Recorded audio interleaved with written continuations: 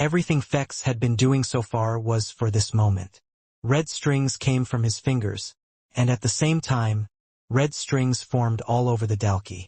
On the floor, the string also rose as he controlled it with his blood. So much red string had been created while Fex was busy avoiding its attacks and had tied up the Dalki in crucial places. Now taking the needle out of himself, he chucked it towards Samantha. She knew what she needed to do and ran forward, allowing the needle to stab her in the back. The soldiers were confused by this, but as she spun around and clapped her hands, she commanded, "Get ready to attack." The Nine-Tails, with her sole weapon, the hardened tips, rose. Fex, now no longer having the needle in him, was finding it hard to hold the Dalki in place, but he just needed to for a few more moments. His muscles felt like they were tearing apart and his whole body was shaking trying to hold the Dalki in place. The Nine-Tails had struck all towards the head, stabbing into the Dalki. The sheer power from the elemental users and also the mechs continued to fire in as they charged forward. No one had stopped attacking, but Fex felt his arms give out and the string was released. The Dalki wasn't dead yet. In fact, it was getting stronger as it was getting weaker. "Arg! Screw you," Fex said, leaping up into the air. Using his blood ornament to cover his hand, it was covered in a red aura, and with all his might he had jumped into the line of fire, getting hit by the mech and a few elemental shots from behind. Squinting and grunting, fortunately he still managed to deliver his punch right to the Dalki's head. He cried in pain, tumbling to the ground with his back wounded, and fell to the floor, where he just laid there. At the same time, the Dalki too had fallen to the floor and had been defeated. Samantha, upon seeing this, immediately ran to where Fex was. His wounds were bad, and she could see his back had been quite hurt from the mech's beast laser shots. "Damn it! I'll get help. I'll call a healer," Samantha shouted. "It's okay," Fex grunted. "It's not okay. Come on, don't die. You need to live. I don't even know your name." Fex smiled. "It's Fex," and pointed to his flask that had skidded away from him. She looked at what he was pointing at and dashed over to reach it, thinking it was something important. When she picked it up, the lid was open and she could see that blood had fallen from the flask. It was blood inside that flask? Why would he be drinking blood? Nonetheless, she brought the flask back over to Fex, who attempted to pour it into his mouth. With only a few drops coming out, he needed more. For some reason, he had attempted to drink the blood and she didn't understand what was going on. However, seconds later a loud crash was heard. She turned her head and seemingly out of nowhere another two-spiked Dalki had arrived and smashed one of the mechs with a single hand. The soldiers attempted to attack it but were killed in an instant, and the other mech was picked up and lifted into the air before being smashed into the ground. The mech was punching back, trying to fight, but it was clear there was an easy winner that would be decided between the two of them soon. What was noticeable about this Dalki was the fact that it had green blood all over its body. This meant that it had been in a fight before, and whoever had fought it had managed to injure it greatly. If it was a beast, this would be good news, but not for a Dalki who got stronger based on these types of things. "No crap. What should I do?" Samantha asked, slamming the ground out of anger for how weak she was at the moment. She had counted that there were 5 pods, and this was quite possibly the last of the Dalki in the shelter. But she couldn't do anything. Her MC cells had been spent, and when Fex was injured, the sole weapon had disappeared. "Blood!" Fex called out, as he looked from the corner of his eyes and could see the Dalki heading towards them. "Blood! What are you talking about at a time like this?" Samantha shouted. She was wondering if she should try to flee on her own or grab Fex and flee with him, but it would be impossible to outrun a Dalki. "If you give me blood, I can fight again," Fex shouted. Although Fex had to hide his ability as a vampire, at the moment, he knew that both of their lives were at stake. He knew he was the only one that could save them. This boy, he keeps saying crazy things, but he did drink that flask in the middle of the fight, so maybe he's telling the truth. She had to gamble, and that's exactly what she did. She quickly formed a sharp dagger with her earth ability, cutting the palm of her hand. "This is what you need, right? This will let you fight. Then please help us," she shouted at Fex, allowing the blood to fall from the palm of her hand and drip into Fex's mouth. almost instantly as the blood entered Fex's mouth. His wounds on his back healed at a fast rate. Just what is going on? It actually worked? However, there was no time for celebrations or explanations as the mech that was fighting with the Dalki had finally stopped moving, and now the Dalki's attention was only on the two of them. Was it you two? The Dalki asked. Were you two the ones that killed the others? The Dalki shouted. At that moment, Fex managed to stand up. Although his wounds had healed, it was a different story about everything else. He was completely drained after having 2 tough fights in a row, and he wasn't even sure he could produce string anymore. The Dalki screamed loudly, making a roar similar to a dragon. The gust of wind was felt from his roar and was so strong that it knocked Fex and Samantha over. Attempting to do the same, Fex took a deep breath in and shouted back. Roar! Fex screamed at the top of his lungs. When he did so, he wasn't the only one that had screamed. He was confused and thought he was going delusional with tiredness, but Samantha had heard it too. Fex, you can rest now. Don't worry. Leave it to us. A voice said from behind, but it wasn't just one person. It was 5 of them. You guys, you're here. How did you make it here? Fex said, as his eyes were slowly fading. Just as he fell, Linda managed to catch him and slowly put him on the ground. Do you mind looking after this idiot for a while? Linda said with a smile, putting her next to Samantha. I think we have something else to deal with. Seeing these people, Linda wondered who they were. From the way they were speaking, they clearly knew who Fex was, which had given her a hint. Wait, are you from the cursed faction? Samantha asked. Nate gave a thumbs up without turning his head, thinking that he looked cool and it would impress the pretty head general. Members from the cursed faction had arrived, and it wasn't just any members, but some of the strongest from the cursed faction. Be careful. It's at its strongest at the moment, Samantha warned, but it seemed like her warning had no effect on them whatsoever as each of them stood there confidently, ready to take on the Dalki. The cursed faction, Fex? Just who are you guys? Samantha thought as she looked down at Fex's tired face. On the cursed ship, when Brock had revealed to the group that Quinn would be talking to Eno right now, they didn't take that as a good sign. Instead, Logan and Sam were thinking along the same lines. They were worried. Richard Eno wasn't someone they could fully trust yet, despite what Logan's parents told him, or believe that he was the great scientist that helped out the human race in times of need. There were just too many secrets for things to go smoothly. After learning of this, Sam suggested that they keep a close eye on Quinn and find out where he was. They knew the schedule of the military and what planet they would be on, and because they had an inkling that Eno would try something, they were ready, having organized a few things beforehand. Of course, as soon as the communication devices were down and the military had put out a report for anyone in the nearby area to be careful of the planet Immortality, they were already one step ahead of everyone else. This allowed them to arrive before anyone. Linda, Nate, Dennis, Webnovel and Sam had teleported to the planet closest and already had a ship prepared to head to planet Immortality.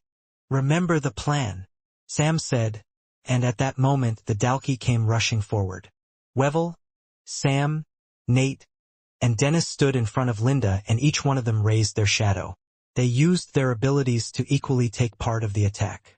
Alone, their MC points were probably enough to just block a single attack from a Dalki, but then they wouldn't be able to fight using their ability anymore. However, if they mixed their shadows together, they would contribute evenly to the attack and it wouldn't drain them so quickly. The shadow ability, isn't that Quinn, their cursed faction leader's ability? Does this mean that he taught it to others in his faction as well? Samantha wondered. In a way, one wouldn't think this was too surprising. It was a strong ability that should be shared. However, with such a strong ability, some people might have decided to keep the power only to themselves. It was strange, but humans were quite jealous beings. If someone was seen as stronger than them, they would try to trample them down. People always wondered if there were others in the cursed faction that knew the shadow ability, and it seemed like today they had gotten their answer.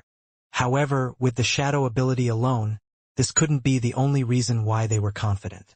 Samantha had noticed that Linda didn't use a shadow ability, but instead started to grow in size while being surrounded by shadows. As she began growing slightly larger than the Dalki, her beast armor was being equipped through the shadow equip skill. Then when she was ready, The others quickly moved out of the way and the Dalki and Linda clashed. Their hands netted closely together, pushing against one another hoping for one to give in. For the second time today, Samantha had seen another human match a Dalki in terms of strength. Do the cursed faction have a lot better beast gear than we thought? She wondered, and she soon started to move Fex and herself away from the danger zone. Everyone quickly, get to it. Sam ordered, and Wevel's body started to transform into the dangerous bugman he was, turning into his tiger beetle form. At the same time, Dennis had moved his shadow to form small wings on his back. Sam, using his own shadow, had somehow allowed it to also attach to Dennis, letting his wings grow bigger. Dennis hopped onto Nate's broad shoulders and soon added his shadow too, making it so Dennis had formed his own pair of shadow wings. Using his strong thighs, Nate crouched down before jumping up and pushing up Dennis into the sky. He flapped his wings, giving him extra air time and speed, and then he stayed still for just a second as he looked down at the Dalki. I never thought I would ever be able to fly again after losing my ability. It's not quite the same, but this will have to do, Dennis said as he started to descend, spinning his whole body. At the same time he activated his soul weapon, creating a golden aura around him. Soon, Nate and Wevel launched forward to the Dalki, attacking its legs as hard as they could. Nate had formed a blood punch of destruction and Wevel now transformed into his tiger beetle-like form. He charged forward and with his strong claws smashed into the other leg. The Dalki tumbled to the ground and Linda at that moment quickly let go of the Dalki's hands to give it an uppercut, hitting its head upwards. At just the right time Dennis used his soul weapon and at high speed he came spinning down, slamming onto the Dalki's head and crushing it within its own body. The sand on top of the hard ground blew out and Samantha had to cover her eyes before she was hit by the aftershock. Is he okay? She thought, for one to land with such force it was almost a suicidal attack. The wings on his back had spread out onto the ground, creating a soft landing for Dennis, so he wouldn't be hurt further from the initial impact. The 5 that had arrived seemed perfectly fine after their turbulent entrance, and the Dalki was no longer moving. Did they just manage to kill a 2-spiked Dalki that was on the verge of death? Samantha thought, as she saw them walking towards her. She could see that Dennis also seemed uninjured after her initial worry about the impact of his attack. In the last war they had mainly only fought against 1-spiked Dalki. 2-spiked were a very rare occurrence and 3-spiked were the highest that anyone had ever encountered. Even back then it would take a great force to kill a Dalki. Some even thought it was just because of the humans' sheer numbers that they were able to somewhat win the first war, but the human race's numbers had greatly dwindled after that. If the Dalki actually had stronger forces than that, then the humans would have no hope, which was why the military were being so strict on gathering tools to defeat the Dalki as well as training the students. How powerful is the cursed faction for only 5 of them to defeat a Dalki without getting hurt? And if they have the shadow ability, how are they able to do things that would require an ability? It seems like we hardly know anything about them. I don't even recognize any of the people here, and the same goes for Teacher Fex back there. If you don't mind, I think we'll take him, Sam said with a smile as Linda lifted Fex and hurled him onto her back. I think you should head to the others, and it looks like your own commander has arrived, Sam said, pointing to the sky. Looking up, one of the Bertha ships that was operated by the military could be seen entering the planet's atmosphere with several smaller faster ships around it. At that moment she realized that the shelter probably wasn't the only place that was attacked. There were the students out on the expedition. What if 5 or more Dalki came to where they were? I have to get in contact with them. You guys, you need to make sure the students are okay, the cursed faction - Samantha was trying to explain, but Sam just placed his hand on her worried shoulder. Don't worry, the fight is over, we can tell, Sam said, and he wasn't wrong either. With the connection they each felt with Quinn, they could feel when he was fighting close by, but they could also tell there was something else going on. But what could it be? Standing out on the sandy desert, Quinn was surrounded by several bodies of Dalki he had defeated. The bone claw that had come out to help had done half the job for him and soon disappeared right back to where Quinn was. When the students and teachers realized there were no more Dalki left, they all started to cheer, roaring with happiness and relief. But as Quinn stood out ahead of them and looked around, He could see the students and teachers who had been injured and killed. Many lives had been lost in this battle. This isn't the victory I wanted, Quinn thought. Quest has been completed. 50-50 Dalki have been defeated. Rewards will now be given. A few moments before the fight with the Dalki had ended, Quinn had successfully summoned the Bone Claw out. Vincent, who was watching everything in the system, was unsure if even Quinn knew what he was doing or not, as he had just given a command from his darkest will and the Bone Claw had answered coming out to his call. With the Bone Claw out, it dealt with the Dalki giving orders at the back relatively easily. The Bone Claw had its full strength compared to what it was in the past, and it was able to attack the Dalki army from behind, giving less pressure on Quinn. Still, Quinn was worried about those around that were still getting attacked while fighting the Dalki. He raised his hand and used Shadow Lock again, protecting a bunch of students, but he had nowhere near enough MC cells to protect them all, and the Dalki were taking advantage of these openings, getting hit each time his focus strayed. Quinn, you need to listen to me. You can't save them all. Some of them have already died, and that's a fact, Vincent said. What you need to do now is focus on defeating the Dalki as quickly as possible. This is the best way for you to save the most amount of lives. Quinn didn't want to admit that he wasn't strong enough to protect everyone, but he knew Vincent was right. He knew a change of strategy was needed. There were still 4 Dalki that had surrounded Quinn, and he was away from where all the teachers and students were fighting. Quickly, he placed a large shadow dome over the 4 of them. Using the shadow hop, Quinn was able to sneak around the dome and hit them with blood crescent kicks and more, even raining down on one of them as he dropped from above blood swipes. Before landing, spinning his body, he hit the side of a Dalki's head with his elbow, a fatal blow for the Dalki after all the punishment it had already received. Throughout the whole fight, Quinn had been pacing himself so he could fight against the 50 Dalki. But now he had another goal, to defeat them as quickly as possible. The Dalki had hard skin, especially where their scales stuck out more, such as their forearms, chest, and head.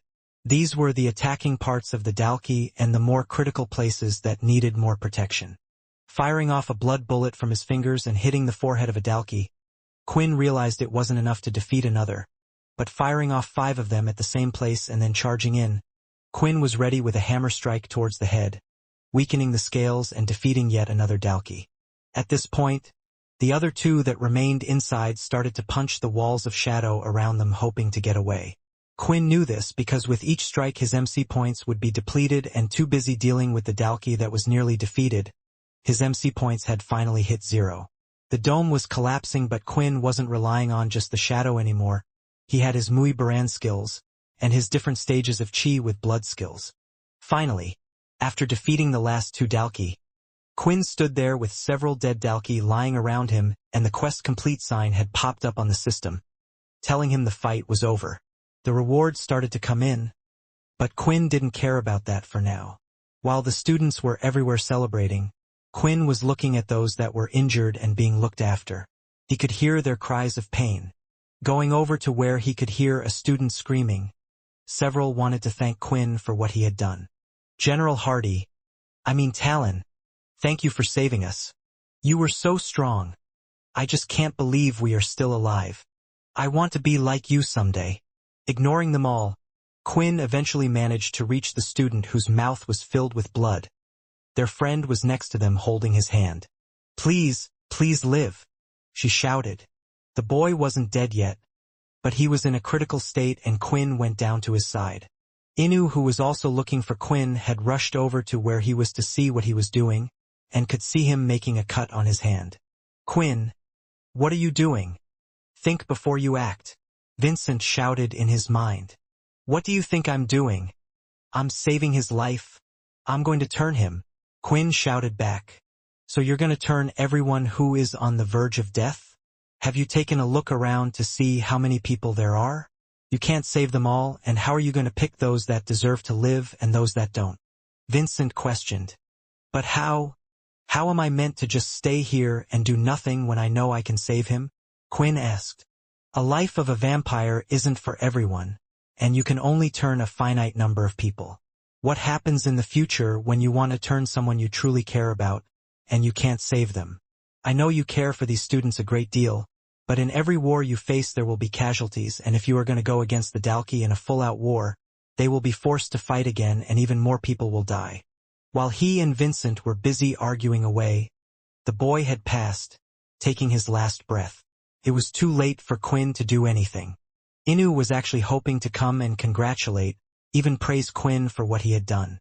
Being close to someone with that much power would be a good thing, but after seeing the student die and how Quinn and the others were so upset, he realized how selfish he was being. How the hell can there be this good of a person in the world?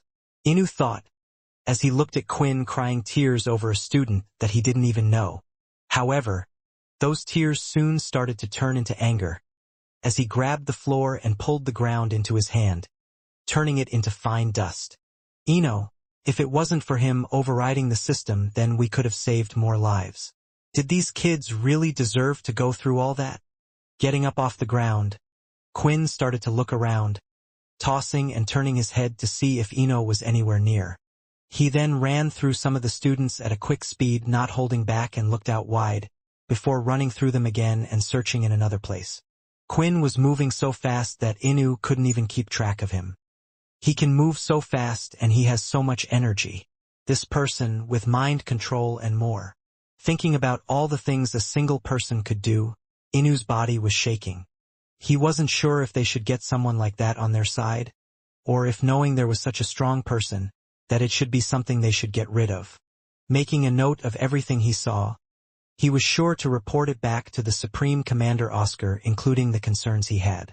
Eventually, looking out north, Quinn had spotted Ino, or at least the vampire he had talked to before, off in the distance. "Peter, make sure everyone is okay. This might take a while," Quinn said, as he dashed off into the distant sand dunes and made sure not to get too close to Ino this time. "You don't trust me now?" Ino asked. "Well, I don't blame you. It's a good way to live through this world, not trusting anyone. I'm also surprised that you're not attacking me on the spot. Or are you afraid, after using that much energy, that you might lose?" Quinn gripped his fist even harder. It was true, most of his energy was spent. If he had to have another big fight, then he would need to gather more strength. But if that did happen, he still had one more move that he could rely on, the Shadow Overload skill that was still available. "I think I still have enough to beat you, but that wouldn't answer any of my questions," Quinn replied. "Very well. You have passed my test for you, and as a reward I think it's time for you and I to speak. Do you have somewhere more private?" Ino asked. Opening up his hand, Quinn and Ino disappeared into the shadow lock space to have their one-on-one conversation. The large Bertha ship didn't land on the planet as they had expected. Instead, it stayed hovering in the sky like a giant island. However, smaller ships did depart and immediately descended to two locations in particular, the shelter and a short distance away where the fighting had taken place in the desert. Support had arrived, only it was far too late, and all the damage that could be done had already happened as the Dalki had been dealt with. Oscar had personally decided to arrive along with the support team. It was the first full-scale attack from the Dalki since the peace treaty, and Oscar was pretty sure that after the investigations of what happened, that an announcement would have to be made to the whole human race, that they were in the middle of a war. Inside the shelter, a few medium-sized ships had landed. Deboarding from the ship was Head General Satch and his trusted sergeants that were usually helping him organize his platoons when he was doing school duties. What was noticeable about them was that they had no beast weapons on them, but did have high-level beast armor. Along with them, each ship carried around 20 people, and a total of 20 ships had landed in the shelter. More were to be sent from the large Bertha ship, but when they noticed that there was no longer any trouble, the other troops were sent away. The first team had even carried with them the portable teleporters. They weren't quite sure if they worked, but if so, they could get others to escape or bring more support with them. What was interesting was that the teleporters started to work as soon as the Dalki were defeated. The head general, Samantha, and the cursed members were ready to head out of the destroyed shelter, with Linda carrying Fex over her shoulder. That was until suddenly 5 ships had descended in the area.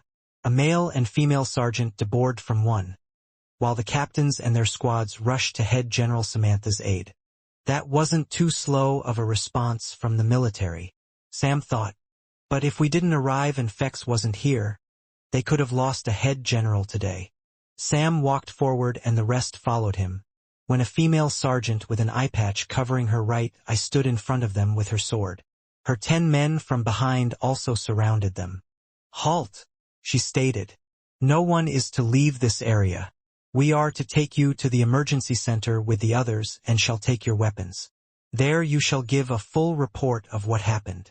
"Is this seriously happening right now?" Webnovel said, as he looked at the others who just shrugged their shoulders. Dennis tried moving forward and ignored them, but soon he found one of the men attempting to stop him. It was a larger man than Dennis, who looked strong and had tried to bully him back. But the second the man's hand touched Dennis' chest, he grabbed it and threw the large man to the floor. "What are you doing?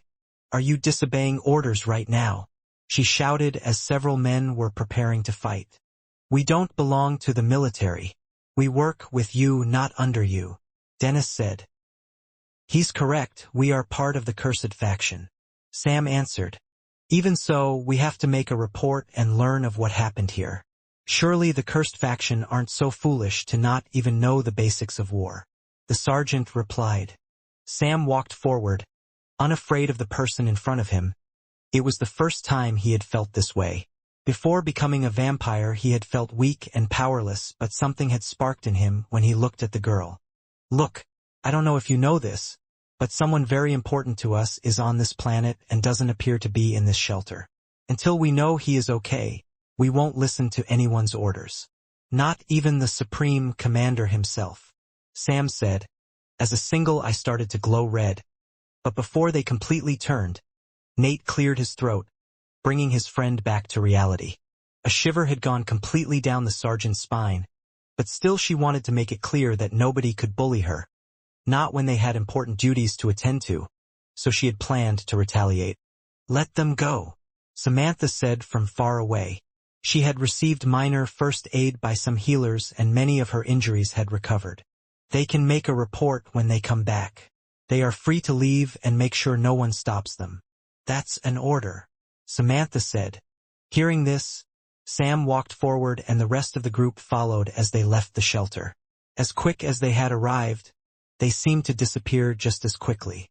"Are you sure that was the right thing to do, Head General?" the sergeant asked. "Yes," Samantha replied. "I know now what Oscar was talking about when he said we should be doing everything to get them on our side. The cursed might be what we need if we have even a chance of winning this war." She then looked at the multiple dead two-spiked Dalki. It was clear that the forces they had used in the first war wasn't everything they had. Either that or they had evolved and gotten stronger. Sam and the others had eventually arrived at where the other students and teachers were recuperating. Here several ships from the giant Bertha had landed as well, and this was where Oscar had decided to arrive. The students thought that those from the cursed were either just travelers or more military personnel, but then some of the students had recognized Webnovel. "Hey, isn't he the one that helped us in the beast weapons lesson?" one of them commented. "Wait, so are those people from the cursed faction? It would make sense why they are here if their leader is here." Overhearing what the kids were talking about, Sam had an idea of what might have happened. It looked like Quinn had to reveal himself to the others. "Those are the guys from the cursed? They don't look impressive. I don't even recognize any of them." Inu thought. They took over so many big-name factions after taking over Daisy and the other beast planets, and they sent these guys to pick up their leader? If it was Owen, a whole platoon of the Greylash strongest would be sent and they would have made quite the entrance. Turning around, Oscar managed to catch his eye on one of the cursed members and walked over to greet himself while his assistant stood by his side. "It's great to finally meet you in person after talking over video all this time. You're a lot smaller than I thought," Oscar said, looking down at him. "Do you know where our leader is?" Sam asked to keep it short, because he was afraid that something else might have been revealed other than Quinn's true title. "We don't actually know much about that. I think it's best if you talk to your other head general, Peter. He seems to know more and just said that he would return eventually," Oscar replied. "Before you go, I know you're in a rush, but I just want you to think about something. You seem like a smart and capable person based on our previous communications. You don't have to answer me now, but why do you think the Dalki attacked this place?" "I'll be sure to think about it," Sam said as he walked off towards Peter. Honestly, Sam was already thinking about this question himself. He could see in person the amount of Dalki that had attacked. At first he thought that it might have been Ino's doing, but from the information they had learnt from Brock it would make no sense for him to do that. Did the Dalki come here because they were after something or someone? What if they were after Ino? Maybe he's been hiding on this planet this whole time and someone finally found him. Why would the Dalki be after him though? The second reason Sam could think of was more likely to be the answer, but he was worried if this was the case. Ino's goal was to protect the demon-tier beast that was on the Blade Island. If he knew the Dalki were going to attack, did he use a plant? Maybe he gave fake information that the demon-tier beast was here. It was quite possible he also knew the movements of Quinn. Tying the two things together, he used it as a test for him, and a way to throw the Dalki off the real scent. If Quinn had failed, he still would have killed a lot of Dalki and their goal wouldn't have progressed any further. Looking around, Sam could see and smell how much blood had been spilt from the students. Hundreds of them had been brutally murdered. If that's the case, then Ino is a really dangerous man, Sam thought. The shadow space was filled with pitch-black shadows so that nothing was visible but their own bodies, which would illuminate slightly while they were inside. If one was to walk through the vast space, it would feel like they were walking forever with no destination. From the inside, one could destroy the space, but from the outside, it was nearly impossible for others to interact with. Now inside the safe space, Quinn and Ino were standing opposite each other. A lot of pent-up frustration was already aimed at Ino before what had just happened, but now even more anger was pointed towards this mysterious person. What Quinn needed more than anything, however, was not revenge but answers. Richard, Ino probably doesn't know about me putting myself into the system, even though it does seem quite likely that he was the one that helped me create it, Vincent said. So I think it's best if we keep it a secret. Still, Vincent was unsure about this. It seemed like Ino had installed a type of backdoor without him even realizing it, allowing him to do things like he had done before.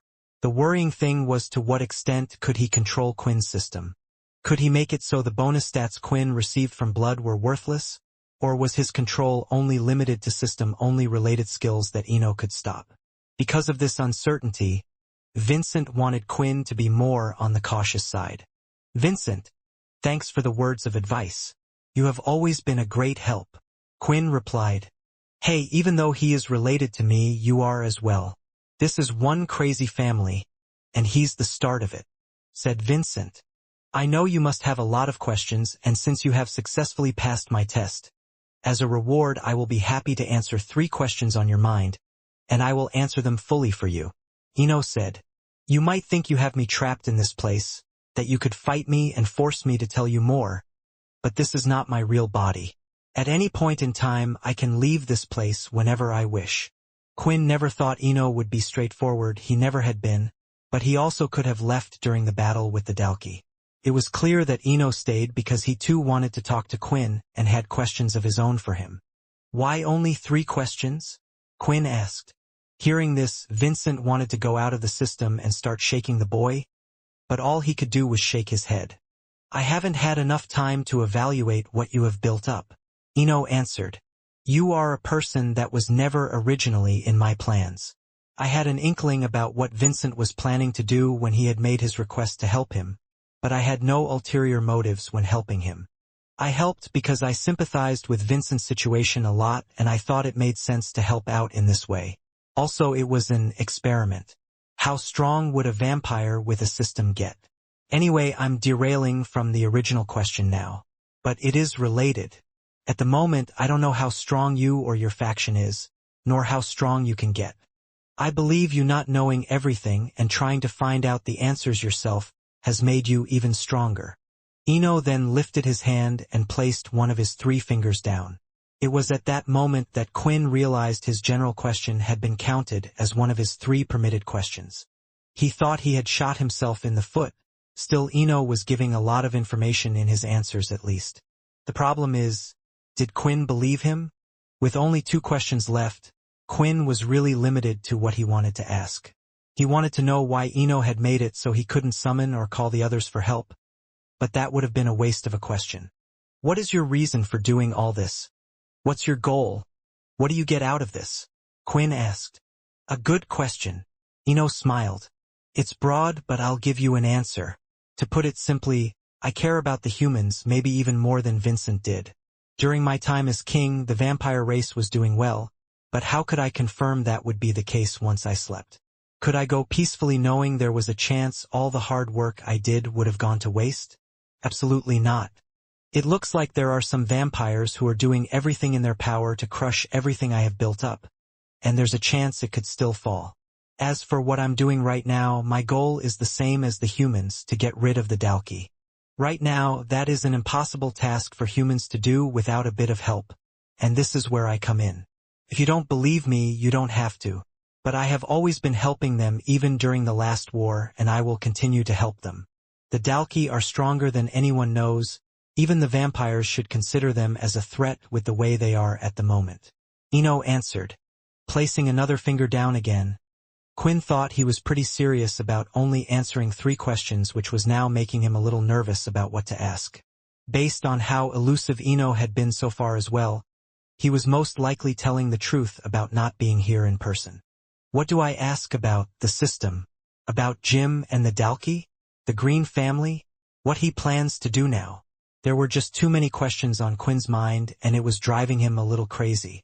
Until he thought of one thing. What Quinn needed to figure out more than anything was what type of person Ino was and whether he could just trust what he was doing. If he was against the Dalki, at least for now the two of them were possibly on the same side.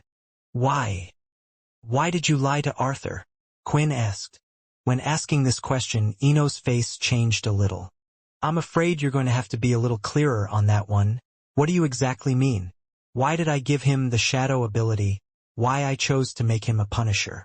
Remember, although I have an idea of your movements, even I don't know exactly what you have done. Ino replied. Why did you frame the original first family leader for killing Arthur's men? Do you know how much that must have hurt? Do you know he's even looking for you right now? Quinn asked. For the first time when answering a question, Ino was quiet for a moment beforehand. So you managed to learn the truth somehow. I don't know how you got this information, but it seems like Arthur now knows as well. Ino said, sounding remorseful about it. Remember what I said before, I would do anything to protect the humans. Now let me make this clear, Quinn. I will do anything to protect the human race. When you have lived as long as me, you realize that individual lives in the total scale of things don't matter. The first family leader always wanted to rule over the humans. I saw the opportunity to get rid of someone who would constantly be trouble, and the best way to do it while restraining the vampires by giving Arthur his shadow power.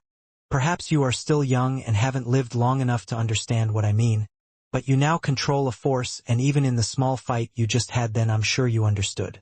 I saw what you attempted to do, so let me ask you, why didn't you save that boy's life when you could have?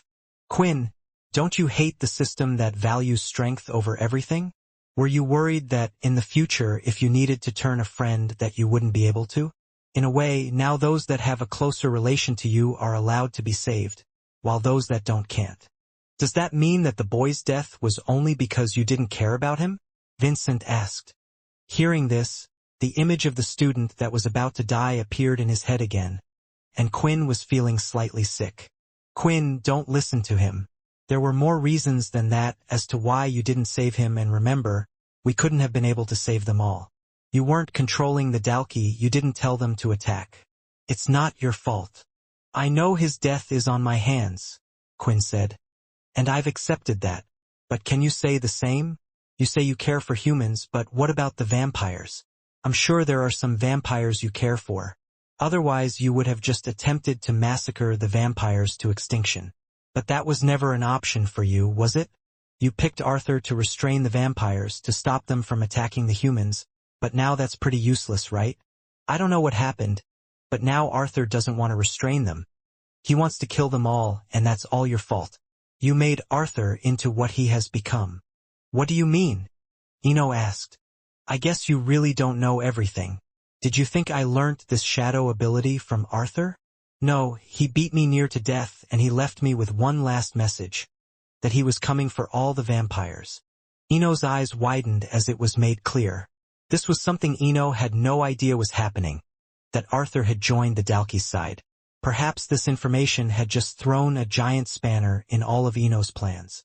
Outside on the field, after getting their reports from the students, they were the first ones that had been sent back to the school base located on Earth. Their treatment wouldn't stop there.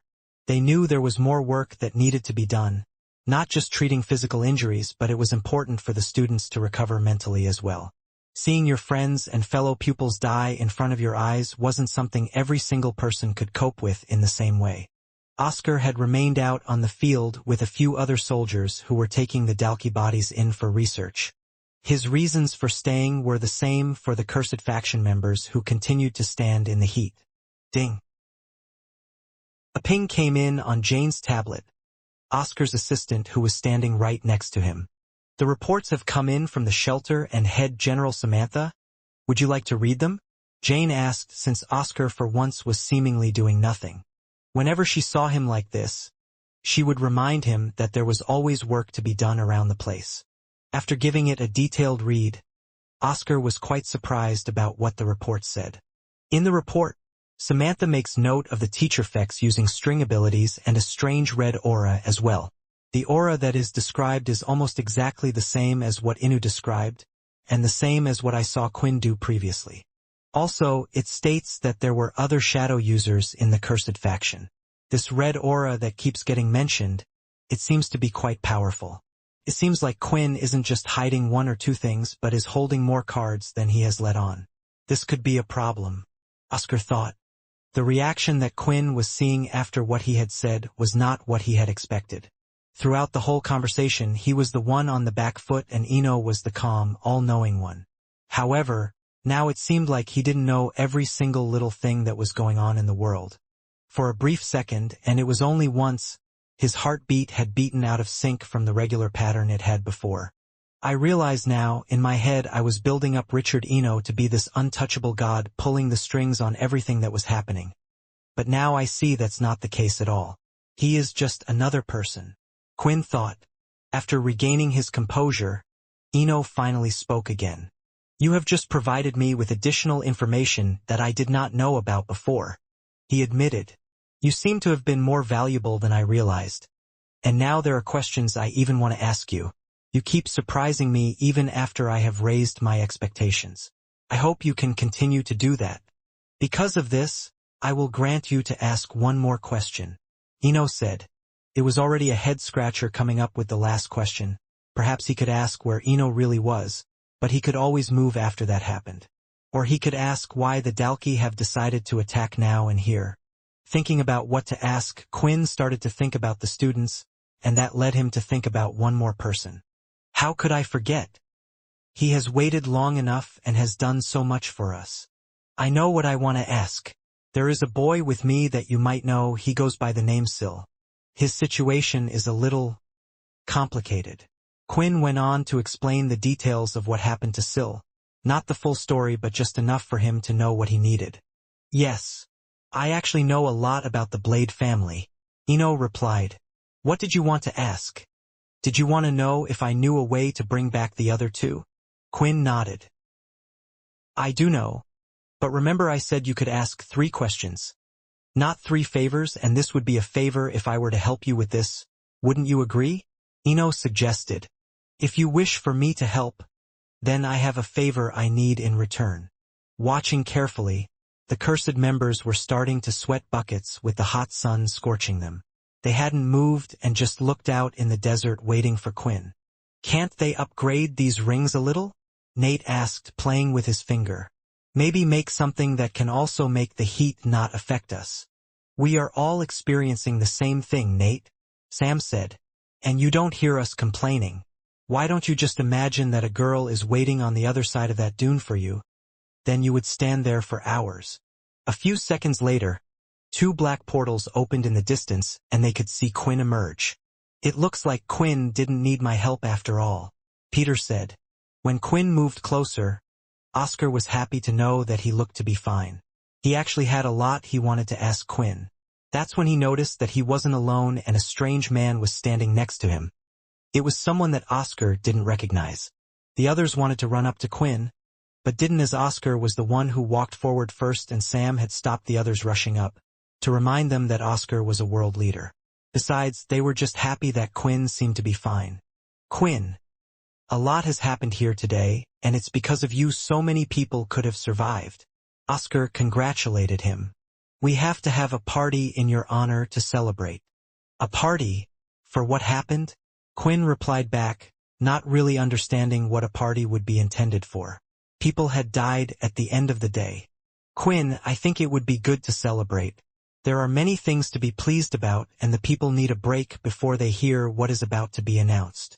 Oscar said, I think your days of being a teacher will be over, so it would be nice to celebrate your time here.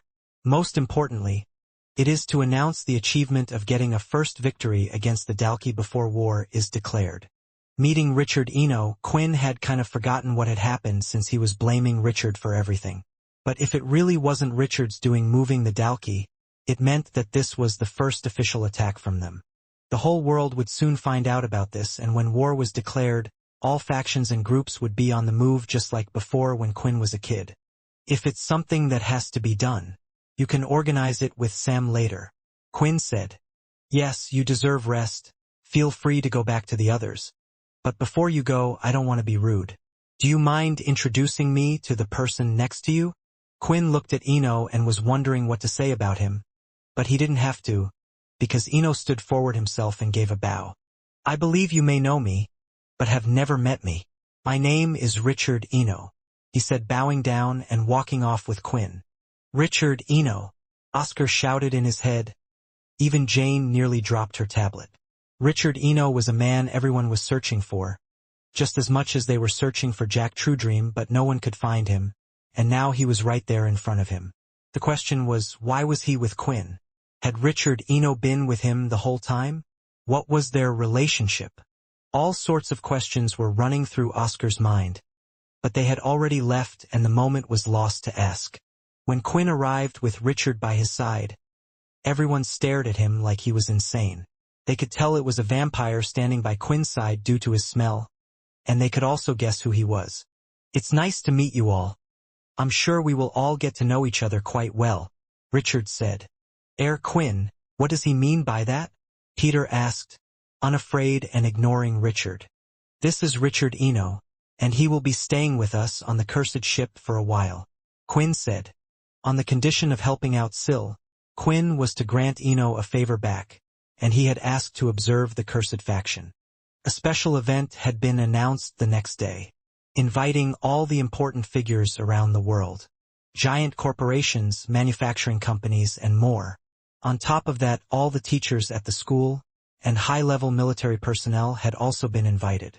Those from the Greylash family weren't left out, including the family head Owen Greylash and finally those from the cursed faction.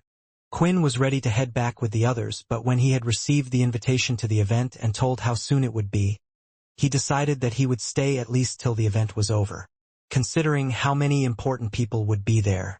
An invitation was extended out to those cursed that had also arrived before the others who were on planet Kaladi. The invitation that stuck out the most, though, was one that was given to Quinn claiming that they wished for Richard Eno to come along as well.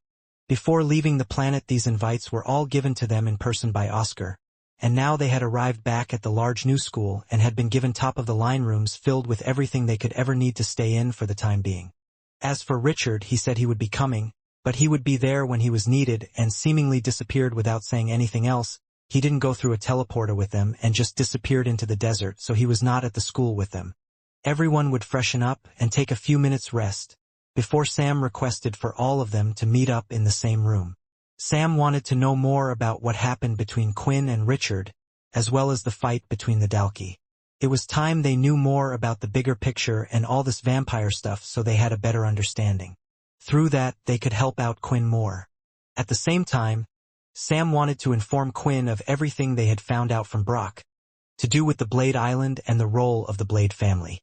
Lying in his bed, staring at the ceiling, Quinn was wondering what was going on. Richard Eno, why would you reveal yourself to the world like that, in front of Oscar? Everyone's been looking for you. Are you just trying to cause more trouble for me? Or is this one of your tests again? Thinking back to Eno's personality, when Quinn had asked for the request to help Syl, He had come back saying that he wanted to stay with the cursed faction for a while. It had come as a complete surprise to him. Eno could even tell Quinn was struggling with the request when he had spoken about it. Are you worried that I will learn about all of the cursed faction secrets?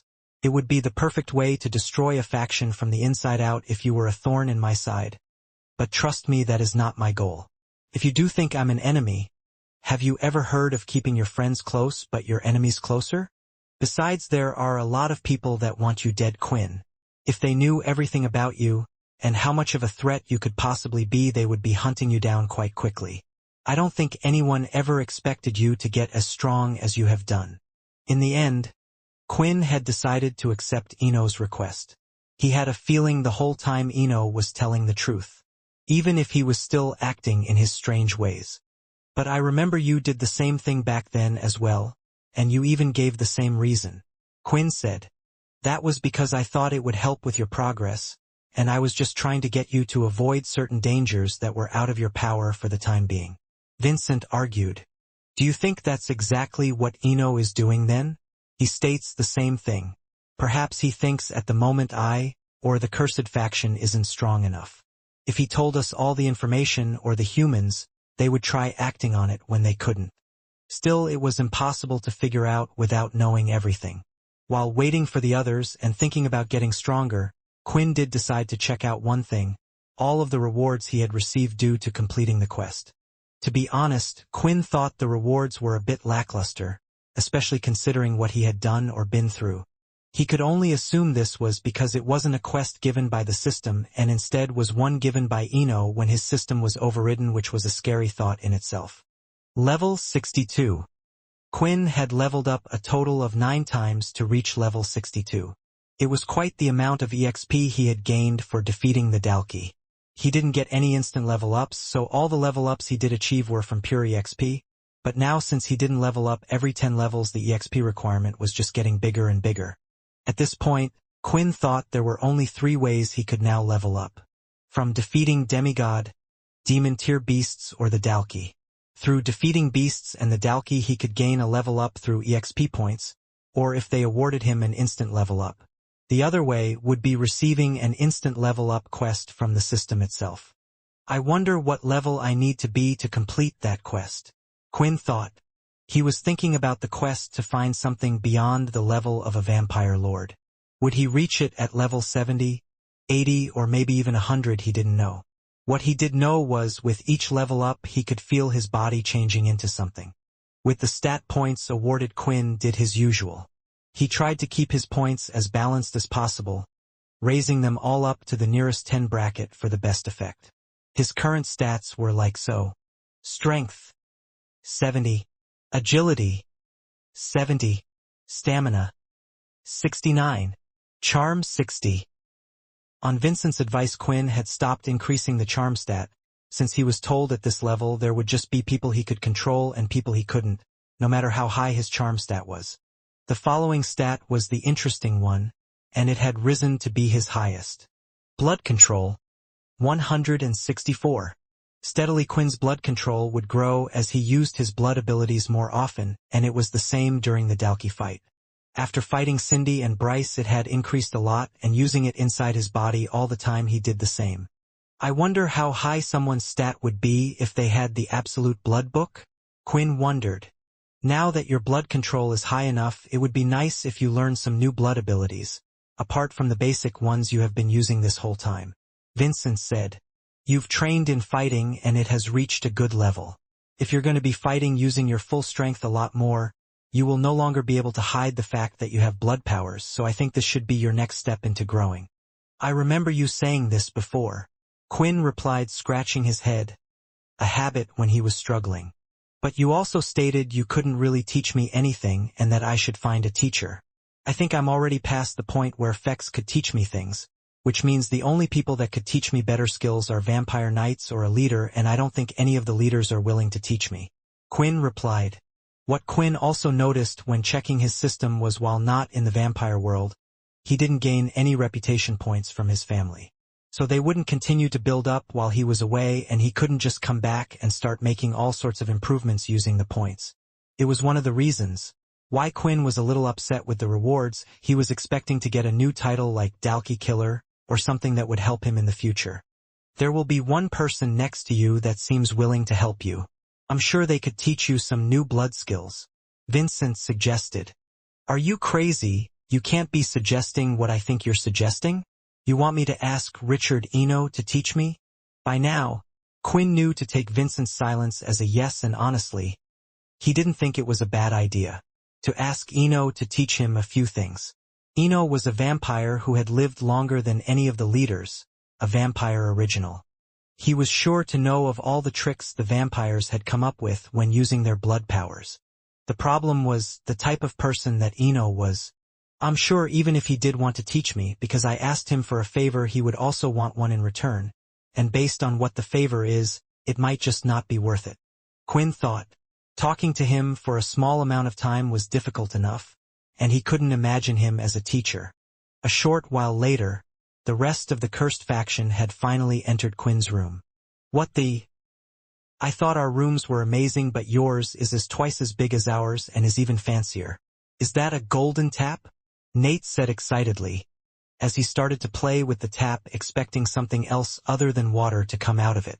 Our rooms are nice as well, but it makes sense for Quinn to be treated this way, now that he is a world leader and all. Sam said. Quinn didn't actually notice that his room was any different than the others. He had been used to the simple life so much that he was happy with just a bed, kitchen and bathroom. He didn't really need anything else. It was a shame that he didn't really have the time to appreciate the luxuries around him. This isn't the room they usually give me. I think they just put me up in here for now. Quinn replied modestly. Yes, Oscar told me about that. Sam replied. It looks like our plan worked somewhat. You made quite an impression on those kids, and they have been asking non-stop to see you. Not just because of who you are, but what you did for them. Oscar couldn't just let you stay in the normal teacher dormitories. Now everyone knows you're a world leader. After their little chat, it wasn't long until they got down to business. Inside Quinn's room, there was even a dining table that was large enough to seat them all, and that's where they decided to sit for the time being.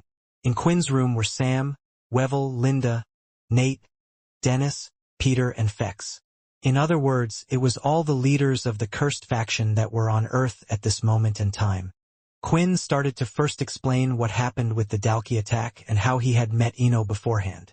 He didn't see any need to talk about the system as that was his own business, but he would speak to Logan about it later on. He then went on to talk about what was discussed with Eno when he had asked his 3 questions and also his request with Syl. The others already knew about Arthur and more, as they had to learn about the situation from Leo and the others when living in the vampire world. Now they had a better understanding of what was going on, and from what they knew about Brock, they were able to put the 2 things together. I see. Well, that might make things a little difficult with your request, Sam said as he went on to explain what they had also learnt from Brock, that the Dalkey were after the second half of the Demon Tier Beast and it was on the Blade Island. So you think that Eno is going to want to use Syl to copy Mona's powers and help him move the Demon Tier Beast? Quinn asked. Honestly, yes, otherwise Brock would have never told us about it. From what you have told me, maybe Eno's condition would be to help you only after Syl has helped him, Sam said. Quinn nodded as he understood, but Nate looked around the table and he wasn't the only one confused. Why? Nate had to ask. Because of the way Syl's ability was before, Sam answered. When Ratton and Vorden occupied his head, Syl was only able to use 3 abilities at one time. To control a Demon Tier Beast is something that not even Mona can do. Once Syl copies the ability, he also needs to find other high MC cell users to power up the ability. With 3 abilities, it's a gamble whether or not he can control the Demon Tier Beast. However, with 6 abilities, it's probably easily done.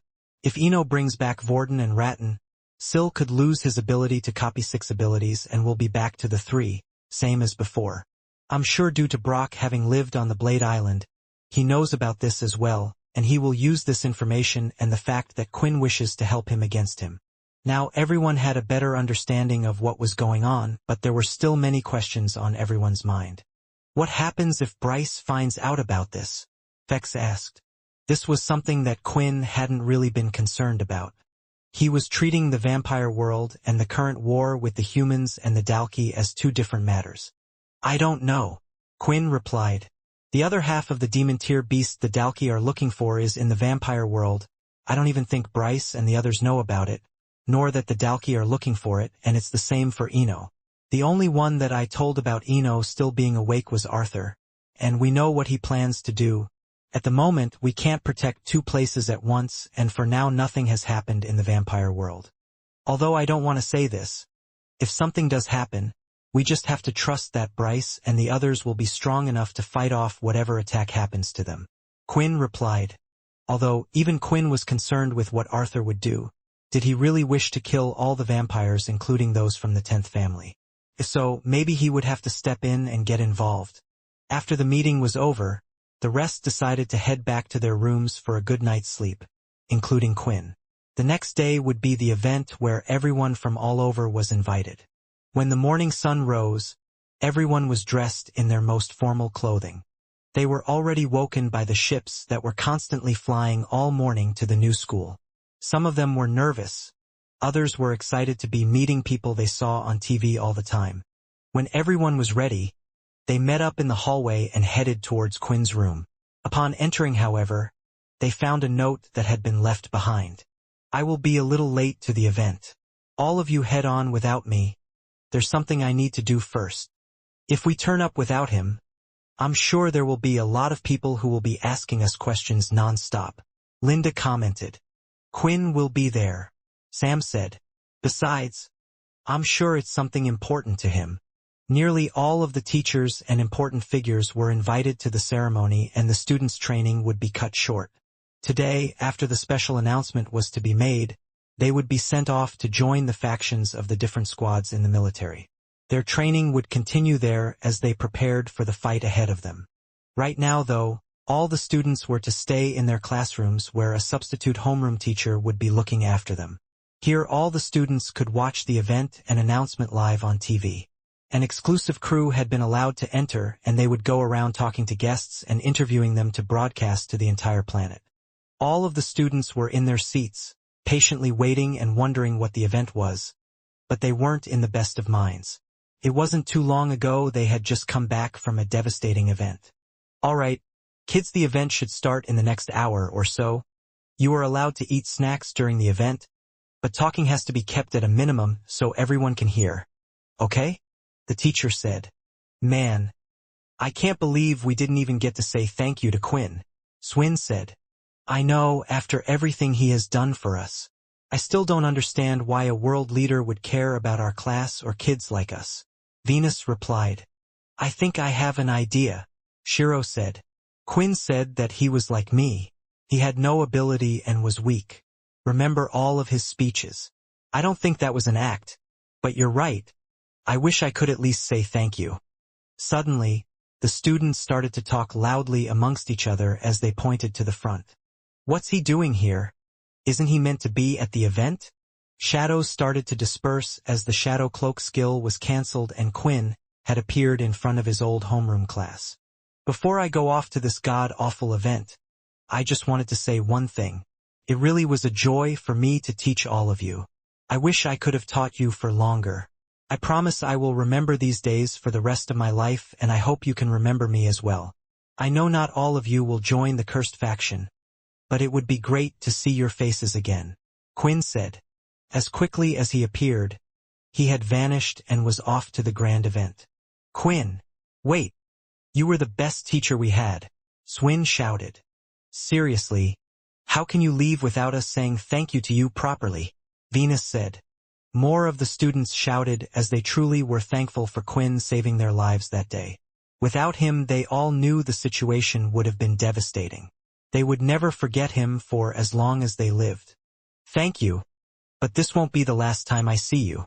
I will return the favor when I join the cursed faction, Shiro said. I look forward to it, Quinn whispered. Despite what Quinn's note had said, the group decided that it might be best if they tried waiting for him for at least a little while. They headed to the location that they had been instructed to go to, and up ahead they could see what could only be described as a grand mansion. It was only a short way from the new school that had been built but was also out of sight. covered by a few of the main buildings. It made people who worked at the school wonder if it had always been there or if it had been built just for today's event. Regardless, it had a grand finish. The mansion had 2 huge spiraling staircases that would lead up to the balcony on the 2nd floor, which was large enough to fit a few hundred people. On the ground floor at the entrance there were pillars laced in a special glowing silver substance, and even had the most beautiful of beast crystals wrapped around it. The dozens of people walking past them were wearing much more glamorous clothing than any of the cursed group, so much so that some of them started to get cold feet as they felt they didn't belong there. Leading up to the mansion was a stone walkway, and a wide red carpet had been laid out for the attendees. The arriving guests walked in on the red carpet while hundreds of camera and video drones were flying through the air, snapping the event. The cursed members knew that no one cared about them coming to this event. It was all about Quinn. They also knew if the cursed faction turned up without him, there would be questions. "What a waste of beast crystals," Peter said, looking disgusted at the ostentatious pillars. "You have a point, we risk our lives fighting beasts so we can create better weapons, not so they can be used as decorations," Webnovel added, looking at an obviously rich couple walk past. The woman had a timeless black dress on, and on her ears she donned earrings with a beast crystal on each. In a way, the rarer the beast crystal someone had showed how much power a certain family had. Powerful beast crystals would go for a lot of money mainly so they could be turned into weapons, but if someone could purchase them and use them as a fashion accessory, it would show the world how little an expensive beast crystal meant to them. "I don't think we can wait much longer. Most people have arrived, and if none of us enter, then it might be a problem," Sam suggested, and reluctantly they all followed him walking along the red carpet. While doing so, some of the other guests who were also walking started to stare at them. They could see they were trying to guess who they were, if it was anyone they recognized. However, no matter how hard they tried, they couldn't figure it out. It must be some of the teachers that worked at the school or a captain of a squad. One of them whispered to another. "They could be from the cursed faction.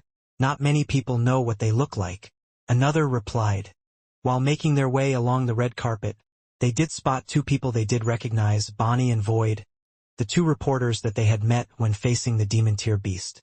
It was the reason why people were waiting to get inside. Bonnie and Void would interview each person as they entered. They were standing just past the red carpet at the entrance of the mansion into the main hall, and quite a lot of figures were nearby grabbing drinks and listening to who was at the event. When Sam and the others walked through, Bonnie recognized them immediately and gave them a smile, before placing a microphone in front of Sam. "Now we have approaching the door, finally some high-ranking members from the cursed faction. Please could you introduce yourselves to those watching at home and also tell us your role within the cursed faction?" Bonnie asked in her best interview voice. For the first time ever, while Sam stared into the lens of the camera, he froze. It was half because it was unexpected and half because the cursed faction didn't really give out roles. Everyone kind of just did what they wanted. On top of that, there were a lot of ears listening in. "The leaders of the cursed faction. Where's the leader? I don't see the person named Quinn. He is meant to be here today, right? Of course, Owen and Oscar are at this event too. This is meant to be a gathering of the Earth's strongest powers. The cursed being one of the new powers should have arrived before everyone else to make an impression." Listening to all these comments was making Sam stumble even more. That's when Linda decided to step in. "This here is our trusted vice leader of the cursed faction. If Quinn isn't present, then we follow what he tells us to do. Then we have Peter, who is not only the head general, but is in charge of our defenses on the cursed ship. Webnovel and I work together in communications with the other factions. We work closely with Helen from the past Daisy faction, who you might have already met before us. We try to make it so if any of the other factions have a problem they can talk to us. Finally, Nate is in charge of our hand-to-hand combat division. As you can see, we have brought quite a few of our high-ranking members here because we understand how important this event is." Linda answered proficiently. The others were quite surprised that Linda was able to give them all roles so easily, but now that they thought about it, she really did just describe what a lot of them did for the cursed faction. Although Peter's position was a bit of a stretch, at one point he did protect the ship alone from several attacks. "That's great to hear. A lot of people don't know about the cursed faction since they managed to grow so quickly. But Oscar has said that they helped greatly during the demon tier hunting expedition, and Owen has always spoken great things about your leader, Quintalon. I have to ask, will we be seeing him tonight? He hasn't made an appearance yet. Finally, Sam was ready to speak. He said he will be here, so he will definitely be here. If there is one thing the cursed faction is good at, it's doing what they say they will do. He just has important matters to attend to, Sam said, while walking off, and the others soon followed him. With seemingly everyone having entered the large hall, they could now rest for a little while. The announcement would be made later on, and it was time for everyone to mingle and get to know each other, although it was harder for some. Owen stood next to Oscar, and there were many that were afraid to even get close to the two of them as they talked. Meanwhile, others were talking while looking their way. Bonnie and Void continued to go around interviewing others, asking them questions about what accomplishments they had done and more. When together the group were standing awkwardly to the side of the room. They clearly felt like the odd ones out as everyone seemed to know each other. As for Nate, he was looking at a certain person in particular. He was looking over in Helen's direction. Hey, you know that she likes Quinn, right? I don't want you to cause drama, Sam said as he spotted Nate staring at her. No, I'm not looking at her. She brought her two sisters along to this event as well. Is it all right if I go over? Nate asked. Sam looked at the time, and the mingling session was apparently meant to last for an hour. Then Oscar would finally make an announcement and congratulate people, calling them up to the stage that was placed in the room. After that, there was meant to be an after-party where there were no cameras. I think it's fine, but just be careful. Bonnie and Void might come to interview you at any point, and you need to be careful if you answer their questions. Everyone is out to ruin our reputation at the moment. Let's meet back in an hour, Sam suggested, but Nate was already off before Sam had finished speaking. Peter was fine doing nothing, just leaning up against a pillar looking at everyone. Webnovel and Linda were enjoying each other's company. They talked to each other a lot these days, while Sam had plucked up the courage to try and make a few connections. It was important after all, unless the cursed faction were planning to take over the world, which wasn't Quinn's intention. Sam thought it would be nice to talk to the people they would be working with for the foreseeable future. At the same time, he would keep an eye out for when Quinn arrived, and when Eno did as well. This left Fex on his own, who had managed to spot Samantha trying to grab some appetizers from the waiters walking around. But there were people standing in her way. A large man, who wasn't paying her any attention, had blocked a special seafood dish she was just dying to try. Then suddenly, it started to float in the air, before it landed in her hand. Was that what you were trying to get? Fex asked with a warm smile. When Samantha turned to see who it was, she was quite startled. I knew I might run into him here, but I didn't expect him to come up to me like that, she thought as she started to panic. Oh, thanks. That's exactly what I was looking for, she replied, and was now trying to make a quick exit from the awkward situation. But she could feel Fex's eyes not moving from her. There was a reason Fex had approached her, and when the two made eye contact, his eyes started to glow red. Do you remember what I asked? I said to make sure you didn't tell anyone about what I did back against the Dalki. Now tell me, did you keep our little secret? Fex asked. Now, it's not very nice to speak to a lady like that, is it? A voice said from behind Samantha. Seeing the man's red eyes reflect back at Fex, he straight away knew who this was. Richard Eno, Fex replied back. Hearing the voice closely behind, Samantha had no choice but to turn around. For a second, she wanted to thank this person for getting her out of such an awkward situation. But then when she saw who it was, an older-looking gentleman with a gray ponytail who was largely smiling back at her, she took a step back and immediately went on guard. You were the person who attacked us at the shelter, Samantha said, recognizing the man. Oh, I thought you didn't like the boy, but when a dangerous situation occurs you go jumping to his side. I see how it is. One should be more honest with their feelings, especially since human lives are so short, Eno said. Besides, I believe I only attacked the man behind you. I never attacked yourself, and I didn't even get to explain my own position. Anyway, I guess I'll leave you two for now. Eno started to walk around the place, and Samantha was getting ready to stop him. He was a member of Pure after all, or so Fex claimed. But just as she was about to run, she felt Fex grab her arm. "What are you doing?" "Leave him," Fex said. "He was invited here."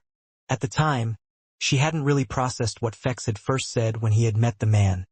But now the words became clear. He didn't just say any name. The name that was spoken was the one and only Richard Eno. "Wait, is it true? He's the great scientist known as Richard Eno, the one everyone has been looking for?" Samantha asked. Based on how Quinn said Eno had already revealed himself to Oscar, and the fact that he was here, Fex thought it wasn't really a problem telling her the truth. "He is," he answered.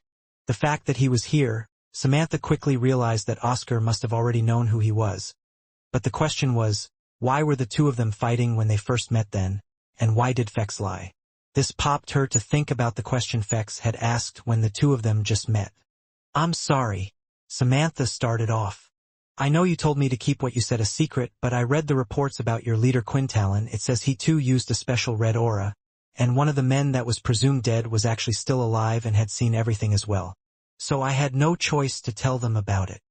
She was still taking in the fact that the head General Hardy was actually the cursed faction leader Quinn. Hearing about this, Fex tooted and kissed his teeth. His plan was to wipe her memory before she could say anything else. But if a report already stated that Quinn had used the red aura, then it didn't seem like it would be something he could avoid. "About the other thing, I didn't tell anyone about that. I didn't tell anyone about what was in your flask or what you told me to do," Samantha whispered. "You saved my life, so of course I would keep it a secret. And who cares what strange things you do if you are helping save our lives?" Although what Samantha said was true, she actually thought there might be more to it. Fex had healed due to her blood and also was able to use a red aura, the same as their leader Quintalon. She was afraid that blood was the answer to how they were able to do these things. It could have very well been a cursed faction secret. If she told people this secret, she didn't want to end up disappearing in the middle of the night. She didn't tell anyone about the blood. Maybe it's best if I remove her memories now then. "Richard Eno, you have finally arrived," a loud, deep, booming voice spoke. Hearing this, everyone turned their heads at hearing the name for two reasons. The one speaking was Oscar, and his voice tended to carry across the room. The other reason was because of the name that had been mentioned, Richard Eno. When Fex looked back, he noticed that Samantha had already made a break for it, in the confusion. "Damn. I guess I should leave it for now. She hasn't told anyone yet. But I can clear up the misunderstanding later," Fex thought while he went to where everyone else was standing, for they wanted to listen in on the conversation and have a look at the great Richard Eno. Richard Eno walked over to where Oscar was. He had formal clothing that matched everyone around them, so he didn't look out of place at the party. While everyone else had been afraid to walk up to where Oscar and Owen were, Richard was not, as he approached them with ease. What was surprising was the first ones to show respect was both Owen and Oscar as they both bowed. "You are a difficult man to find," Owen said, lifting up his fan to cover his face as usual. "You have achieved great things for every family, and it's great to finally meet you." When Oscar said he had a surprise guest, "I never thought it would be yourself." Not failing to get a scoop, Void and Bonnie had quickly stopped interviewing head General Inu, who was in the middle of bragging about his group's achievements, and rushed over to listen in and record the conversation between Eno and the great leaders. It was the first time that anyone had also got him on video, so it was an opportunity that they couldn't miss. "If you're not too busy these days, it would be great if we could have a formal meeting at some point. Perhaps you could even stop by some labs of ours," Oscar suggested. "I promise we will do anything to make you feel at home." Owen started to chuckle and gave a glance at Oscar. "You should enjoy the event. There is no need to talk about work. I'm sure looking at the military labs might even bore the great Eno. He is a man that loves seeing new discoveries. There are many things the Greylash family have that haven't been shared with everyone yet, that he might prefer to see." It was as clear as day to everyone there. Even though they might have been playing it off as just simple invitations, they were both trying to win him over by making it so he came over to Theorside. "In due time, I think it would be great to see both of those things. Although I'm surprised you don't have more questions for me," Eno replied. Hearing this, One pushy girl reporter shouted out from the crowd that had surrounded them all. I have some questions for the camera if you don't mind, Bonnie said. Bonnie, Richard Eno is a special guest and I'm sure he has his reasons as to why he has kept himself quiet this whole time. I don't think it dash. It's okay, Richard replied with a smile. I'm sure there are questions people want to ask. By now, all of the cursed members at the party had gathered and were watching what Eno was doing, unclear of what his aim was. Why accept an interview? Sam thought. Bonnie and Void had come out of the crowd to go closer to the area they were in. When they got closer, Oscar was giving them a stare while Eno was giving a giant smile. It felt like she was stuck between a devil and an angel, but she had to get an interview with Richard Eno no matter what the cost. You are the great Richard Eno who helped the human race figure out how to create beast weapons, and even gave us technology such as teleporters and more. They say you are one of the great heroes of the past war. Which is why a lot of people were wondering, just where were you during the Civil War? Bonnie asked. It was a direct question that not many thought Eno would be happy answering, but he continued to have a smile on his face, making it look like he didn't mind the question at all. The world was in a bad place at the time. Although I worked mostly with the military in the past, it was never my intention to be linked with the military. It was just at the time every one of the other strong families worked for the military. I didn't want to take sides or ruin my relationship with any of the families. At the same time, you have to remember that I am just a scientist, not a fighter. I was afraid for my own life as well. At times there may be groups who think if we can't have him, then it may be better to kill him. I care about my own life as well, of course. Bonnie had been given an answer far greater than she had anticipated, and the others thought it made sense as well what he was saying. While he was still here, she had to continue to question him. Then why the sudden return now? We heard that you had been invited by Head General Oscar. Do you have any plans at the moment? Bonnie asked. I'm sure a lot of you will find out that Oscar has a serious message for you all, that will affect everyone else's lives. As for me, I have decided at the moment I will stay with the cursed faction as I have a close relationship with them. Eno said. This was the type of thing Sam was worried about. The others were already learning that the Green family, one of the strongest non-fighting families, had a close connection with the cursed faction, and now if Eno was to say this, the others would fear that one of the great powers had too much power compared to the others. Even in the past, they would stop corporations from having a monopoly over things. Close relationship with the cursed faction, Bonnie repeated. Do you mind elaborating what you mean by that? She asked. Of course, Eno replied. Quinn Talon is my grandson after all. Wouldn't you consider that a close relationship? Hearing this, nearly everyone's jaws dropped to the floor. Bonnie didn't even know what to say after that. She had prepared many questions in her head for what to ask next but had no clue. At that moment, shadow started to disperse right next to Eno, and Quinn could be seen appearing out of them and held Eno by the shoulder. What do you think you're doing? Quinn said. A few in the room thought they might have misheard what Eno had just said, but when looking at each other and sharing their whispers, they came to the realization that they hadn't misheard at all. Not only that, but the cursed faction leader, Quinn Talon, had appeared out of nowhere. Of course, not everyone knew this was Quinn as his new appearance still had yet to be shared around the world. But there were two things that gave it away. The first was the shadows that briefly flickered when he had appeared, and the fact that Quinn was now grabbing onto the shoulder of such a great person, with no trouble at all. Not anyone could do that. Wait, is what he is saying true? The cursed faction actually have a close relationship with the great scientist Richard Eno. Is this why they were able to progress so fast? Maybe that's how they funded themselves to grow so quickly. But I also heard that the Green family were sponsoring the cursed factions as well. It seems like those rumors are true as well. I heard the Green family recently bought out a manufacturing plant, but when I went to do business with them, some of the personnel working there claimed to be from the cursed faction. As for Oscar, he was more stunned than the others, because he knew about Quinn's upbringing. Didn't his parents die in the war? He also was meant to have no known relatives. Wait, Oscar thought as he remembered one crucial detail. There was something that was strange about Quinn's upbringing that stood out. It was true that on Quinn's file it claimed him to be an orphan, but he had his own apartment growing up. He was getting financial help from someone during his time at school. They paid for his apartment, food, clothes, and everything. Could it be Ino was the person responsible for all those things? And why would Ino need to lie in front of everyone about having a close relationship with Quinn? At this moment, even though Quinn's hand was on Ino's shoulder, he didn't really know what to do. On his way here after saying goodbye to his students, as soon as he saw the red carpet and floating drones, he had activated his shadow cloak skill. Using this skill, Quinn was planning to join the party, then naturally blend in, canceling the skill and acting as if he was always at the party. When he heard what Ino had said, his instinct kicked in to reveal himself and stop Ino, but now he was unsure what he wanted to do. "What's wrong, Quinn? Did you want to give your grandfather a hug? In front of all these people?" Ino said. "Don't tell me you're shy? That I'm your grandfather, are you? This crazy old man, what the hell am I meant to do with him? He's too unpredictable. And he's just making my life harder," Quinn thought, but took a few deep breaths and smiled.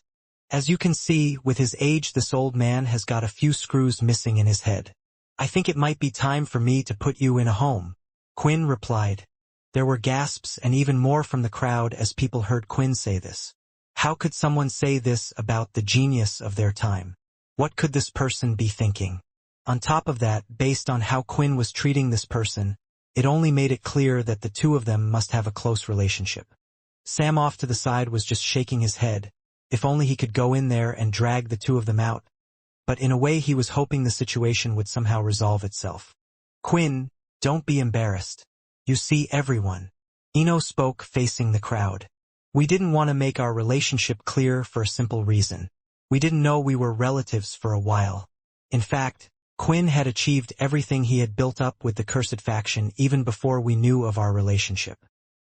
He was afraid, you see, afraid that if people did find out, that they would assume I was the one sponsoring and helping him out this whole time, but that's not true at all. Anyway, let's all continue to enjoy this party," Ino said, lifting up a glass that seemingly appeared in his hand like a magic trick. Lifting it up, everyone else in the room lifted their glasses as well, and as they took a drink, he gave a quick wink to Quinn. Seeing this, Quinn really didn't know what Ino's game was nor what he was planning. He decided maybe it was best for him to leave him alone and went ahead to join Sam. Didn't help him get the position to where he is now? Who is he kidding? Inu thought. Obviously, even if Quinn didn't know about it. Richard Ino being who he was pulled the strings for him. Now I understand why Oscar let him become one of the world leaders so easily. Are you still thinking like that? Head General Sach said, as if he could read Inu's thoughts. Remember what he did out on the field, how he saved your lives. He is strong, and even with the great scientist Richard Ino's help, I don't think everyone could reach the position that he has done. You have to give the young boy some credit.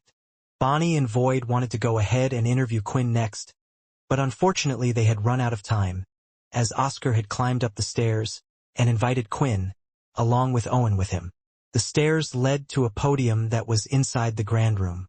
Floating drones were hovering in the air, capturing everything, and standing in the center was Oscar with a serious face, and Owen and Quinn on the either side.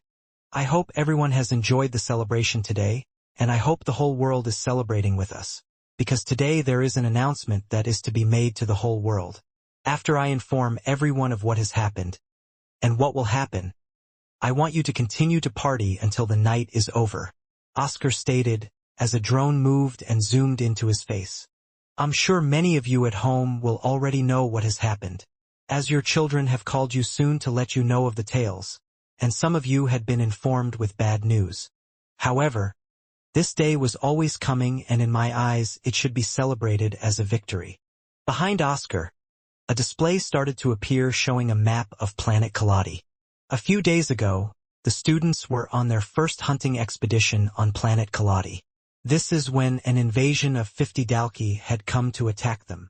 The simulation showed the black pods hitting the planet from out of space and made them realize it was quite real. Those below that were smiling just seconds ago stopped drinking their drinks and were listening intently. Not everyone had children, or children who were going through military training, so this was new news to them. 50 Dalki, it was the first time a force had been sent out to attack us. Of course there have been scuffles when fortresses have been found on beast planets before. But ever since the treaty, this is the first time that a force has been sent out to a beast planet that is clearly owned by us. What was worse? No teleporters and communication devices were responding. So the students were left stranded without help other than their teachers there for support. The others thought rather than a story about a great victory, it was a horror story. They couldn't imagine themselves being in that situation nor what they would do. Now how is this a victory, you might ask, because we managed to defeat the force of 50 Dalki, with a little over 100 casualties. Their names will never be forgotten, and have been engraved in the school walls. The teachers and the students, and their families will be looked after. The chatter in the room started once again, as they came to the realization of how impressive the victory was. 50 Dalki, yet only 100 or so students had died. How was that possible in the situation they were in? There is one person we must thank more than any other, and that is Head General Quintalon, the leader of the cursed faction. Oscar announced, pointing towards Quinn, as military personnel came up and placed a medal over his head. On the cursed ship itself, nearly every room was watching the broadcast, and as soon as they heard his name, they were cheering for their leader. It was the same for those on the planets that the cursed faction owned. They knew how well they were treated, and it was all thanks to this person. Lastly, the students in Quinn's class couldn't help but shout at the top of their lungs at the screen. Even the substitute teacher was blown away at how passionate the students were. A lot of you may not know this, but some of you at home do. Quintalon was a teacher at our school, and I am thankful that he was there at the time. Without him, there would have been many more casualties. Alone he managed to defeat over half of the oncoming force, and I know he did everything in his power to protect the students. No matter what thoughts people had against the cursed faction in that room at the time, they couldn't help but congratulate this person who was practically a stranger to them. They all started to clap and looked up to the young boy. His achievement was not something many could have done. Today is a celebration for the human race, for we have achieved victory over the first Dalki attack, and it might be the last one we have in a while. Because after today, I will declare that the whole world, the whole human race, is now in the middle of the second war with the Dalki race. The announcement had spread that war had finally been declared. It was something everyone knew was just over the horizon. It felt so close yet at the same time so far away. Constantly mentions of tensions brewing between the two sides, of small scuffles with the Dalki here and there. Everyone had been on edge for so long waiting to hear this news, which was why it was such a big deal for everyone, to finally hear these words. Now that war had been declared, the day after everything would move into motion.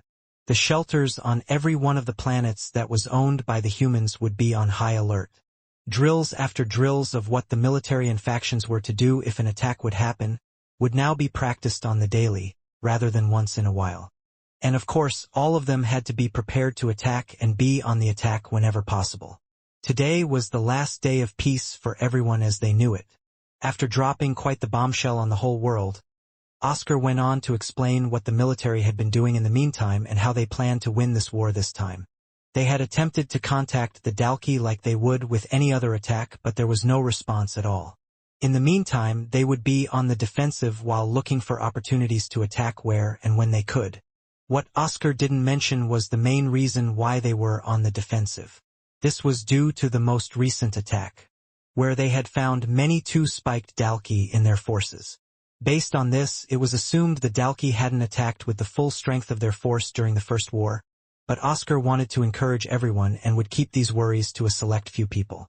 Once the announcement was all done, Quinn was descending from the staircase. It would soon be time for the cameras to be turned off. But before that, Bonnie and Void would be able to broadcast people's reactions to the news that they had just heard, and her aim was to grab the person who was currently everyone's center of attention. "Quinn, would you mind me asking a few questions?" Bonnie said, bombarding him at the bottom of the staircase. "The medal around your chest is the same medals that were given to the people deemed the heroes of the First War. It's quite the accomplishment to be receiving that right out the bat at the start of the Second War. Could you please explain to us how you feel about receiving such a thing and how you managed to kill so many of the opposing Dalki? Bonnie asked. Quinn didn't reply straight away, but he had stopped. It was at this point that Bonnie was able to see how much he had changed since the last time they had met. For some reason, every time she met him he looked more handsome. Last time, something had urged her forward to kiss him out of the blue, but this time her heart was beating quite loudly on its own. After hearing no reply for so long, Bonnie decided to order Void to place the camera down, and she approached him gently. Quinn, are you okay? Sorry if I asked something that brought up bad memories. I was just trying to do my job, she said. Seeing that this might be an intimate moment, Void decided to continue to go off and film Eno, who was also surrounded by several others. Still not answering now, Bonnie was feeling a little bad. Let's just forget about the question, okay? I hope we can meet at the after party. At that moment, Bonnie could see another female approach Quinn and gave him quite the slap on the back. Answer the cute girl, Helen said. Don't worry. This one isn't used to all this stuff. You have to remember it's a lot to deal with someone who is his age. Bonnie had almost forgotten due to Quinn's appearance of a young middle-aged man. He actually was a young adult who had just turned 18.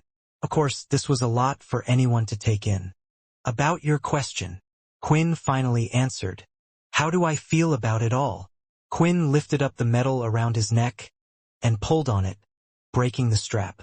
It was gold in color, a rarer material than ever nowadays. Grasping it in his hand, he started to squeeze on it until the edge began to bend inwards, and finally he crushed the entire metal in his hands. Some of those that were around seeing him do this were quite shocked. It was a reward of honor. It was something that everyone in the military greatly respected.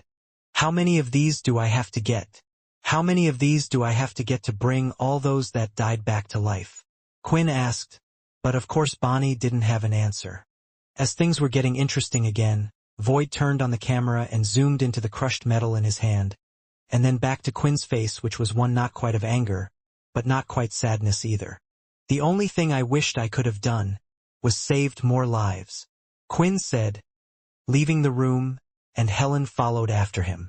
Walking through the crowds of people, they started to make their way to the exit, and soon those in the cursed faction joined Quinn as well to walk out of the place. Hey, wait! Aren't you going to join the after party? Bonnie shouted. Sam, who was at the very back, turned to everyone. I am very sorry, but the cursed faction have to make preparations for the announcement that has just been made. I'm afraid we won't be joining the after party. Soon after, Eno had joined the back of the group as well. Those in the room were unable to hear what Quinn had said, and thought the cursed faction were now quite arrogant, having thrown their reward given to him like so, treating it like it was nothing. However, those that had watched the program and had fought side by side, who had lost those close to them, understood what Quinn was going through right now. No amount of rewards would change how he was feeling at that moment. With war happening, Quinn wanted to continue on and improve so the same thing wouldn't happen again. Right after the event, those from the cursed faction had got onto one of the ships that was docked for them in the new school, and was off along with Helen and her sisters. They would come along for now and then use the teleporters to go back to their faction and planet, making preparations. What Sam said was true as well. He needed to organize the cursed faction well, including the 3 platoons that would be given to him by Oscar to command. They had quite the large force, and that many people in Sam's hands, the pressure was already getting to him a bit. While flying through space and heading back to the cursed ship, everyone noticed that Quinn's mood was still quite somber. And what was worse, Eno wasn't talking to anyone or saying anything to Quinn either. It was like they had made a pact to not talk to each other. So is Eno really his grandpa? Or was that just some kind of act? Helen asked Sam, who was at the front of the ship looking out into space. I believe it's quite complicated. I don't even think they know what their relationship is quite like, Sam replied. It was a long and tiring trip, and while the others were sleeping, Sam decided to watch the recorded event back to see how they were portrayed. Bonnie had asked many large figures what they thought of the cursed faction, and some of them gave quite political answers. It seemed like what they had done so far was sit on the fence, neither saying negative nor positive things about them. whereas before they were outright against the cursed faction. Still, there were those that still seemed to hate them. People didn't like change, and the cursed faction was doing a lot of that. What was most important to Sam, though, was how Eno and Quinn had come across when the two of them were arguing, and when Quinn had crunched up the metal. Judging by the comments from the video he was watching, it was mixed. Some agreed with what Quinn had said, while others just thought he was being ungrateful. I'm glad that the microphone was able to pick up what he said. Otherwise, that would have been another PR disaster, Sam thought. Eventually, setting it to autopilot and swapping out with Helen, they were able to get some sleep, and after a short while they had arrived. The first one to stand by the exit of the ship was Eno, and no one wanted to step in front of him either. It just felt awkward, and even more awkward, he was already treating like he owned the whole place. Once the railing had gone down to the floor, Eno took a step on the cursed ship for the first time. Alright, let's go and fix this Sil boy you were talking about earlier. You kept your side of the deal, so I will do mine as well. When getting off the ship, some of the others thought they might have some time to rest. Even though they had slept on the ship, it wasn't the same. Their bodies were sore and their minds still weren't prepared for what was about to happen. However, Eno seemed to be ready for action as soon as they had landed. Do not worry, you guys can relax for a bit. I can take care of Eno while he is here, Quinn said. Besides, I'm sure the rest of you have some important things to do. We don't all need to be keeping an eye on him 24/7. Although Quinn said this, a lot of them felt too uncomfortable leaving a stranger in the cursed ship, especially one that was a vampire. However, whatever Quinn wanted, they would do so, and Quinn was right, they did all have their own things to do. Now that war had started, some wanted to contact their parents and get them to move from whatever planet they were on and have them come on board the cursed ship, where they believed it was the safest place for them to be. Correction, you don't need to keep an eye on me at all. I won't cause the crew any trouble. I want everyone to do things how they would do as if I wasn't here. Remember, I am here to observe just how great the cursed faction is. I don't want you to put on an act, Eno said. Sam gave Quinn another look, trying to see if he was really okay leaving the two of them alone. Eno hadn't exactly been staying out of trouble, but was being nothing but trouble so far. It's easier this way. I wanted to get straight down to business, Quinn replied. I had my rest at the school, so don't worry too much about me. Even though Quinn reassured him, Sam was worried. Also, what type of rest was Quinn even talking about? While at school he had run into so many troubles and even was in the middle of a fight with deadly Dalki. If anything, he should be the most tired out of all of them. Still, Sam couldn't babysit Eno all the time, and there probably weren't many on the ship that could either, so he thought this might actually be the best course of action if he and Quinn were together all the time. I just hope those two don't get into some type of huge argument, Sam thought, leaving the two on their own. As the group split off to do their own thing, Quinn went ahead in order to look for Sil, getting straight down to business. I wonder how Sil has been since he was sent back? Quinn thought, remembering that he was a bit unstable, but it was the only thing he could do at the time. However, while on his way to the school center on the ship, where he thought Sil would be, he could see a small boy running towards them out of breath. He had his hands on his knees and was gasping for air. It was clear the person didn't do much physical activity often. You're Eno, the boy said, lifting up his head, and Quinn could see that the person who he thought was a young boy was actually Logan. Ah, I know you. You are the one from the Green family, correct? Brock has been keeping quite the eye on you, and your development has been exceptional, Eno said, looking at the boy with a smile, but Logan wasn't smiling back. Now that Logan was looking up at him, the person he had been looking for this whole time, he had frozen. His mouth was twitching, but the questions just wouldn't come out, until he eventually said a few words. My parents? Did you kill them? Logan eventually managed to stutter out. Eno then knelt down to eye level with Logan and looked him in the eye. Tell me, if I said I did, what would you do? Eno taunted him. Quinn knew all about the situation with Logan's family, their past and their history with vampires. He was now wondering what the hell Eno was doing, saying these words. What happened next, Quinn didn't expect at all. Logan swung his right hand out, It was his new Dalkey hand that was encased in a special metallic material in order to cover it up. However, as soon as Quinn saw the movement from Logan, he didn't know why, but he had moved forward. His body stepped in front of Eno and he had blocked the attack, lifting up both his hands to do so. Damn. This hit is heavy. It really does feel like I'm getting hit by the Dalkey. Quinn thought, but had successfully protected Eno.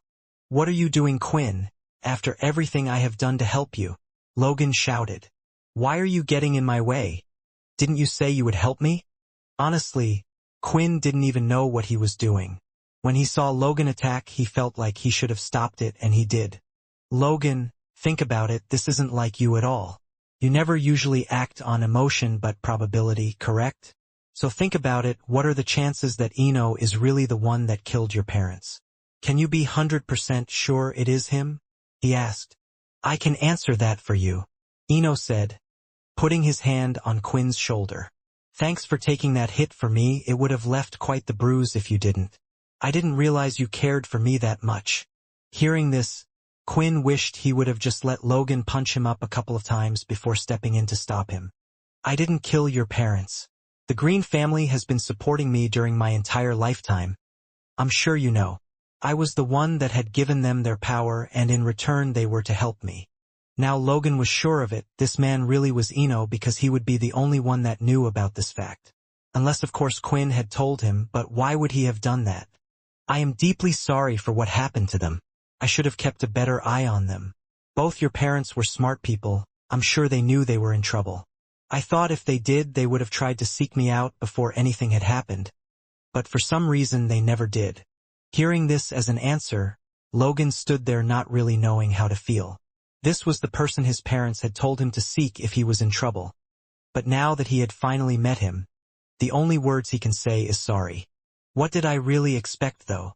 Logan started to think. That he would bring them back. Was I hoping he was my parents' killer so I could exact revenge? It was then that Logan realized he didn't really know the answer he was looking for. This whole time he was just following his parents' wishes and directing his anger at Eno.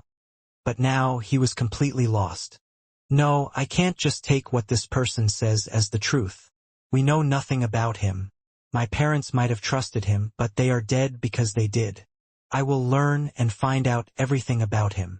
Logan thought, as he turned around and could see him walking ahead. Logan, if you need to speak anytime, please come and see me, Quinn said. I am always on your side, and I have never forgotten how much you have helped me. No matter how busy I am, there will always be time for you, Quinn said.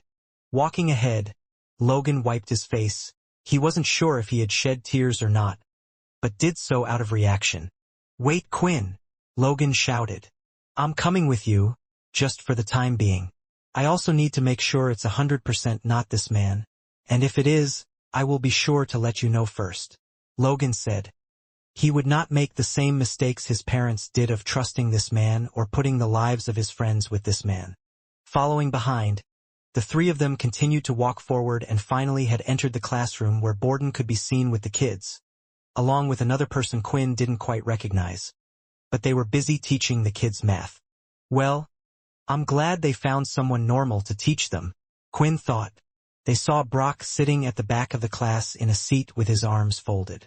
He was still wearing his butler uniform, and next to him, sitting at the very back, was Syl as well. He was sat upright, but his eyes didn't seem to be focusing on the lesson at all. They looked a little hollow. As soon as Eno entered the room, Brock shot up like a rocket and gave a bow. Master, it is a relief to see you in such good health, Brock said. At the same time, for a second Syl's eyes lit up as he saw Quinn. But soon they seemed to die down again, as if he was lost in his own head. It felt like not even he could cheer up or get through to Syl anymore. Did going to school really make him worse? I guess it was going to school and then taking him out of it. After exiting out of the room, Borden had decided to come along with them, and instead of looking at Syl, Eno's eyes couldn't stop looking at the short man who had hopped on top of Logan's shoulder. Hey! Why does that man keep staring at me? Borden whispered inside Logan's ear. It's because you, Eno said, not taking his eyes off Borden. You should be dead, Eno said. Everyone standing in the hallway just outside the kids' classroom had a knee-jerk reaction to what Eno had just said. Apart from Brock, who kept his hands behind his back and was just keeping an eye on everyone's movements. "Hey! Who the hell is this guy saying I should be dead?" Borden said. He was so angry that he had jumped up and down on Logan's shoulder but was careful not to use his strength. Honestly, he wasn't the only one upset by the words. Syl had a brief reaction, as did Logan. For Quinn, he was starting to get used to Eno just saying what was on his mind without thinking of the consequences, and he was also starting to think his words weren't so serious, that he was just trying to stir up trouble in the cursed faction. If Quinn really thought what he said was true and Eno was anyone else, Quinn would have reacted as well, and not in a small way either. Borden had been a great help in saving Fex, helping on the Blade Island to save Syl, and even himself. Quinn owed Borden a lot, and for someone to insult him in front of him, he didn't want to see that. "Quinn," Vincent called out to him. "You might already know this, since you haven't said anything, but I believe that Eno is trying to test the cursed faction's bond. Your group has come together in strange ways and haven't exactly been together long. Maybe he is trying to test your group." Even if this was true, Quinn thought this wasn't the right way to be doing it. He did say he would just be observing for a while. He certainly didn't mention anything about causing friction on the ship. "I'm just saying what will eventually happen to him," Eno replied. "The Dalki race is something that needs to be exterminated at all costs. If you knew what I knew, I'm sure you would all be thinking the same way. Not a single one of them can live, and that includes this one." He pointed at Borden. "I'm actually surprised you could even have a Dalki on board this ship. How do you trust him?" After hearing what Vincent had said, Quinn managed to keep himself quite calm. After observing his actions, it really did seem like Eno was only doing this to ruffle up some feathers. "Also, why don't you just tell me what you know about the Dalki then?" Quinn thought. "Shut up," Syl shouted. "Who are you? Why would you say that to him?" "Borden is like a brother to me," Syl shouted. It was surprising, but it was actually the first time Syl had spoken since he had gotten back to the cursed ship from the school. Before being sent to school, there were two people that Syl could interact with, one of them being Quinn, and the other one being Borden. "Eno, how can you even question our group when you know nothing about us?" Logan said. "You might think you know everything due to watching us from behind the scenes, but not everything can be sorted into groups and piles of information." It was clear that Logan was still upset with Eno, because he was the type of person to sort those into groups and piles of information. Syl had stepped forward and looked like he was about to do something he may later regret. But before he could, Brock had stopped him. "I understand how you feel, young master," Brock said, speaking to Syl.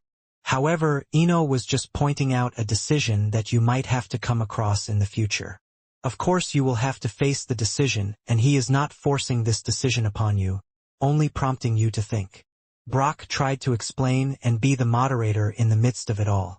However, Brock's words seemed to fall upon deaf ears as Syl was still breathing heavily. Seeing this, Quinn thought he was about to act out, and who knew what abilities he had and didn't have at this moment. "Syl, this man might be able to bring back Vorden and Ratton," Quinn eventually said. Out of all the things, this had gotten through to Syl the most.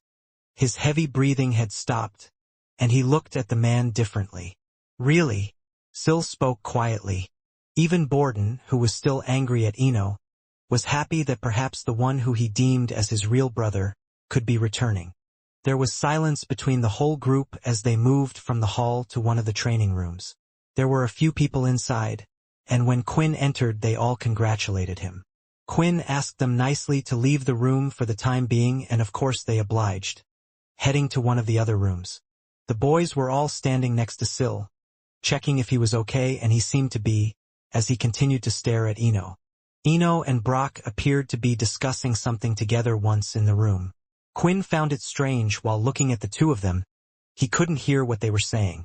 He didn't realize it at first because they were standing quite far away and seemed to be whispering. In the past, even if people were whispering, Quinn's sensitive ears should have been able to pick it up, but he couldn't. Is this a type of skill or something to do with Eno? Quinn thought. After their discussion had ended, Eno walked up to the rest of the group along with Brock, who was by his side. Brock has explained to me and caught me up with what has happened. I already knew of some of your situation, but now I understand it a bit more. Still, I'm sure Brock has already explained to your group what we wish Syl to do. This was what Quinn and the others had expected Eno would do. He needed Syl and his ability to move the demon tier beast, and he wouldn't bring back Ratton and Vorden until Syl did his task for him. Because of this, I want Syl to first agree to help us with our task. I don't want to force the boy, and I am a fair person. A favor for a favor. Eno said. This had come as a surprise. Quinn hadn't expected this, but he was a bit annoyed. Wasn't this his favor to help Syl? And now he was getting Syl to do another favor for him in return. Before Quinn could even voice his concern though, Syl had nodded immediately. I will go through anything to bring them both back. Syl agreed. Still, it was unclear if Eno would keep his side of the bargain after Syl had done the favor. Now just be patient. I just need to touch your head for a second, Eno said as he walked forward. Quinn found this a bit weird, but didn't think much would happen. Quinn, I think that's the real Eno that is on board the ship right now, Vincent suddenly said. What do you mean? Quinn thought. Due to Eno claiming that the one he was speaking to before in the desert wasn't the real Eno, Quinn assumed this one wasn't the real one either. Because right now, by touching Vorden's head, he is activating part of his ability. Vincent replied. A few seconds later, Eno had let go of Syl's head and had a concerned look on his face. Is that it? Syl said in an excited voice. Are they back, Vorden Ratton? He called out, but he couldn't hear or see anything. It won't be that easy, Eno replied. The conditions to bring back the other two are a little difficult. Eno explained. I will present to you two options in order to bring your friends back, and it is up to you which one you choose. Many of you may not know this, but I will let you in on a little secret. The abilities that humans have learnt, nearly all of them in our current world have descended from one thing, a giant stone tablet. I have investigated this tablet and I am not sure how it really works, but when it finds someone suitable and deems it necessary, the ability will be passed on to a human.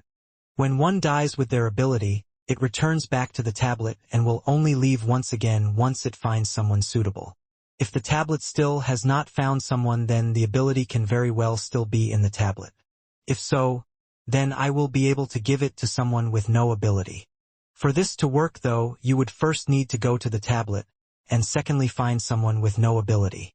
I did the same thing for the Green family long ago, so I have done this before, Eno stated. Quinn knew what the problem was straight away. The tablet was on the Blade Island and they didn't know if the Hilston family still occupied it, or if the dragon was there. While there, it was most likely Eno would want them to move the dragon first. I'm sure you already know the problems with this by the look on your faces, and now I actually plan to bring back the other two before asking Syl to complete my request. After all, what if I was to fail? Eno stated. Did he just say to bring them back, before Syl was to help him with his request?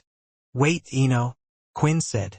I'm sure you know this, and I don't want to stop you from helping Syl. But I also don't want you to bite us back later. When Ratton and Vorden were in Syl's mind, he was only able to copy 3 abilities at one time.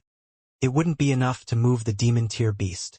Syl thought about this as well, and so did the others, which was why they thought that Syl would have to complete his favor first. Who said I would be bringing them back into Syl's mind? Eno answered. If Eno was planning to bring back Vorden and Ratton and not by bringing them back into Syl's mind, Quinn and the others were starting to think of what Eno was exactly planning to do. That's when it hit them that maybe Eno already had something in mind. After talking to Fex, and learning of what happened to Inu before Quinn had arrived to the others on the desert that day, Quinn realized that just as Eno had said, 3 people that looked identical to him had appeared in front of each of them. At first, Quinn thought maybe they were using an ability of some sort, but it seemed to be something beyond that. Does that mean that Eno is able to create clones, or something similar with his ability? Quinn thought. It certainly wasn't out of the realm of possibility. After all, Vorden was created and he was nearly an identical copy of Vorden before he transformed into a Dalki and used up all his power. Also, the Dalki were created trying to find a replacement for their blood source problem, and sometime later, the vampires eventually managed to create a blood replacement. However, Quinn never found out how that replacement was made exactly. When using his inspect skill though, a lot of the blood was sourced from the same people. Thinking about his led him to another thought. At one point in time, when Quinn was trapped in one of the labs that he assumed was owned by Ino, there were human body parts that were used to feed the Wendigos. When they went up through the caves above, they had discovered a large glass container which contained countless human bodies, yet all of them looked similar to each other. Were they all clones as well? Quinn thought. Is that how the vampires are able to get a constant blood supply without having to rely on the humans anymore? This in itself was a scary thought, and Quinn thought surely there had to be a downside to using clones that Ino was perhaps not telling him. Just like there was a problem with the Dalki. Are you talking about creating bodies for the two of them? Logan was the one who had eventually asked, thinking along the same lines as Quinn. That is certainly one option, but if you were to obtain the ability you wouldn't even need to do that. You would just need to have two empty bodies prepared, or they don't even have to be empty. Just move their minds to somewhere else and place the others in the other bodies instead. Although, bear in mind that the new body cells would be different. So if you wanted them to have the same ability as before, they would have to have no abilities or have already learnt the abilities. Ino explained. Quinn didn't know why, but going down this path seemed like quite the dark one, and it just sounded like there were too many risks on top of risks. Esciently, in the first place, they would need at least 3 people, possibly 5. One person who would obtain the mind-swapping ability, and then 2 bodies to move Vorden and Ratten into, while moving the other minds out of that body. The whole thing just seemed beyond what Quinn was happy to deal with, so perhaps creating the clones would be the best thing. Wait a second. Quinn said, earlier you said that there were 2 options. What about the second option? The first option doesn't require me to use much of my ability, which is why for me it's less trouble. But the second option isn't easy either. There is actually no need to obtain the ability at all.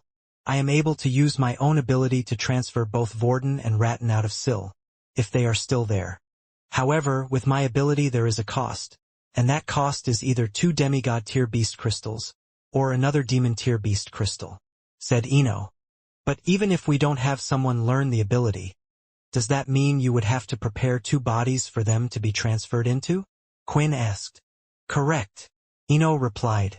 After learning of the 2 options, if they wanted to attempt to solve the problem quickly, the first option was a good one for them. However, they needed someone to learn the ability from the tablet, but who would be loyal enough to help them and had no ability. It was rare for adults apart from those from Pure to not have an ability. Then a certain student came into his mind. Shiro. But could I really do that to him? I could always give him the option. Even if Shiro accepted Quinn's request, he didn't want to force it upon him. On top of that, there was still the problem of where the tablet was. It was on the Bald Island, and there was a huge risk the Balds were still there. Although they would rely less on Ino with this option, it was just too risky. As for the second option, even with all the planets they owned, they had yet to come across these sorts of beasts, and Quinn still remembered how much effort it took to take down a single demon-tier beast. Let me think about this for a little while, Quinn said. It was getting late, and it was a decision that needed to be slept on. If you speak to Sam, I'm sure he will have a room and place for you to rest for the night, Quinn said, and both Brock and Ino were ready to head off. But before they left the room, Ino turned around to say one last thing. Quinn, I am a man of my word. I understand that your favor has turned into Syl's favor, so feel free to ask me for anything that you might need, Ino said, leaving the room. Quinn, do you really trust him? I know you were thinking what I was thinking, Logan said. It seems like Ino had the ability to also create clones. We're not sure how this works, and I'm also not sure if Ino plans to include this in his deal to help Syl, or if we requested bodies from him he would ask for something else. I'll take a look into what I can do in terms of that situation as well, but it might be best that I head back to the vampire world to find out more at the lab, Logan suggested. No, I don't want you to go to the vampire world for the time being. Not without me anyway, Quinn replied. Not when the Dalki War has already started. I'm sure that Arthur is planning to make his move, and I don't want anyone to be caught up in the middle of that. I think for now we shouldn't worry about the bodies that are required. I'll ask Sam to see if he can send a scout team to the Blade Island, to see if the blades are still there. For now, I think we should get everything that is needed to set up the transfer, then we can decide. Besides, even if we don't use the demon tier or demigod beast crystals, we can still use them for other things, so it won't be a waste of our time, and we will need to check out the Blade Island anyway, if Ino is planning to use Syl to move the beast. Looking at Syl, Quinn could tell he was frustrated. An impatient person that just wanted to bring R18 and Vorden back. He was quite surprised that Syl didn't say anything during the whole conversation, but Quinn knew what Syl was like. If it was for Vorden and Ratton, he would do anything, which meant he didn't care about the lives or bodies of the people Ratton and Vorden would live in if he got to see them again. Syl, you just need to wait a little longer. We need to make sure that Vorden and Ratton can return safe and sound, said Quinn. If we get the ability, then we don't have to worry too much. We can always keep moving them. When Quinn said this, something struck him, a third option that Ino didn't think was possible. Something that didn't require extra bodies and would keep Syl's powers. But will it work? I just hope Vorden and Ratton don't mind what I'm thinking of doing, Quinn thought. Quinn wanted to act without Ino knowing what he had planned for now. That way he couldn't play any of his games on him. At the same time, choosing either of the options relied on Ino quite a bit, which Quinn didn't like. Still, for his new plan to work, there were many moving parts he would have to do himself, and he also needed to check if it was possible. He and Logan would have to work closely on this one, while making it seem like Quinn had chosen one of the options for now. As for Ino, he had been left to his own devices, allowing him to travel around the cursed ship along with his friend Brock. Although the relationship between the two still wasn't clear. The cursed leaders, apart from Megan, who was still in the dark about the other's secrets, were to keep an eye on Ino when they could. Although, ever since the broadcast, everywhere Ino went it was hard to not know where he was, for even the cursed faction members wanted to talk to him and knew who he was. When talking to the regular members on board, he had asked simple questions about the cursed faction, such as when did they join and what do they think of the group. It didn't seem like he was stirring up trouble like with the main leaders. After so much observing, they found out that Ino was really doing what he said, just wandering around and observing. Quinn couldn't stay with him forever, so it was deemed fine to leave him alone. Of course, one of the only reasons this was allowed was because of Logan, who had access to the cameras around the cursed ship, and also had one of his small spiders following Ino at all times, but he wasn't an idiot. He knew most likely Ino and Brock had an idea they were being followed, and could turn off or interfere with his equipment. Ino was one of the few smart people who could actually go against Logan, but if anything strange did occur, then that would also be a sign and Quinn would be informed straight away. Currently, Logan, while working away on what Quinn had tasked him with, was watching what Ino was doing. The pair of goggles he would usually wear over his eyes while he did work was showing a video feed that allowed Logan to see everything in the top left-hand corner. At the same time, he could concentrate on doing his work, and through his ability the spider would inform him if it thought it had seen anything suspicious as well, in case there were a few things he had missed. As for what Ino was doing at this very moment, he had entered a training room that was producing noise even through the soundproof rooms. It was also clear that the other members of the cursed faction were avoiding the room, so naturally Ino was interested.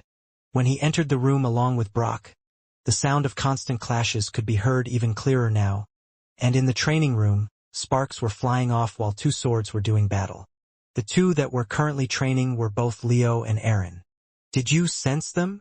Leo asked, as he continued his strike, and it was blocked by Aaron. "Of course," she shouted back, trying to swing a heavy strike of her own, but she was tired and overextended, allowing her body weight to shift for a brief second. Leo used this to move in and gave Aaron a shoulder barge as she came in, knocking her to the ground. Both of them were completely covered in sweat. For vampires, this was incredibly rare as it took a lot for them, based on how large their stamina was. Even when training, hardly anyone pushed their bodies to this point. "Let's stop for now," Leo said. It wasn't because their tank was empty, but he just didn't like the fact that the guests were watching their every move, and Leo and Aaron had some secrets they didn't want to particularly share with outsiders. "Oh, you two don't have to stop just because we came in, it was just getting good," Ino said with a smile. As the fight ended as well, Aaron's hair started to change back from the black color going to its original blonde. This was something that she had eventually learnt to control based on who she was around at the moment. However, when battling using certain strength it would change to black. Ino looked at this and it looked as if he wanted to say something but had decided not to. Brock, Leo called out. Is this the master that you spoke of before? It is, Brock replied. Leo started to walk up to the two of them, and was cautious while Aaron followed from behind. Although the two of us have not met, I hope I am not rude by requesting this. Leo bowed. I was hoping you could help me with some information, Leo asked, looking towards Ino. Ah yes, Brock did inform me that someone was quite interested in Pure. I assume that you would be the one, but you must not know me very well, and if you don't you will do. I only tell people what I wish, if they are to do me a favor or have something that I want in return. An equivalent exchange. Information on the Pure leader's appearance is very valuable information, which means you would owe me quite the big favor, Ino said with a smile. So I would be happy to tell you, as long as you comply with one of my requests. When looking at Ino, something was sending goosebumps inside Erin's body. She didn't like this person. She had felt this way when seeing someone else from the vampire world, which was Bryce. Someone who didn't seem like an outright bad person, but it didn't mean they weren't a bad person.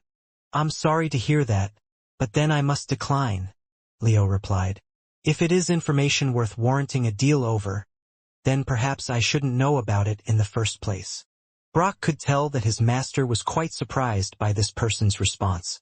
It was clear that Leo was very interested in knowing who the Pure leader was. But then why wouldn't he attempt to make a deal? Maybe you can help me with another thing, Leo said. Perhaps you could inform me and tell me, who do you think is stronger? Surely you must know the Pure leader's strength. I would say I have a pretty good idea, but I do not know your strength, so I would be unable to find out that answer, Ino replied. After that, Leo didn't say anything else, and just decided to walk past Ino with Aaron following behind him, leaving the room. For a second, Ino was left there in his own thoughts, thinking about what had just happened.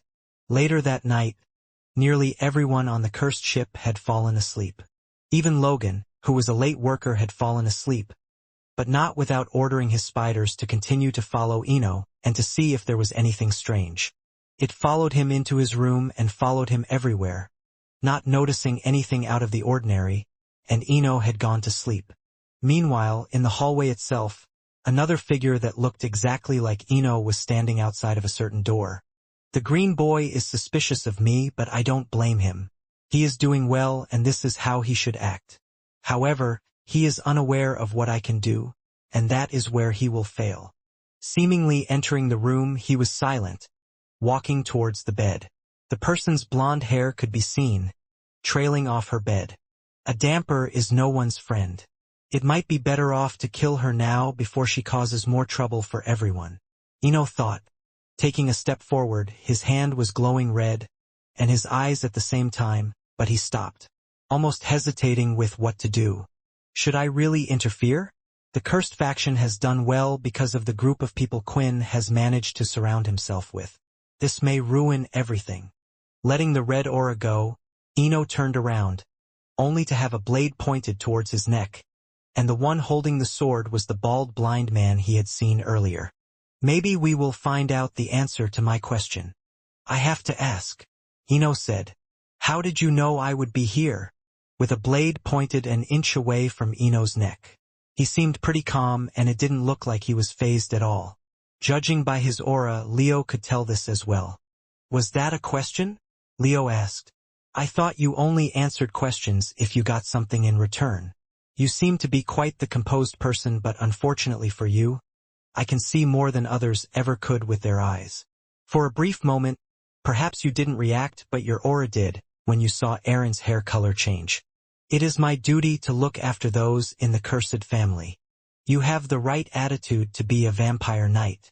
If you were a real vampire, everyone would be fighting to have you as their knight, Ino said. It looks like Quinn has found a good one, but my question wasn't directed towards you. At that moment, shadows started to disperse and another person was seen present in the room, and that was Quinn. He had been in the room from the very beginning and was ready to jump in to save Aaron at any moment. But what had surprised him was Leo being there as well. Coming from someone who made those comments about Borden, I don't see why you wouldn't feel a similar way about Aaron either. Besides, for someone who had put me through a pretty cruel test, do you think I would trust you on the ship so easily? Quinn said. It was at that moment that Eno realized that Quinn wasn't as naive as he thought.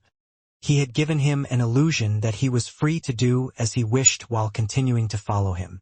Congratulations, but what will you be doing to me now then? Seeing as I attempted to kill one of your precious members? Don't you still need me? Eno said.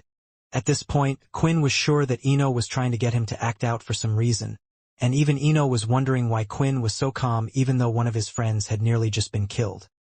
He looked over at Erin, who appeared to be sleeping away, even through all of their talking. She was either quite the deep sleeper or exhausted. What's the point of getting angry at you? Quinn said. After all, you're not the real Eno, right? Eno's eyes widened. How did he know? I'm sure he couldn't tell the difference before.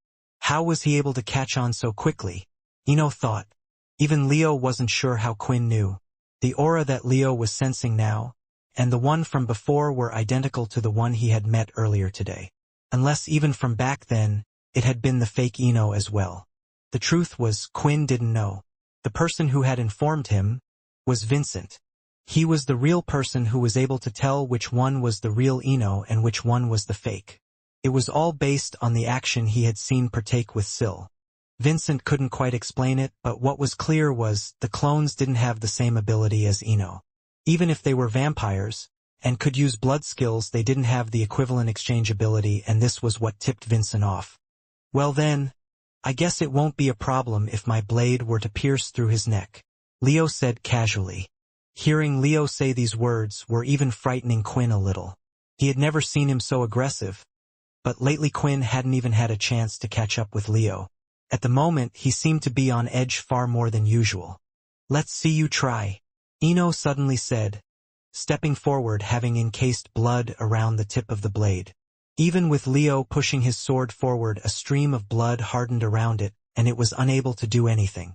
The next second, Eno lifted his hand, and controlling the blood around the blade, he lifted the sword up and away from him. However, a few seconds later, and using the second stage of Chi, Leo was able to surround his blade and take the blood off to attempt to attack again. Interesting. No wonder you are so interested in Pure. You share the same power as them, Eno said, soon covering both of his fists in spirals of blood. When Leo went to attack again, the spiral flattened out like a shield blocking the attack, and even with Chi disrupting the flow of blood, the shield would constantly regenerate itself, holding the sword in place as it spun around. With his other hand free, Eno attempted to attack, but soon felt a kick to the back of his leg, causing him to fall to one knee. You getting involved in our fight? I thought you were just going to stand there and watch, Eno said, looking at Quinn behind him. Leo, don't kill him. Capture the clone and I'm sure we can learn a lot about him, Quinn said. He didn't know how strong this clone of Eno's was. Perhaps it had equal power to Eno or a little less, but with the two of them, he was sure they could capture Eno quite successfully. While down on the ground, Eno attempted to spin around and kick the back of Quinn's leg. But Quinn naturally lifted it up, and when he put his foot down, he stomped on Eno's leg. A strike from Leo's sword came from above, and Eno combined both spirals of blood surrounding his hand to block the attack once again. Then, after stopping the sword in place, the blood started to move upward, branching off like tree branches, and was heading straight for Leo. Quinn was trying to hurry and pushed his shadow over to help Leo, hoping it would get there in time, but it wasn't needed, as a strange invisible force soon pushed all of the tree branches of blood back to where it was. Seeing this opportunity, Quinn stomped the back of Eno's legs 2 more times, and then pulled both of Eno's arms back. At that moment, abandoning his sword to be held by the blood, Leo rushed to the side and grabbed Eno's head. A strange sudden burst of energy was felt, and soon Eno's eyes were closed as his body went limp. What was that? Quinn asked. Did you kill him? That, I guess I haven't had time to tell you, but I think I have managed to perfect the 3rd stage of Chi, Leo answered. Don't worry, he is not dead. But why did you want to capture him? Quinn suspected that capturing the real Eno would never be as easy, but in truth he actually wanted one of Ino's clones. Let's take him to Logan and have him do a little checkup. We just need to find what exactly this or he is. I would be a little careful, Quinn. Remember, the real Ino is still out there, and we don't yet know what these other Inos are capable of. Vincent warned. They might have some way that they are able to communicate and pass on information to each other. Or perhaps they each have a mind of their own, similar to Borden. It wasn't that Logan was prepared for restraining Ino if something was to happen. The way he explained it was that he just happened to have been working all day today on special restraints that would be able to hold a vampire leader. It was based off the black material from the vampire world, and glathrium. They were similar to a pair of cuffs but far thicker and gave no space for movement of one's hands or legs at all, making so one couldn't build up power to break them. At the same time, the strongest sedation that Logan had was being pumped into the Ino clone, not that they knew if it worked or not anyway. Besides, if that all failed, Leo and Quinn were ready at any time to restrain him once again. At the moment, a blood sample was being taken and all sorts of body checks were being done on the Ino clone, hoping to find out if it really was a clone or something else, and maybe they could help Syl without his help. Quinn never planned to resort to anything like this, but after what Ino had done he felt like he had every right to do what he was doing at the moment. The spider that Logan had continued to monitor what they believed was to be the real Ino, who was currently wide awake himself. Should I let things just play out as they are going now? So far they are doing expectantly well. Ino thought. Perhaps they deserve a few rewards. What everyone assumed to be a clone of Ino was strapped up into a chair with the special restraints on his arms and legs. Logan was quite confident this could hold a vampire but would constantly look back, wondering when he would wake up. Needles had been injected into him for sedation while Logan was running a few tests. When looking at what was happening to Ino right now, even if it was a clone, Quinn felt a little bad. He somewhat used to imagine this was what his life would be subjected to if they ever found out about his secret. You can't feel bad, Quinn. Remember, you would have never done such things if for one, Ino was straight up and honest with you, Vincent said. And two, Ino attempted to attack those in your group first. It was true, Ino actions in the end had led Quinn to do this, and in a way it wasn't like they were torturing him. In fact, Logan wasn't doing much to Ino, other than taking a few samples here and there. What was clear to them was that this Ino was a vampire and was treated like one. Any wounds that would be made on his body would heal at a fast rate, and his cells had a reaction to human blood. After testing for a few hours, it looked like Logan was finally done. But he wasn't jumping for joy or had much of a reaction. I guess you didn't find the answer you were looking for? Said Quinn. Logan shook his head. I can answer a few of the questions we might have had, but I don't think it was what we were looking for, Quinn. Logan answered. It's quite clear that this Ino is a clone, based on what you have told me. When looking for MC cells, there seems to be none. What I'm not sure about is if it's because the body can't produce MC cells or if it's out of choice. When trying to reverse the process or create a cloning process similar to this clone, it seems to fail nearly every time. At least when trying to create a clone with another clone. I tried using the techniques I learnt from the vampire lab, the same way I created Borden and the same way I created my Dalkey hand.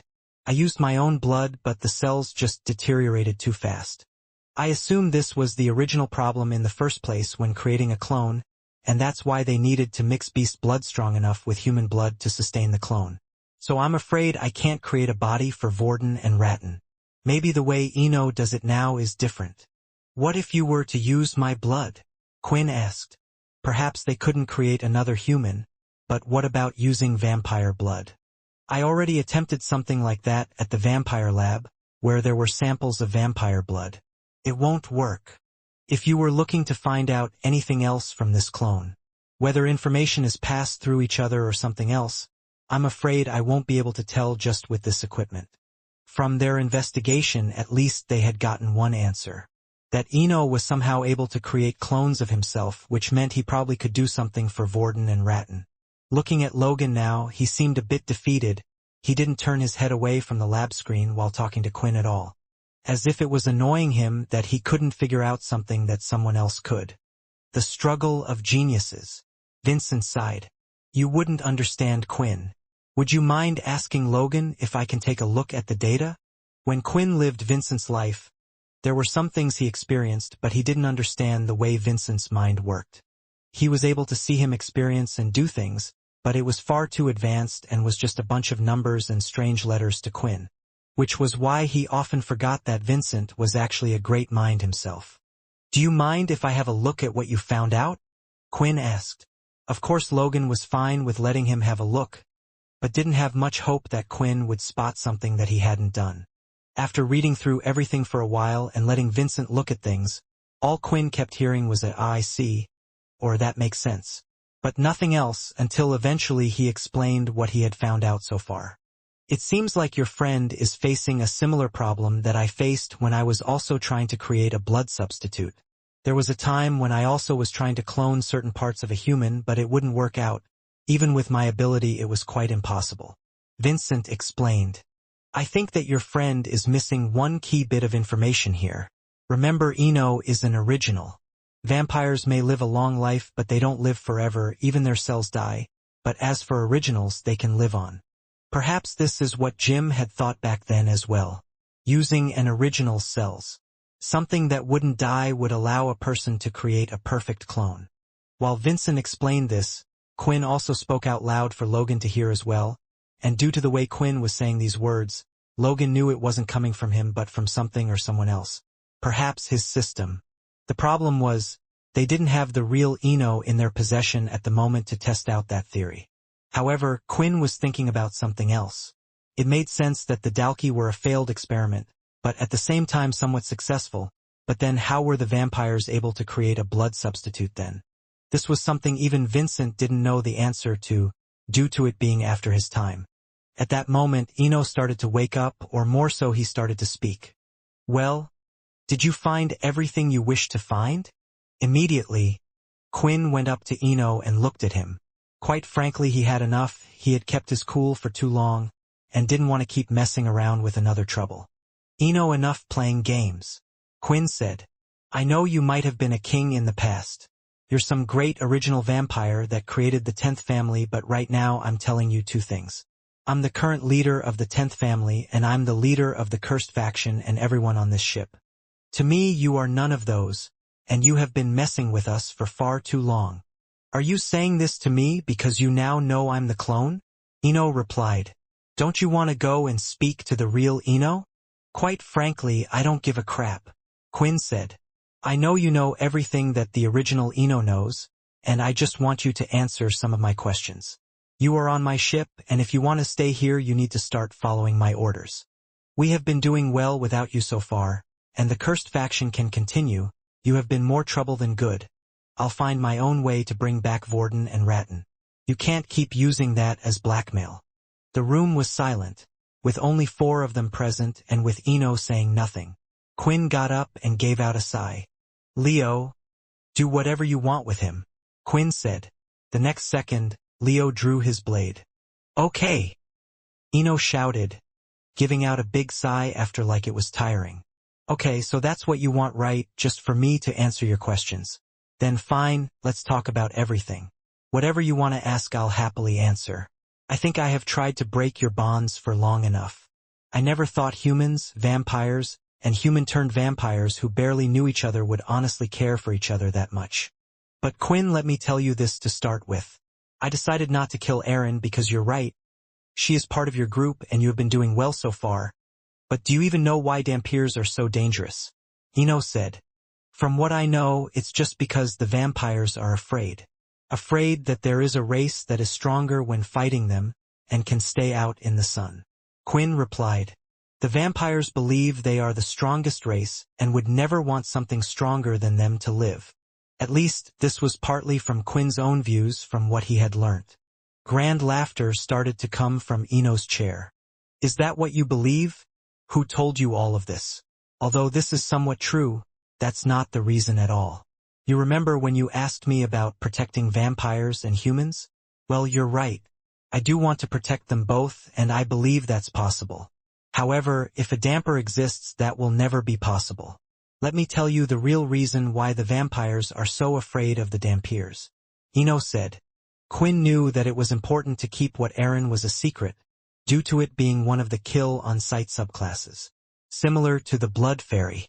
However, Quinn thought it made sense since their blood was deadly, and even he and his group were able to benefit from the use of the fairy blood. As for Aaron being a damper, there hadn't been any standout signs why they were treated in a similar way. Say whatever you want, but no matter what, I'm not getting rid of Aaron, Quinn said. She has done nothing wrong. I understand that, but you should at least know the time bomb that you are holding on to. Ino replied. You being a human-turned-vampire, you will probably understand this more from your perspective. The urge a vampire gets when they smell human blood for the first time. The first time a vampire gets a taste for the blood. It's something so powerful that one loses their mind, not knowing what they have done. Quinn remembered this well because in the process, he had taken the blood of one of his now closest friends, Layla. Now, as you said, the damper are a superior race, they don't need blood, and they can live in the sunlight without having to use rings like us, but they don't come without their own faults either. I'm sure you've noticed your subclasses evolving in certain ways, and it's the same for a damper.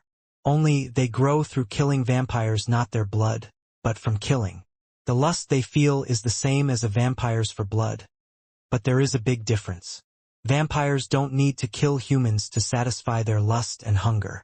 So tell me, how would you be able to satisfy her needs? If she's already killed a few, then slowly over time that lust will grow stronger, just like a vampire lust for human blood grows over time as they starve for blood. Now it made sense why the vampires were afraid of them. According to Ino, their lust was only satisfied by killing vampires. It was like a bloodsucker but one who hunted vampires instead. But Aaron's never shown any signs of anything like that, Quinn argued back. And, if there are vampires that can control their lust for blood, then I'm sure that Aaron can do the same. You make a good point, Ino replied.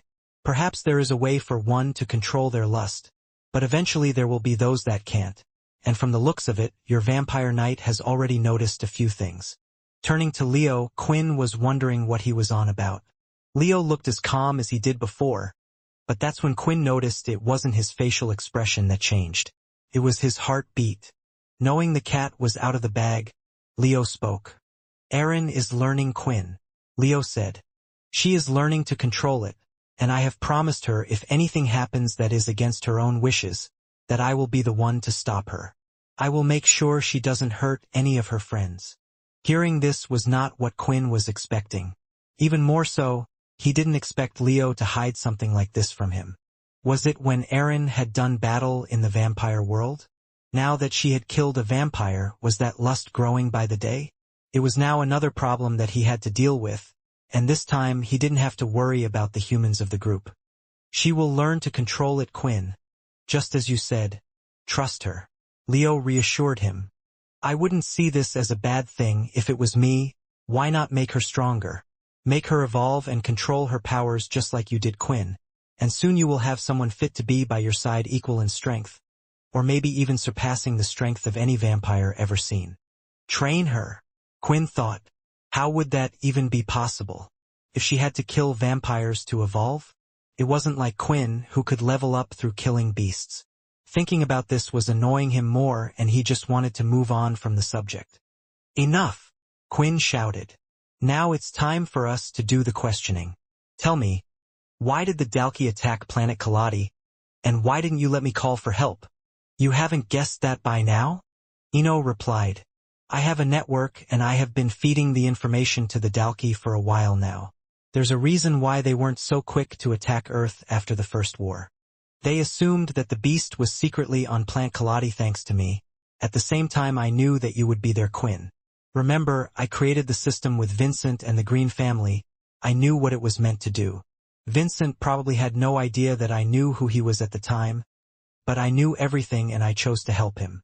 Through the system, by completing quests, it would gradually give you Vincent's vampire strength from the book and increase your own as you learnt yourself what being a vampire meant. I wanted to put you in a dire situation so you could grow and improve, but you impressed me, Quinn. I underestimated your strength. Either you are a talented boy because of the Ino bloodline that runs through your veins, or the system has somehow become more powerful than I ever predicted. This was something that Vincent had guessed as well. The system was growing.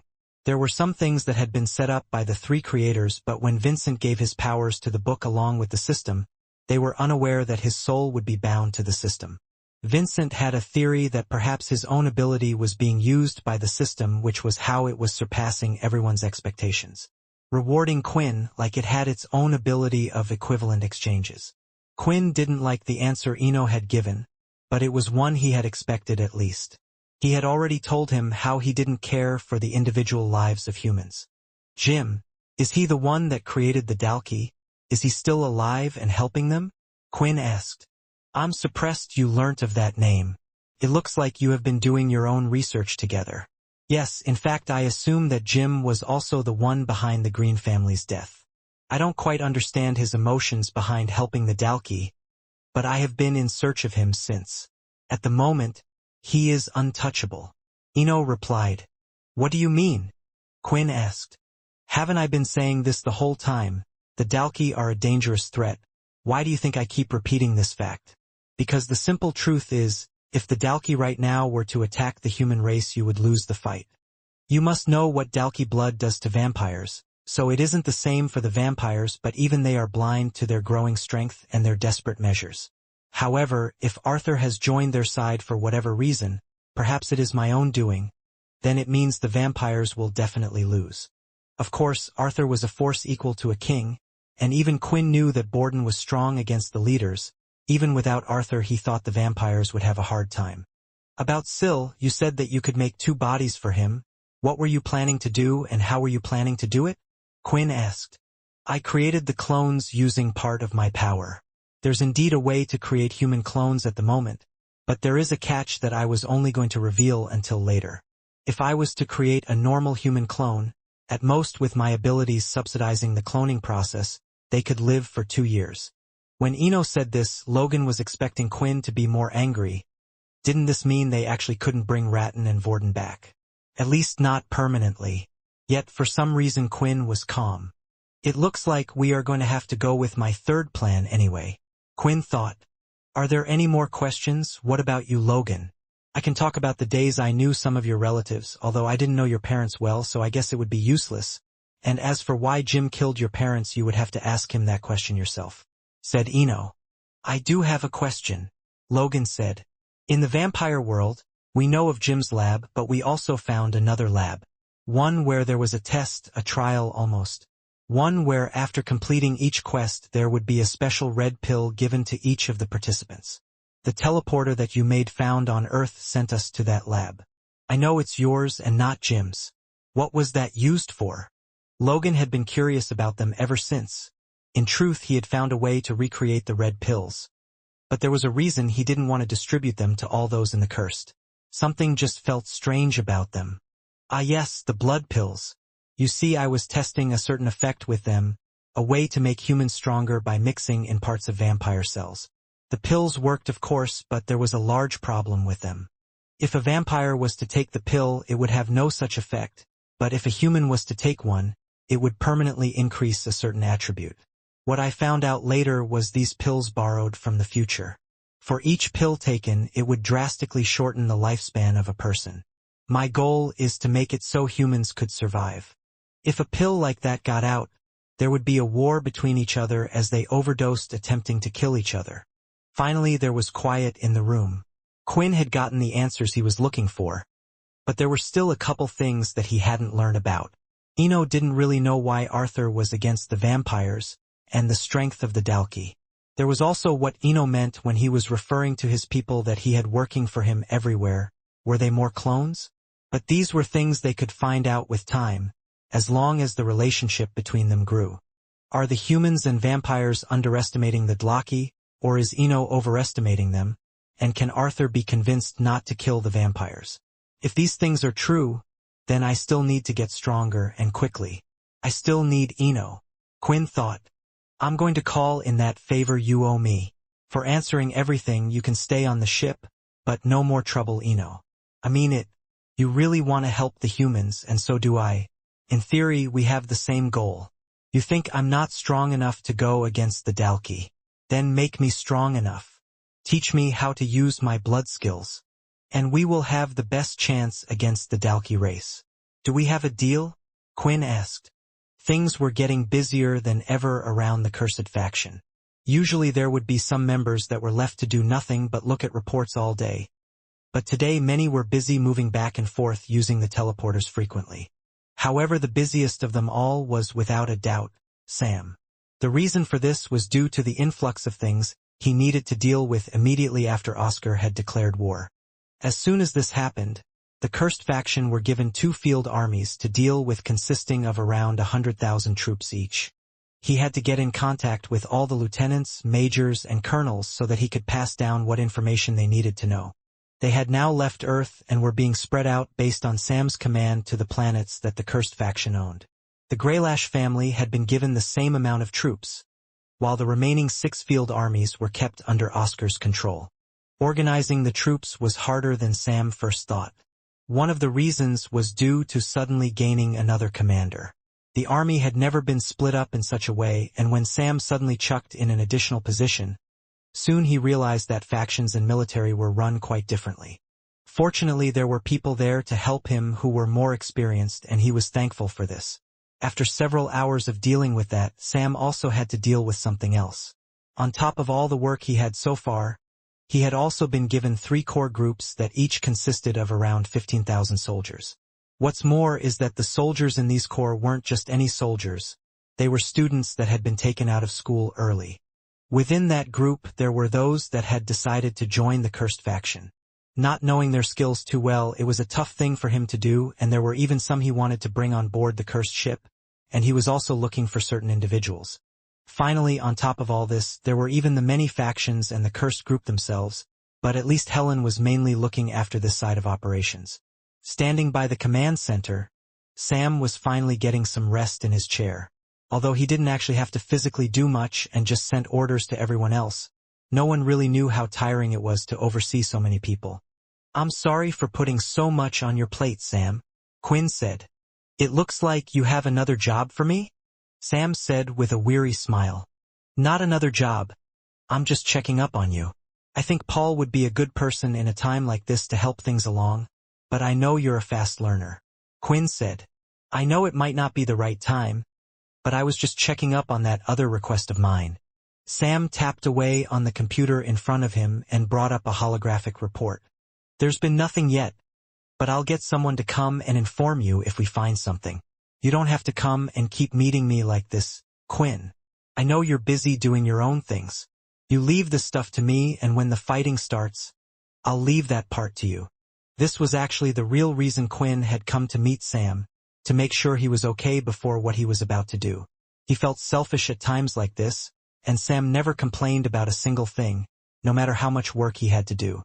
"I'll be doing just that, so you might not see me for a while, but I'll always be able to keep in touch with you," Quinn said before heading out of the room. He walked to a large reinforced door and stopped in front of it.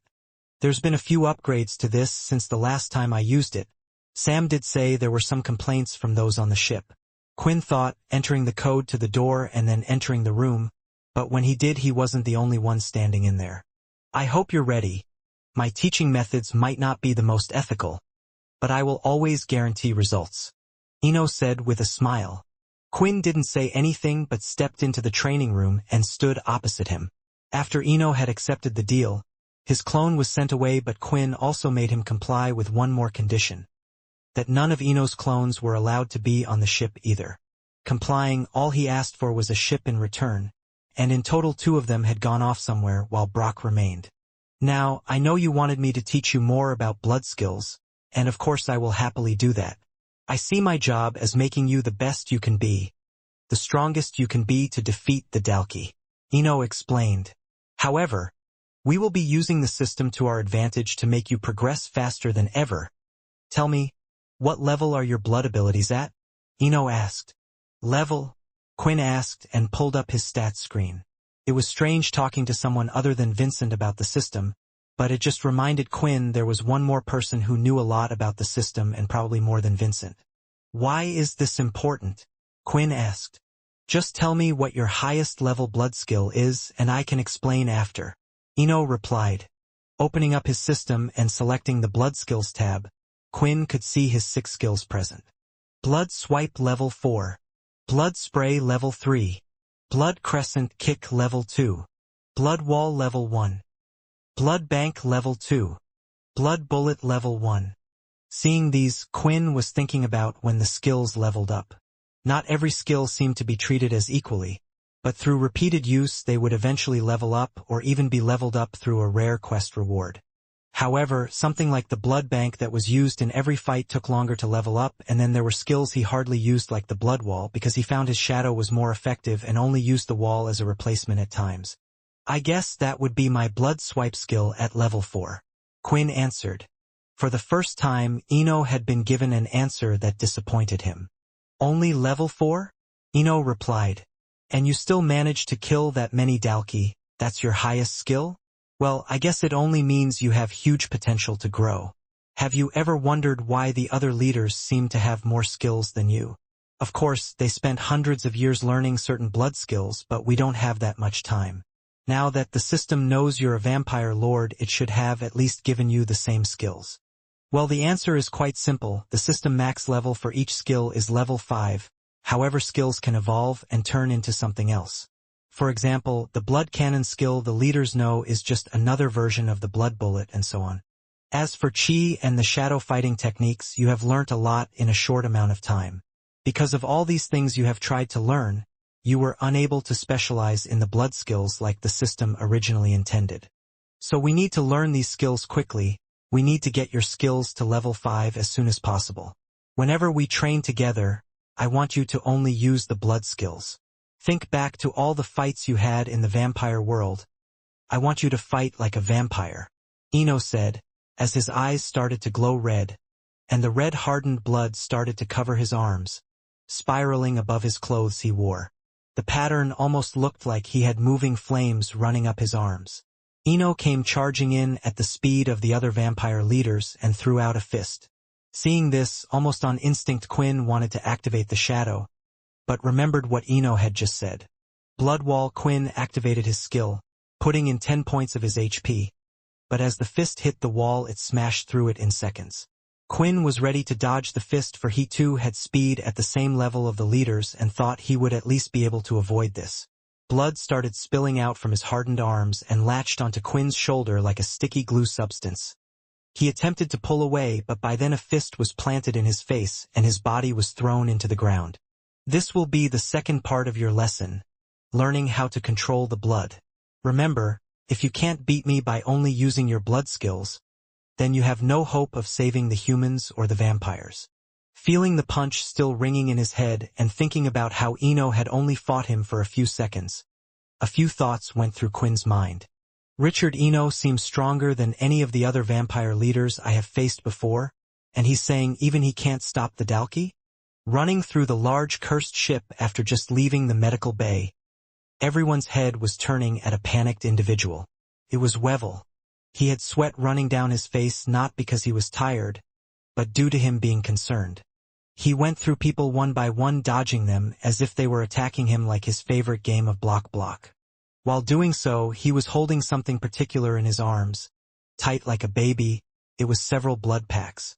They told me to head to Quinn's training room as quickly as possible with this. Did something happen? Who needs blood? Or is it something else? Webnovel thought. All the cursed leaders by now knew the combination to Quinn's personal training room. From time to time they would even use it to practice, things they didn't want other members to see, but Webnovel knew who was in it at the moment, so he made sure to run as fast as he could. Eventually, when he reached the room, he proceeded to enter the combination, dropping one of the blood packs on the floor. The doors started to open as he went to bend down to pick up the blood packs. When he lifted his head, he almost immediately dropped the blood packs again. Quinn! Webnovel shouted, rushing forward. The room was a complete mess. It looked like a slaughterhouse, where hundreds of dead bodies would have been torn apart with their blood squirted all around the room. However, what Webnovel was concerned about was the person, who looked near passed out on the floor, with the most blood surrounding him. Oh, you got here incredibly fast. Good job, Eno said. It means we can get back to training as soon as possible. With this guy's fast legs, there's no need to panic. Kneeling down, Wevel could see the wounds on Quinn's body, and couldn't imagine how much blood must have been used. But Quinn wasn't the only one that was hurt as well. Even though Ino appeared to be fine standing, he too had wounds on his body that hadn't exactly healed yet, with blood all around him as well. After feeding Quinn the blood, his wounds started to heal, and his eyes were looking more alive. "Pass me one of these blood bags, boy," Ino demanded. "Why should I? What did you do to our leader?" Wevel shouted back. "Just give him one," Quinn said, now standing up, taking a blood bag from Wevel and throwing it to where Ino was. "Don't worry. Most of this was done by me, not him. I'm just trying to learn my limits. Wevel, see if Logan can create a special icebox like the ones the vampires use. Then you won't have to keep running back and forth," Quinn said. Hearing this, Wevel was a little more relieved but still couldn't imagine what type of training the two of them were doing to just warrant this huge amount of blood. But if Quinn said he was fine, and Ino wasn't attacking him while he was in the state he was in, he guessed that it was safe for now. Once leaving the room, Wevel wondered if he should report this to Sam, thinking he would know best about what to do. But Sam was a little busy these days. "Quinn, you don't have to keep pushing yourself so far. Is it because you think we can't help you enough?" Wevel thought. While Quinn's and Ino's wounds were healing from their fight, Quinn had a few questions on his mind. "You want to ask me something, don't you?" Ino said. "I wondered why you didn't ask me more things back then, but it seems you know that perhaps it will just be a distraction for yourself. But if it is really playing on your mind, then that too can be a distraction, so ask away if you really want." Quinn was thinking about many questions he wanted to ask Ino, but he thought he would do so when the time came to it. For now he had asked everything that was needed to be asked for the time being while they were still in the middle of the war with the Dalki. "I know your goal, or so you say. You want vampires and humans to both live, correct? I've met some people like you. Arthur was one of them who cared for humans a lot. You could even say for me it was the same, but there is a difference between me and Arthur and you. The two of us were humans, had human lives before we were turned. But what about you? What are the original vampires? Were you always vampires? And why do you want to protect the humans so much? What's your reason?" Quinn asked.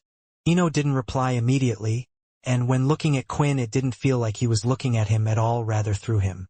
"If I told you about the vampire's origin, it wouldn't change much, Quinn. In fact, it wouldn't change anything. The important thing is how people deal with vampires now, how they view themselves. I bet even you saw it as a curse when you first got it, but have your views changed? As for the second question, is it wrong to care for humans? Must there be a reason for wanting to protect someone or something when you see them getting hurt?" Ino replied. This answer wasn't the truth, and Quinn knew it. There were times when Ino spoke about humans, and whenever he did there was so much passion in his words and actions. He was going far and beyond to protect the humans. Quinn almost believed if Ino was to choose out of the humans or the vampires, he would choose humanity. "It's a shame we did not hear an answer," Vincent said. "Even I would have liked to know how the first vampires came to be. I have had a few theories myself. Especially since we also know that Arthur had been turned as well, and it wasn't the regular way either, making him have the same body as an original. We must be careful not to push him away though.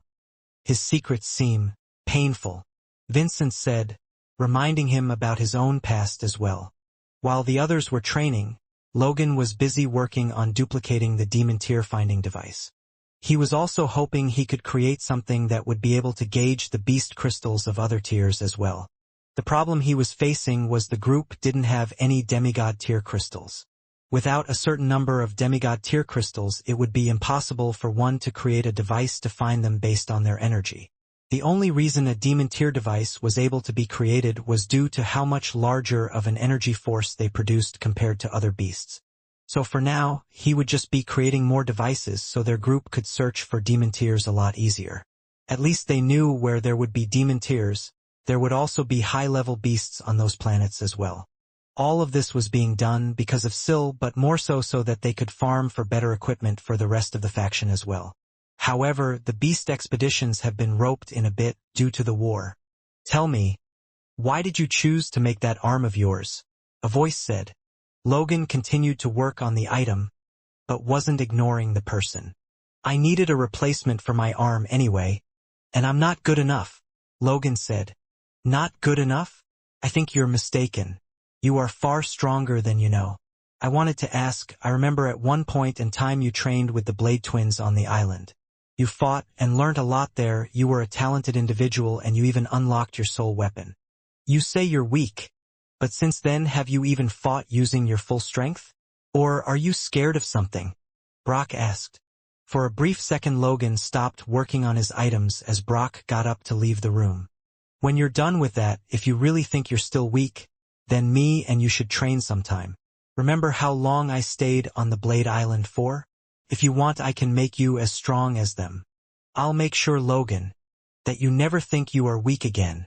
It had been a while since anyone had seen Quinn. The leaders of the cursed faction knew what Quinn was doing, but they at least expected to see him around the ship from time to time.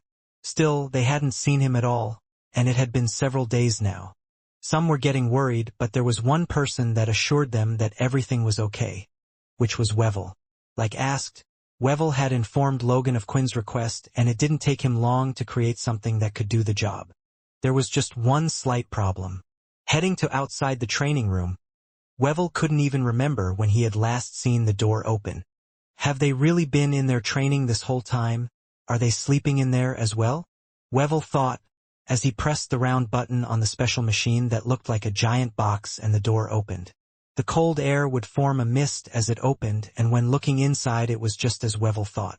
It's going to need filling again, Webnovel said, as the blood packs inside were down to the last few.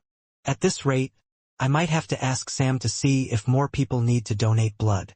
The rate that blood packs were being used was unimaginable, and only Webnovel knew the true number, as he was the person who would constantly have to go back and forth. Inside the room itself, the room was even redder than before.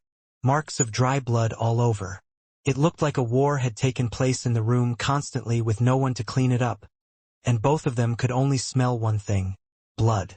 This time, both Quinn and Eno seemed to be huffing and panting, neither of them badly injured. The skill has finally leveled up. Quinn spoke, taking a breath in between. Good. Because I was getting tired myself. Eno replied. I can't believe it. This boy has been able to progress so quickly. Is he talented? Or is the system beyond my expectations? Eno wondered. We can now stop focusing on trying to level up the blood abilities now you have learnt a few new skills. Eno explained.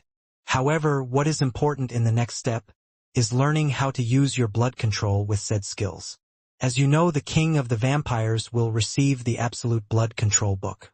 Once a vampire learns of this, they can do whatever they wish with blood as long as their imagination allows it. This was true from what Quinn had seen and what had been explained to him. Cindy had used a whip made out of blood. He had never seen any of the leaders do this before. From the way it was explained, each user of the blood book created their own techniques using absolute blood control so the next king could learn them. However, not every leader liked to use the same techniques as the last, and Cindy had just favored the whip at the time. For now though, it is best we get some rest. Even if you don't feel tired, pushing a vampire's body this much will cause one to age quicker. This is why even when a king has the absolute blood control, they are reluctant to use it unless necessary. I am not worried for myself, but I am for you, Quinn, Eno said, for the first time showing some concern, but it was hard to tell if it was genuine or not. Quinn decided to take a break. He didn't know how long the two of them had been in the room for, and although Sam didn't contact him on any new information, it didn't mean nothing had happened, just nothing urgent enough for him to warrant being called. Now that the two of them were to take a short break, Quinn was able to look at the room they were in. I can't make someone else clean up this mess. That's just not right, and it's mostly my blood, Quinn thought. Leaving the room, Quinn had gone to a cleaning supply closet.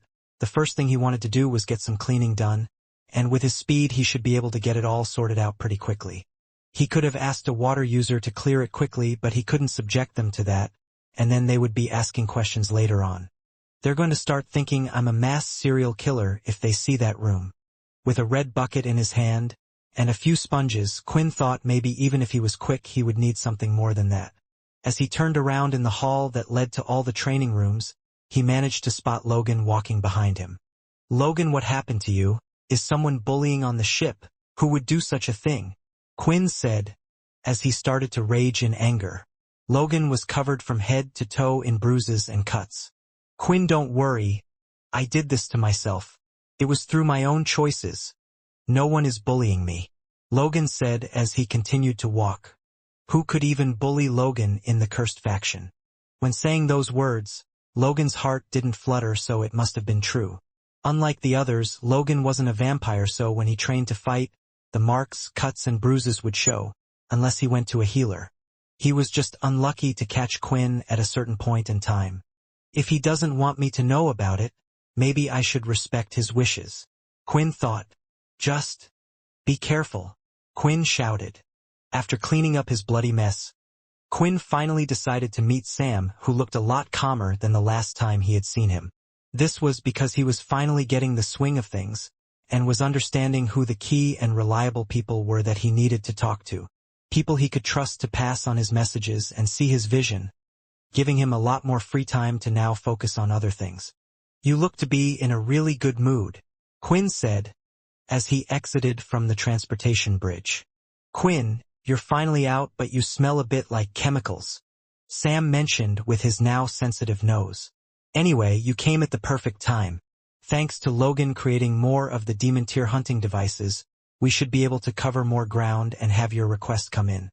The problem is, though, there have been a lot of reports coming in from Oscar and the Greylash family, even a few from Helen, of Dalkey ships in the nearby area. The Dalkey seem to also be hovering around all the orange portal planets the humans own at the moment, so it's going to be risky even if we do find one," Sam explained.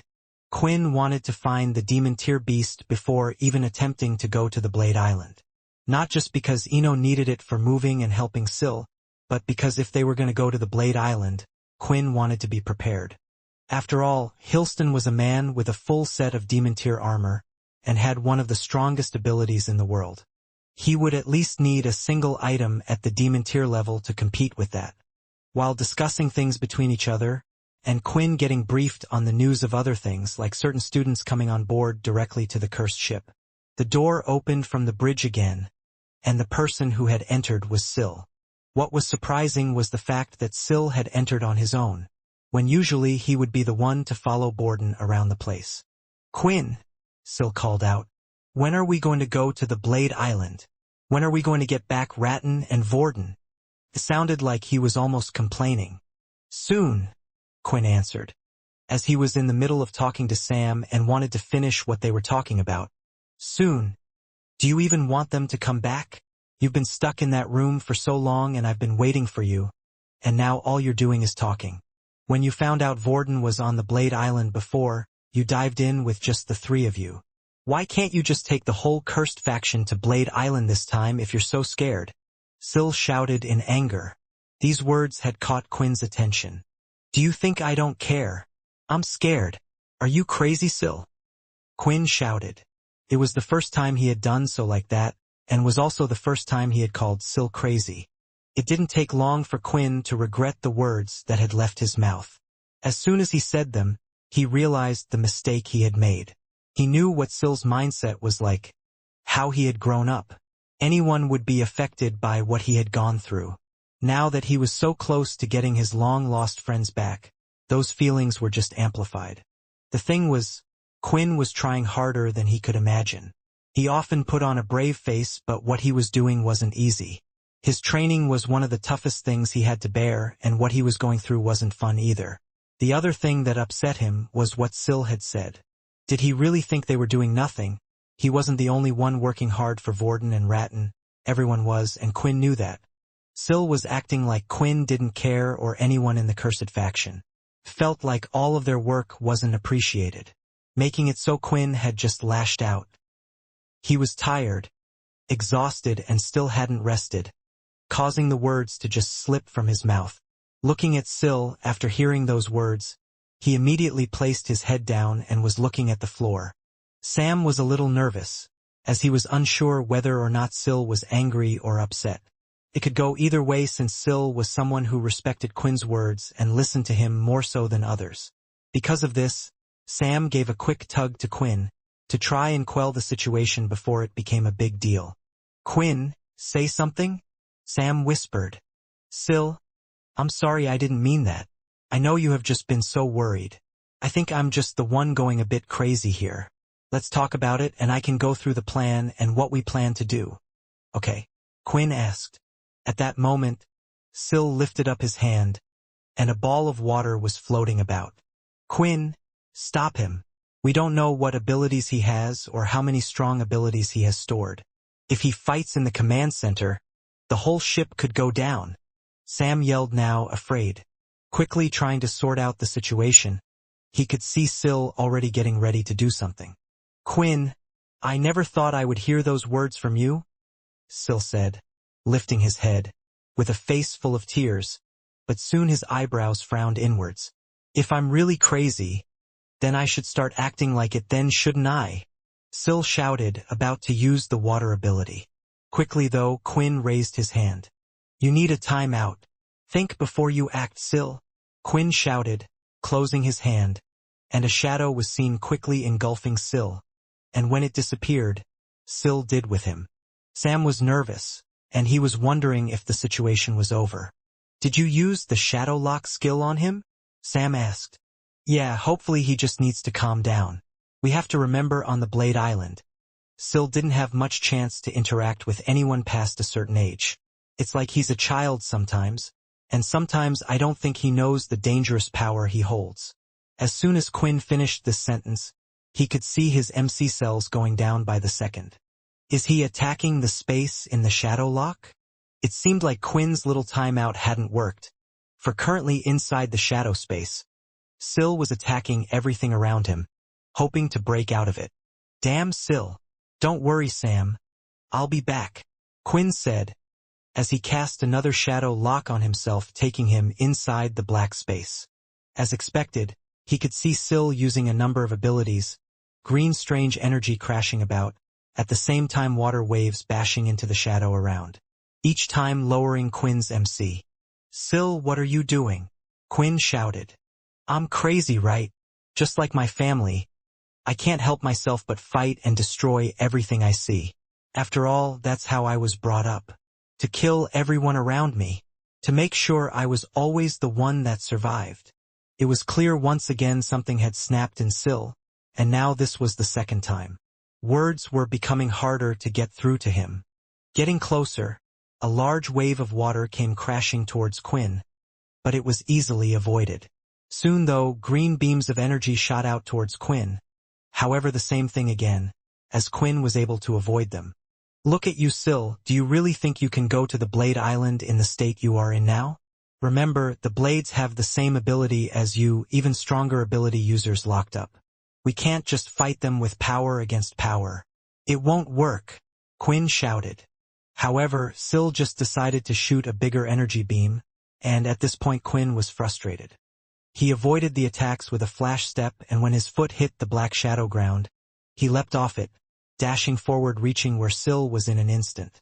Although Sil had strong abilities, there was a huge difference between him and the others in the Blade family. Sil's body wasn't up to par. Thanks to the red pills and the training of the Blade Island, Sil's body was perhaps at the same level as a vampire, perhaps slightly higher. With good beast gear on supporting him, he could get up to the point where he could match a vampire knight in certain aspects. Then with his abilities he was a dangerous force, but Sil had no decent beast gear on. And if one was to compare a vampire's speed with Quinn's, it was the difference between night and day. Quinn quickly was in front of Sil, and he could see him throwing a fist made of metal. A hardening ability. Grabbing it, Quinn had no problem lifting Sil up in the air and slamming his body into the ground. It wasn't a light throw either. "Stop this now, Sil. You can't keep acting like a child," he shouted. "I know how you feel, you're frustrated, right? Because we're so close, but you're just sitting around doing nothing." While saying these words, Quinn thought about the time when he saw other weak ability users being hurt, yet Quinn could do nothing to help them. "If you're frustrated, then take it out on me. Don't let it bottle up inside. Come and see me, and you can fight it out anytime, Sil," Quinn shouted to his face. Sil shouted in anger, placing both palms on Quinn's chest and shot the beam of energy in rage. It lifted Quinn's body slightly off the ground and into the air. Soon, a red blood aura started to surround his body and covered him like a cocoon. The blood started to move and push the green energy back, and when it landed back down, the blood had disappeared and Quinn was beside Syl again. Making a fist, he punched Syl in the gut. It was a hard blow, and Syl felt like he couldn't breathe. He fell to his knees trying to breathe in, but it was impossible. As for Quinn, the green blast had damaged his body as he hadn't put any of his armor on. It was a good thing as well, otherwise he was sure that he would have to give another job to Alex. The attack was a strong one, as could be seen by the wounds on his chest. Quickly though, they started to heal, and the pain shown on Quinn's face was minimal. Once Syl could breathe again, he laid on the floor out on his back. "Do you feel better now?" Quinn said, covering his face with his arm. Syl was trying to hold back the tears. "Yeah, but I can't just keep saying sorry, Quinn. Why am I like this?" he asked. "It's not just you," Quinn replied. "Everyone feels this way, we just have our own ways of dealing with the problem. Come on, let's go back. I'm sure everyone is worried about us." Walking over, Quinn offered his hand, lifting Syl up, and when the tears finally stopped, the two of them exited from the shadow space to enter the ship again. In the command center, when Sam saw the shadow, he ducked for cover for a few seconds under the table. He and many others knew Syl's strength, and quite frankly, depending on what abilities Syl held, he thought it might be a tough fight for Quinn, especially after coming back from all that training. When he saw Quinn look completely fine, apart from a burn mark in the chest of his clothes, and Syl with red eyes, it seemed like everything was fine. "I'm going to go talk with Borden for a little bit," Syl said as he was about to leave. Looking at him, Quinn just didn't know what to say or do anymore. He was out of ideas. If Syl exploded one more time, maybe he couldn't get through to him. "Wait!" Sam shouted, as he cleared his throat and stood up straight again. "Actually, while you two were in the Shadowlock place, there was a bit of good news that came through," Sam explained. "We have finally located another demon tier beast." After hearing the news that Sam had delivered, Syl had decided to stay instead. After all, a demon tier beast was one of the requirements from Ino to use his abilities. At the same time, if the group were planning to hunt a demon tier beast, then they would also most likely need his help. Before the meeting was to take place, all the leaders on the cursed ship had been called in early to the meeting room, and Sam would go on to explain the details. On top of this, Brock and Ino had joined one of the meetings for the first time as well. "The reason you have all been called here is because another demon tier beast has been discovered," Sam explained. "However, there are a few complications that I need to explain first. This won't be like the last demon hunt that everyone went on. The reason being is because the Cursed faction and the Greylash faction will be the only two groups participating in this hunt. To make matters more difficult, Owen, the Greylash leader, won't be there to help either. Therefore, authority and control over how to conduct the hunt has been handed over to us." Hearing this, there were mixed reactions around the table.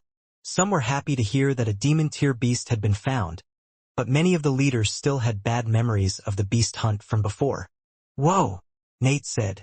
"Isn't that a good thing? Doesn't that mean we can basically do what we want to get the crystals?" "A good thing," Linda repeated. "Last time Owen and Oscar were both there with the demon tier weapon.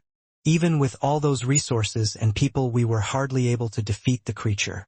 It means we have to defeat the beast with less than we did last time." "Correct," Sam replied in a very serious tone. "As we all know, we're in this circumstance in the first place due to the current Dalki war. Oscar is of course still sorting out the military and tracking the Dalki's movements, which is a time-demanding task.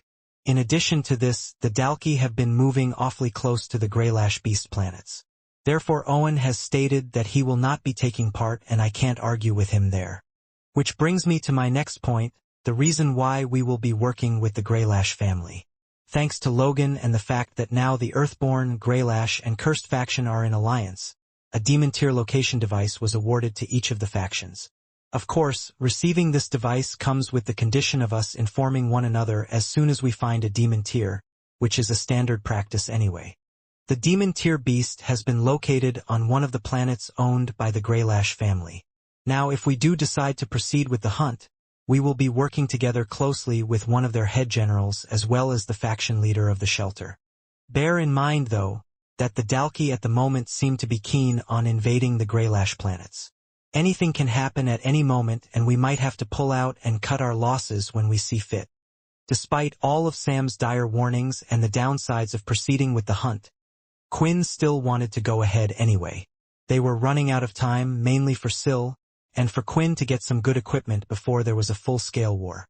I still think we should proceed, Quinn replied. However, I don't want to take a large group with us like last time. I think a core group of our strongest members will be able to deal with the demon tier and less lives will be lost that way. The problem is if it's a large demon tier beast or it has an ability to call other tiers to its help like the last one. Won't that cause a problem? Linda brought up an important point. Unfortunately, we don't have any details on the demon tier beast. But remember that they can come in all shapes and sizes with unique abilities. Of course you would need to bear that in mind, but for this one I actually agree with Quinn. At the moment we are spread thin and mass transportation of an army through the small teleporters takes too long. If the Dalki were to attack one of the cursed faction planets and aimed for the teleporters, it would be hard getting support there in time. I already know you plan to go, Quinn. So the question is, who do you plan to take with you? He asked. Looking around the room, the strongest of the cursed members were already currently sitting at the table with him. This made it easy for Quinn to pick the people he wanted. However, unfortunately, there were two people that were currently not present which he hoped to pick. One of these people was Leo and the other was Aaron. The two of them were attached at the hip and wherever Leo went, Aaron did as well. At the moment, the two of them were on Earth trying to locate where the real pure base was, and from time to time would travel to the other bases that Layla had told them. Leo claimed that if Quinn really needed him, he could use the summoning skill if need be. All of this information was passed on from Sam as it all happened while Quinn was busy training with Eno. Once realizing that Eno would no longer be a threat, it seemed like Leo was happy to leave the place and come back as he wished, and honestly Quinn didn't want to restrict him. He had his own things going on. Of course, all of you are free to decline the invitation if you don't want to come. I never want to force you guys, Quinn said.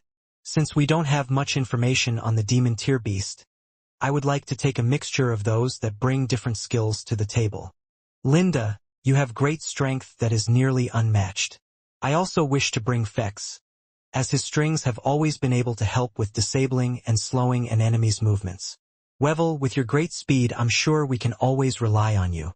Syl will be coming along as well. We both have already agreed to that, Quinn said, giving him a wink.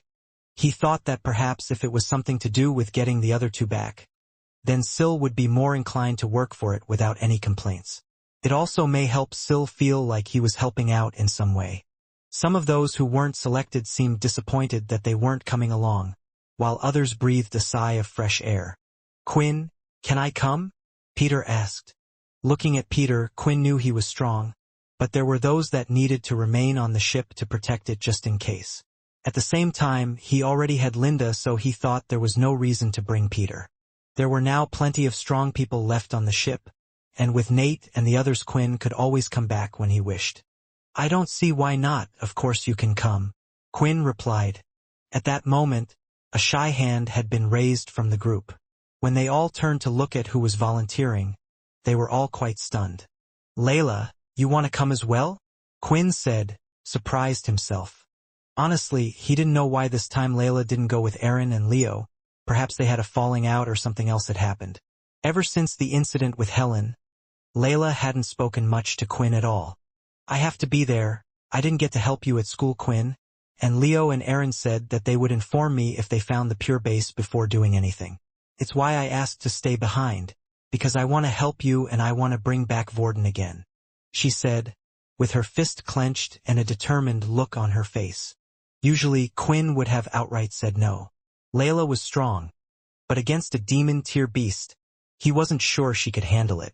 Still, with confidence growing in his own powers and not bringing so many members along, Quinn thought that perhaps he could at least still protect her and it would be good exposure for her.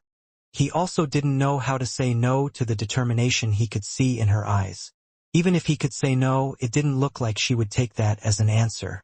You can come along. But if the demon tier beast proves to be difficult, Layla, you have to understand if I ask you to stay back. Quinn said. Hearing this, for a second Layla's eye twitched. The others, noticing this, wondered if something was wrong. Letting go of her clenched hand, she replied. Thank you. Okay. So it looks like we have the cursed faction demon tier hunt team, announced Sam. Going along with Quinn we have Linda, Wevel, Fex, Peter, Syl, and Layla. If everyone is okay with that, I will start going through the rest of the cursed faction agenda. Just as Sam was about to move on to his next point in the meeting, another hand was raised. Of course, I think I will need to go along with them. Don't you think so? Eno stated. After deciding what to do, it didn't take long for Sam to get in contact with those from the Greylash family. They needed to send some orders across to organize and prepare a few things. Although, when he mentioned how many people they were planning to send, and who would be taking charge, they didn't exactly seem pleased with them. At the end of the day, they had no choice. Even Owen had told them to leave everything up to the cursed faction. In the end, Quinn had allowed Eno to go with them, but Quinn didn't really say yes. He still felt like Eno was more like a guest on the cursed faction ship, rather than a part of it. If he wanted, he would leave whenever he wished. So if Eno was planning to follow them to this planet, what was stopping him? Telling him he couldn't go, Quinn was sure Eno would do anyway, and it would only sour their relationship. Maybe I can learn a bit more about Eno on this trip as well, Quinn thought. On top of that, Sam had added one more person to the group, but they would be meeting them in the faction base along with the Greylashes. This person was Sergeant Haley Snelliart, Paul's daughter. The reasoning was because she was a healer. With some people having witnessed a few things and rumors already surfacing about the cursed faction using strange powers, Sam didn't want more to spread. It was always normal to have a healer on the team. At the same time, they could improve relationships with the new army groups they had received. A ship was being prepared, but before heading off, Quinn wanted to visit a certain person. Entering the forging room where the sound of clanging never seemed to stop, he could see quite the tall, small-framed but muscular person known as Alex. Hey Quinn, Alex said as the wings on his back started to flutter a little bit. It's been a while since I've seen you here. After Alex had saved the forgers from the attack with Pure, the others knew about his wings. Quinn didn't attempt to remove their memories or anything like that. In fact, he didn't want to take it away from Alex as many of them felt indebted to him and were more loyal, and even worked harder compared to before. Luckily, nearly none of them knew what Alex's ability was before he had been turned. Wait, I don't even know what Alex's ability was? Quinn thought. However, it didn't matter now, and while in the forgery, he was able to let his red blood wings out freely. Hardly anyone ever came down here now. Requests were instead sent to their platoon leader, who would then file a report until it eventually got to Sam, who would then talk to Alex and decide where things needed to be distributed first. I'm sure you have heard what I'm about to go do, Quinn said, knowing news like that would have traveled fast. Even on his way to the forgery, everyone was wishing Quinn good luck. The more he heard those words, the more he felt like something was just going to go wrong. Anyway, I was wondering what to do with a demon tier crystal. I know certain crystals are more suited towards certain items, so I don't have a choice in what it can be turned into. The best thing would be gauntlets or a weapon type to increase our strength, but is one demon crystal enough? I'm glad you asked. Alex smiled. Actually, a demon tier crystal is a little different to all the other tiers. It has so much energy that only one is required to turn into a piece of equipment. Of course, you could probably use some demigod crystal or legendary crystals to enhance certain bits, but honestly you would have to get the demon tier crystal first before finding out what could be added. Speaking of, I know you haven't upgraded your equipment in a while, and you might be annoyed at me, but I made you a few things, Alex said, as he started to pull things out from underneath his workbench and place them on the table. It was an armor set that looked to go pretty well together, as if each one was created from the crystals of the same beast. It was mainly silver in color with blue spiral patterns twirling through each piece. On certain parts, gray fur could be seen, Last time, I had no experience when making your Emperor tier equipment, and I know it was a disappointment. But this time we had more experience with the legendary tier crystals given to us by Helen and the others. Alex explained. Didn't I tell you guys to use all the legendary tier crystals on yourself first? And then focus on the main hunting teams like the Daisy group? Quinn replied a bit annoyed. Quinn, you're about to go fight another demon tier beast? And this time alone? Alex said. Do you really think I could let you do that as your personal forger? If you died due to a lack of protective armor, when I could have done something about it. Do you think I could ever sell my equipment? They might even blame me for your death. I'm glad that's your main worry, Quinn commented. Besides, the legendary tier crystals were actually donated by Helen herself. And she said that she wouldn't hand them over unless it was something made for you. I don't know what you did to get a girl to give over these crystals. I know some who would kill their husbands to get them. I acutely heard that Daisy had these legendary crystals from a long time ago, but never made anything out of them. I don't know how they managed to get so many from the same type of beast, but it only means better things for you. Quinn looked at the set, and even without using his inspect skill, he could tell they were of the legendary tier. Equipment made with higher grade crystals just had a different shine to them when they were mixed in with the other materials. Did she really just hand these over, instead of using them for herself? Quinn thought. I guess she's pretty serious about trying to win you over. Maybe this is a pre-wedding gift? Or an anniversary gift you two don't know about. Vincent said. When did you two first meet again? Quinn knew Vincent was joking, but he still couldn't believe what was in front of him. The equipment had already been made and was here, so of course he would use it. He would just have to give them something in return when he next saw them. There is only one disappointment, Alex said, rubbing the back of his head. There are no weapons. I couldn't even make any gauntlets. All the crystals were used up.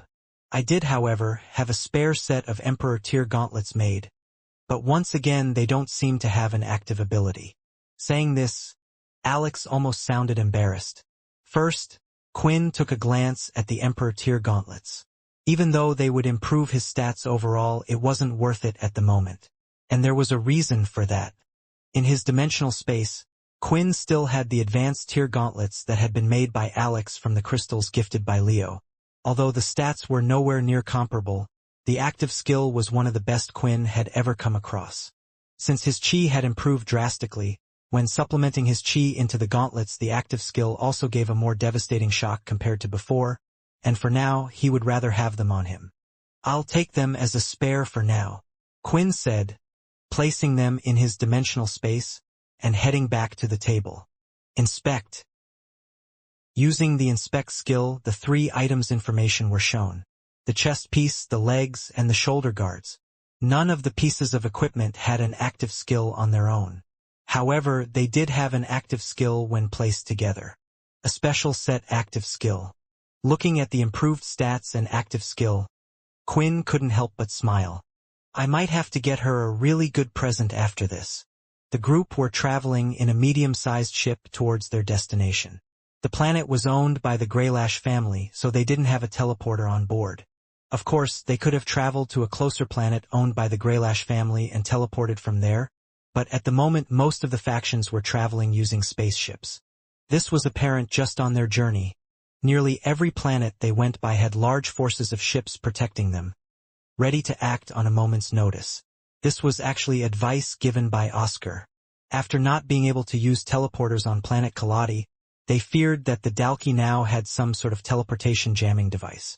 With the information Sam knew, knowing that the vampires had the same type of technology, and one of the great vampire minds was working with the Dalki, there was a good chance this was true. Sam took this more as a fact rather than a guess, and told everyone to start using ships more rather than the teleporters. It looks like we're nearly here, Linda said. Looking out the window, they could see a large spaceship nearly as big as the Bertha the Cursed faction used, if not bigger. It was a strange design, making it look more like a floating island. Not fast-moving but looked impenetrable at the same time. A place suited more for defensive measures than anything. It was quite the distance away, so it was hard to get a scale of the actual size of the thing, but even though it wasn't near the planet they were going to, they could see it off in the distance.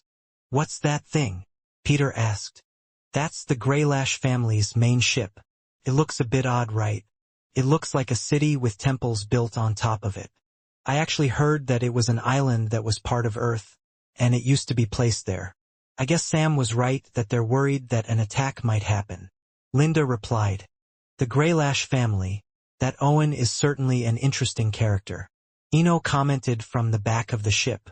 Currently, he wasn't looking like his usual self. His face was by far younger, a young middle-aged man. He had changed his hair to a dark blue and his mustache was no longer there either. The only thing that was similar was his ponytail hairstyle. Out of curiosity, was the Greylash family never an option? "I know Owen is strong. Couldn't he and his people get stronger with your help though?" Quinn asked. "Ah yes, the Greylash family is an interesting one. As you may know, with each of the families I have aided them for a long time, to the point where they are today. Even that damn True Dream you seem to hate so much, but as for the Greylash family, I didn't play a part in it at all. They have since the beginning naturally evolved on their own. I still don't think they will be enough, but it is one of the families where my influence would have not helped at all." Taking those words in, Owen did always seem like a strange character but at the same time never a threat to Quinn. Although there was one thing troubling him when they fought against Hilston together. Why didn't he use his soul weapon back then? Even though we were in such a serious situation. Finally, the ship was preparing to enter the planet's atmosphere. From the outside it looked to be green in color. The water seemed to reflect this, shining in the same way. As they got closer, giant strange plants that were all sorts of strange colors started to appear in their view. Purple, red, yellow, while the ground was covered in tall brown grass that looked as if it was almost dying. There were ships stationed outside the planet as well, but an access code had been granted and the others knew that the cursed faction were arriving. Finally, after descending and flying for a short while longer, they came across the shelter. The outside of the shelter was similar to ones they had seen before, with a large reinforced wall on the outside. Only, on the wall there were far more faction members and mechs than usual, and direct members of the Greylash family could be seen standing on part of the walls. With this shelter, it seemed like they were unable to avoid some of the plantation or there were reasons as to why they couldn't cut them down, so it was built partly into the shelter. Quinn thought it looked quite nice, as some of the shelters were plain looking, but here there was a large pink tree in the center with purple leaves fluttering about in this one. The size and equipment of the shelter classified it as a rank A shelter. It was placed on an orange portal planet. Only strong factions and travelers would be able to venture out to hunt beasts. Although the shelter wasn't the largest one they had come across, there seemed to be a good population living here, over 10,000 or so people.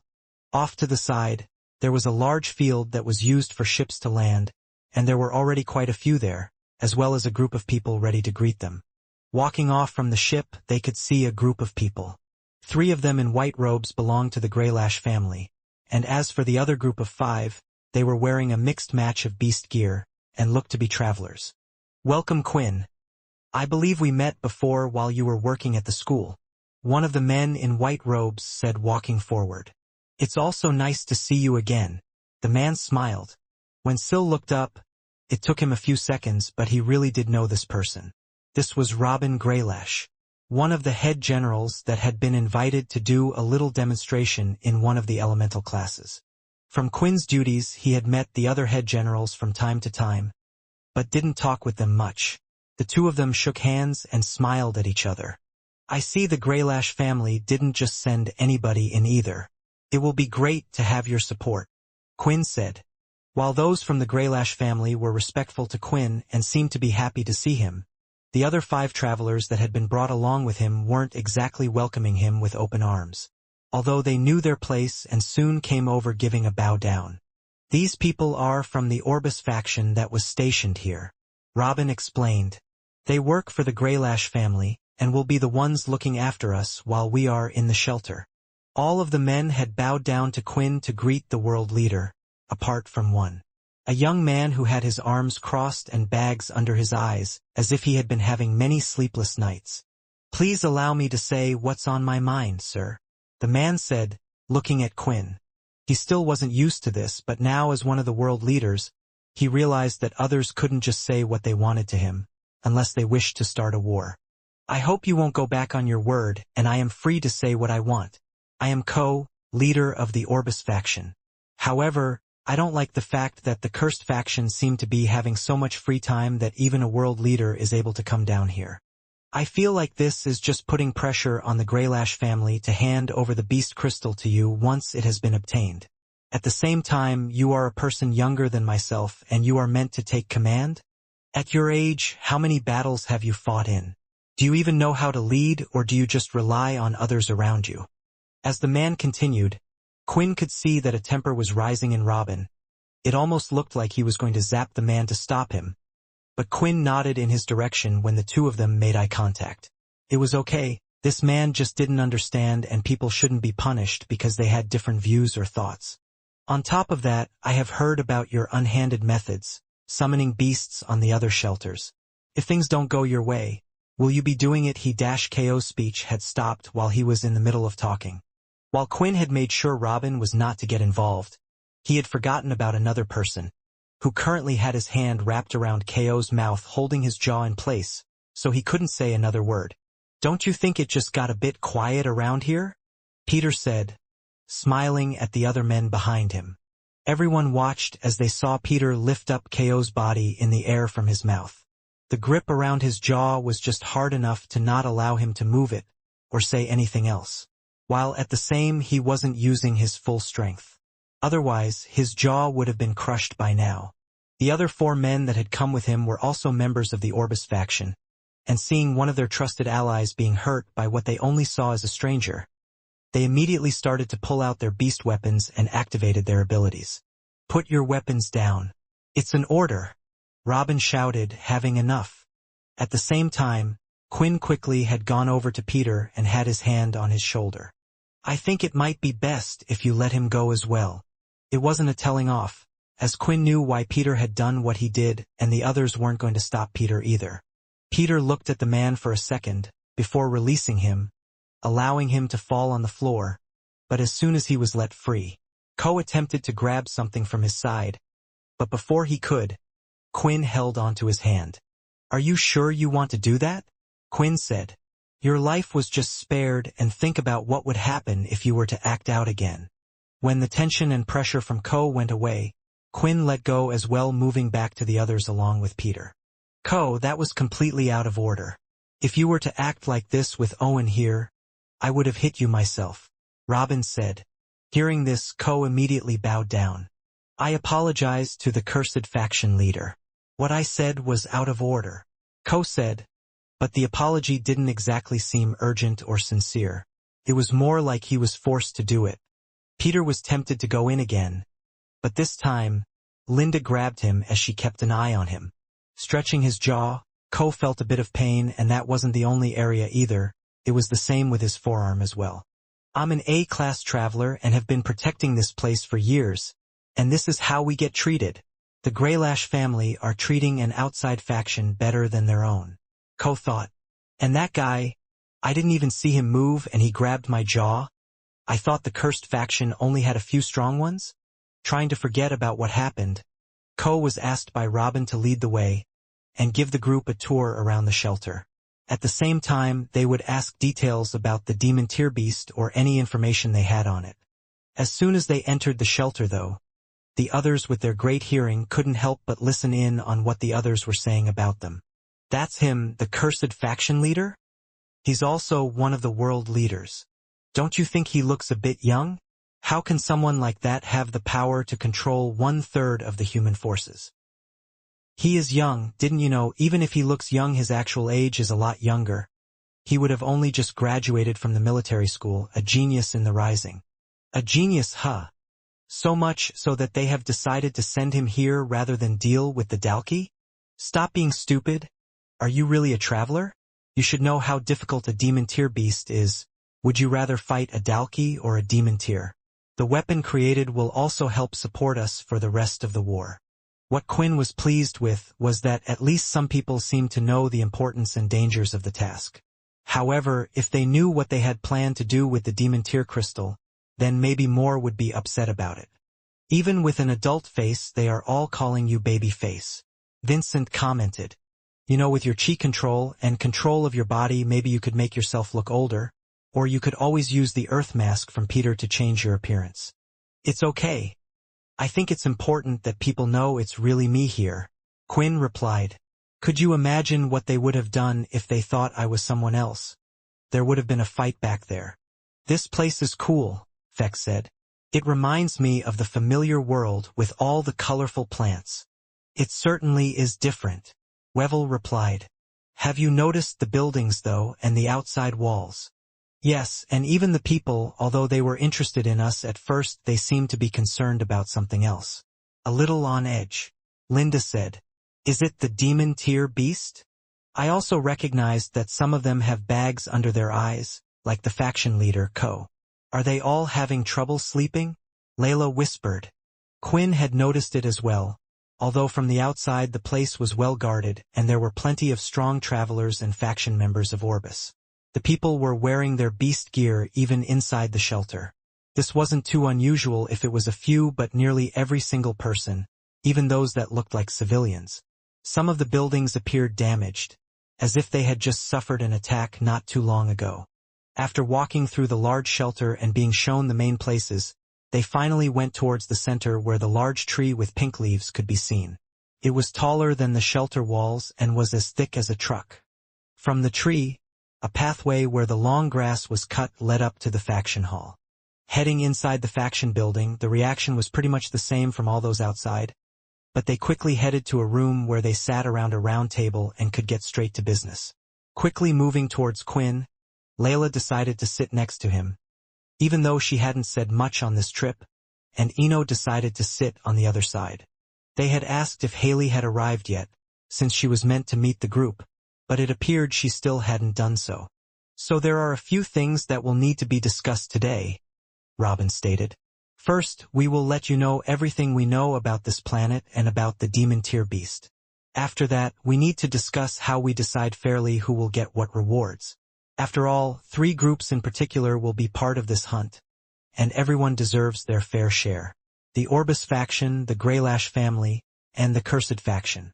Yes, the Orbis faction are part of the Greylash group, so we will need to take that into consideration as well. Now, thanks to the device the Cursed faction has given us, we were able to discover the energy of a demon tier beast present on this planet. Unfortunately, somehow the demon tier beast appears to appear in certain spots and then disappear. These spots follow no pattern, so it will be quite hard trying to find it. At the same time, according to Orbis, this shelter has been facing its own problems, and I'll leave it with Ko to discuss the rest. Ko stood up and looked at the others before replying. First, before we do anything, there is a serious problem plaguing this shelter. I'm sure some of you have noticed the destroyed buildings and such. That's because this shelter seems to be targeted. The beasts have been coming here often in waves, and all of the travelers have had to defend it. Now, this has happened since the existence of the shelter. It became popular with travelers since they could hunt without having to move far away. But recently higher and higher tiers have been coming along with larger forces. Recently, we even had an attack from a legendary tier. Ko explained. How frequent are these attacks? Linda asked. The time frame has been getting shorter and shorter, but at the moment it seems to be every week or so. We have a theory that it is possibly the demon tier beasts doing. Perhaps it's moving into other beasts' territory and sending them here. Another important factor that we are unsure is related or not, is that every time we are attacked, people from the shelter appear to go missing. Ko replied. Missing? Wevel said. You don't mean killed, but you just have no trace of where they have gone? Maybe they were eaten, Peter said, saying it like it was no big deal. Maybe you ate them, am I right? Fex joked, raising his hand expecting someone to high-five him. But then when he was the only one laughing, he realized that for one, no one else from the other groups would know what he meant by this, and perhaps his joke was a bit too far. You guys need to take this matter more seriously, Ko said, shaking his head. Because of this, we can only send a small team out to look for the demon tier beasts. And with more beasts and more dangerous beasts coming, we might need more help from you guys here. Can I ask, when is the rest of the cursed faction coming? The others looked at each other, and even Robin was pulling an awkward face. Actually, This is everyone that will be taking part in the hunt from the cursed faction, Quinn replied. What, you only brought 7 of you? How are you meant to take on a demon-tier beast with just the 7 of you? I assure you that the people I have brought aren't ordinary people, Quinn said. We can come up with a way to track the demon-tier beast, Ino spoke. We can do all the hard work, and you guys can stay here and look after the shelter. We came here to hunt for the demon-tier beast, not to protect the Shetler. Who knows, maybe the demon-tier beast will make its way here. Ino smiled. After he finished speaking, a vibration was felt in the rooms, and a loud explosion was heard outside. Soon the sound of multiple explosions could be heard. Storming into the room was one of the faction members covered in sweat. Sir Ko, we need your help urgently. Outside we are being attacked again. The beasts are raiding us right now. And sir, they have a demigod-tier beast with them. The meeting was halted at that moment, as the Orbis members quickly ran out without thinking much about it. While Robin had remained calm, talking to his men to report on the full situation just so they knew exactly what they were going up against. Sir, it seems like our members are having trouble dealing with the demigod-tier beast, one of the Greylash said, coming back in after seeing what the situation was like. While the cursed members were left in the room on their own, being the last ones to act. Quinn, are we going to help them? Layla asked. Of course we are. Find whatever beasts you can deal with and try to save as many lives as possible. There are a lot of fighters in this shelter, so I'm sure they can handle themselves. We will mainly look after the families. Quinn ordered. However, the most important order of them all is to not to die. If you die, then many lives will be lost. Remember that. Strong words, Ino said. The others nodded, and those with the shadow power used their shadow equip to put on their high-level beast equipment. Once outside, they could see flying beasts in the air hovering around the shelter. They would swoop in from time to time, planning their attacks circling around. There were so many that a large shadow was cast over the shelter. Some beasts with powerful legs were able to leap up in the air and attempted to enter the shelter that way, while others had found ways to bypass the walls. It wasn't long since the attack had been announced, and yet already many beasts had entered the place. On the walls of the shelter, there were around 10 Greylash members stationed on all 4 walls. They were using their lightning abilities well to stop the beasts from outside, and also those from above while ignoring those inside. When they said the shelter had frequent attacks from beasts, they imagined that maybe a group of 10 or 20 of them, but this was in the hundreds. At the same time, the level of beasts varied from the intermediate level going all the way up to king, and there were even a few stronger ones mixed in. The group were hesitant about where to go or what to do. Then suddenly leaping up in the air, a giant frog-like beast with small arms and a long neck came towards them. Before it could reach them, a single line of red aura had hit the beast and sliced it in half. The others looked at Quinn, but the attack hadn't come from him. It was from Ino. Are you really just going to stand around? Can't you hear the cries of the people? You are all lucky that it is just beasts attacking, for if it was the Dalki, everything would have been destroyed in seconds. Ino was right and everyone else knew it. Soon the others went to help the people as best they could, and were aiming for the higher tier beast as the travelers were able to handle the others. Wait, still you come with me, Quinn said. I'm sure they're going to need your help. Looking over, Quinn could see where Ko, the Orbis faction leader, and Robin, the Greylash head general, had gone. It was towards the north wall. That was where the most energy was being felt, which most likely meant it was where the demigod tier beast was as well. On top of that, there was no one in the cursed faction at the moment Syl could copy abilities from. If he wanted to help, he needed powers and strong ones at that. The cursed faction members had decided to split up into 2 groups. Wevel and Linda had gone off together to reinforce one of the walls where it looked like most of the beasts were coming in from. When they reached the wall, they could see why they were facing trouble. Most of the guards there were having trouble with 2 king-tier beasts, which allowed for the rest of the beasts to scale the walls. The gate had partly been destroyed and beasts were pouring in from there as well. We have to kill the king-tier beast quickly and block the entrance, an Orbis leader shouted. He was in pain, fighting against a large minotaur. The beast was larger than a Dalki, and muscular beyond belief. A king-tier beast that was filled with rage and had massive amounts of brute strength. The problem was getting close to the thing, without dying from one swipe of its large hands. The two king-tier minotaurs were the ones responsible for destroying the gate in the first place. From a distance they had knelt down, charging the muscles in their legs, before blasting off, banging into the wall, not caring about their bodies. However, the faction members were able to survive against the minotaurs thanks to their slow movements. Unlike their initial attack, it looked like the other movements were quite slow, but their hides were tough. Seeing all the beasts go past them, they couldn't help but feel pain as they saw the amount of beasts pouring in through the gates. "I'm sorry," the commander at the gate shouted, as he was ready to risk his life to take down the beasts. But suddenly, he saw a group of beasts fly through the air, getting knocked back meters away. What happened? When turning around, he could see a large woman in beautiful crimson-red beast gear holding a club in her hand. Linda had transformed and was using her great strength to not allow any more beasts through the gates. With every swing she would be able to kill a group of them, and even the force caused the beasts to hesitate moving in any further. Who is that? I don't remember anyone from the Orbis faction having that ability or that strength. I will have to thank them later. For now I need to fight what is in front of me, the man said, turning around, but then could see a slight small-haired green man touching his body. "I just need a little boost," Wevel said, as the man felt the energy leaving his body through the touch of the person. Another one he didn't recognize. Wevel, absorbing a little bit of blood through touch, knew he would need a boost. It was only later he found that unlike vampires that just used blood for feeding, Wevel could also use it to power his transformed state.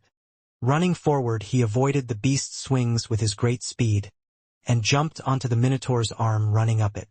Pulling out his daggers, the head and his body started to transform into the tiger beetle form. When he leapt up in the air, his body had finished its transformation. Midway up the air, they were wondering what would happen, but one of Wevel's legs kicked at a speed impossible for the human eye to see, and a bang was heard. Somehow, the force of the air itself was hit. Speeding Wevel up and holding his two daggers, he had gone right through the Minotaur's head through to the other side, killing it. Good thing that beast was distracted, Wevel thought. Inside the shelter itself, Layla, Peter and Fex were together. Peter was able to deal with most beasts using his fists, ripping them with his bare hands. There weren't many strong beasts inside the shelter, and he thought it was quicker to deal with them with his hands rather than use his weapons. It looked like it was working. As for Fex, he was by his side, pulling the beasts in the sky down, and doing more of a rescue job when he could. Some of the people were trapped under buildings and needed help.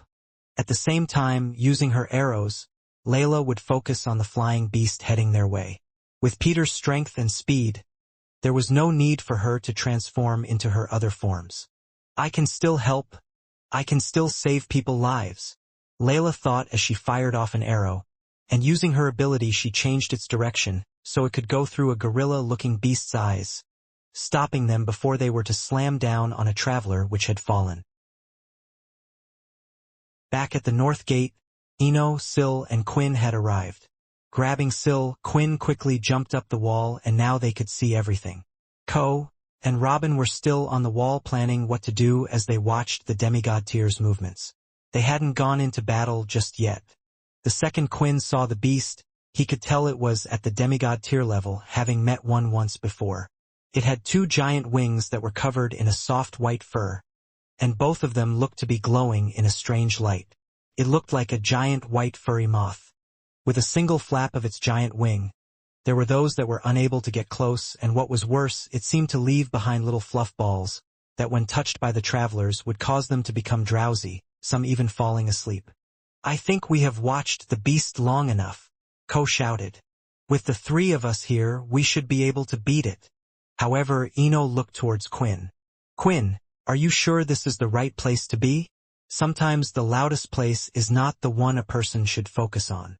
En was wondering what Eno was talking about. There was a demigod beast in front of them. If not this place, then where would he need to be? In the shelter with the people, helping the others. Because of this, Quinn closed his eyes and tried to listen out, to see if there was anything else. Then, formed the forest just outside the east gate of the shelter. He could hear it, feel the loud vibrations coming from that direction. Sil, help them and deal with the demigod tier beast here. I am needed somewhere else, Quinn said, and using the shadow travel he had disappeared. Hey, what are you doing? Ko shouted as he was ready to just jump in. He was confident in his strength but had never fought against a demigod tier before. He thought at least with the cursed faction leader who had supposedly killed many Dalki, and the Greylash head general who he already knew their strength, they could deal with it quickly, but now he had just run off. That damn coward, Ko shouted. Meanwhile, Quinn had already exited out of the shelter and had equipped on his new legendary tier gear, covering his whole body in silver with spiraling blue armor. The fur could be seen in certain places, and he looked a bit out of place in the colorful forest. But it didn't matter. Who would have thought that there would be 2 demigod tier beasts attacking this place? With Quinn having left the north gate, it left Ko, Robin and Sil to deal with the demigod tier beast that had the appearance of a giant white furry moth. The 3 of them needed to act fast, as they could see a number of their people who were fighting the beast collapsing onto the ground. They weren't dead, as they could still be seen breathing, but they still wouldn't wake up despite what was going on around them. One had even been hit while asleep. It was an attack that was partially deflected off one of the moth's large wings. Yet still they didn't wake up. We cannot allow that thing to get into the shelter. If it does, it will cause everyone else to fall asleep. Then the rest of the other beasts will cause even more mayhem, Robin claimed. What are we meant to do? Whoever gets within 10 meters seems to be hit by the beast's fur that's shedding from its body. It looks impossible to avoid and hard to see. All our ranged attacks seem useless as well, Ko explained. The other Greylash members continued to fire lighting at the giant moth, but it was seemingly doing nothing, as if it just tickled the beast. This was meant to be one of the strongest abilities out there. Looking at the beast movements, Robin had noticed something. It hadn't taken flight even with the 2 giant wings. An aerial beast sometimes was more difficult, so why was it on the ground? It looked like it was constantly moving, every time someone got close to a certain part of its body, protecting a certain place. At one point, one of the travelers had gotten close to its underpart as it ran under its head, fighting the loss of energy. When this happened, it leapt back for the first time, swinging its powerful wings forward. As soon as it was in the air, it spun so one could only see its back. It's the underbelly. I'm sure that is its weak point. With my soul weapon, I can create quite the powerful attack to damage it, but we will need someone to get close to it and force it to show its belly, Robin explained. Now the men that were continuing to fight the moth were down to 5. Pulling out his regular sword, Ko had enough, and was about to jump off the wall until he felt Sil grab his arm. What are you doing, kid? Get off me. Ko shrugged it away. If you're just going to stand here and be useless somewhere else. Ko then leapt of the wall and stood in front of the gate, waiting for the right time to go in. Sil, is your name correct? Robin said, turning to him. Your power, if I fail, we might need to rely on you to finish the job. Owen told me a lot about you. Saying this, he held out his hand, allowing Sil to touch him, and soon after he had leapt off the building as well. Spirals of blue lightning started to surround Robin's arms and legs as he activated his soul weapon. But this was only one part of it. He needed to activate the second part of it to truly use the move he wanted, and he was relying on another for this part of the plan. As for Ko, he was watching the moth carefully. The moth seemed to have just flapped its wings, releasing its fur out to those nearby. This time the white fur spread further than those before. Its attack had never had such a range before this one. Damn it! It looks like it was holding back on what it could do. But this is the only chance I'll have. Ko shouted as he lifted his sword back in the air above his head, tilting his back. The other men were quickly falling asleep after being hit by the fur, so he had no choice but to use this opening. Activating his ability, his weapon grew in size, becoming almost as big as the moth itself. It was strange how one could still wield a beast weapon with its sheer size, but the weight of the weapon had remained the same for Ko, the ability user, only the size had changed. Swinging it down with all his might, hitting the moth with a weapon this large would do something, and the moth seemed to think this as well as it leapt backwards in the air. The attack from Ko was fast, but the demigod-tier beast was faster, avoiding the blow. However, this was the plan in the first place. Now it was showing its white belly. It looked as if it was ready to turn around like before. Still, before it could, a large human-sized blue lightning went straight past Ko's head and straight to the moth, hitting it in the center part of its belly just under its head.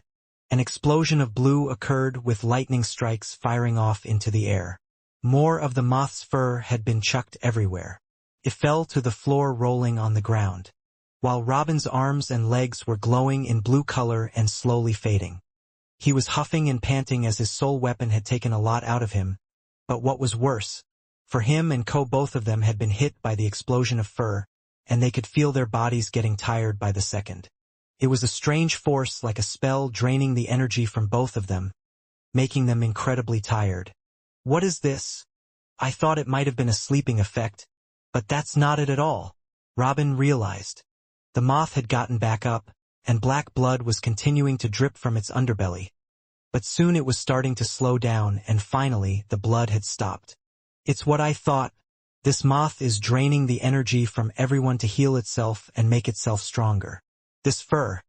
There has to be a way to get rid of it. Robin started to think. Making a quick decision, he placed both of his hands on himself. Usually, users of the lightning power coated themselves with lightning to avoid getting hurt. After all, their bodies were not made of lightning itself. This time he had done no such thing and shocked himself repeatedly, making the pierces of fur from the moth fall off his body. His drained energy hadn't returned, but it had finally stopped leaving him. Seeing Ko's eyes starting to become drowsy, he quickly fired and shocked him as well. He screamed in pain, but the pieces of fur that covered his body had fallen. "What do we do?" Ko shouted, leaning on his sword stuck in the ground. He hadn't used a lot of energy, but a lot of it had been drained, and he was relying on Robin for an answer. "The moth looks like it's fine to me," Ko said. The truth was, using a soul weapon took a lot of energy, and it was the same for Robin. It was meant to be a trump card in a fight, but he had wanted to get rid of it quickly. In the past, Robin had always fought with others to help him along the way, but now he saw no way of getting out of this one, until several lightning strikes seemed to hit the moth, and unlike the others, with each one, it was creating a wound on the creature no matter where it hit. Walking past Ko, Sil was seen with his hands out. He has lightning powers? But he isn't part of the Greylash family. Didn't the cursed bring him along? Ko thought. "Where have you been?" Robin asked, smiling back at Sil. "I had to get a few more abilities to make your powers stronger. It's not the same as the world leaders, but it should be enough," Sil shouted, firing off a constant stream of lighting. Now the whole of the moth's body was lighting up blue, and the blood was oozing from the beast's body. Robin had never seen such a powerful lightning attack being constantly used like it was being used now. Someone would have run out of MC points by now, but not this boy. The lightning continued to leave his arms, and Ko couldn't believe what he was seeing, and eventually, when the lightning had stopped, the beast was no longer moving in a pool of its own black blood. It usually would have been a cause for celebration, and Robin was happy, but not Ko. He looked at his fallen comrades. If he could have done that from the beginning, then why? Why didn't he come in earlier instead of waiting for everyone to get hurt? Ko thought angrily. And there was one more person he was annoyed at as well. Quinn, who had seemingly disappeared and ran away. Just where the hell was he? At that moment, in the forest, Quinn, with his special armor, was standing there waiting to see the beast, as trees were being broken down one by one, and the sound of the beast's roars was getting closer. "I have the new shadow skills I have learnt, the new blood skills, and even a new armor set. I would have liked to have used you to train even further and test these skills out, but I can't waste any time on you," Quinn said. Activating. The Blue Fong armor set. Skill activated. Nitro Accelerate. The legendary tier equipment that had been created by Alex and was a gift from Helen. All the pieces had been put on. All armor pieces were created using the same beast crystals from a legendary tier beast, called the Blue Arctic Wolf, found on a plain covered in snow. Usually, beast crystals could only be used to create one piece of equipment that type of crystal was suited to, but the Arctic Wolf's crystals were unique. It could be turned into any part, including different weapons. Unfortunately, what this meant was that the stats that came with it weren't so specialized, or so this is what people assumed. The legendary equipment created with the Arctic Wolf crystals wasn't on par with other legendary tier items, but was highly sought after due to its adaptability. Legendary tier beasts were, after all, hard to come by, so finding one that could be turned into anything was seen as a big advantage to have. However, when creating the crystal, Alex was able to uncover something else. The reason why the Arctic Wolf crystals could be turned into anything, and he didn't seem to be the first one either. He wondered why the Daisy faction had gathered so many of the same beast legendary tier crystals, without using them to turn into anything else. Hoping to find something, Alex created 2 different sets of armor with the Arctic Wolf crystals, and when he created his second one, he understood. The Arctic Wolf equipment was meant to be used as a set. An armor set that would have a special active ability for one to use. With the armor equipped, Quinn could feel the effects of each item as the power of the beast equipment entered his body, improving his overall stats. Even though the legendary tier items were said not to be on par with others, it was still a huge improvement from what he was wearing. Blue Arctic Wolf chest piece. Plus 20 to all stats. Defense. 40. Blue Arctic Wolf shoulder pieces. Plus 10 to all stats. Defense. 20. Blue Arctic Wolf leg pieces. Plus 30 stamina. Defense. 30. Blue Arctic Wolf boots plus 30 agility. Defense 20. Although the defense that each of the items gave was less than the Emperor tier he had received from Alex before, that didn't matter for how great the equipment had improved his stats. Strength. 70. 100. Agility. 70. 130. Stamina. 69. 129. Charm. 60. 90. It was the first time Quinn's stats had reached such numbers. This is what can happen with a full set of legendary tier equipment. And I also have the mask as well. Quinn thought, as he couldn't imagine how much stronger he would be with demigod tier or demon tier equipment. As the beast was getting closer, Quinn was preparing for the tough fight ahead. When he was with Chris, with the 2 of them, he was confident that they could both beat one, but even Chris seemed a bit weary of the demigod tier beast. However, he saw the chaos back there, and he needed to deal with this beast fast. He would have no time for training sessions. Equipping the red demon-like mask, Quinn was ready. When the beast was finally in view, Quinn could see coming through the forest was another moth-like creature. It too was covered in fur, only this time it was purple in color. The trees were the only thing slowing it down as it hit them away, but that's when Quinn noticed something strange. He could see that when the creature would hit the plants with its fur, and it would rub off onto the plants, it would slowly start to weather away. That fur. I have to try to keep it off me, Quinn said. When the beast got closer, something seemed to come off from it. Small particles of fur, even without intentionally spreading it. It was walking and constantly shedding its skin, creating the air around it to turn purple. Small fibers that were nearly invisible had already entered the air. Warning. The demigod tier beast is emitting a deadly poison. Your HP is decreasing. Estimated time till death. 5 minutes. New quest received. Defeat the demigod tier beast in 5 minutes. Rewards. Unknown. As if I didn't have a good enough reason already to try and defeat this thing quickly, Quinn thought. Now he was sure what the right thing to do was. To activate the set armor ability. Activating. The Blue Fong armor set. Skill activated. Nitro accelerate.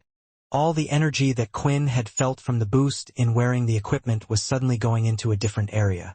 He could feel the energy moving around, as the set of silver armor started to light up in a shining blue. Looking at his stats, there was a drastic change that proved that the active skill had worked. Agility. 220. When activating the armor set skill, all the bonus stats that Quinn would usually receive from wearing the equipment was all directed into one thing, making Quinn faster. His agility was now above 200, nearly doubling his already fast self. Of course there were a few downsides to this as well. For one, the active ability would only last a total of 2 minutes. The second was after the skill was activated, it would be on a 1-hour cooldown. During this cooldown period, all the stats the equipment usually gave was nullified. It was like he was just wearing pieces of scrap metal during the cooldown period. This didn't matter so much for Quinn though, because with his shadow equip skill, during the cooldown period while mid-fight he could change his armor. Something that wasn't an option for him. The disadvantage of using such a powerful skill has been negated like that.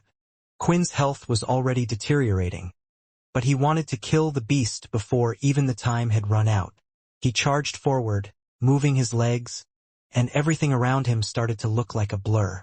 Through focusing, he was finally able to see things, but it took a lot of mind power.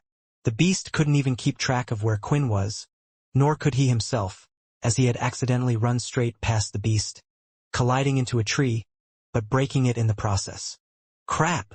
Quinn thought as he brushed a few branches of himself, and looked at the back of the beast. I can't just use my body's full speed just yet, but I can still control it, so I'll just have to get used to it slowly. Charging at the beast a little slower this time, Quinn had punched one of the beast's legs, using a blood spray-filled fist. It had torn off part of the beast's skin but hadn't created a wound. As expected, one would think a demigod-tier beast couldn't be taken down with one blow, but while he was like this, that didn't matter. He punched at one of the many moth's legs multiple times using his full strength, and the faster his hits were, the stronger they would be as well. When the moth eventually turned around, Quinn had already ran underneath it going for the next one. The moth screamed in pain and anger. Its purple fur was being thrown about everywhere, even attaching itself to Quinn. His health was still deteriorating and he could see the timer on his quest going down. Its poison must be strong. I can see why it's a demigod-tier beast. I bet if it was fighting against anyone else, it would have poisoned and killed them in seconds.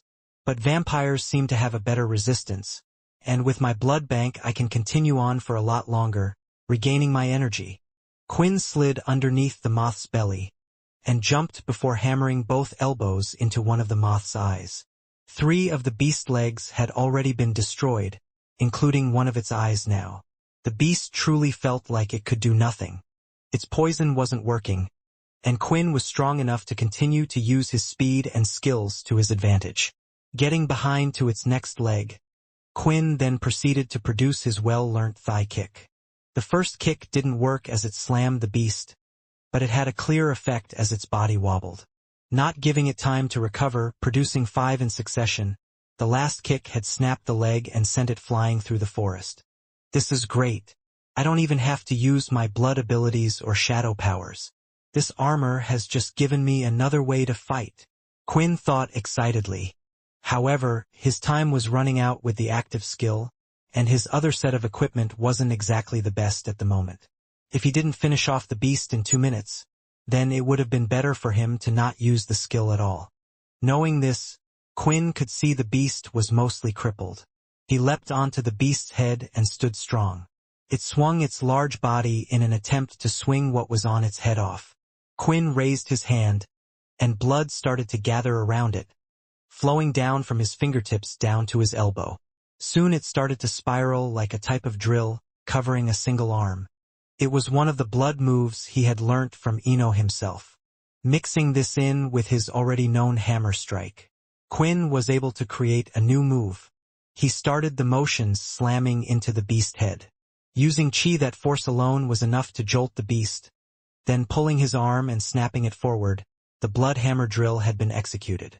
Slamming the drill into the beast's head, a loud bang was heard and the blood drill was able to pierce through it easily, creating a large hole in its head and even going through to the ground.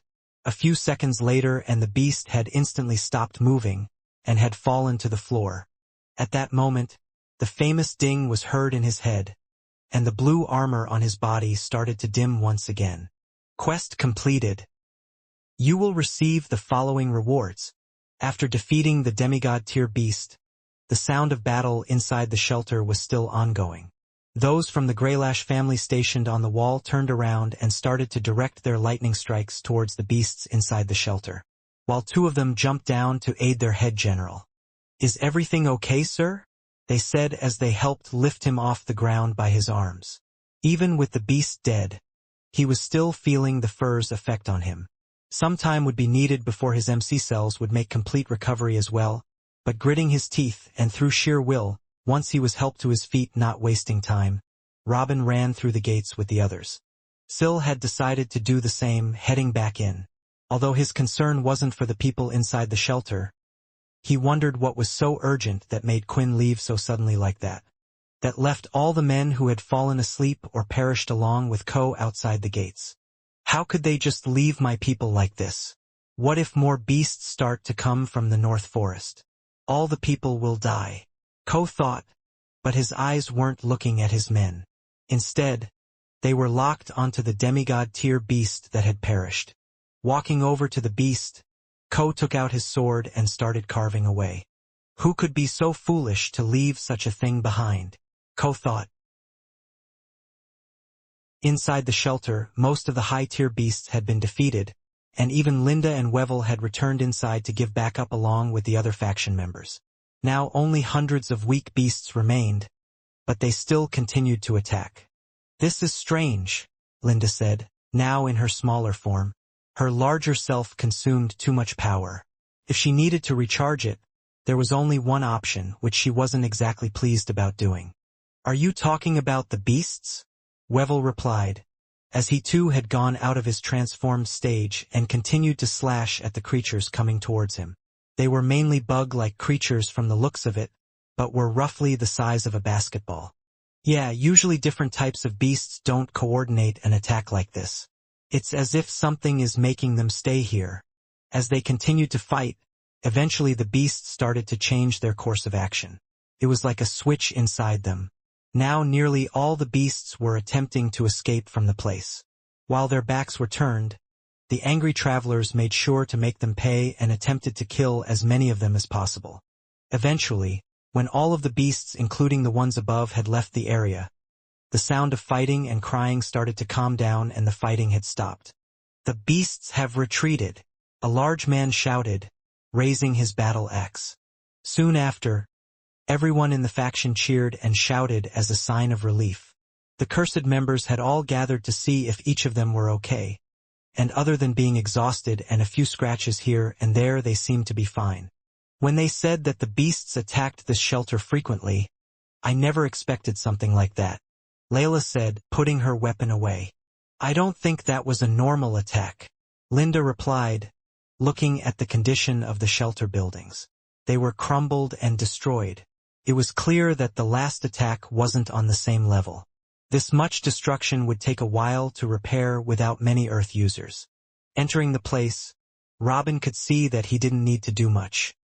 He had used the last of his strength to zap a few creatures but soon found them retreating. At the same time, Ko had entered and a few of the travelers that were standing by the gate, he ordered them to bring the others inside. He looked at all the destruction around and the blood that had been split, and then his eyes went towards the cursed faction in the center. Did they fight? Or did they run away like their leader? Ko thought, not seeing Quinn anywhere. They hardly have any scratches on them. Ko didn't realize that he had hardly been hurt either, since his only part in the fight was being a distraction. But he had a lot of black blood on his armor, making it look like he had fought many beasts. Walking over, Ko was ready to give the group an earful. He was going to complain about them not helping while also asking where their so-called leader was, but eventually travelers and civilians started to surround them. Thank you so much for helping us. You lifted that rubble off of us. Thank you for helping at the gate as well. If it wasn't for you guys, more of the beasts would have got in. You were amazing. I never knew the cursed faction had such strong members. Having you guys, it felt like we had 100 extra people helping us. Ko could hear it all for some reason.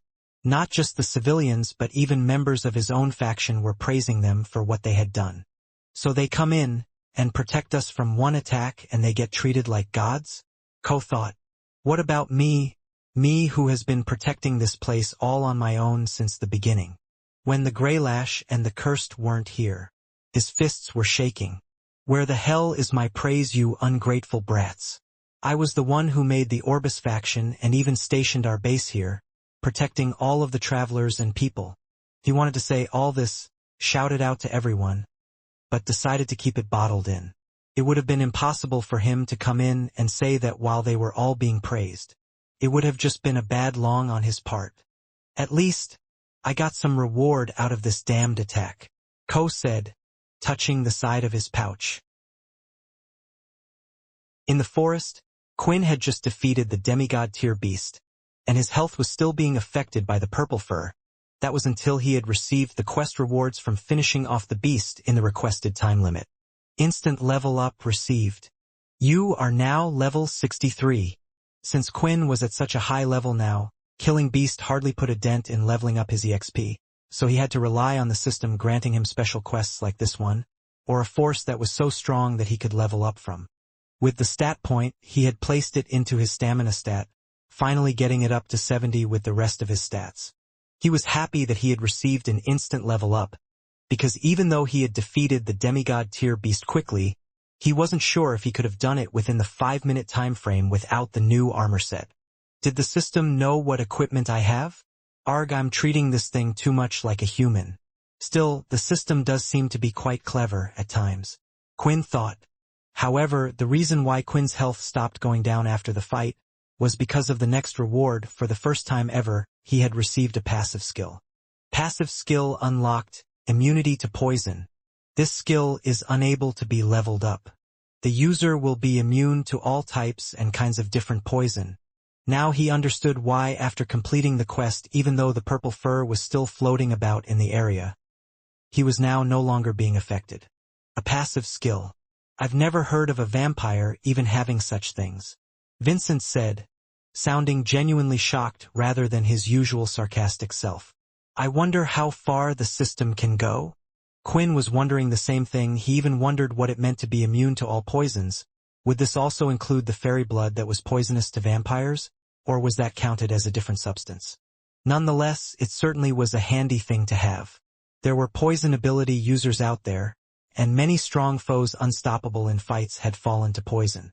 The real question is what to do with this, Quinn said as he held the demigod tier crystal in his hand. Right now, he had half of the answer to solving part of Syl's problem.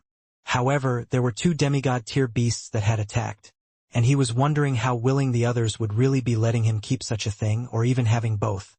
This area is pretty far out from the shelter, and it looks like the fur is slowly starting to fade away.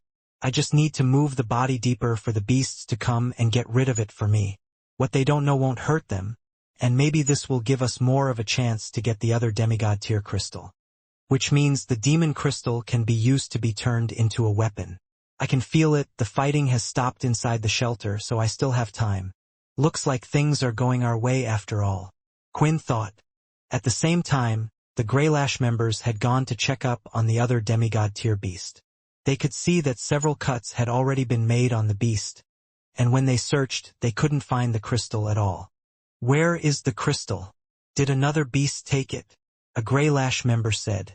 No, can't you see? It looks like the beast has already been carved, which means it's already been taken by somebody. Another replied. Upon returning to the shelter, Quinn could smell the blood in the air. It had upset him a little, but he knew it was inevitable for no one to get hurt. He had learnt that from the past. What he was thankful for was the smell wasn't too thick, meaning that the damage had been kept to the minimum. Entering the shelter, he could see there were guards from the Orbis faction placed on the outside who let him past with ease. Every abled person was already being put to work.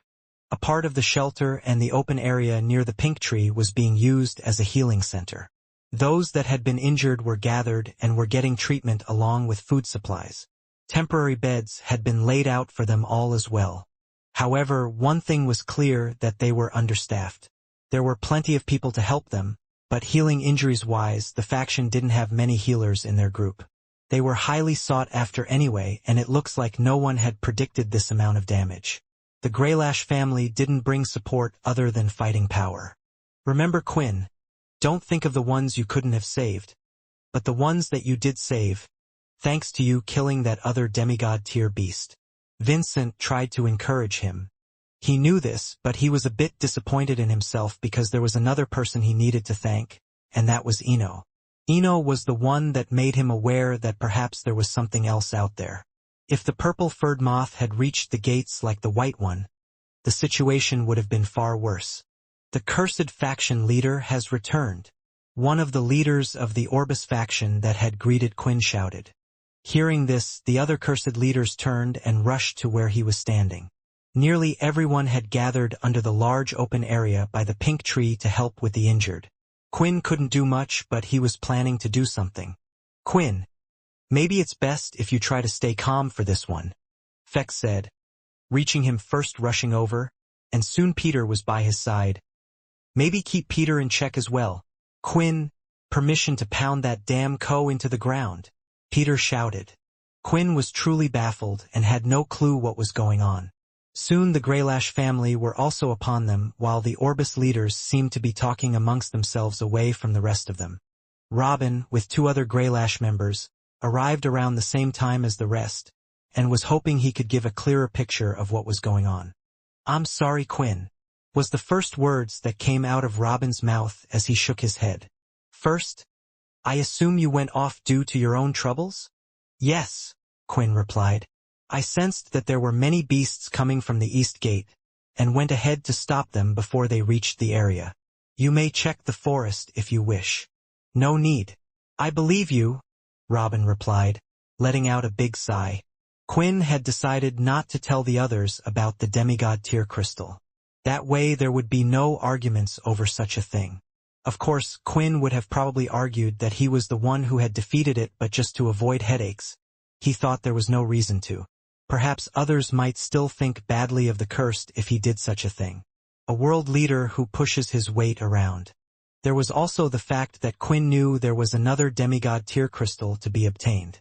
If they already had one in their possession, their case would be weaker when trying to claim why they deserved the second one. "Thanks to the cursed faction, we were able to fend off the attacks with minimal casualties and a few serious injuries here and there," said Robin. "The most impressive of them all was Syl. It was because of him that we were even able to defeat the demigod tier beast in the first place." The discussion had started off with what to do with the crystals. However, those in the Greylash and even members of the Orbis faction had already decided that because of all of you and what you had done for the shelter, the cursed faction should keep the demigod tier crystal. The problem is that bastard Ko stole the demigod tier crystal," Peter shouted. He wasn't shy about it either, making sure everyone heard him. Hearing this again, Robin let out a big sigh, as he had done everything he could to stop the cursed and the Orbis faction having a big fight just seconds ago. "I'm afraid it is true that the demigod tier crystal seems to have disappeared, but we don't know who took it," Robin said. "Don't know who took it? So the only other guy who still had energy to fight and was the last one seen next to the beast isn't the main suspect?" "Quinn, you got to believe me," Peter shouted. At that moment, Quinn could see the faces of the others around and could even hear their whispers. Even though the cursed faction had helped them, they still thought well of their leader, Ko. These accusations were making them think that the cursed were just pinning the blame on Ko. "I think it's true, Quinn," Fex whispered. "When he was being accused, I heard his heartbeat rapidly changing. You know how we can usually tell when humans are lying. I didn't use my influence skill, but I'm confident that if he didn't take the crystal, he has something to do with it being missing." Hearing this, Quinn was wondering what to do. Of course, he could use his influence skill and hope it would work against Ko, but the others would see it as him bullying the weaker faction, or maybe even claiming they planted it. For now, it was not the right time to get into a big fight. While thinking about this, the leaders of the Orbis faction, including Ko, had come over. "I'm sorry," Ko said, bowing down. "I really don't have a clue what happened to the crystal. We have asked everyone, but no one knows anything about it. We have been dealing with a bigger concern." Tensing his fist, Peter wanted to do something, but Linda once again moved him away and off to help the others. Quinn couldn't help but smile.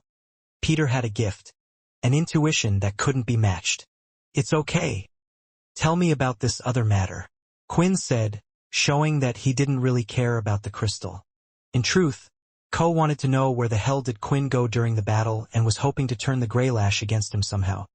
but Robin seemed to be more on the cursed side than he had initially thought. It's about the people in this shelter. Once again after the attack, 10 people have seemingly gone missing. We have counted those that had died. But again 10 more people seem to have gone missing. Ko explained. Quinn didn't really think much of the people gone missing, but he was more thinking of the reason why. Was it really the beasts doing? He had never heard of beasts using humans before.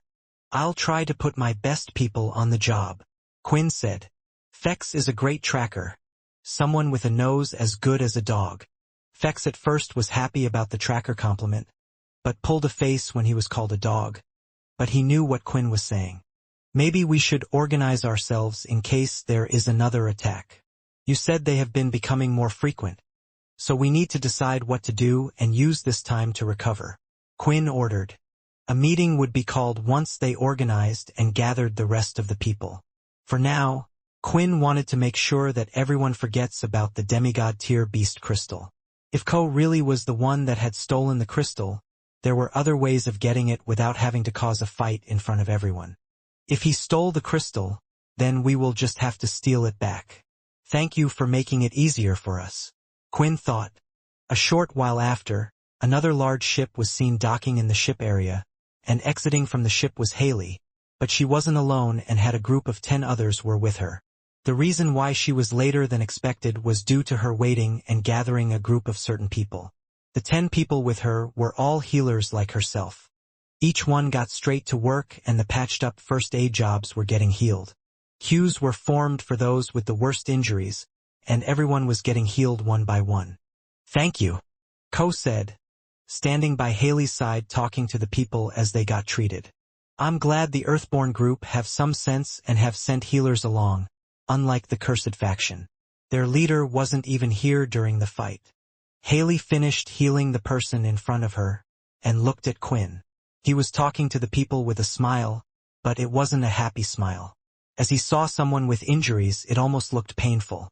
The Earthborn group isn't the one you should be thanking, she replied. Sam, the vice leader of the Cursed faction, sent me here along with all the other healers. The Earthborn group had nothing to do with it. So if you want to thank anyone, you should thank them. Hearing everyone talk so highly of the Cursed faction was just annoying Ko even more. The fact that the Cursed group were also the ones to accuse him of stealing the crystal. Did no one have any respect for him? Sir, urgent news, one of the Orbis faction members said, running. Some of the missing people from months ago. They have finally returned, but something is strange about them. They returned, Ko replied, visibly surprised and rather than pleased. He looked almost frightened as his eyes had wide. Inform Head General Robin immediately about this and see what we can do. Wait, Haley said, standing up. Take me with you. In total 3 people who had gone missing months ago had returned to the shelter. Apparently, they had been found as they wandered through the forest and stumbled upon the gate. Those at the shelter recognized them as one of their own straight away. When the people had gone missing, Ko had ordered the guards to remember their faces, so if they were spotted at any second, they would be recognized.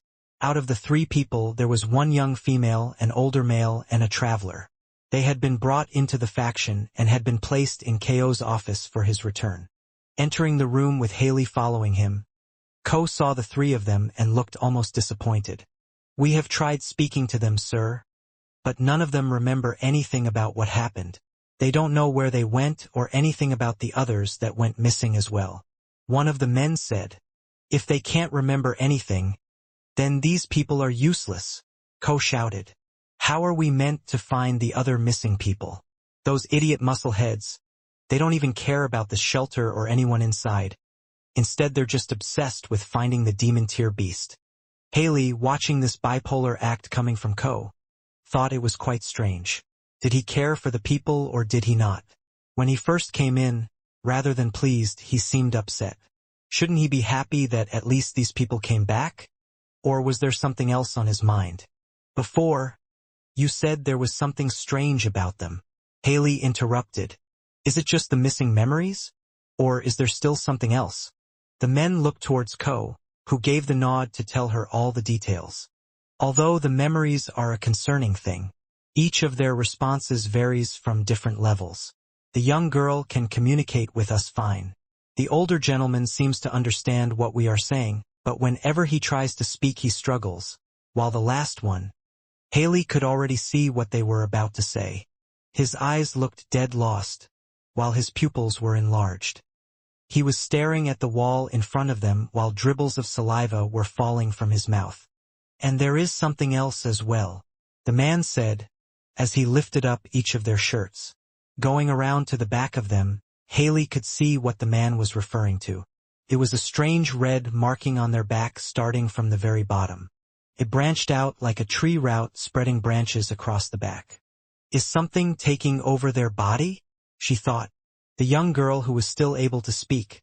The marking was the smallest, having only traveled part way up her back, while the others had progressed more, with the travelers nearly reaching the top of his head. Seeing this, the girl started to burst into tears. Am I going to end up like him? She started to cry. You have help now. We are going to try our best. Okay? Haley replied, not wanting to make any promises. This was something she had never seen before in all of her time working as a doctor and when she had learnt the healing abilities. It didn't look like an ability or an injury. She pressed her hand against the young girl's back and started to touch the area. When she touched one of the red-like branches, it moved slightly. Ah! The girl screamed and was already covered in sweat from the first touch. Even now, without touching the marking, it appeared as if the girl was in pain. The older man was in a worse state, constantly wincing as he stood. However, the traveler looked as if he felt nothing. Placing her hands above, Haley started to activate her ability, trying to heal the wound. A soothing feeling came over the girl, and she slowly lowered her hands, attempting to heal it again. Tell me what you feel? Haley asked. The pain is going away, she replied. Although the pain was going away, the marking still appeared to be there. Stopping her ability, the mark still remained and the pain had returned. This didn't look like it was something she could remove with her ability. I think it will be best to keep an eye on them. See how much time we have and how quickly the marking starts to spread. In the meantime, I will ask one of my people to come and give them healing from time to time. It won't do much, but at least it will stop them from feeling too much pain, Haley said. Soon after, Robin had entered the room and took a look at the three people who had returned. I think me and you should have a talk about what the next move is to be, Robin said, and the two of them had left the room to have their own private conversation. Now in a room a little further away from where the patients were, the two of them could talk. Did you manage to find out anything from the three of them? Robin asked. No, it seems like all of their memories of when they were taken away were gone. They can't even remember their family members that are in the shelter, and only one of them knows how to speak. Ko replied. Robin gave out a big sigh again. I'm afraid we might have to stop focusing on those missing from the shelter. At the moment we have other troubles that are a bigger priority. I believe you have people outside of the faction searching for the lost ones now, correct? It would be best if you ask them to return and prepare to defend the place. With all of the Orbis faction and having just successfully defended an attack, they shouldn't come back anytime soon. My plan is to suggest to Quinn that the Greylash family and the Cursed faction hunt the demon tier beast as quickly as possible. Biting his lip, Ko couldn't believe what Robin was suggesting. Weren't you the one that put my faction in charge of this place? Ko replied. When the Greylash family are done hunting this demon tier beast, are you going to help us search for the missing people? Are you going to protect this place? Are you really being so foolish right now? Robin replied. We are in the middle of a war. That demon crystal would help us turn the tide even if it's just a little bit. If the Dalki aren't dealt with, then you won't even have a faction to protect. Robin shouted, slamming the door as he left the room. Ko was left there in his own thoughts. He knelt down and screamed in anger, grabbing his hair wanting to pull it out. That marking? I know I've seen it somewhere before, but where? Ko thought. The rest of the shelter looked to be in better spirits, and the rebuilding of the shelter was now taking place. Although it was being rebuilt in a different way based on Robin's orders. It was now being changed into more of a defensive base. building certain walls and towers for points of attack, while a large building for non-fighters would be placed so they could stay there for the time being. Just as everyone was getting ready to move from the giant pink tree, there was commotion as people started to talk to one another. They returned, the missing people. Some of them have returned. A gentleman shouted, pointing to the direction of one of the gates. Is it true? But no one has returned after months. And now they are returning. The people spoke. Some of them were happy that their family members were safe, but they could see that not all of them were quite there. In total, 12 of the missing people had returned. The faction members guarded them and escorted them to the shelter. Ko knew that this would cause a panic and was why he had kept it a secret about the first 3 people returning. Now that some had returned, the others who had lost their family members would be asking about where they were as well, and right now they didn't have answers. Also, the strange marking was worrying him.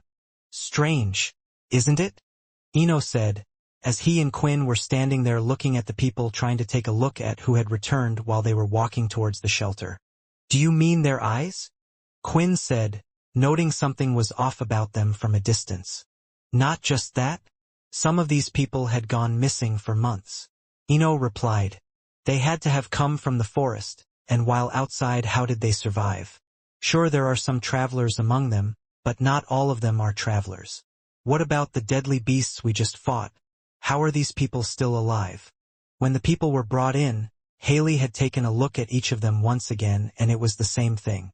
Every single one of them had the strange marking on their back. All at different stages, and their state was the same as the other 3. Returning to the girl, she could see that the girl was in more pain than before. It hurts, the girl said quietly, squinting looking up at Haley. Looking at her back once again, she could see that the marking had grown. At a loss of what to do, she didn't know why, but she had decided to call in a certain person. Me? But you know I'm no doctor, right? Quinn replied, as he walked through the faction halls. I know, but I know you have secrets. Maybe you've seen this marking before. Haley said, knowing it would be a long shot.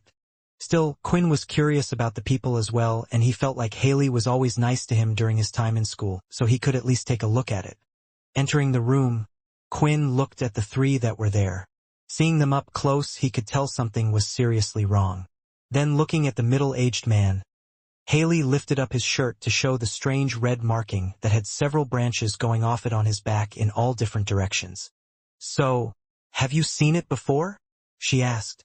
No, I haven't, Quinn said, but decided to use his inspect skill to see if there was any other information. A powerful mark that continues to grow. A mark from a demon tier beast. Unknown. Unknown. After using the inspect skill, a lot of the information seemed to be still hidden. Still, Quinn had learnt a lot by looking at the marking.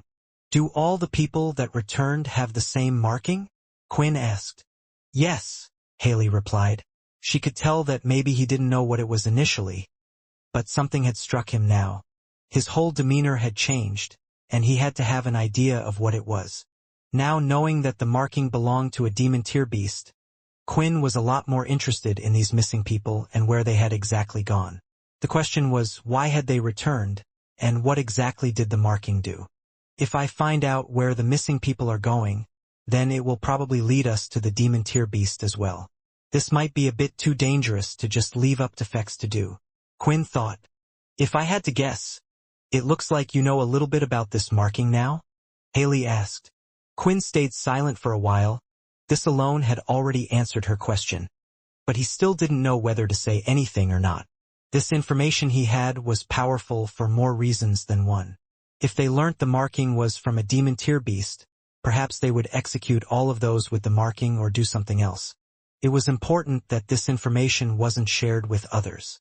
I don't actually know what this marking is, but there is someone I brought with me who might. I was just wondering if they would help me or not. Quinn lied. Someone who can help? Haley, though surprised. Other than healers, was there really someone who could get rid of this thing? Whoever it was, she wanted them to act quickly. It was breaking her heart seeing this young girl in constant pain, and it was getting harder for her to speak by the second. The older gentleman as well, His marking had spread to the point where his pupils were becoming larger, and he was about to turn into the same state as the traveler next to him. Walking out of the room, Quinn went to fetch the said person. "What do you think, Vincent? Do you have any idea?" Quinn asked, wanting to bounce off someone else for ideas. "My research was more focused on vampires, so I never learnt much about the beasts, especially the demon tier ones. Although I have to admit, everything so far has been strange from what I do know. People going missing and now returning. The beasts attacking this shelter and the forces are getting stronger by the second. If I was to guess, it would all have to be related," Vincent replied, and Quinn couldn't agree more. When returning to Haley, he had brought along with him a man who had a long ponytail. She looked at the gentleman for a few seconds but didn't have a clue who he was. The gentleman looked at all three with the markings and placed his hands on them before turning to Quinn. "My question to you would be, do you wish to save one, or do you want to save them all?" Eno asked. "Save them all, of course," Haley shouted, even though the question wasn't directed at her. If this man had a healing ability or knew how to heal one of them, why couldn't he heal all of them? She thought it was a stupid question to ask. "If you want to save them all as well, then there is only one way. The marking is linked to the thing that caused all of this." And that was all Eno had said. Quinn thought he understood since he was starting to understand how Eno worked a bit more now. Using his abilities, he most likely could get rid of the marking, but he would only be able to get rid of one or two due to the cost of his powers. It was probably something that Quinn and the others were unable to pay for him to use his ability, which was why he had asked the question. As for the second part, in order to not reveal that it was a demon tier beast's doing, Eno was saying that the demon tier beast needed to be killed to get rid of all the markings. Walking out of the room, the two of them knew what needed to be done. Quinn was getting ready to head over to Fex to see if he had found anything yet. "Quinn, wait," Haley called out. "So, can you help them? If you keep them alive long enough, then yes, I can help them," Quinn replied as he closed the door. As time went on, Quinn had talked to Fex about what he had found, but he had come up with nothing. More people seemingly were appearing in the shelter with the marking, and now there were a total of 50 that had returned. All of them had been taken into the faction building, inside one of the large training halls to be looked at. The people inside the shelter seemed quite pleased about the people returning, having hope that maybe their loved ones would have returned, while others were on edge, wondering just why the Orbis and Greylash faction weren't allowing them to see their loved ones. The main problem was no one new in the shelter was missing. According to Ko, it happened each time a beast attack occurred. So, Fex and Quinn would have to try and keep an eye on everyone during the next attack, which would be a challenging task for anyone. "Quinn, I have been looking for you," Robin said as he approached the two of them. "I have a suggestion I would like to make for the demon tier beast. I know that the shelter is busy with the missing people, but I believe the demon tier is the main priority." Quinn would have probably agreed with him. In the end, he could have left, or asked Sam to send more of the cursed faction members to protect the shelter if need be while they went to search for the demon tier beast. Still, now knowing that the marking on the people and the demon tier were linked, he wanted to find out what was happening to them first. But how do I tell Robin without actually telling him? Quinn thought. Back in the private room, Haley was still observing the three people carefully. She watched the markings as they grew, and now the older gentleman and the traveler were in the same state. Their minds seemingly gone, not responding to any questions or words. The only one that was still partly there was the young girl. "You can still understand me, right? You're fighting against this thing?" Haley asked, looking her in the eye. The girl was still covered in sweat, and she couldn't even open her mouth. She was in so much pain. Now the marking had reached her shoulder blades and was still crawling. "You're a brave girl. I can tell you're fighting against it," Haley said. Based on the others by now, she knew the young girl should have changed state, but she hadn't. She couldn't imagine the pain she was going through fighting against it when she could have just given in. Giving in was always the easy option. The only thing she could do now was have constant communication with her, to try to keep her there. Pulling out her watch, a digital keyboard was being projected in the air. "I know it's hard for you to talk, so all you need to do is nod. Tell me, what's your name?" Haley asked. She moved her finger through each of the letters, and when the young girl nodded, she would say the letter out loud and go through them again. Eventually, she found out her name. "So your name is Wendy, correct? It's a good name," she said with a smile. Wendy had her eyes squinted so she could hardly see, but she wanted to have a good look at the person who was with her. The talking and communication briefly made her forget about the pain. When she squinted them open, bearing through the pain, that's when she spotted something. Wendy then pushed Haley to the side, causing her to fall on the floor. What the hell happened? Haley thought as she looked at what was going on. Right now, Wendy was holding onto the traveler's arms up in the air, and it looked like the two of them were struggling in a battle of strength. Wait, did she just stop the traveler from attacking me? Haley thought, and soon she could see that the other older man with the marking was on the move as well. He leapt in the air towards Wendy as if they were a wild animal, but Haley quickly got in between the two of them. "I'm not just some pushover doctor," Haley said as she avoided the two hands and grabbed them, twisting them behind the man's head before kicking him in the back and on the ground. She turned around and could see Wendy was still struggling. Quickly, Haley acted again by kicking the traveler in the stomach, but it seemingly did nothing.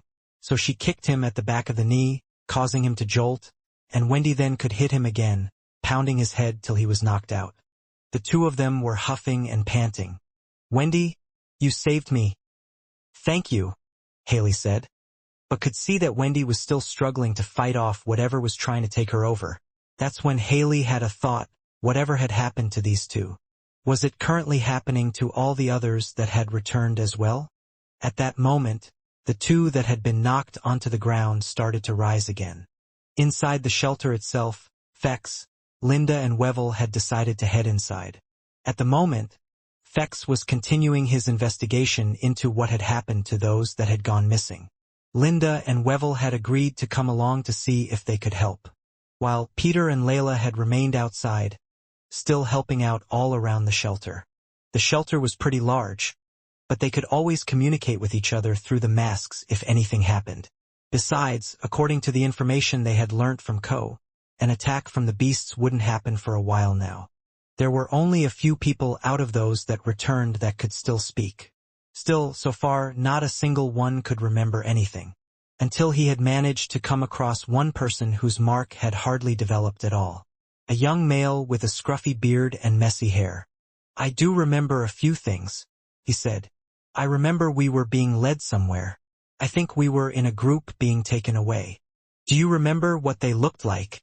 Fex asked, now using his influence skill. Human minds sometimes recorded things even unconsciously, so Fex thought it was worth a shot. "No," the man replied and soon went out of the trance. "I do remember hearing a voice, something telling us to come here," the man said. Fex decided to take note of this. It was interesting to know that he had heard a voice. Maybe the beasts are hearing the same thing. "I already checked the bodies of the dead beast but can't see anything on them. Maybe if we were to capture one of them alive? Considering they're beasts, the markings could also be in some other place." In the middle of his thoughts, a loud scream was heard through the whole room. Turning around, it took a few seconds until he could see and smell a splatter of blood coming from one of the faction members. He was on the floor, and one of those with a mark had leapt onto the traveler and dug their teeth into their arm. What was impressive was the power of the person's jaws. The faction member was wearing beast armor, and still someone was able to chew through to get to the skin. "What is going on over there?" Webnovel asked as he saw more travelers coming to aid the person being attacked. They attempted to pull the person off but were flung away, getting hit by a single arm. "Hey, that's some super strength crap right there," Fex said nervously. "They don't happen to be like us, do they?" Fex asked. "I don't think so. Otherwise, you would have smelt it," Linda said. The three of them rushed over and could see the travelers continuing to struggle to deal with the attacker. They could see that they were being cautious, as they didn't want to harm the person. Suddenly, the crazed human had been wrapped around in red string, and with a yank, they were pulled up, and their arms were wrapped up like a cocoon. The person continued to struggle and bend their body, wiggling it towards the others. That bastard, the traveler said, as his arm was covered in blood when he stood up. They bit me.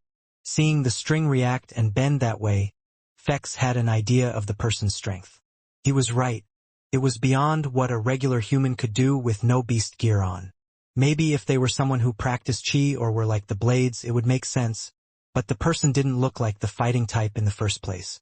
I think we might need you to tie up a few more people, Wevel said. When Fex looked up, he could see that those that had the markings, nearly 3/4 of the ones being treated in the room, were standing up. Their eyes were starting to glow in a slightly white-yellow color. What the hell is happening? What's wrong with them all? The travelers said as they pulled out their weapons. At that moment, Fex heard a slight snapping sound that only his ears could pick up, and that's when he noticed that the person he thought had been dealt with had used their extraordinary strength to break free from his bloodstrings. Soon, all those standing with the marking with glowing eyes looked towards the travelers. The others with markings were even frightened at what the others had become, but it seemed like they weren't interested in them at all. The sound of fighting down a hallway not too far from them was heard, and bursting through the doors, Ko had come rushing in with a few others. Something is happening to those that are marked, Ko shouted. He had been busy escorting more that had returned to the shelter, and some of them had started to attack his own in the middle of their return.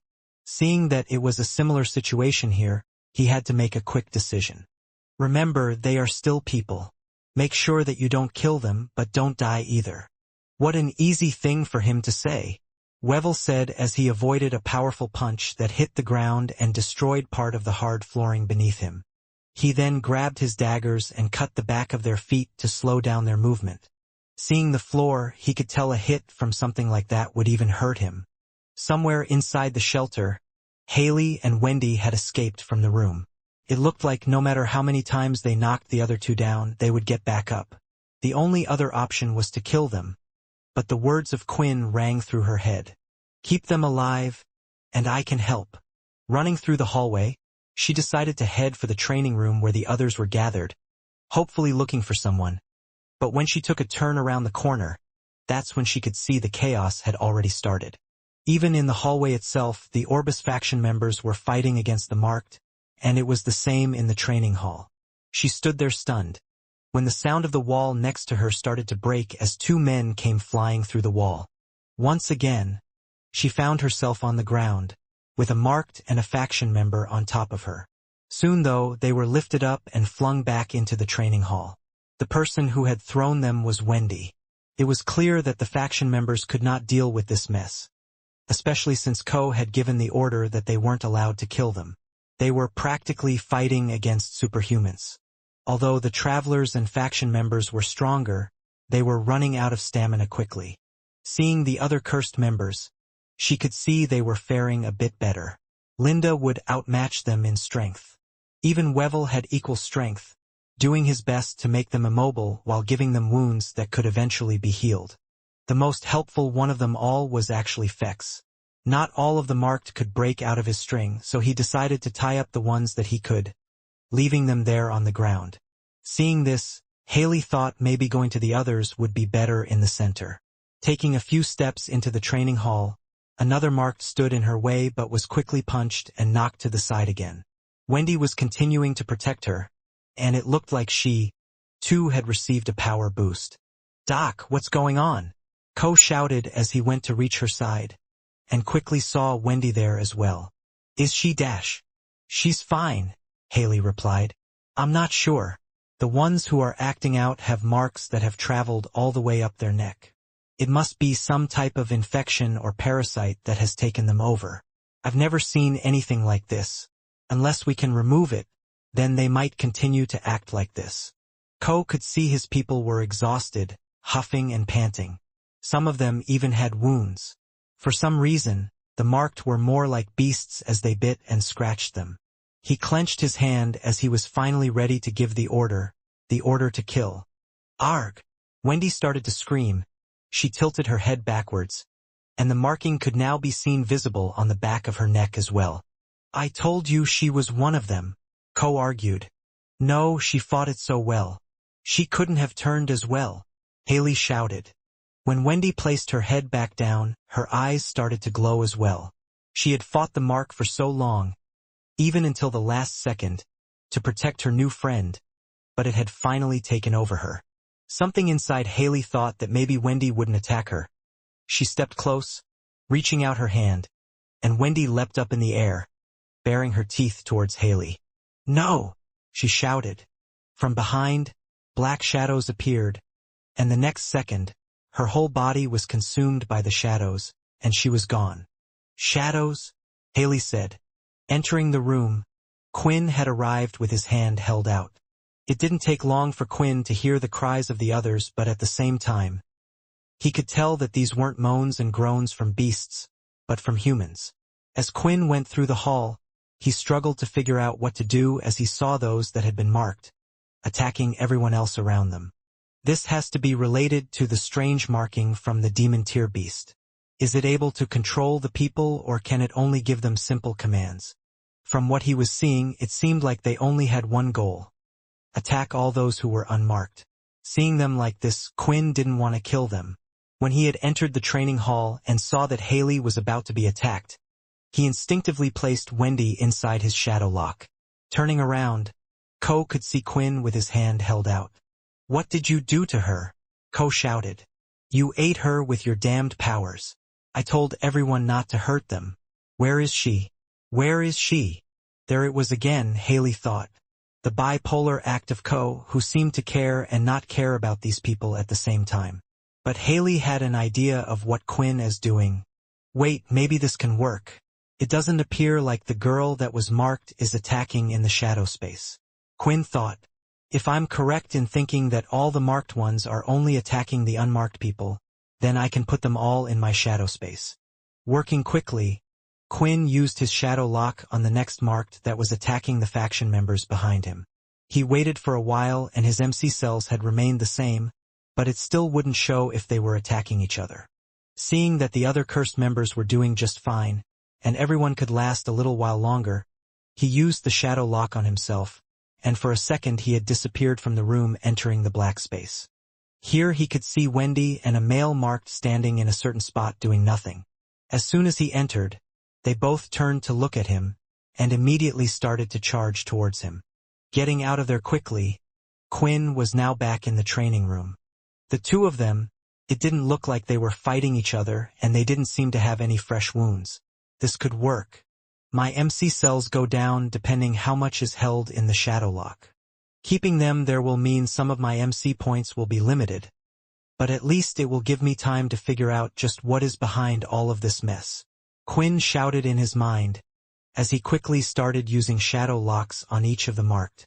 Shadows were popping up in the training hall everywhere, and in seconds the marked people were disappearing into them. For each person that was locked in the shadow lock, it would take around 20 points of MC.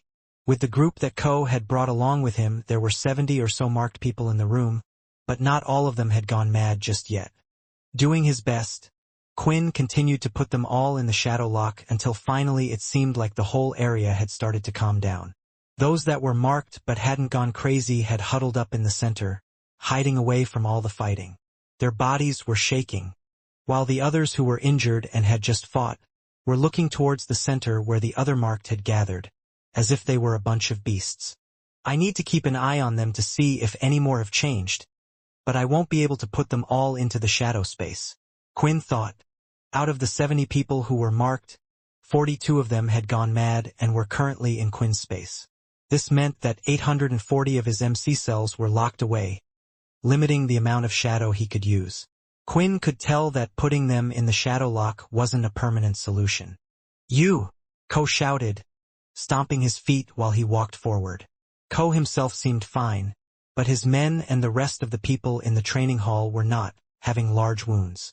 This suggested that Ko had some skill, which was expected of a faction leader. "What did you do to all those people? Tell me now," he demanded.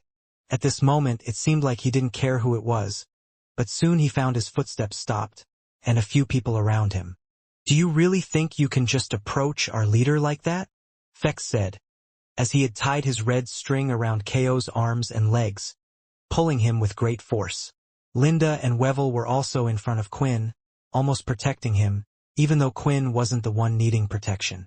Ko grunted and was expecting his faction members to do something, but they did nothing, and there were more than one reason. Just like the attack with the beasts, those from the cursed had helped out the most when subduing those that were marked. On top of that, they were injured, tired, and exhausted.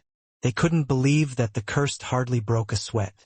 It was as if they had unlimited stamina, able to fight on forever. Ko, what are you doing? Quinn just saved all those people, Haley said, having an inkling to what he had done. The marked people are fine. I have put them all in my shadow space.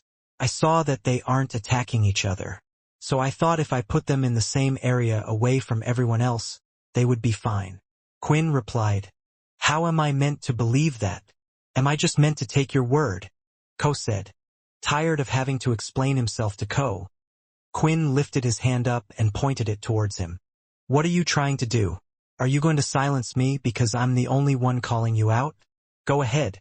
Show them who you really are. Ko shouted, as if he had gone mad. No, Quinn replied. I'm going to show you. Making a fist, a shadow appeared behind Ko, and soon his body had disappeared. 1 second he was in the training hall, and the next he was in a dark space, but he wasn't alone. He could see all the marked that were in the room were just standing there, lifeless, until they noticed him. They turned their heads and all their eyes started to glow as they charged towards him. No! Ko screamed, but then he could see himself in the training room again. Do you believe me now? Quinn said.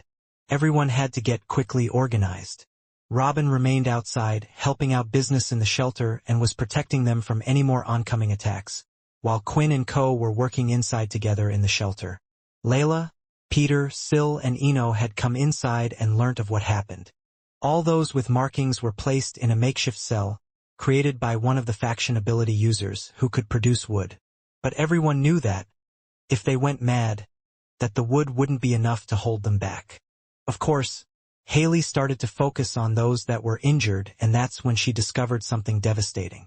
An emergency meeting was called by her, and it was taking place in the training room.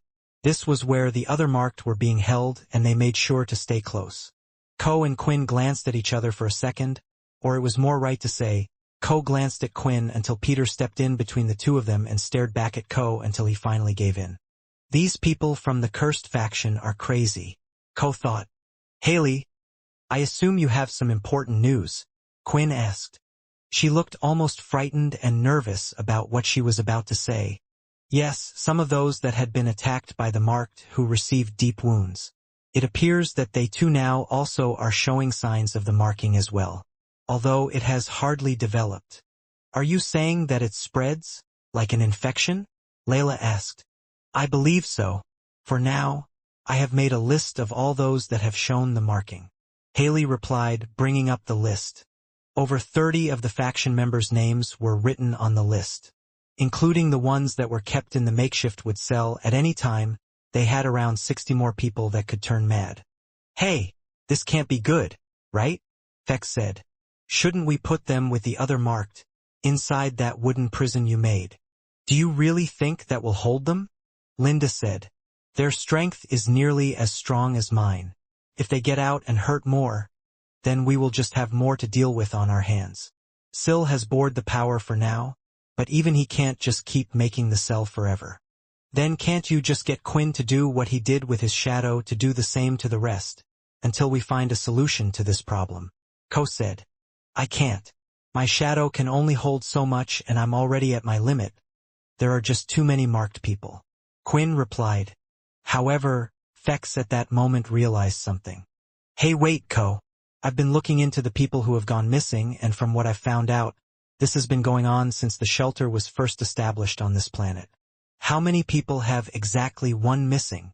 Sure enough, at that exact moment, another leader of the Orbis faction came bursting in. Sir, we have a report from the Greylash team. More people are returning and they are bearing the mark. Tell us then, how many people have gone missing? Eno asked. Thinking about the answer, Ko gulped. Over 1,000. As expected, more people started to return to the shelter that were missing, and despite KO's orders to keep what happened into the faction base a secret, Word had gotten out to those in the shelter as well. Rumors of a strange infection that took over people's minds, making them attack anyone they could see. Although the people were frightened by this, what it did do was stop them from asking questions about what happened to those returned. When they saw a group come back, now they had an idea why they were taken to the faction base. However, the number of people that had returned was now over 300, and every single one of them had the mark on their body. "Ko, what are we going to do?" one of the Orbis faction members asked while in the main office. "We are holding on to a ticking time bomb. More and more will eventually come. I know that we still outnumber them even if they all were to come, but the fact that they can infect others as well." "Don't you think I know that?" Ko said, looking at the list of names of the people that returned. He looked through each of their names diligently, but it didn't seem like he had found what he was looking for. "Thank the stars we still have the cursed faction," the man blurted out, but quickly regretted saying those words, as he saw Ko's eyes twitching. Still, Ko couldn't get too angry at the man. Even he had to admit so far they had been a great help in more ways than one. When one of the marked had gone mad, Quinn would place them in his shadow lock. At the same time, Fex would tie up some of them with the red string. It seemed like not all the marked had the same strength compared to each other. Some could break from the string while others couldn't. Testing this, Quinn let out some of them from his shadow lock space, and allowed for Fex to tie the ones that were weaker up, giving him more room for his MC points, and to lock those that were potentially more dangerous. Although, due to the sheer number of people being turned, Quinn still was very low on MC points. Eventually, what they had predicted had come true as well, as one of the faction members who had gotten bit had been infected and turned into a mad marked. The idea was to capture him so Haley could study him, but it was impossible as the faction member was the strongest marked they had come across by far. He had been wrapped in string that broke immediately, but Fex quickly overpowered him, hitting him a few times before flipping him onto the ground. Now he was one of those who were in Quinn's shadow space. Then finally another problem occurred. Quinn no longer had any more MC points to use the shadow lock skill. At least he wouldn't put any more in, as he wanted to keep some MC cells so he could still use the ability. Thankfully, most of the ones that had progressed the furthest had already been put in his shadow lock, so they had some time, but he had informed the others of this as well. Inside the training hall, Haley had just got out of the makeshift wooden prison cell created for the marked. "Did you find out anything at all?" Quinn asked. "Yes, but it's not good news. There seems to be no relation on when someone disappeared and how far their marking has progressed, since it depends on the individual. However, the main thing I have found is for some reason those that have the marking passed on, the mark is spreading far quicker. In fact, it doesn't make sense, but I can only assume that since they have come here, the markings on their bodies have been progressing at a rapid pace." Haley explained. It was a tough situation they were all in, and there was one option they did have but no one had suggested it so far. To kill all those that were infected. This would solve a number of problems. They didn't have to worry about an attack from the marked. They also didn't have to worry about others being marked, and it would give them more time to find the demon tier beast. As for Quinn, due to everyone he was holding in his shadow lock, it meant he could no longer use his shadow abilities. Even if he was to face the demon tier beast, could he do it without his shadow abilities? The whole thing seemed a little impossible. "We don't have time. I have to find the demon tier beast today," Quinn thought. Looking around, all the faction members and even those from the cursed were quite concerned. Quinn had already given them the orders that if it got too much, they were all to leave this planet. They would have to give up on the people and give up on the idea of the demon tier beast.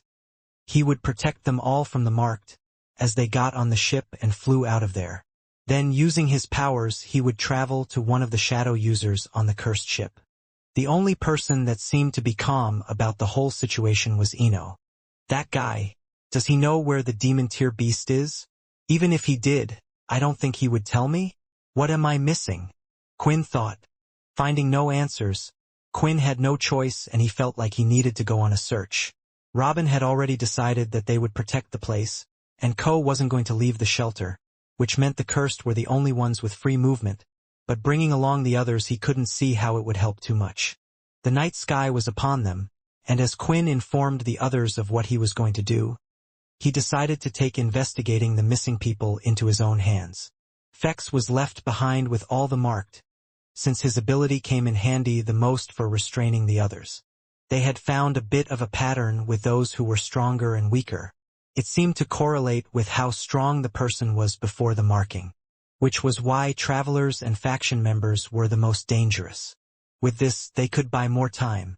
In the shelter, Quinn could see a lot had changed. They had built several walls between the gates of the shelter, going towards the faction building where the giant pink tree was.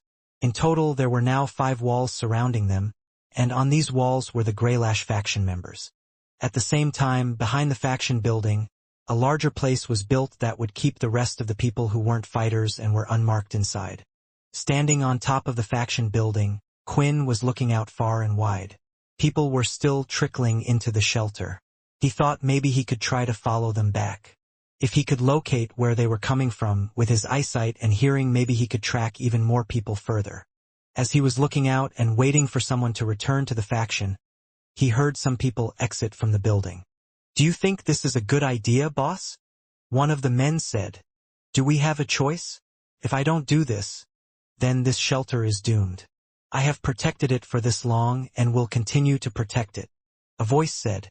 Hearing the voices, Quinn recognized it was 2 males, and he knew the other voice quite well. Hopping over to the back of the building, he could see that it was Ko with one of the other Orbis leaders, and also 2 others were with them. They don't look like faction members? They don't even have any beast gear on. What is he planning to do? The other 2 that were with them had brown robes over their heads, and were being held by the arm by Ko and the other Orbis leader.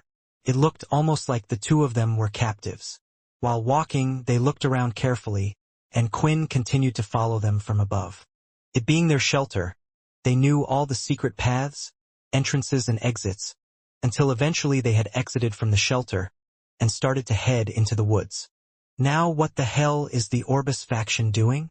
Quinn thought, as he continued to follow them deep into the woods. So there really is something going on. Quinn thought as he continued to follow Ko and the others deeper into the forest. Before leaving, Quinn had released a few more from his shadow lock that could be tied up and left them to Fex. This gave him at least 100 MC cells to play with and use his shadow. He needed something just in case of emergencies. It reminded him of the time when his MC cells were incredibly low, and the shadow needed to be conserved more. At the moment, he was traveling up the trees, placing the shadow around his footsteps, making them silent, while also using the shadow cloak to make himself appear invisible. For people to constantly go missing in the first place, I thought those in the shelter would be involved. Who else could pull off such a thing, other than the faction leader? Quinn looked at them in disgust. If I keep following them, then maybe they will lead me to the demon tier beast. But are you planning to fight the demon tier beast alone? Vincent replied. Even with so few MC points, I think this might be impossible even for you. I have an idea, but I should at least be able to escape if it's not the case. I remember learning about demon tier beasts, how the higher tier beasts seem to have something similar to the abilities. Why would something as powerful as a demon tier beast need to use humans to attack us? Either one, it's an intelligent beast such as a humanoid one slowly weakening us bit by bit, or 2. It's the only way it can attack us. Quinn explained. Eventually, Ko and his group had stopped in a strange place. The tall grass they would usually walk on was flattened, and the peculiar trees looked to have been bent out of place. It was strange to see such an open area in the middle of the forest. Is this it? Where is everyone? I can't see them, Ko shouted, looking around. This is all we can remember. I'm sorry. The men in the hooded robes answered. Ko pulled the person's hood down out of anger and went right up to their face. You need to think harder. You have to. Where are the rest of the missing people? Ko shouted. Of course, Quinn could hear this all and was now slightly confused. But in a brief second he saw it. The marking that wasn't visible on them before suddenly shot up their neck. It branched out upwards into the back of their hairline. At that moment, the man's eyes started to glow, and it looked like the one next to him was turning as well. You're dead, the marked man said as they started to laugh hysterically. They can speak. It was the first time Quinn had seen one of those that was marked showing any sign of communication. He still hadn't decided whether to jump in or not, but it was clear his initial thoughts were wrong. Coming out from different parts of the woods into the open space were several beasts. The same type that had attacked the shelter. They had green skins and were long and tall like a giant stick insect, while having several sharp razor limbs, 3 on each side. Most of them were at the advanced tier level. Still, there were also a couple of king tiers who had a black exoskeleton instead of green. Quinn knew all of this information due to his inspect skill. "Enjoy," the marked man said as he was ready to escape with his partner and allow for Ko and his teammate to be killed by the beasts. They pulled out their weapons and Ko went ahead to try to stop Marked. He has to know something. That's the first Marked that has been able to speak, Ko thought, but as he rushed forward, not caring about his teammate.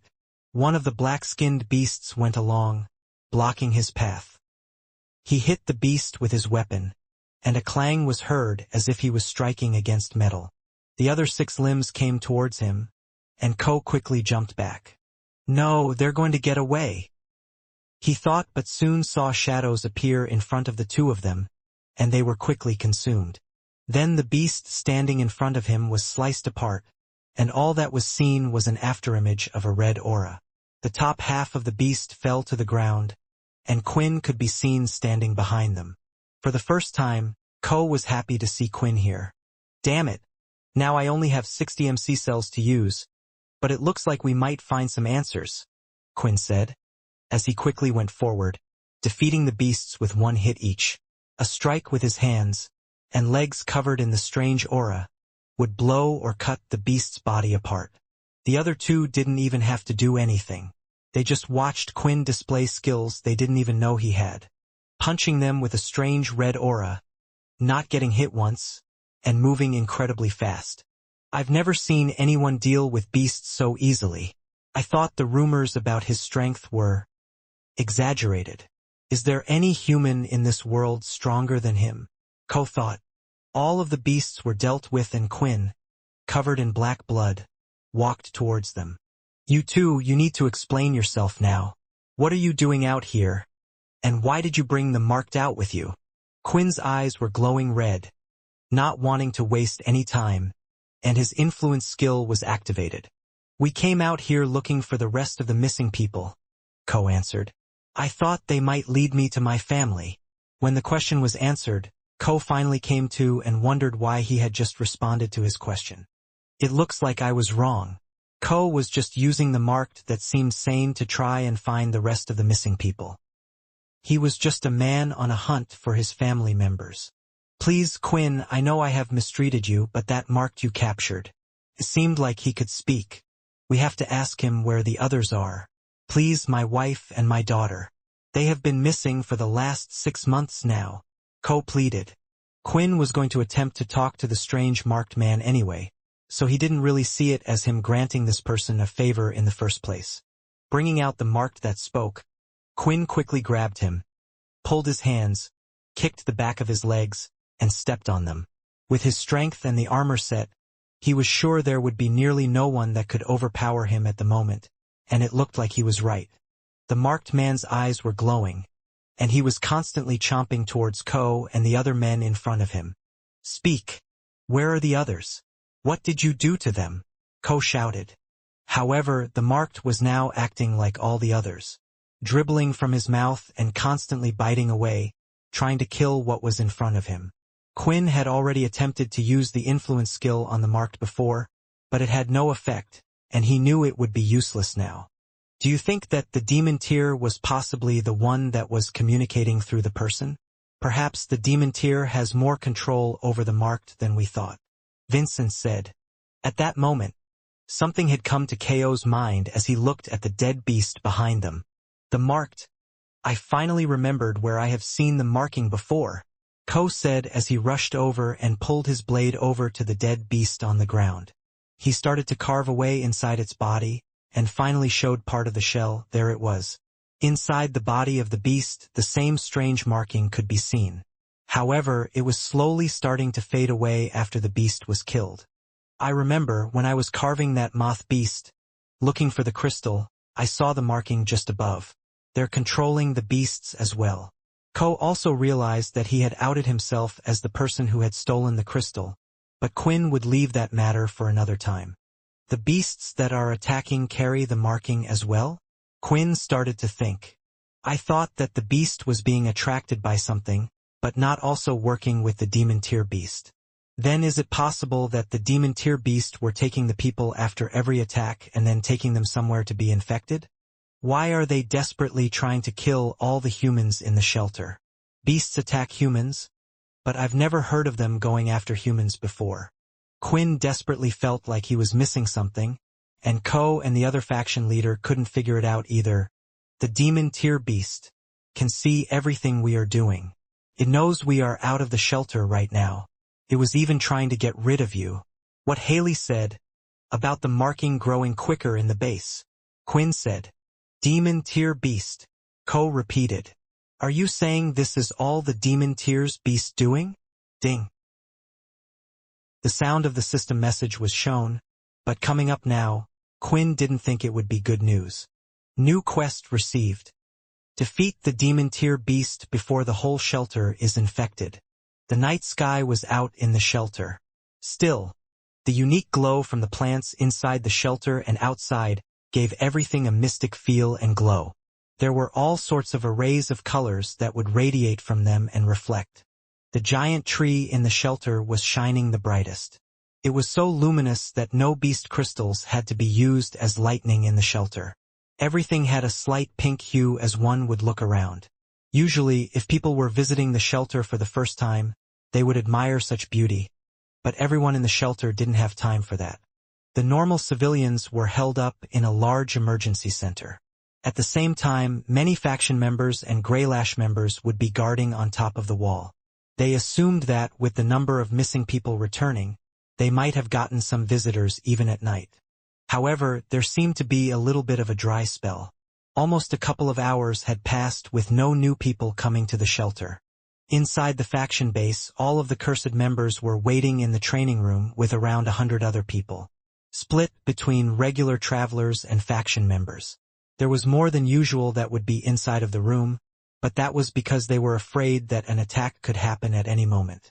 You look a bit worried and a bit tired, Layla said as she went over to Haley's side, who looked disheartened. She was taking a break and having a cup of coffee to give her energy. It was the only thing keeping her going at this rate. I'm not like you guys, Haley replied. I don't know how none of you are tired. Even the faction members are rubbing their eyes. But all of you seem fine, even after fighting all those marked as you call them. Layla gave an awkward smile and didn't really know what to say. Of course, none of them needed to sleep as much as humans because they weren't humans. They could go a few days without any sleep and function just fine, but they still needed their rest now and then. You know you can rest if you want. It doesn't look like any more marked are coming in. I will look over you if anything is happening and wake you up if you are needed, Layla said. Thanks for the offer, Haley replied with a smile. Don't you think it's strange? That you're the one comforting me. I still remember when we were at the school and Quinn had come running and looking for you, and now your position is probably more respected than mine. So much has changed in so little time that it feels so unreal. I never thought the day would come where Layla Munro would offer to protect me. Certainly was odd, but Haley had no idea what all of them had been through. So tell me, have you two made any progression? Haley asked. Layla's face started to turn a bright red. What do you mean? Come on, do you really think I wouldn't know? I'm a lot older than you. It's a shame to hear that you two haven't progressed further. Maybe that's what happens when you have too much going on. But to me, it looked like he liked you as well. At least back then. We have to be brave in these times, Layla. With the war going on, who knows if this is the last time we will see anybody. Do you really want to leave this world, holding on to words you wished you had said? When Haley spoke of this, she was also talking about herself. There was someone else she also wanted to speak to, afraid that she might never see them again. You're right, Layla said, clenching the bow in her hand. I've been too afraid, waiting for the right moment. But it seems like there may well never be a right moment. Entering the training room at that moment were 20 Greylash members. The others thought that they perhaps had more people to bring in and join the makeshift cell, but they had no one along with them. "Don't mind us. We are just taking a break for now and having a look at the marked," one of the Greylash members said at the front. Hearing this, most of the people chose to ignore them. Peter, Eno and Syl were near each other, while Wevel and Linda were close to each other as usual. The only one that was apart from them was Fex, who stood outside of the makeshift cell. 3 faction members were standing in front of the cell door. Whenever one of the people inside would be turned, someone inside would call Fex to tie them up. They would then be moved to another part of the cell where there was a wall between them with all the other tied-up members. The Greylash members started to walk up towards the cell entrance, and the guards assumed they would be going inside. As they walked closer to Fex, he began to sniff their air as he smelt something. "Peter, Syl, it looks like we might have a job to do soon," Eno said, sniffing the air as well. Eno hardly said anything to them, so they were sure to pay attention when he did speak. Fex, thinking that something was about to happen, decided to move away and head over to where the girls were. As he walked past and through the Greylash members, they met eyes before he continued walking. "Hey, do you know how long Quinn is going to be?" Fex asked. "He didn't give me any time. I doubt he would be back until the sun rises." "Why, what's going on?" Layla whispered, knowing something had startled him. "It was hard for me to smell it at first because it looks like they've tried to cover it up.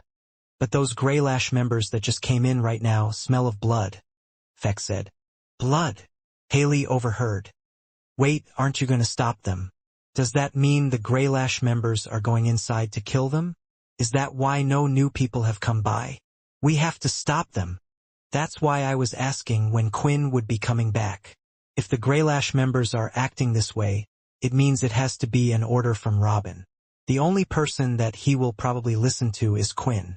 Perhaps he believes the threat of the marked has become too big and decided to take matters into his own hands.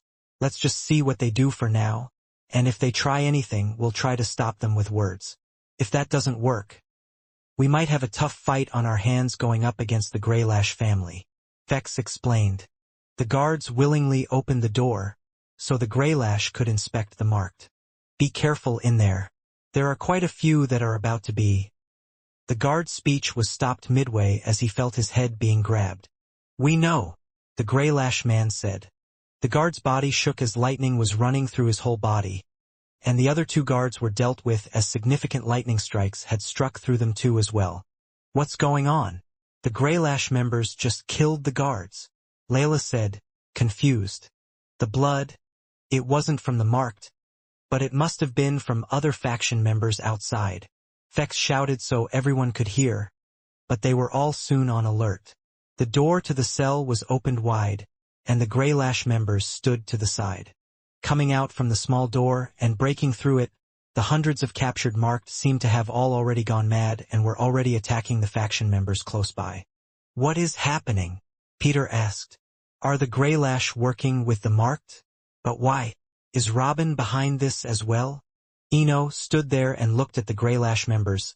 A mad marked came up to him, but he quickly placed his hand on its head and pushed them down to the ground as hard as he could, until the person's legs had snapped and bent outwards. The marked was still moving but was only able to crawl with its hands. "It looks like Quinn has been going after the wrong person," Eno said, shaking his head. The faction hall had turned into a complete mess in mere seconds. When the marked came rushing out of the room, some expected only a few to have gone mad. After all, they were really being checked on, and they even had a list of which markings had developed more. Now they realized that the whole thing was useless. Every single person they had captured looked like they had already been taken over by whatever the marking was. What was worse is how the faction members needed to deal with them. They were unable to kill them, and at the same time they were being cautious about getting bitten or hit, as they knew the infection would spread to them as well. "We need to get out of here," Layla said. "I don't think that's an option," Fex replied. "Looking at how many Greylash members are in on this, I'm afraid it might be the whole lot of them. Do you remember what they were doing outside?" The Greylash faction was in charge of defending the newly built shelter walls. They had just reinforced it by surrounding themselves with 5 layers. Most likely, they were trapped and had already dealt with everyone outside. Fex was shooting out strings using all of his fingertips, trying to tie up as many of the marked as possible. At one point, one of the marked had come close to a faction member, but their body was pulled back just at the right moment. Layla saw how hard Fex was trying and wouldn't just stand there either. The marked seemed to be unintelligent and uncaring about everything, so she would fire off her arrows, hitting them in the legs with ease. While Haley just stood there shocked by the whole mess. She could help. She was quite a good fighter, but without getting bitten it seemed impossible.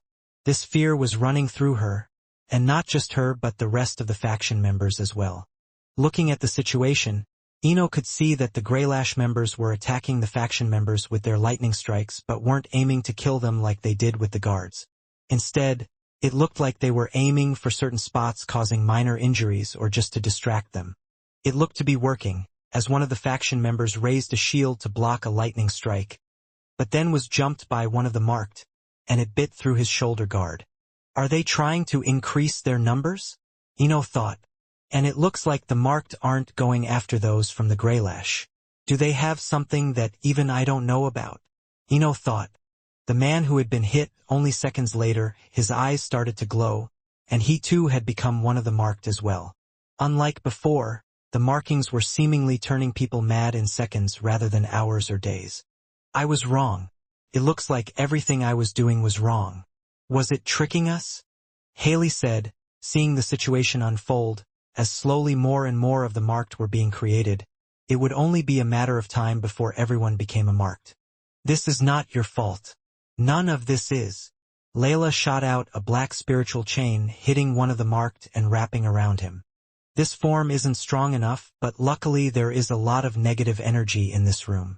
It will be useless to evolve into my 3rd form, so my 2nd form will be best. Layla thought as her body started to change. She grew slightly taller, the horns hidden behind her hair started to come through, and the fangs on her face were becoming enlarged. She had become far more fighting than anything in the room.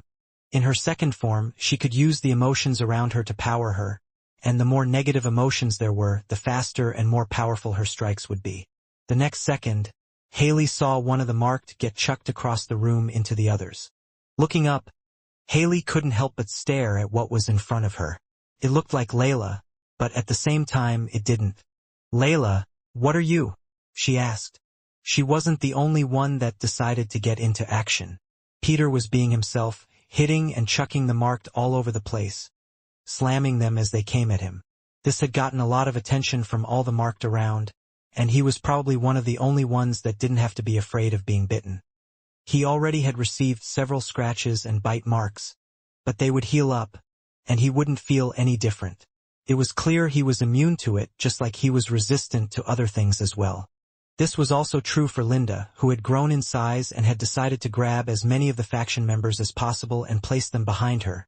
The number was already dwindling to the last 10, and she could see they could really do nothing. Wevel seemed to be in his element, attacking while not getting hit. He was treating it as a game, only transforming his legs. At the same time, the marked were still human, so he could get blood whenever he wished. Syl no longer had the lightning powers.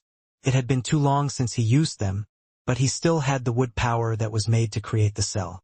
He could grow wood from underneath to wrap around the marked, but those that were faction members and wearing beast gear were able to break free from the wood. Still, Syl had plenty of MC cells to continuously wrap around their legs over and over. Eventually, all the cursed members fought the marked while heading towards the center of the hall, but it seemed endless. Hitting them down, they would just get back up.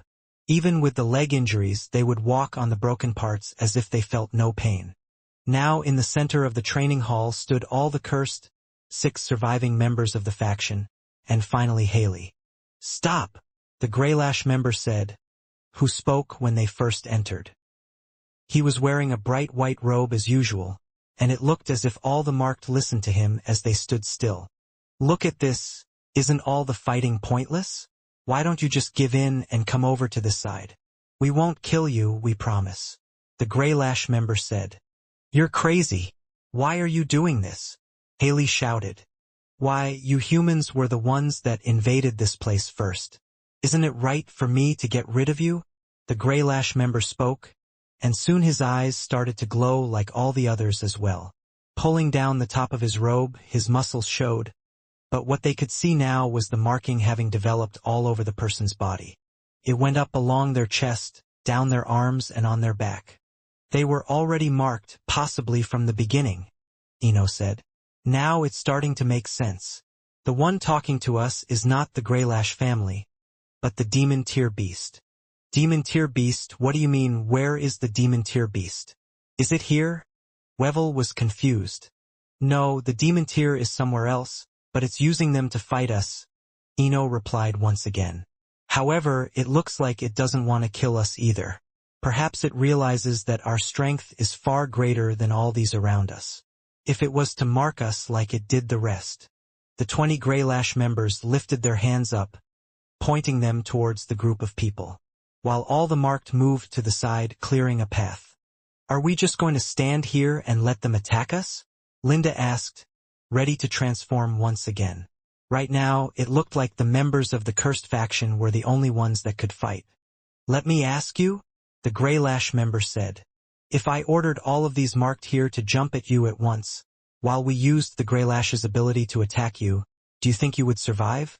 You probably haven't noticed since we don't want to injure you, but the marking allows us to increase the human's power by sharing my own with them. You still haven't had a taste of what we can do, the Greylash member said, licking his lips. Frustrated, Fex summoned his soul weapon, the black needle, and threw it into one of the marked nearby, pulling him over to their side with his strings. You ain't so special, Fex shouted. You're not the only one that can control people. The Greylash started to chuckle. You are certainly an amusing one. I would love to see what's inside your brain. While Fex was taunting the person, the others were looking for a way out of the place. They were all strong, but their main issue was they were unable to kill the people in the room. The only other option was to escape, but they were surrounded. They were also sure that the demon tier wasn't bluffing about the Greylash's power. You look like you want to leave this place, the Greylash member said. Why don't we come up with a deal? Give us the boy and we'll let you go. The Greylash member was pointing towards Syl. Syl, why would they want Syl? Layla thought, but it hit her. If the demon tier was able to control Syl, the strongest ability user there was, with the extra power it could give him, it would make the demon tier beast unstoppable. You have been holding back while using your powers, haven't you? Ino said, looking at Syl. Why don't you get rid of them? Because, if I was to use my powers, they might die by accident, and Quinn wouldn't want me to kill them, Syl answered.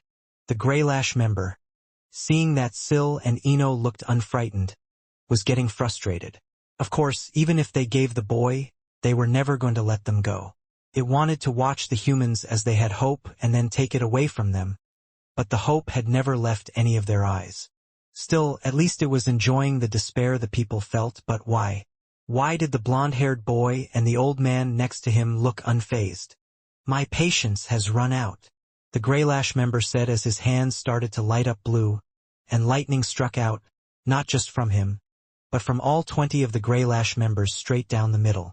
The power looked far stronger than anything they had seen before, and the others weren't exactly sure they were going to survive this one. Linda raised her shadow but couldn't spread it beyond anyone else. The others were ready with an attack of their own, but a single man stood in front of them all, and the only thing they could see beyond the bright light of the attack was his ponytail hair. He placed his hands on the floor, and a flash of white light shone so bright nobody could see anything. When they peeked through as the white light seemed to fade, they were wondering why didn't they feel any pain, what had just happened. I was planning to stay out of this whole thing, but when you almost hurt me like that, then I will have to take part, Ino said. His eyes were glowing bright red. Unlike the others behind me, I have no problems with killing humans. At times, Quinn would be delighted to see a quest pop up. It was a chance for him to evolve and grow stronger, which was exactly what he needed. The most common way for him to get a quest from the system was when he was facing a strong opponent. However, this one, and lately the quest he had been receiving of late, were involving others, and he didn't like it at all. His body was screaming, telling him he needed to return back as soon as possible, and the system message wasn't the only reason he knew he needed to. It was also due to the connection he could feel. He could tell that the others were locked in some sort of combat. I have confidence in their strength, but who or what are they fighting? The Marked, Quinn thought. It looks like the demon tier is able to take over the human hosts whenever it wishes based on what we have seen. Perhaps the demon tier beast has turned all those captured already. Vincent added. We need to go back now. The base is in trouble. Quinn said. But you said this is a demon tier beast's doing, correct? Shouldn't we focus on that? Maybe we can find the others as well. Ko replied. Ruffling of leaves and trees being pushed over were heard from the forest. Quickly using his inspect skill, Quinn could see many different beasts hidden, coming towards them at all sorts of different levels. Are those beasts? How many more are coming over to us? One of the Orbis leaders said. There were a lot, and even with Quinn taking them all out with a single hit, it would delay their goal of getting back to the base. Wait a second, all of the beasts, they're coming from the shelter. Is that what they are trying to do, slow our return back? If the demon tier really knows I killed that moth on my own, then it would make sense. Does it have an idea of my power? I can't waste any more time convincing you guys. You just have to believe me that the base is being attacked. You can either come with me, or stay to fight those beasts. Quinn said, as he activated his shadow travel and hopped into it. As the ruffling of the trees got louder, knowing that the beasts were nearly upon them, it didn't take them long to hop into the shadow and come with him. Traveling through the shadow, they could avoid everything. It was fast, and while in his shadow space, they could head directly to the shelter. Is this the same place as last time? I don't see anyone else. Ko said, thinking about the place where Quinn had trapped all the other Marked. No, this is different. You can see where we are above. Quinn replied. As they looked up, they could see the trees and ground. It was like they were traveling in an underground vehicle with a glass roof above them. If Quinn wanted to get there urgently, he could have used his shadow link to transfer himself to Linda, but he had a feeling that as time went on, the problem would increase. He could see on his quest bar that the number of those infected were rising. The only thing he could do was find and defeat the demon tier beast as soon as possible. Still not being able to get it out of his head, he decided to use his mask to call the others, and Spurkselly called Linda. Linda, you answered. I guess that means you guys are okay for now. What's happening over there? Quinn asked. Quinn, you need to come back as soon as possible. I believe the whole shelter is in trouble. The Marked have taken over the Greylash family members, and they are stronger than ever. You need to be careful. Linda replied. The other two could hear everything, and they couldn't believe that the Greylash family had been marked. She continued to explain what had exactly happened, how much they knew of the events so far, but also said they were unaware of the situation on the outside. So the Greylash members might have been infected from the beginning? Quinn thought. And they have no clue where Robin is or if he has been infected as well. The inspect skill only worked when I looked at the marking directly, so the clothes might have covered it up. What about you guys? Are you okay? Can you hold out for a bit longer, or do you need me there? Quinn asked. There was silence for a bit on the other end, as Linda was a little nervous, but she finally replied. Yeah, don't worry about us. We are going to be just fine. I don't think this demon tier beast knows exactly who he is messing with.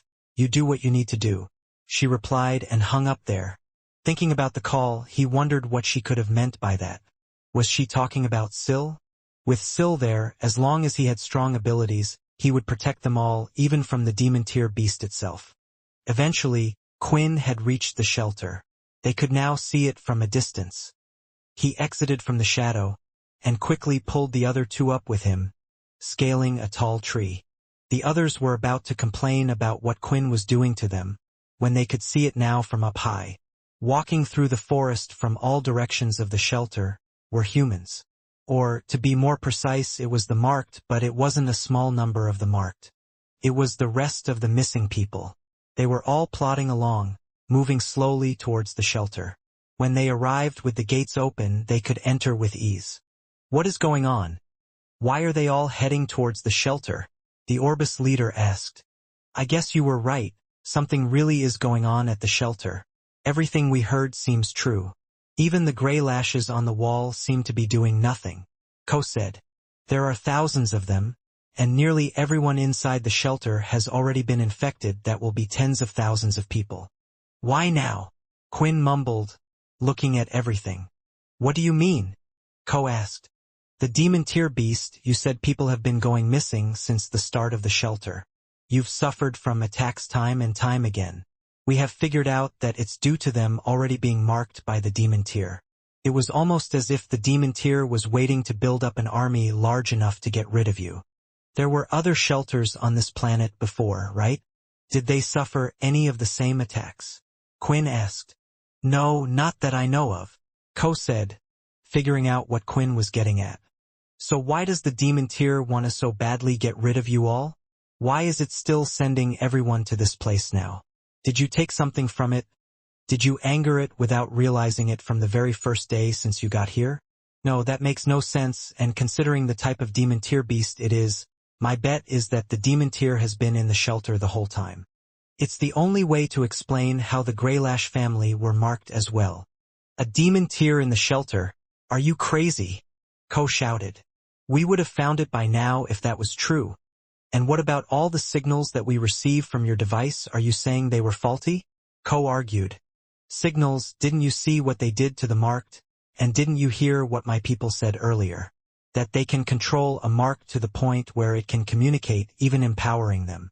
Perhaps it was giving fake signals powering beasts they had captured or the missing people, and if you want to know why, to take us further and further away from the goal. Quinn had an idea what the demon tier beast was, but he wasn't quite sure yet, and he was sure there was one way to find out. You two, you are on your own from here. Make your way inside or stay here until it's safe. That's down to you, but I can't protect you guys. Quinn said as he got in his shadow travel, and headed towards the largest thing he could see in the center. Due to shadow travel, he could go under the walls that had been built, and all the marked seemingly ignored him until he had finally reached the largest thing in the center. The giant pink tree. Getting out from his shadow, Quinn was ready to take this thing down. At the same time falling from the top of the tree, something could be seen, and as it hit the ground, lightning flew up in the air all around it. Very impressive. But I have to ask, how did you know? The person standing in front of Quinn said, who was none other than Robin. He too had the top half of his robe taken off, and the red branch markings could be seen everywhere. Quinn smiled. Honestly, I didn't, but there were a few guesses I had made. There was something I noticed when I was shown a beast with the pattern before. It's not every day that a human gets turned upside down. But with the beast's skin, I saw it. The red marking, the branches that stem out on everyone, it looks exactly like this tree, but of course that could have just been a guess. Then, with my keen eyes and senses, I looked for the strongest power in this area, which led me to you, Robin, or should I call you a demon instead? It would make sense for the demon tier to put most of its power into the strongest human it could find. I heard that you failed to get my friend Syl, so why not stick to Robin? But that still doesn't answer your question. From the way you have been acting so far, you seem to be very cautious. I judged from the way your powers work that perhaps you weren't able to attack yourself. It's a very strong power you have. Now, if one couldn't defend itself, where would it place its strongest piece? Putting all these things together, it was just making my guess seem more true, and in the end, if I took down a giant tree and it wasn't the demon tier beast, then that's no harm done, is it? Quinn explained. In his mind, Quinn could hear the sounds of clapping. Brilliant deduction, Quinn. Vincent said. I've never seen you use your small brain of yours so much. Damn, someone should have recorded that and played it back to the rest of the faction. Unfortunately, figuring out where the demon tier beast is the easy part. Now the hard part begins. Without your shadow powers, this will be a tough battle. You are right. I have been cautious, Robin replied. And maybe that made finding me easier, but it doesn't matter. Falling from the tree, even more Greylash members were seen, and in total, including Robin, there were now 10 of them. You think I didn't know they were up there as well? Quinn replied as he prepared himself. I have a good guess of your power, Quinn, from how you defeated my pawn of a moth, but if that is all of your power, then this will be a walk in the park," said Robin. A distance away from the shelter, inside the forest, a couple of men could be seen up high in one of the trees that emitted a green hue. These were Ko and Ely. They were both from the Orbis faction and had started it together. Ko became the head of the faction while Ely became a vice leader. Right now, it was heartbreaking what they were seeing. As they watched the shelter, the two of them built up being overtaken. But they weren't being overtaken by beasts or anything like that. It was the marked. More missing people continued to flock in, and the small sparks of fighting around the shelter were dying down bit by bit. "What are we going to do?" Ely looked at Ko. "I've followed you for this long and will continue to do so." Ko didn't answer and continued to watch the shelter. He still couldn't believe that somehow the Greylash had been marked. When did it start? They had been at the faction for a while now, coming and going, and even more of them had come before the cursed faction due to the war. What started all of this? Ko started to think. They couldn't see what was going on in the shelter. It was too far, but what they could see was the giant pink tree, and suddenly, several lightning strikes started to fall from the top of it. Then a few seconds later, they shot up from the ground one by one. "Quinn," he said he was going to deal with the demon tier beast. "Are they fighting near the tree? Why were they in the tree?" Ko said out loud to himself. It was at that moment he remembered something when Robin had first arrived. He seemed to be fascinated by the large tree. He would continually look at it, even attempted to study it, but then that fascination one day just disappeared. "The tree, that damn tree, has been the demon tier beast this whole time. The thing that we built our shelter on. Just because we thought it would look nice." Ko shouted in anger, but Ely quickly placed his hand over his mouth, warning him that there were still marked and others in the area. "It's my fault. Why didn't I notice sooner? Wasn't it my decision to make a shelter and the faction base here as well? And now everyone is getting hurt." Ko thought.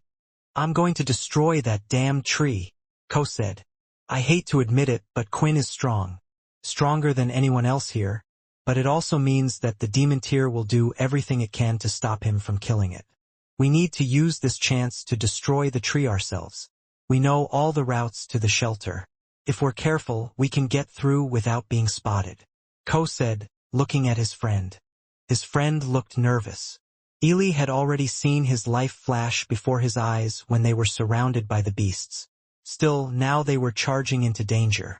"I already said, didn't I, that I would follow you?" Ely replied. The two of them quickly descended from the tree and were careful about their steps. It looked like the area they were in had the least amount of marked. It made Ko wonder if Quinn had put them there on purpose or if it was a coincidence. He also didn't understand how someone was able to tell all those beasts were coming towards them from so far away. Nonetheless, he was happy about the situation he was in currently. The shelter gates weren't the only entrance. There was also a particular underground tunnel that he had created. Originally it was meant to be used as a tool for escaping, not breaking in, but it could be used both ways. They headed far out from the west wall as Ko searched through the forest for the escape route. Finally, they spotted the special entrance in what looked like a giant stone. "Wait," Ely said, pulling Ko back before he charged into the underground tunnel. Their secret tunnel didn't seem so secret as Ely spotted that Marked was already entering. If that demon beast really is a giant tree and is controlling the others, it will know about all of the entrances and secret places we built. It might even know this shelter better than us. Ely explained. "Damn it, then we're just going to have to STO dash." Just as Ko was about to make a reckless decision, his grip on his sword loosened, and his body stood upright, looking at the two about to enter the tunnel. He was staring at two women who both had long brown hair. One looked like a teenager, while the other was an older woman covered in mud marks and ripped clothing. "Cammy! Carol!" Ko shouted and soon went running after them. "What is that idiot doing?" Ely thought. As if the two of them could hear their names being called, they turned to see off in the distance someone with their hand reached outward. The girls opened up their mouths and dribble started to fall, and soon their eyes started to glow brighter. The next second, both of the girls were charging their way, running towards the both of them. "I knew!" I knew they were alive, Ko said. If you don't snap out of it soon, then you'll be the only one that's dead. Ely shouted as he kicked his friend in the back to cause him to stumble before pulling out a crossbow and firing 2 beast arrows towards them. No! Ko shouted. He pulled Ely's leg, causing his shot to go off balance slightly. You can't hurt them. They're my family, Ko said. However, Ely knew that at the moment, they were not the family he remembered, and if they were to progress forward, something needed to be done. I'm sorry, Ely said. Just under where the pink tree was, Quinn could see what he was up against. Strong members of the Greylash family were chosen to fight against the demon tier beast, and on top of that, a head general of the Greylash. Careful, Quinn. I'm sure you can feel it with your chi. But all of these have been infused with the demon tier's beast power. Just like the marked, they will be several times stronger than they were before. Quinn didn't resort to activating his beast gear just yet. He had the legendary set on. But for now, he wanted to use the stats they were currently. After all, activating his active skill could only be used once every hour. After that, there would be a significant drawback and the armor would be useless. He needed to gauge their power, but he couldn't use the shadow either. Looks like I'm going to have to fight like a vampire, Quinn said as he ran forward and went for the Greylash members towards the sides. You're a fast one, but I already knew you were fast, and I know you can get faster from when you killed the moth, Robin said. The next second, lightning strikes came out all over, aiming towards Quinn. At first, he thought he would have been able to avoid all the strikes with his current stats, but the lightning strikes were coming out far faster than he had predicted. These guys are juiced up. Thinking fast, Quinn could only do one thing, based on the number of lightning strikes coming his way. Throwing blood swipes at them would only block a few of the attacks, while he would get hit by the rest. His fingers started to glow red, and the blood was seen rushing to his hands. On his skin, his veins started to shine slightly red, running up his forearm. Skill activated. Half of your HP will now be consumed. 50/100 HP. Blood barrage. Throwing his hands out with the stored energy, and using his own blood, a barrage of smaller blood swipes came splitting out. Soon they could be seen multiplying as they went through the air, each one of them hitting the lightning strikes dead on. The attack was a lot weaker than that of a regular blood swipe, but it covered a far wider range, and Quinn had another advantage. He also could power them with chi, making them stronger. Hitting the lightning strike dead on, the first line of blood barrage only stopped the attack. But as more came, they pushed forward and would overpower them, pushing it back and continue going forward. Robin, seeing his men about to get hurt, decided instead to step forward. What that move this guy has? Lightning storm, Robin shouted as he punched both his hands into the ground. Lightning shot up like roots in front of his people. It was like a wall of lightning strikes, and the red aura would fade as they continued to be hit. It looks like you don't just have fast legs and have been hiding a few things, Robin said. The skill Blood Barrage was learned after Quinn had managed to upgrade his blood swipe to level 5. Just like Eno had explained, Quinn's skills could level up to 5, and once they did, they could evolve into new skills like Blood Barrage, and at the moment, Blood Barrage was too weak, only being at the level 1 stage, and using it took a lot of HP. That lighting is strong, Quinn thought. And I can see he is even wearing beast armor underneath those robes. Suppose the demon tier really is making their body superhuman. In that case, this is going to be like fighting a vampire leader with the power of lighting, one of the strongest powers the human race holds. The good news is, Blood Barrage wasn't the only thing I learnt. Slowly opening his eyes, Ko could feel a constant, dull pain on the top of his head. When they were finally fully opened, he could see the dark sky. What happened? He slowly asked, lifting his body up and looking around. As the pain went away, Ko also started to remember what had happened just seconds before. I was on the ground, and looking at Ely. Wait, my family. What happened to my family? Ko thought. He could find no traces of his wife and daughter. His head twisted and turned, and eventually he could see his friend Ely huffing and panting. You! Ko shouted as he ran towards his friend. Wait, Ko! What the hell are you doing?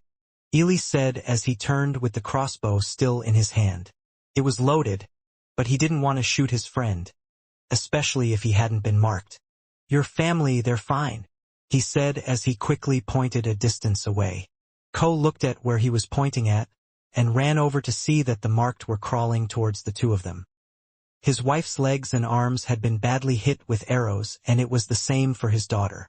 One would have been in immense pain from the wounds alone. Falling to his knees, Ko wished he could have been in their position instead.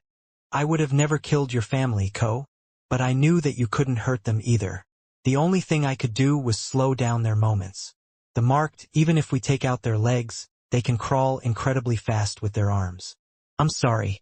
I didn't want you to see what I was going to do," Illy said.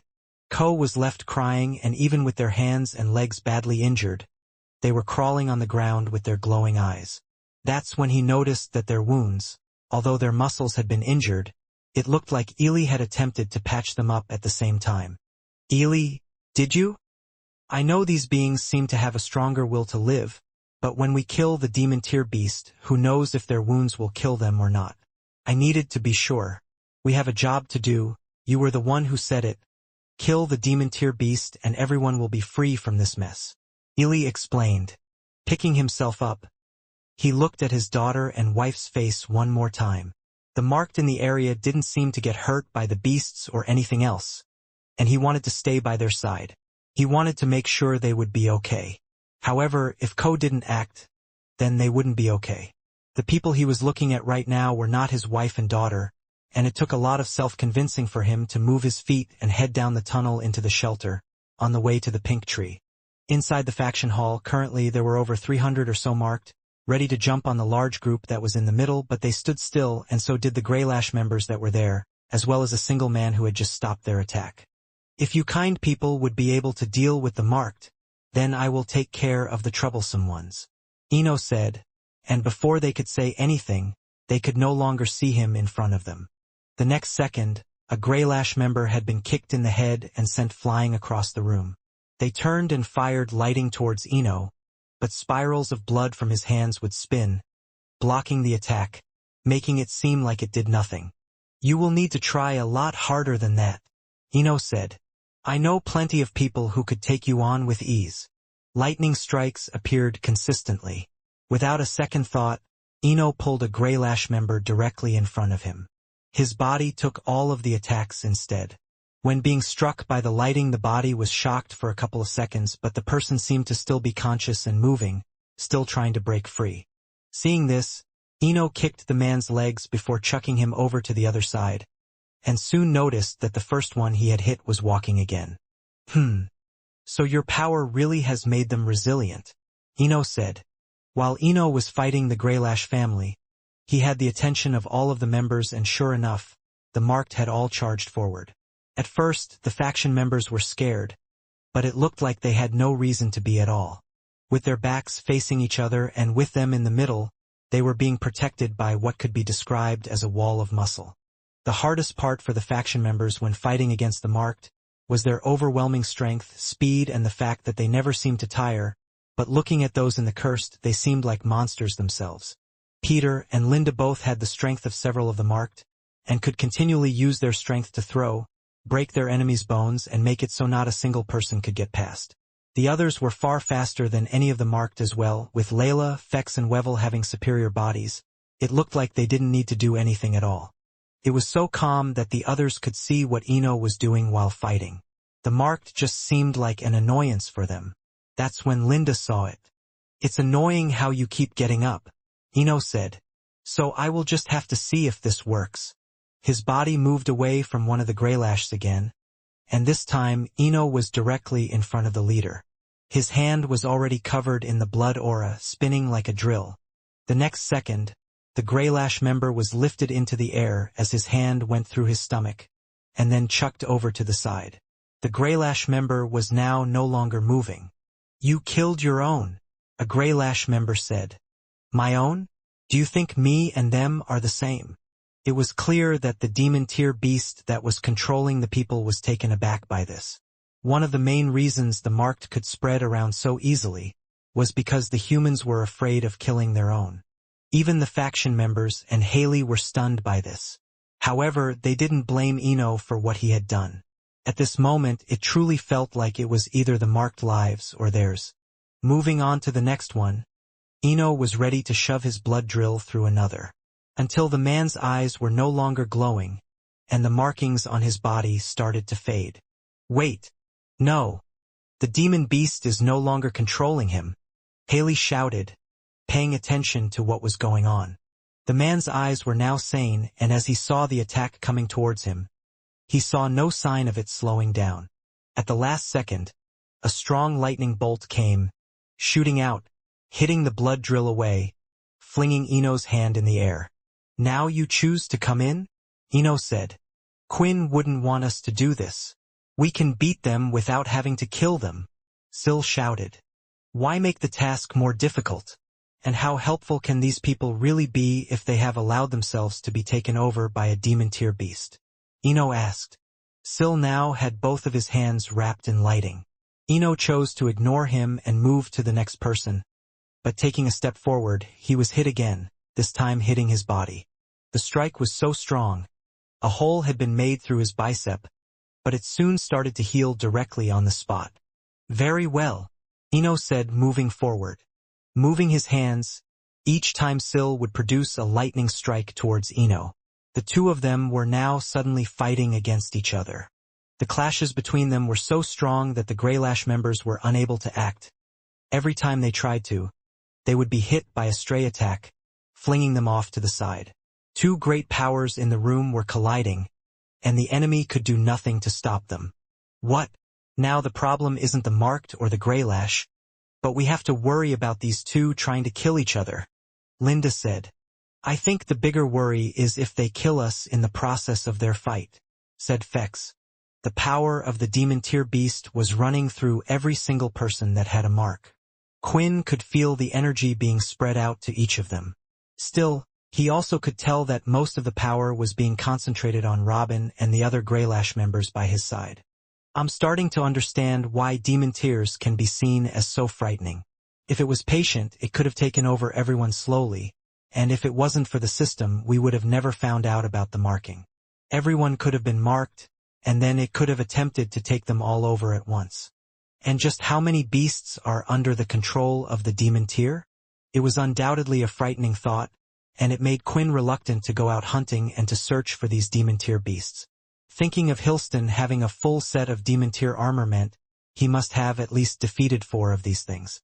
Just how much of a monster are you? Would he have been able to deal with this easily? Am I still that far off from the so-called strongest human? Thinking about this, it was only encouraging Quinn even more. He couldn't just win this fight by the skin of his teeth.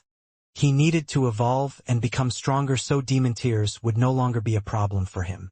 With his HP at 50%, Quinn aimed to get rid of the troublesome ones first. The lightning strikes were fast, but he had an attack that could do something similar, but the move took up too much blood. A flash step was used at the right moment to avoid a strike, and the second Quinn landed, he held out his fingertip like a gun firing a blood bullet. Level 3 blood bullet activated. As the bullet went through the Greylash member's hand, he felt great pain, and there was hardly any resonance at all, but Quinn wasn't done yet. After using the blood bullet, his finger would be out of action. Unfortunately, Quinn couldn't level up the blood bullet to level 5 and unlock the blood cannon, but there were a few changes to the skill. After leveling it up, the blood bullet, rather than taking 1/5 of his total health, it would now take up 1/5 of his current health when in use, which meant the lower his health was, the less it would take up. Firing off the bullet in succession, Quinn aimed for accessible spots to hit all 10 Greylash members, using every single one of his fingers.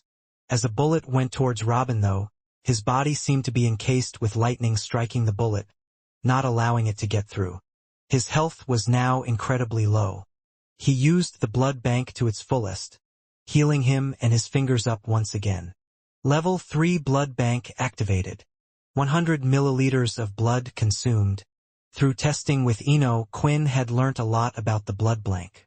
Even though he didn't need to consume 100 milliliters of blood for his health to completely regenerate, this amount was what gave the quickest results when healing.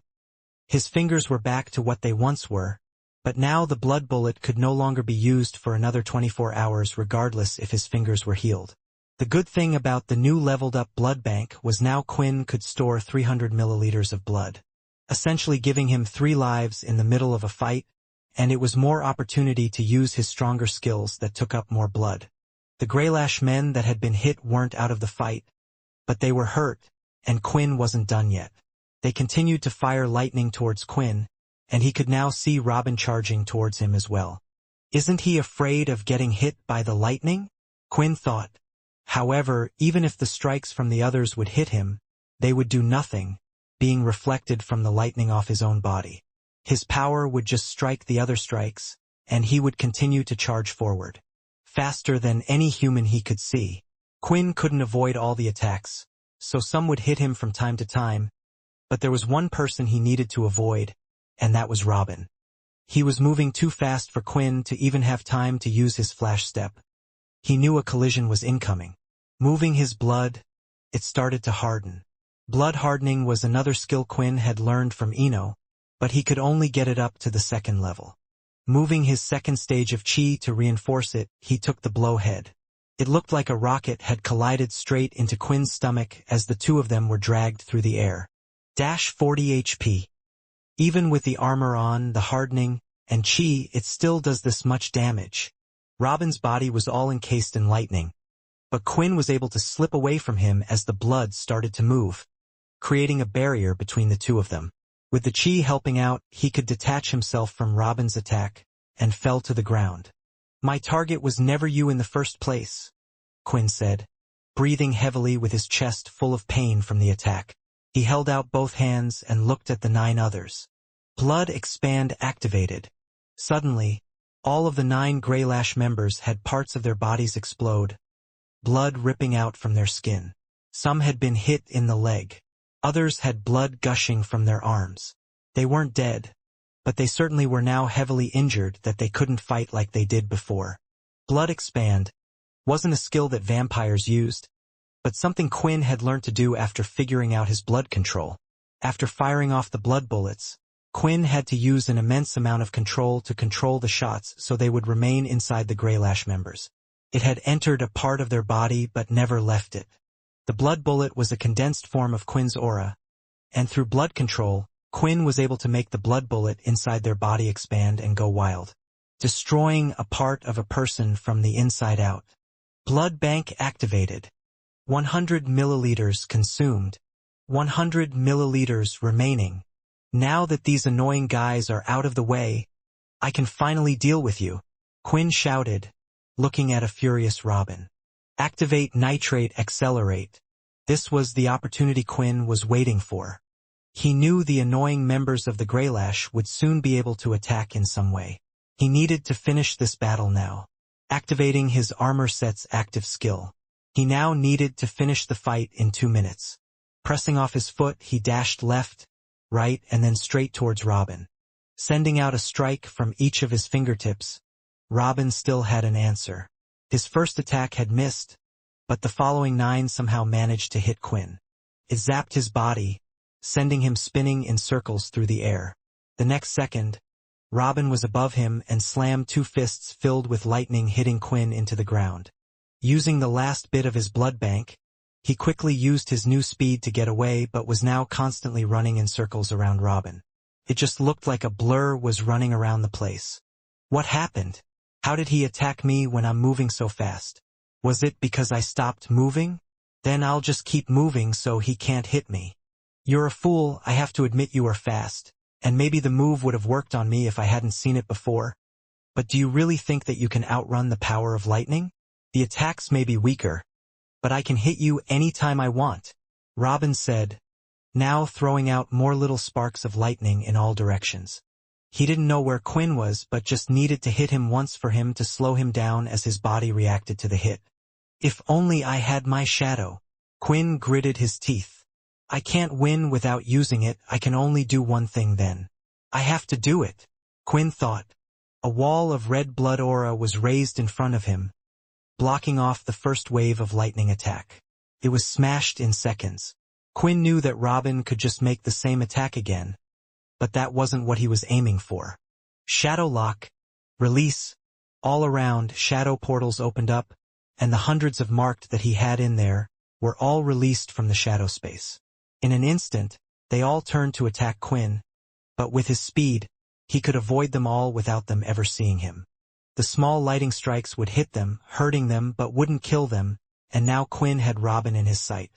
Bending his knees slightly, Robin got into a strange position. He looked like a sprinter and lighting started to run up his arms and legs. The demon tier beast was activating Robin's soul weapon. You have to attack me at some point, and even if you touch my body, you will be zapped before anything can happen, Robin shouted. The lighting continued to grow and was now wholly surrounding his body. Truly did look like if anyone touched him, the fight would be over. Then Quinn suddenly appeared in front of him, standing there. Without hesitation, Robin charged forward using all of his power to hit Quinn's body. The two of them collided, but something was strange. There was no weight when Robin slammed into Quinn. The lightning from his body struck Quinn many times, and his body soon turned into nothing but shadows. When Robin's acceleration started to slow down, he was at a speed where he could no longer stop himself. He could see another Quinn directly in front of him a distance away. His hand was shaped like a drill covered in the red aura. He stomped his foot on the ground and timed the punch perfectly. The only thing Robin could do was to lift his body slightly to avoid the attack. With the last of his powers, he struck the floor, lifting him slightly off the ground, but it wasn't enough. There was too little time. The hammer blood drill slammed into Robin's stomach. His arms, legs and head swung forward from the sudden stop.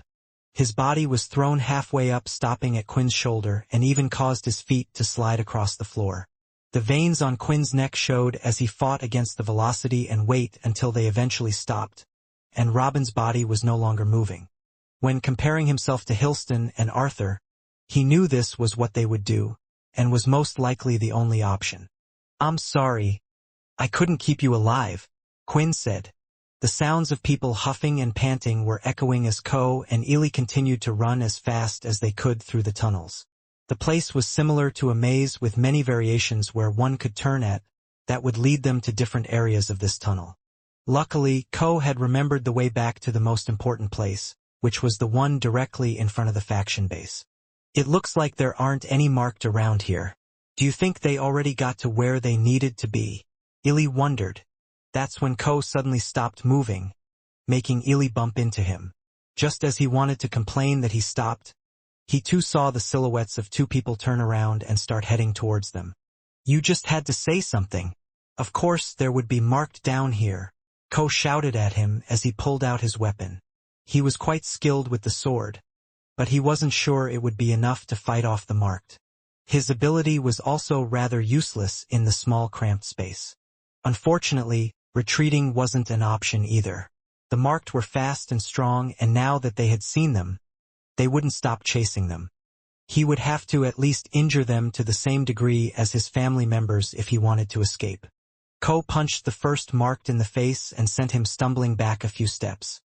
He was ready to stab its companion, but before he got a chance to attack the second marked who had opened his mouth wide, ready to dig into Ko's shoulder, Ely barged into it, making it fall to the ground.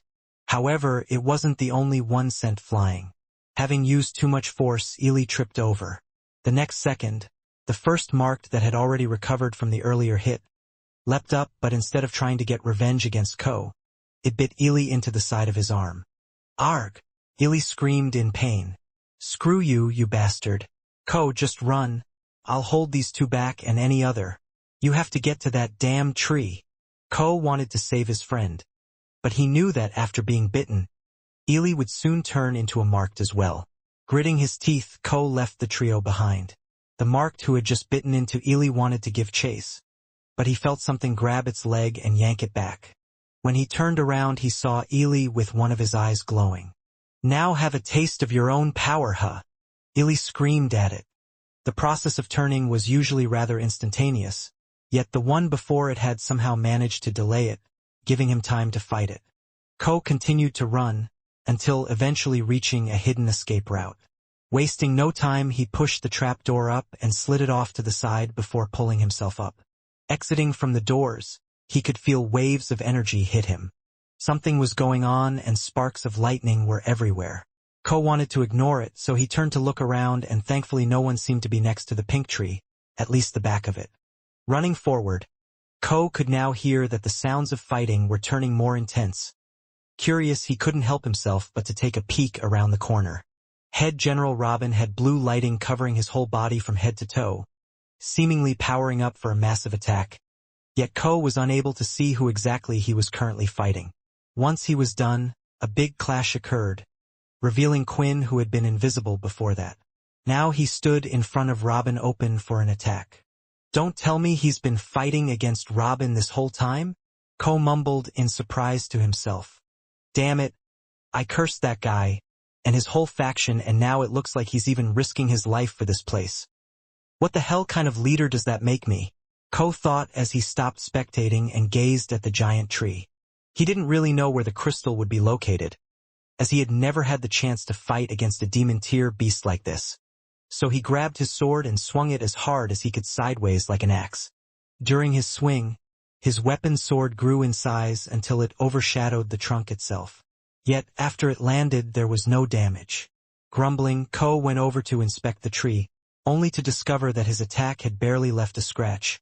Yet on the blade itself a black substance could be seen, which looked exactly like beast blood. Unsure what to do, Ko started to experiment with the way he attacked it. At first he attempted to take it down from the bottom, making it topple over, but that turned out to be ineffective. Then he started to cut off the bark of the tree as he made his weapon larger. He managed to remove some pieces of bark, and they left behind a pink glow underneath, proving that it was no ordinary tree at all. After removing most of the bark from one side, he now could just see a large pink glowing substance but no crystal. "It must be an outer layer or something. I just need to destroy this thing." Holding up his sword one more time, Ko swung it with all his strength again. As the two collided, a loud clang resounded, and once again a small amount of black blood was seen seeping from the pink crystal. However, as if reacting to the aggressor, the tree let out a large energy, blasting Ko away and sending him flying across to the other end. The leader dropped his weapon and was kneeling down on the floor. He could tell instantly that he had been marked and that something was trying to take control of him. "No, I'm not letting you have your way, not when I'm this close," he screamed in defiance, thinking of everyone in the shelter that had been hurt by this thing. "I think you might need a little help. That sword just ain't going to cut it." Suddenly, he heard a voice from behind, and what greeted him was the sight of the entire cursed faction. Haley and the faction members that had survived had come out from the faction base and made it to the large tree. However, they still had plenty of Mark chasing after them. Peter and Linda were at the back. They had closed the door, and now were holding it steady against the onslaught of enemies, but it didn't stop them from breaking part of the door. As for Sil and Eno, the two of them looked injured as they stood on opposite ends from each other, clearly avoiding each other's gaze. Haley knelt down by Ko's sides and looked at the marking on his back, noticing that it was progressing faster than what she had seen, but the marking was growing and then subsidizing at the same time as he thought against it, indicating that Ko must have had a strong will to resist the turning. Fex, Sil, Eno, Wevel and Layla walked forward, ready to destroy the tree. "Wait!" Ko shouted. "If you touch that thing, you'll be marked as well." "Don't worry, we're not exactly ordinary people," Fex chuckled. But when they turned back around, they could see someone else standing in front of the tree, where the exposed pink crystal area was, and it was none other than Quinn. How did he manage to survive against Robin? Ko wondered. After defeating Robin, Quinn placed the 40 or so marked back in his shadow lock to not cause any more problems. With its goons dealt with, he was ready to take down the tree as well. With the bark exposed and using his inspect skill, he could tell that this was indeed the demon-tier beast. Both of Quinn's legs started to be covered with a red aura. He then quickly ran back to where the others were. "I still have about 30 seconds left of the active skill," Quinn informed them. "I'll take it down in one go." Running at top speed, his vampire powers allowed Quinn to jump up and spin his body as he swung from his hips, to throw out his right leg as hard as he could to activate his active skill. This move had been taught to him by the martial arts master. The spinning tornado kick, The blood aura around his legs were now spinning like a drill once again, and at such a speed it slammed into the crystal. The entirety of the shelter and the ground it was on jolted forward a few centimeters due to the power behind the attack. The roots that had been deeply dug in shifted forward and everyone lost their balance for a few seconds. When they looked at the tree, the pink crystal started to crack slowly, until eventually, it shattered. Black blood began oozing from it and the pink power started to fade. The bright-colored leaves started to fade. All the colorful trees on the planet started to fade with it as well. Congratulations! The quest has been completed. As Quinn landed and saw the system notification screen, he thought he could finally rest, ready to check out the rewards. Arg! A scream could be heard from behind him, and all of them could see that Ko was rolling about on the floor. He continued to scream in pain at the top of his lungs. I don't know what's happening. I can't heal him. Peter and Linda noticed that the door was no longer being pushed back, and when they opened it up they could see that all the marked were similarly rolling about on the floor in pain. What happened?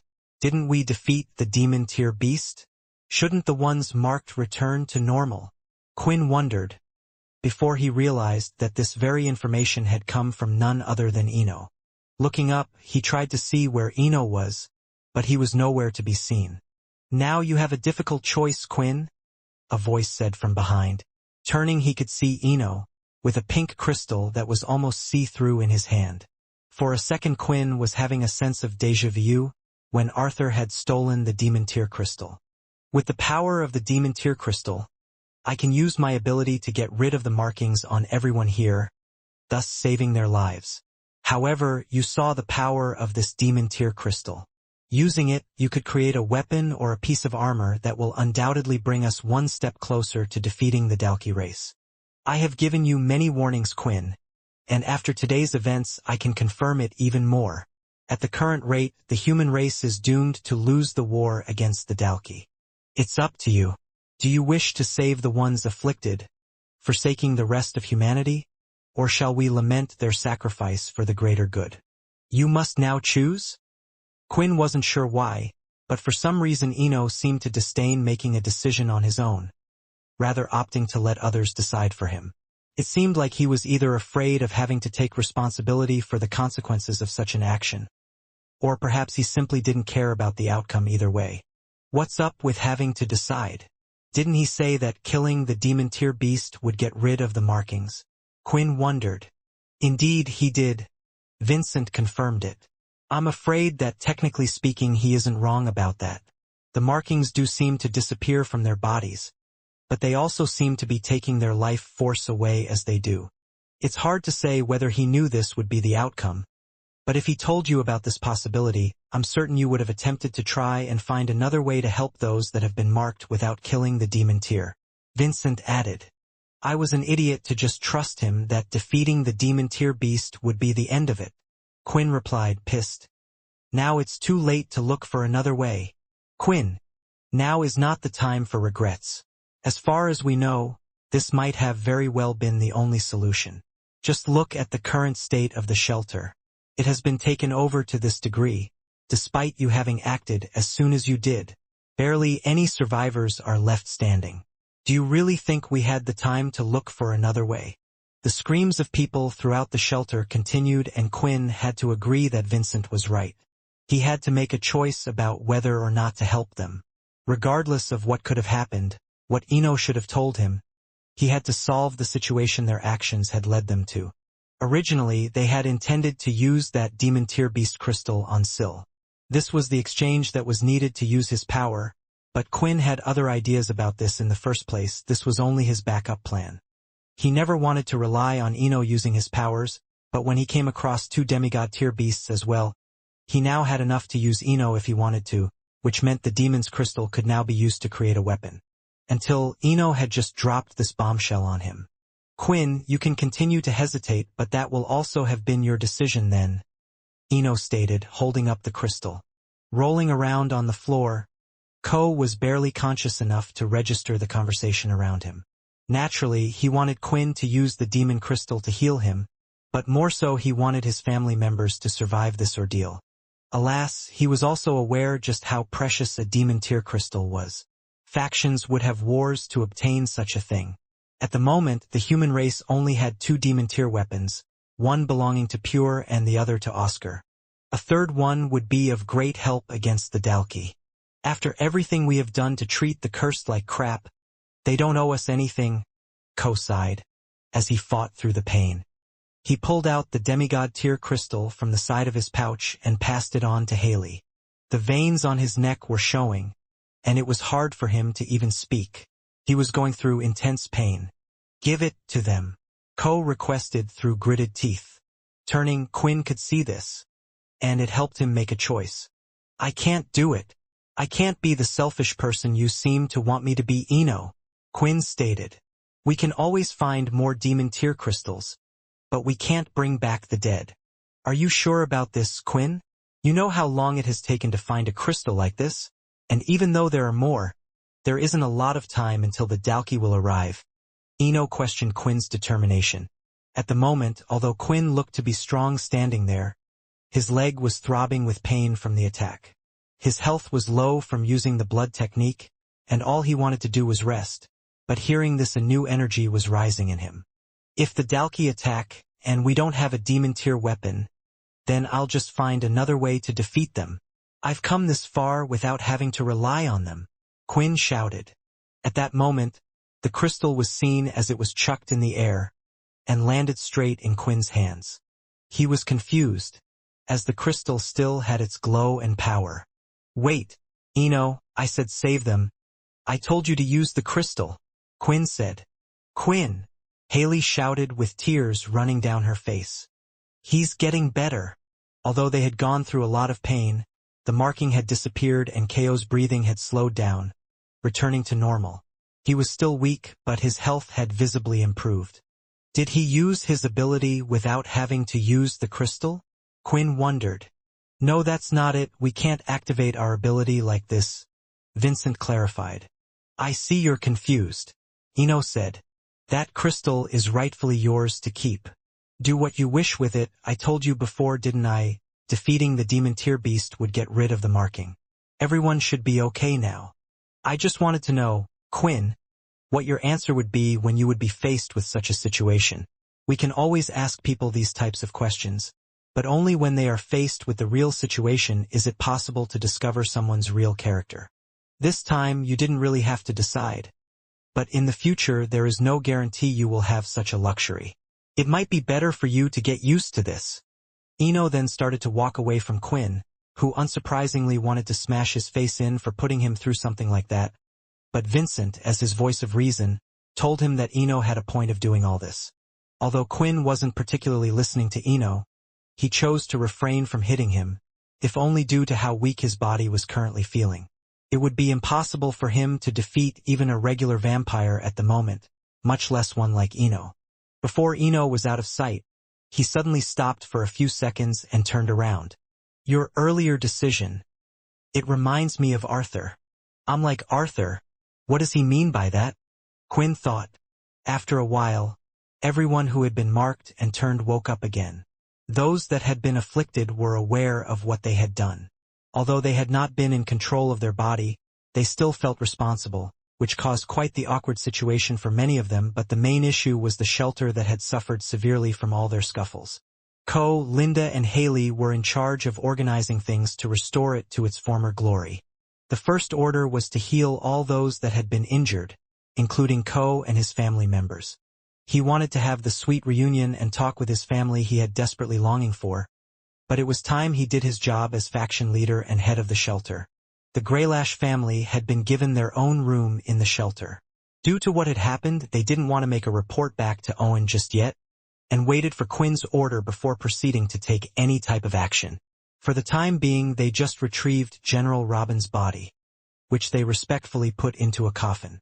When Quinn entered the room, everyone was surprised to see him. Is it okay to get some time, with just me and him? Quinn requested politely. The Greylash members of course obliged and quickly headed out of the room. Quinn went up to the coffin and lifted it up. The large wound on Robin's stomach had expertly been patched up. Nevertheless, the color of his skin looked pale, yet they had managed to work around it, giving his lifeless body some grandeur for its final rest. "I'm sorry," Quinn apologized. "I couldn't even save you by turning you. I just wanted to tell you that from the time I met you, I considered you to be a good person and that I never wanted to do this to you. I'm sure you wanted to protect those in the Greylash family. From what I heard, some of those marked claimed they would have been happier with death than to continue hurting innocent people. I wonder if you were the same and you wanted me to stop you like this? Or if you would have wanted to live, but I guess that will be something I'll never know now. I will make sure that you shall be able to live on within me. I have a job to do now, and I shall honor all the lives that have been lost and make sure their sacrifice wasn't in vain." Quinn vowed as he closed the casket and started to walk away. Once he was out of the room, he took a deep breath and the others quickly went back in. "Can I even be happy about this?" Quinn wondered, as he selected a certain icon from his system. Quest rewards received. Quinn could still vividly remember the euphoria he had felt the first time he had received a reward from the system. Now it seemed as if that was another lifetime ago, and the difficulty of the tasks he was receiving nowadays was also worlds apart from what it had been in the past. The system worked in strange ways, and in the first place he couldn't really complain about getting rewarded for things he intended to in the first place. In his possession, Quinn now had the pink demon tier crystal, as well as the 2 moth crystals that were at the demigod tier level. Yet there was no smile on his face nor any other sign of appreciation or happiness. "These rewards, they will help me to grow stronger," Quinn thought to himself. The first reward was, as usual, an instant level up. Coincidentally, Quinn had also received enough EXP from killing the demon tier beast to manage to level up twice. Quinn Talon. Level 66. 3 level ups translated into 3 more stat points for him to use. Quinn no longer thought it necessary to increase his agility since his new set of armor provided him with enough speed. Besides, after that value had crossed the 100 mark, he noticed that the difference was getting less and less noticeable. Although 200 was 2x 100, his speed didn't actually double. Nevertheless, it made him incredibly fast, and he doubted there was a vampire faster than him when using the active skill. Stamina 73. As such, he ultimately decided to put all 3 points into stamina. Although his current stats already allowed Quinn to fight for what felt like a week straight, after increasing his stamina through the legendary gear, he noticed that it also seemed able to affect his vessel inside him. The vessel he was referring to was what held his chi. After learning how to properly control chi, he had never increased stamina by a lot, so he only recently stumbled upon this knowledge. However, in hindsight, given that using chi had always tired him out, he should have come to that realization earlier. Quinn's blood control remained his highest stat by far, and thanks to the quest and defeating the demon tier beast mostly using his blood skills, the system appeared to have chosen to reward it. Your blood control has increased plus 20. Blood control 184. I did have to use one of my shadow skills at the end, Shadow Clone.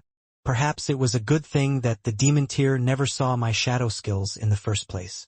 The skill Quinn used against Robin, Shadow Clone, allowed him to create another version of himself out of shadows. Currently his double was unable to persist for long, nor could it really attack anyone. Still, it was just at level 1 at the moment, so Quinn hoped that by using it often, it would eventually improve and become more useful. The last few rewards were things Quinn had not really expected. It wasn't some title or a passive skill like he had received with the moth, but something else entirely.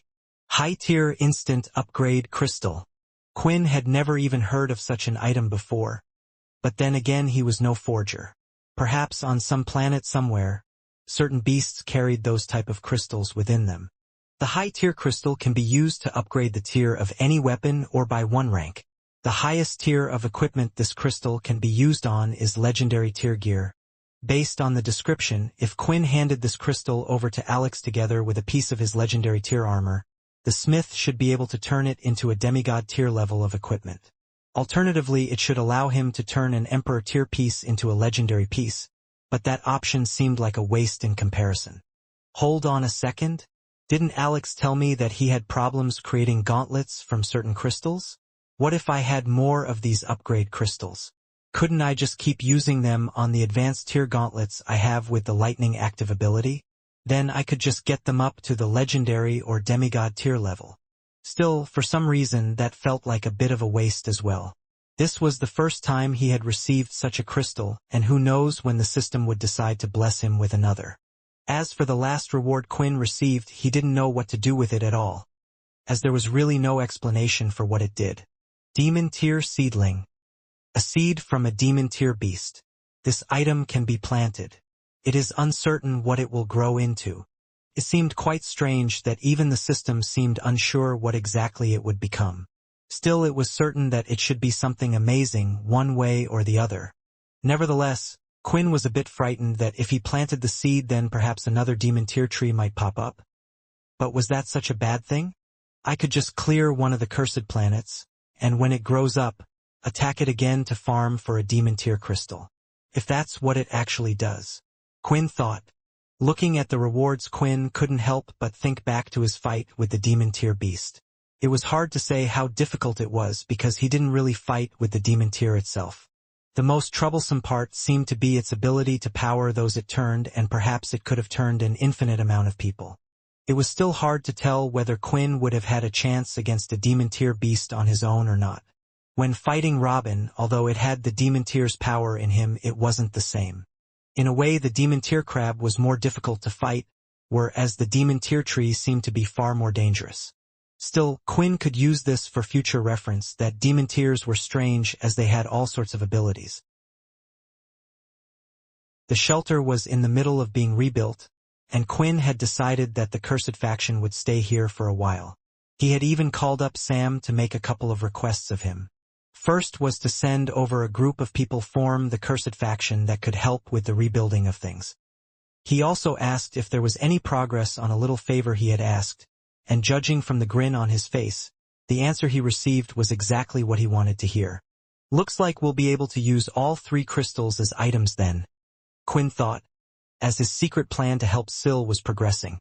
Apart from that, he asked Sam to update the Greylash family on what happened. Quinn wasn't going to shy away from the truth, and told him to explain why he had to kill Robin with his own hands. With the cursed report and the other Greylash members who were present, he was sure that Owen would understand. He seemed to be quite the reasonable person. As for the last request. Standing outside, Quinn could see that a ship was coming towards the planet. Sam had sent over a team immediately to help out with things. As it landed in the ship area, Quinn, Peter, and Syl were there to greet them. "Come on! Come on!" An impatient voice as the ship's door slowly slid open. When it finally opened, a person was seen flying straight towards Quinn, and stopped just seconds away from his face, blowing his hair slightly. "Let me see it. Please let me see it. Show me the crystals. That's why you told me to come here, right?" Alex pleaded excitedly, with his wings flapping widely, reminiscent of a dog's tail. Alex's hands couldn't stop shaking as he carefully held all 3 crystals in his hand. He had even taken out a pair of special white gloves that looked like they had never been worn before to handle them. When Quinn finally placed them in his hands via his shadow, the crystals continued rattling against each other.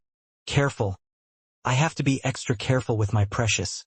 Can't let them touch the dirty ground," Alex mumbled, as if possessed. "Just put them in your shadow for now. They won't get dirty," Quinn advised, giving Alex a meaningful look. Although they looked fragile, it was impossible for them to shatter, even if he were to throw them against the ground. Besides, wasn't he going to pound them with a hammer soon enough? Nevertheless, seeing the excitement in Alex's eyes put a smile on Quinn's face, strengthening his conviction that he was the best person to handle them. "Look at these wings. They're so red, and they're flapping about so fast," people who were watching whispered. Noticing that they had attracted a crowd, Quinn decided that they should head inside the shelter and perhaps continue their talk inside the faction base. While walking, he shared some insight about the demon tier and demigod tier beasts' abilities, powers, and such. Forgers would usually do this kind of research into the crystal, as it made it easier for them to make the most out of their crafts. "I've decided that we are going to stay here for a while," Quinn shared his plans. "The cursed faction, along with Sam, will take care of things. Once we have everything we need, we can head on to Blade Island. I invited you here so we could get a head start. If you find the forgery here good enough, I was hoping you could start on the weapons right here. The best decision was to make Sil wait. Whether that was an option or not was the real question. But the last time Quinn had called upon Sam, he had received some good news, which meant they could perhaps progress to the Blade Island sooner than he had anticipated. The only problem would arise if the Blades were still on the island. According to Sam, Brock had already been sent out to scout the area, so they should soon find out. If the Blades were still on there, they would only proceed after Quinn had procured better equipment for his family members. If not, then they would go out immediately. It was as simple as that, yet either way, Quinn would prefer to have the new beast gear ready, so they could react to any unforeseen circumstances. I can't give you an exact time, but it will definitely take longer than anything else I made, Alex said nervously, feeling the pressure his task involved, before he added, I don't want to do a bad job like I have done with the Emperor tier crystal, and I've already asked Logan to try and locate the person who has made the demon tier weapon for Oscar. Having someone who is more experienced with higher tier crystals by my side should help in bringing the most of those crystals.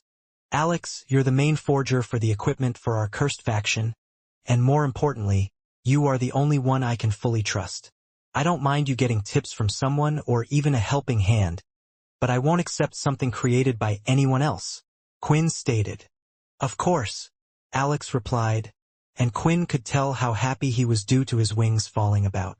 Sometimes his facial expression and his wings didn't match, but Quinn knew which one to believe. Once we have figured out what will be best for the crystals, it will also take some time to actually make the items, Alex reminded Quinn. Speaking off, how was the set I made for you last time? Your set is one of the major reasons I trust you so much. It's the best equipment I have used till date. I guess I will need to thank Helen in person for that one, Quinn answered with a smile. The two of them had eventually reached the faction base, and the forgery turned out to be more than adequate. Although a lot of the shelter had been destroyed, the damage to the faction building was mostly concentrated on the hallway and training hall. Due to it being a Tier A shelter, it had equipment just as good as on the cursed ship, so Alex could get to work as soon as his assistant would arrive. Before I go in, I need your expertise on something. Have you ever heard of an upgrading crystal? Something that can be used to increase a weapon's tier. Quinn asked, curious to see how rare the thing he got actually was. An upgrading crystal? Alex put his hand on his chin as he pondered over the question. Can't say that I have. I know it's possible to upgrade a weapon's tier by using higher tier crystals, but at that point it would be better to just forge something out of those crystals. One would usually only resort to that for a lack of higher tier crystals and a very urgent need for such a weapon upgrade. But who knows, we haven't been exploring beast planets for that long, so maybe there is something like that out there. I can only tell you as a forger, if such a thing exists, it would be priceless. Quinn nodded, as that was exactly what he had feared. Before his thoughts revolved around finding a way to make the system reward him with more of those upgrade crystals. Not just for himself, but also for the rest of the team. It would certainly give them more of an advantage when hunting. What exactly should I use the upgrade crystal on? I'm hoping that the demon tier or the demigod tier will be enough to forge me a new set of gauntlets to use. If so, then the crystal would be wasted on them. Then I wouldn't need to waste it on the advanced tier gauntlets. I could use it on the armor set, but it remains to be seen what upgrading the set will do to the active skill. Will it be strengthened? Perhaps replaced with something else? Or, in the worst case, it might be completely removed. Quinn shook his head, as if that would somehow negate the last possibility. Still, he chose to trust in the system's reward being an overall good thing. The last thing that he considered for an upgrade was his Emperor tier mask. The red-colored mask that would fill up an adrenaline bar and allow him to boast a singular stat. For now, Quinn decided to keep the upgrading crystal with him. With the risk involved, he preferred to think about it some more, and once he had made his choice, he would see if Alex could use it in some way. Leaving the foraging area, when exiting out of the door, he unexpectedly bumped into Sil, who had been waiting outside. Sil was looking downward, and it appeared as if he was gathering his courage to say something as he was twirling his fingers. You look like you want to ask something. Let me guess, is it about Vorden and Ratten? Quinn asked. Now that we have the crystals, do you think we can really get them back? Sil asked politely this time. He didn't seem angry, but of course Quinn could see that this question was gnawing at him, and if it were up to him, they would have set out long ago. Let me ask you something, Sil. I heard you and Eno had a fight. Do you trust him 100%? Quinn asked the other instead. Definitely not. Sil replied instantly. I hate that guy. Well, that makes two of us, Quinn admitted with a smile. That's why I don't want to rely on him. For now, I have some good news. We have someone who is willing to learn the same ability as your friend, so we hopefully will be able to deal with things without having to overly rely on Eno. We're close, Sil. Just a little longer, I promise. It seemed that was enough to cheer him up, and the fact that Quinn was still thinking about Vorden and Ratton made him happy, just for how long he didn't know. While walking away, there was still one problem that they had yet to solve. We still need to find bodies for Ratton and Vorden. Logan hasn't been able to find any yet, and who knows what drawbacks there could be if we use the ones Eno has provided. The short lifespan is just the only one he admitted to, but knowing him, there could be a plethora of other things he just didn't mention. I can only count on you, Logan. Finally leaving the shelter, Quinn stretched his arms. Things were going good, and it was rare for him to have some time to rest like this. In fact, he had grown so used to doing things that his hands and legs were itching a little for something to do. Should I play more of Power Fighters? I did promise the martial arts god I would get to rank 1. Or maybe I should focus on leveling up all my skills to level 5. But without fighting anything, it would be quite difficult. Quinn pondered over his next course of action. At that moment, a certain person approached Quinn. He could tell who it was straight away by their scent. Without turning around, he was aware that it was none other than Layla. Her hair blew slightly in the wind, and her face was a little red. Quinn, it's been a while. I was wondering if we could talk. Layla spoke in a somewhat embarrassed tone. Oh, Quinn replied, not really knowing what else to say. Is it something important? Or did something happen? It is important. To me, Layla said. Moments before Layla came to interact with Quinn, she was busy going around the shelter checking if there was anything she could do to help. Initially, she went over to members of the cursed faction that were in the midst of rebuilding the shelter. Layla thought she could at least help them via her telekinesis ability. Miss Layla, we appreciate your offer, but we are fine on our own. What would people think of us if they were to see one of our leaders having to help with this kind of manual labor? They would think that the cursed faction was either weak or lacked members. Please get some rest, and leave this work to us. One of the men quickly prevented her from helping. She was about to insist until she saw how great a job they were doing. Ever since the cursed faction had received military personnel from Oscar, the one thing they didn't lack were Earth ability users, especially since the Earth books were no longer guarded as a secret by the military. Nowadays, people from all factions were able to learn the ability up to their limit. Layla sighed, aware that if she were to try and help, she would most likely just get in the way. As such, she continued further into the shelter on the lookout for any odd jobs she could help with. However, no matter where she went, everything was running at full capacity with maximum efficiency. I guess I'm just not really needed around here, Layla thought dejectedly. Was there even any point in me coming here, if there's nothing I can help with? How can I just laze around when there should be so much to do? I mean, I saved some people's lives, but Nate or Dennis could have helped fight the beasts as well. I just feel so useless. Hey Layla, you look free. Mind helping me out a little in the medical center? Haley suddenly appeared behind her with the request. She was carrying around large boxes of supplies, yet the very next second they started to float up in the air. With pleasure, Layla smiled at her, happy to finally get something to do. Inside the medical center, Layla was hitting her stride as she talked with the patients that were awaiting their treatment. Their injuries varied a lot, from simple scratches to broken bones, yet by far the most common ones were the bite marks. Everyone found Layla's presence quite welcoming, and from time to time she would help Haley out whenever the older woman decided against using her ability. After all, MC points were limited and it would take time to recover them. As such, Haley saved it for patients with more severe injuries, whereas the ones that could heal on their own would be treated the traditional way. Should I just transform into my third form? I would just need to hit them with some green fire to help them, Layla wondered when she watched yet another injured person getting stitched up. No, what am I thinking? This isn't the vampire world, so if they were to suddenly see me transform into a giant snake, they might mistake me for a beast and I could trigger a panic. Even though Layla was contributing to the common good, her mood started to dampen. How much was she really helping? Wasn't her role something that could be filled by someone else once again?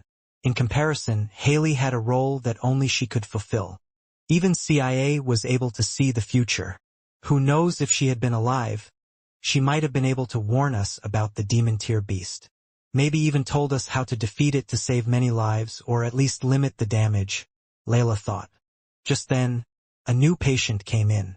It was a young woman who was scared and frightened to the point she was shivering. Since Haley was still busy, Layla stood up and led the newcomer to a free bed. Once she was settled down, Layla offered her some water. Before she asked her for the reason she was here. I haven't been able to sleep. I keep thinking that I'll be attacked in the middle of the night or turned. I can't even look at my own family because I'm scared that they might attack me again, the girl explained amidst her sobbing. Although Haley could heal the body of those who had been injured, the same could not be said for mental wounds the people suffered from. Seeing this, a strange purple smog appeared. This is something I can do even if it's just a temporary solution. Layla started to consume the purple fog in the air. Once she was done, the girl's mood was elevated. It felt like all her worries and everything that was around her had suddenly gone. Her eyes brightened up, and soon after a brief chat she was left to sleep in the bed for a while. Since it was the first time, it seemed she felt safe. Oh my, you haven't been here too long. But you already know how to deal with patients without me, Haley commented from the side. What do you mean? Layla asked nervously, turning away trying to avoid eye contact. She was unsure how much the other woman had seen. Come on, Layla. Did you forget I saw you grow horns the other day? Don't worry, I'm not scared, I'm just worried, Haley whispered next to her ear. Layla looked up, unsure why Haley would be worried about her. Since this wasn't the best place to discuss things, Haley went to the entrance and turned the sign from "The doctor is in" to "The doctor is on break," before she gestured for Layla to follow her into the back. Pulling out a seat, Haley patted it a couple of times, for Layla to sit next to her. I can't imagine what you have all been through, but it's clear something is going on. Back when you and Quinn had been at the school, you only had basic abilities. But look at you guys today, shadow, telekinesis, and from what I saw you are able to do even more incredible things. Working in my field, especially as part of the military, I've learned that oftentimes when humans take a shortcut, there are large drawbacks involved. I just can't help but think, Quinn, everyone is taking on far more risks by not telling anyone what is going on, while putting the whole burden on themselves. When Layla listened to Haley, she could tell from the older woman's tone that she was genuinely concerned. A lot of people forgot that the very same cursed faction leaders were age-wise nothing more than young adults who would have just left school. Given their positions, they were treated like adults, whereas Haley still saw them as slightly older children that needed help and guidance wherever possible. In honesty though, Haley was also very concerned for her father, who she hadn't seen very much ever since joining the cursed faction. We can handle it, Layla replied like some sort of pre-programmed answer. Haley leaned forward and started to rub her finger up Layla's cheek. Like hell you can, she insisted as she wiped the tear falling down from one of her eyes, and then moved her hair out the side to see the two little bumps. Wow, so these things are real. Does it hurt when I push them in? Oh, maybe a third one will come out in the middle, Haley joked around. The visual image made both of them laugh, and Layla confided in the other, telling her a bit more about herself and what she could do. Nevertheless, she abstained from revealing anything about vampires in general, or who exactly it was that had turned her, despite the other one probing her. While talking, Layla did notice, however, that she would often try to ask about her father. Let me ask Quinn to set up a meeting for the two of you, Layla suggested. I know Quinn is super busy at times, but he is sensitive to these types of things. Thank you. Haley gave her a bigger smile than the ones before.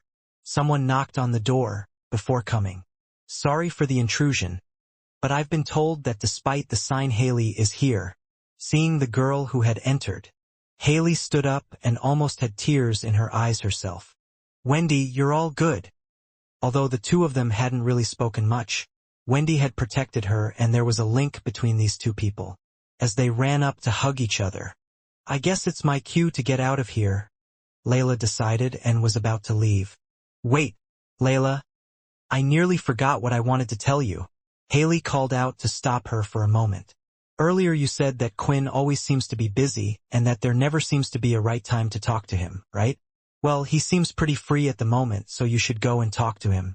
Who knows when you get another opportunity like this? As if to prove Haley's point, shortly after she went out, Layla saw none other than Quinn. I don't want to have any more regrets.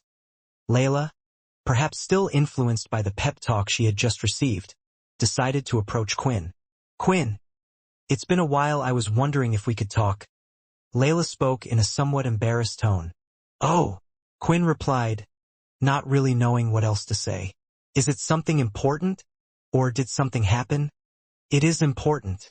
To me, Layla said. However, she suddenly noticed that the stuff she wanted to talk with him about was rather private. So she asked him to accompany her out of the shelter. Since he was done with his business and Layla wouldn't just come to him without a reason, he agreed. The duo headed through the forest. There was an awkward silence between the two of them throughout the whole walk. Eventually the duo arrived at a lake that was green in color, making for an idyllic scene. On the other end, they could even see a beast drinking from the lake itself. It was too far to be any concern for them though. Quinn, is there anyone you like? Layla asked, finally breaking the silence. Anyone I like? Quinn was shocked by the sudden question. He had been wondering what she might want to talk about, but his thoughts had mostly been about something pure related. However, after thinking about it, he was quickly reminded of how Vincent would constantly tell him to have some fun with certain girls. Like, what do you think about Erin? She's a beauty that everyone liked at school. Layla continued, since Quinn didn't say anything. Erin? Well, me and her don't really talk much. Besides, she's quite scary when someone upsets her. Quinn replied before he added, and between the two of us, it's not particularly hard to upset her accidentally. He thought that might break the ice a bit, but Layla didn't really react. Instead, she continued questioning him. Then what about that Bonnie girl? I mean, you kissed her on live TV. Isn't an adventurous girl like her your type? Someone who is always doing exciting things and stuff on her own. Please, how many times have I tried to explain that whole thing was all a giant misunderstanding? I was just trying to do something with my vampire powers and it backfired spectacularly.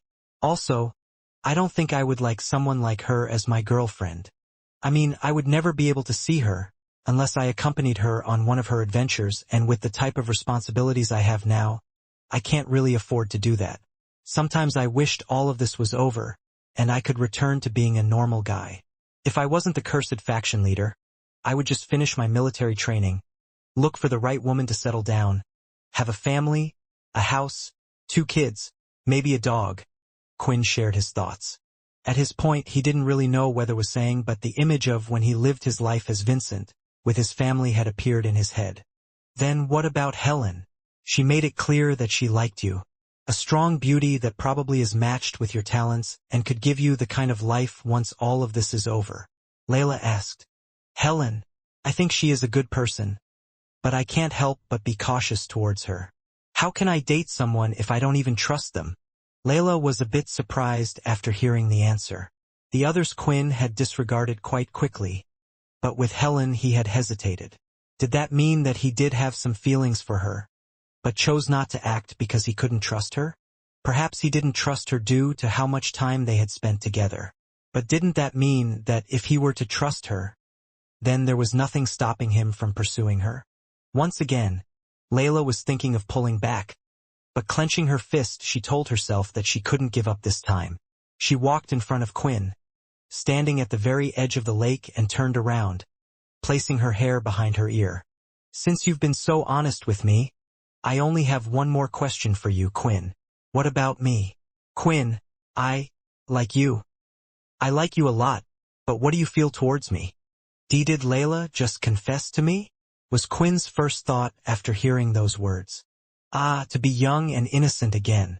Quite the man you are, to force the girl to make the first step.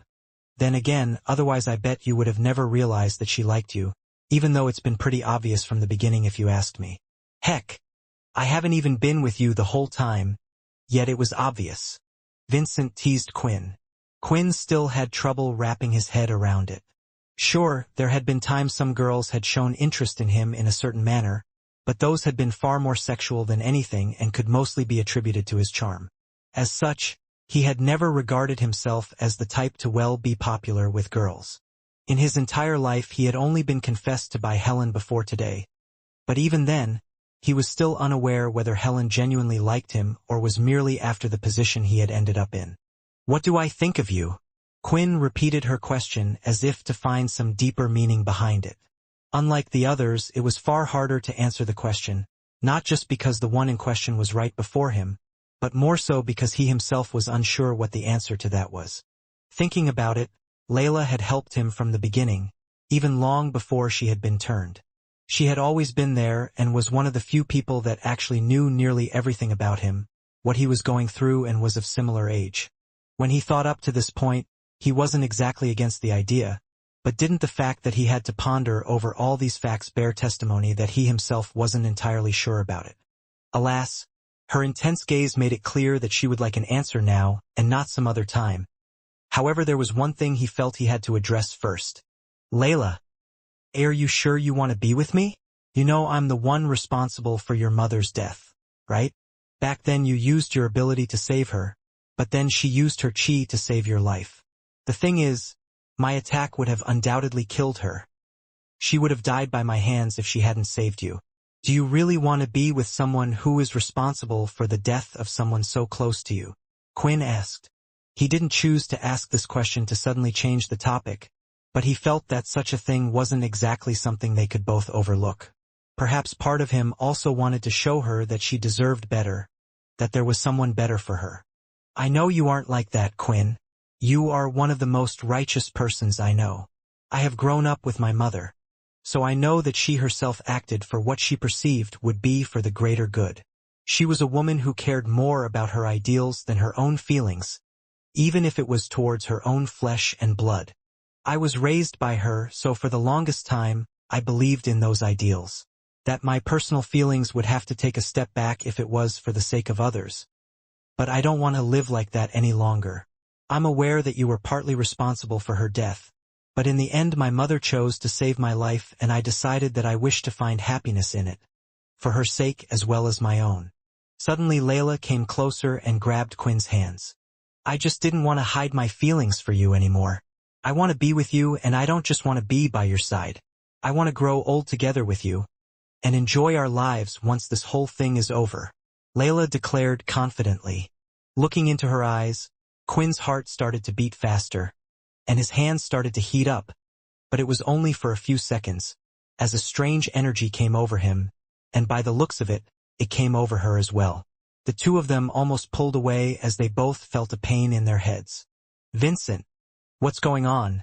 What's happening to us?" Quinn asked in a panic. The headache went away as quickly as it had appeared, but the rosy feelings, and his heartbeat had returned to normal, and he wasn't being swayed by his emotions as much as he had been before. Even Layla, when looking at Quinn, her feelings seemed a little dulled. A big sigh could be heard from Vincent in his head. "I'm sorry, Quinn. I had hoped that since you used to be a normal human, it wouldn't affect you. This was actually one of the reasons why I had tried pushing you towards trying to find happiness with others so much. It's to do with the family bond," Vincent explained. "Part of your bloodline, the cursed family bloodline, now runs inside her veins, which means it will be impossible for you two to truly be together. If it had been anyone else in the cursed family, it would have been a different story, but as for Layla, the one who turned Layla was none other than you after all. I'm afraid there is no solution. Otherwise I would have told you as soon as I saw her feeling like that for you." Quinn didn't know why, but he wasn't relieved. In fact, he felt greatly saddened by it. It would have been one thing for him to reject her, but for a vampire thing being the cause for this.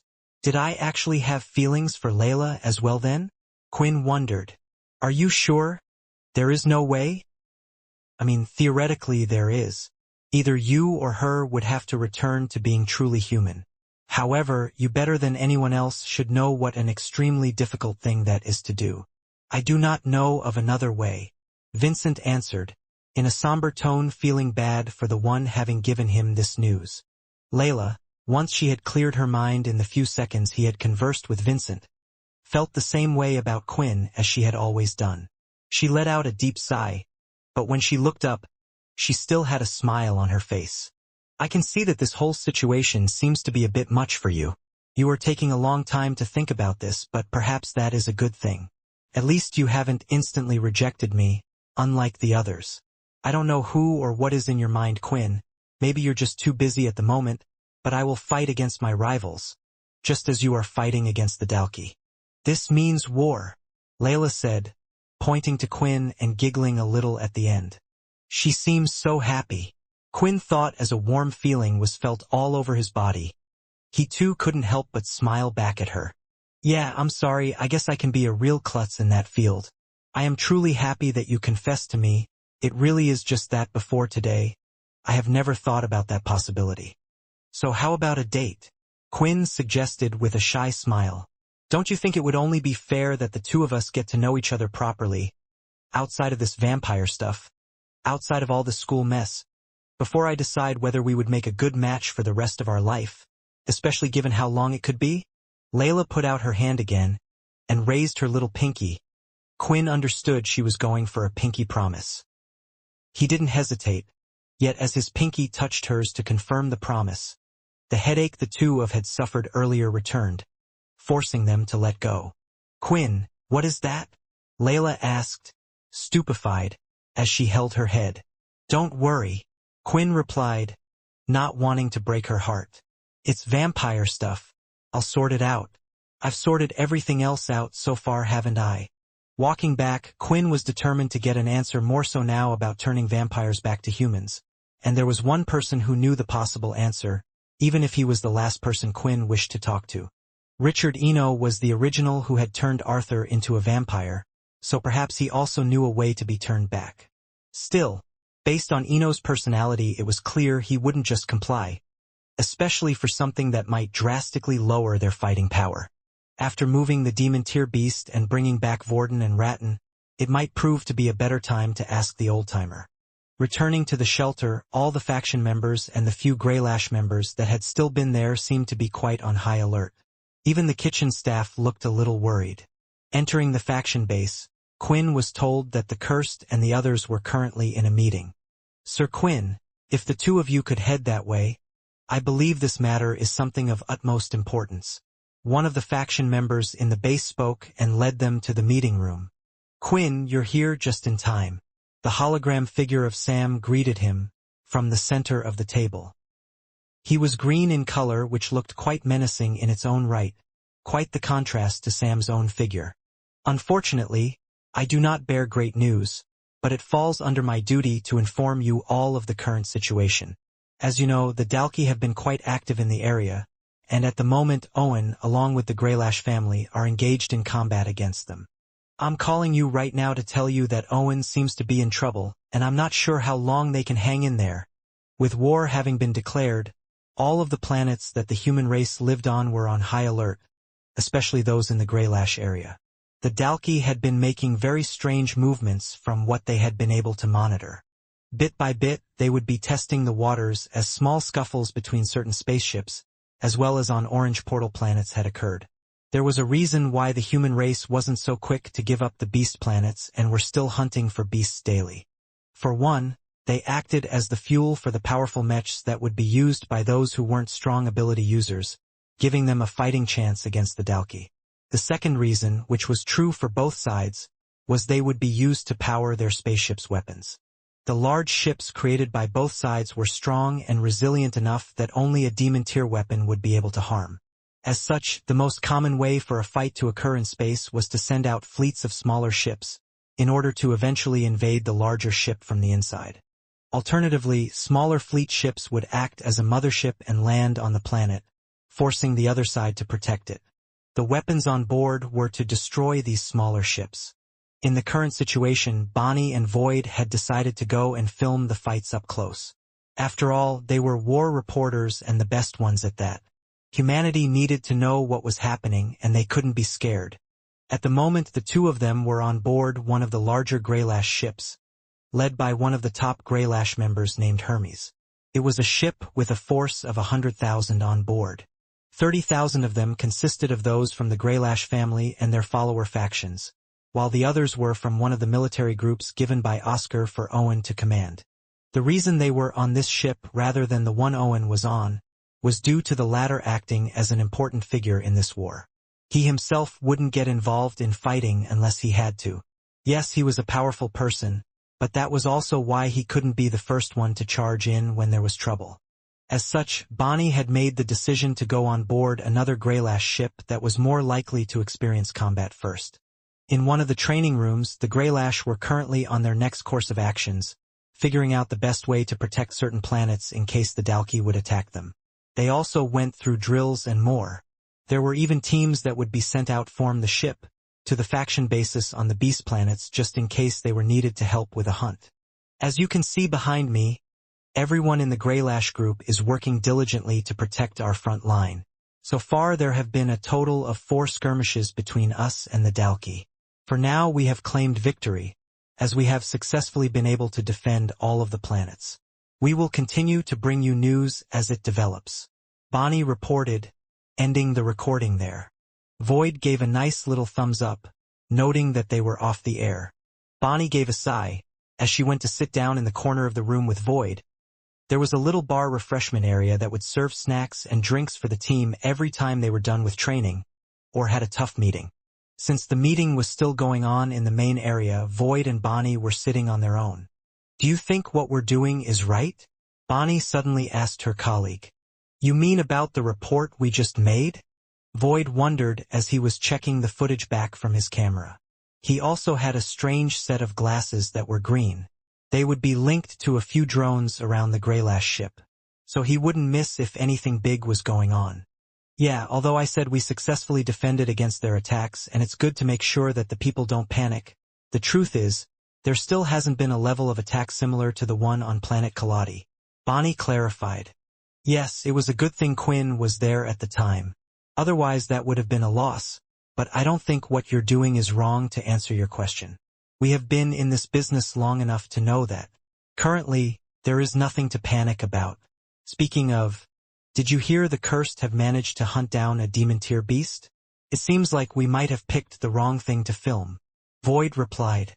Hearing this, Bonnie did regret that they chose not to follow the Cursed, but at the time she had no clue what they had been up to. Besides, it just felt a little awkward between the two of them, ever since the last time she had tried to interview them. Almost as if she was afraid they would have proven to be a nuisance if they had followed them. "Don't worry. My instinct is telling me something big is going to happen here." Just then, as she said those words, the ship's alarms had sounded. The whole ship broadcast a special announcement for everyone to hear it. "Attention everyone. A large main ship has been seen heading to planet Genentech. They have sent fleets to the Beast planet and it looks to be a force of around 200 strong. 200, that's 4 times the amount of Dalki that have been sent to planet Immortality. Why are they moving this many Dalki for one beast planet? Is it a distraction to send an even larger force to defend the planet while they attack somewhere else?" Bonnie couldn't help but think, but that wasn't her job. She was sure that the Greylash had already gone through every scenario they could think of. The main Greylash ship is the closest to the planet, and due to the size of the force, our family head Owen Greylash himself has decided to engage in combat, sending out a strong force. He wants us to stay on standby and act as we see fit if there is no response from his end. This was it. Bonnie could tell that this would be the first great clash of the Second War with the Dalki race. Although Quinn had participated in the first battle that started the war, it was hard to call that a battle. However, with how strong a force of 200 Dalki represented and depending on how many spikes there could be many lives lost in the battle. "Come on, Void. Let's take the ship and make our way down to that planet," Bonnie ordered in a rush. Void quickly packed his things and was already calling his drones to return to him, but then he had seen something devastating on one of the drones in his glasses. Down one of the hallways, a person covered in blood could be seen. Trying to find them, Void looked through all the drones possible and could see what looked to be a human walking in blood in the ship's docking area. He then walked up to the lever and looked at the drone directly. His face and clothes covered in blood. Something was chilling when Void looked at this person who didn't look human. The one thing that was noticeable about them more than anything was the red piercing eyes. He knows I'm filming him, Void thought as he stood still in fear. What's wrong? We have to go. Bonnie hurried him. No, Void replied. We need help, we need to hide. The man with the red eyes who was being filmed pulled the levers and soon the bay started to open, allowing several small fleets of dark black ships to land inside. The Dalki, they have boarded this ship, Void shouted. Arriving on planet Getentok was Owen Greylash, and with him he had a strong force of 50,000. If one was to see this, who had never seen a Dalki before, they would have said it was overkill, sending that many people for only a force against 200 Dalki. For those that had faced the Dalki before, they would have thought it wasn't enough. Very few people could take on even a one-spike Dalki, which was why even with ability users, the introduction of mechs and beast weapons was a game-changer. Before, a single one-spike Dalki could have taken on thousands of people, and even more before the introduction of abilities and beast gear. However, the force brought wasn't just ordinary people. They were all travelers, and there wasn't a single one under the rank of B, but there was a reason why Owen had to come himself, why he felt like he had no choice. Planet Getentok was a red-colored planet with a vast wasteland with deep trenches here and there. It was also a strange planet that would suffer from lack of rainfall for half a year or so and then be plagued with rain for the next half a year. Currently, the Greylash group had sent all the civilians off the planet and were making upgrades to the shelter. A few of the Earth users were building several walls so they could form a tight defense. Owen was standing on top of a large tower at the very back of the shelter, with his usual fan covering his face and his long straight hair. If we were here during the rainfall, it would make the task quite easy. However, it seems like luck isn't on our side today, Owen said. Still, when have I ever relied on things such as luck? Owen turned to one of his men by his side and smiled. Right? Of course, sir, the man replied. We will win this fight, even if the sun scorches our bodies like lava. Although they had prepared for situations like this, they were having more trouble than they had expected for many reasons. It turned out that it was true that the Dalki were able to create some sort of teleporter jamming device. The teleporters on the planet itself didn't work. They had to escort the citizens off from the planet over to the Greylash main ship nearby. However, worried that these might be attacked, quite a large force was sent with them, diminishing the forces that would also be on the planet itself. While they were unsure if the Dalki were affected by this teleportation device.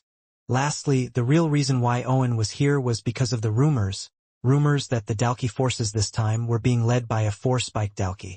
Owen had to come no matter how small the number of forces being sent from the Dalki side. Back then, the 4-spiked Dalki that appeared was what made even my grandfather come out of hiding. Owen started to remember. It was a great struggle, but the current world leaders at the time had managed to defeat it. His advice to me was if I ever saw a 4-spiked Dalki and I was to face one on my own, then I was to run. Closing his fan, Owen looked off into the distance. Multiple black pods were sent down from one of the large Dalki ships a few hours ago. They were quick and small, making it hard for them to shoot down before they reached the planet. I'm sorry, I won't be taking your advice. Let's see if you were the right grandfather, Owen said. Sir, I have just received a report. The Dalki, some of them seem to have boarded on the second ship, the man reported quite urgently. At the same time, in the distance, movement could finally be seen. It looks like they have chosen now of all times to attack. Can't be a coincidence. I assume the forces sent to attack the fleet aren't weak either. Is there anyone close by that can help? Owen asked. Usually, he would have gone back as quick as anything to help his own people. Yet, something in Owen's mind was telling him he needed to remain here. Otherwise, it would be a loss for the human race. I have already sent out the message to the nearby planets in the area as a warning for the other planets to be careful. Although I did not send a request for help. The nearby forces are weaker than what is currently on the ship, so it wouldn't make sense. The only one that could help in such a situation would be Head General Robin, but I have received news that he passed away. I would give you details, but we are running out of time. The man explained. Passed away. Robin was a good man and strong. It looks like the cursed faction had quite the trouble defeating the demon tier beast. Give the cursed faction all the information about the current attack and details of the Second Fleet. I will let them decide what they need to do, Owen said. And that is the current situation the Greylash family are facing, Sam said as he finished his report. Those in the room were frightened. In the report Sam gave, they even talked about the 4 spiked Dalki in the attack. It made everyone feel goosebumps on their body for fear of what might happen to Owen. Owen was strong, all of the leaders were strong, but the only reason the human race stood a chance last time was more due to their sheer numbers. Of course, their numbers now dwindled in comparison compared to the last time. However, they had focused on building up strength, but have they managed to close that gap to the point where Owen could defeat a 4-spiked Dalki? That they didn't know. Would you like my opinion on the matter? Or do you have something you wish to do? Sam said. We should send people to help Owen fight against the 4-spiked Dalki, Co announced. That's the only reasonable thing to do. The Second Fleet of the Greylash will have to take care of themselves. I can't imagine the attack on them will be as bad as the one that Owen is facing. If we win this, then it is a big step forward. But don't you think the current fight with Owen is just a delay? Linda replied. I have to agree, Sam said. It is possible that they leaked the information on the 4-spiked Dalki to us. That way, they knew we would send a strong force to help them, such as Owen. While Owen is caught up, they are able to send forces to destroy the other forces, slowly taking our numbers down, while Owen continues to be caught up. Quinn had been silent as he was thinking of what to do, and he had finally come up with his answer. We should trust Owen. He's strong, and I think he knows what he is doing. Just now, you told us he had given all the information there was about the Greylash Second Fleet and ship. I don't think he is an idiot. He trusts his own strength, and we need to trust he can deal with the 4-spiked Dalki on his own. Although Quinn said this, he was slightly worried. A 4-spiked Dalki was something he had never faced, and their strength grew exponentially with each spike. Even Borden was impressive as a temporary 3-spike, so who knows what a 4-spike could do. As for me, I will head to the Second Fleet, alone, said Quinn. Alone? Are you crazy?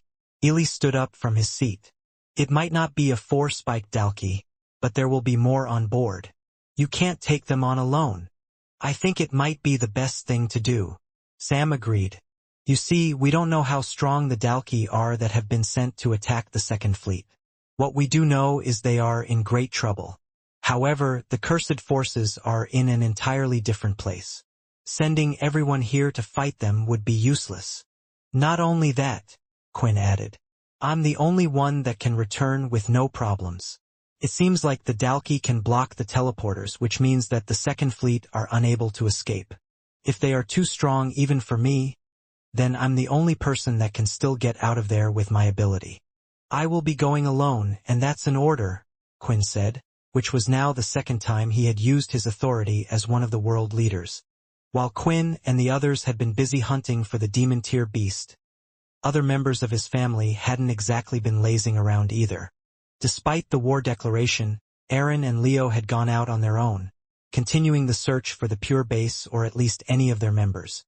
They had already learned that the pure base was supposed to be on Earth, information given to them by Eno.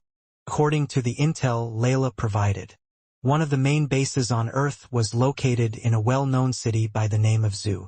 Similarly to the True Dreams, another Big Four family had founded the city and located most of their members there. Only in this case the one responsible had been Mona Bree.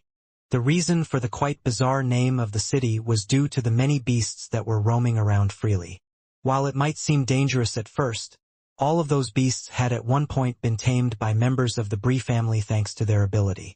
Apart from the beasts, there was one other thing that led to the city becoming a famous tourist attraction, and that was Mona's fascination with the architecture style of ancient times. In particular, the Roman Empire. The city had been constructed with antique-looking buildings, giant pillars and large statues of prominent figures of the Brie family. They even had a giant Colosseum in the center. Even though Mona herself had disappeared, her family members had continued to follow in her footsteps. Many of them had joined the military, with a few branching off here and there, but overall Oscar had left them to their own devices.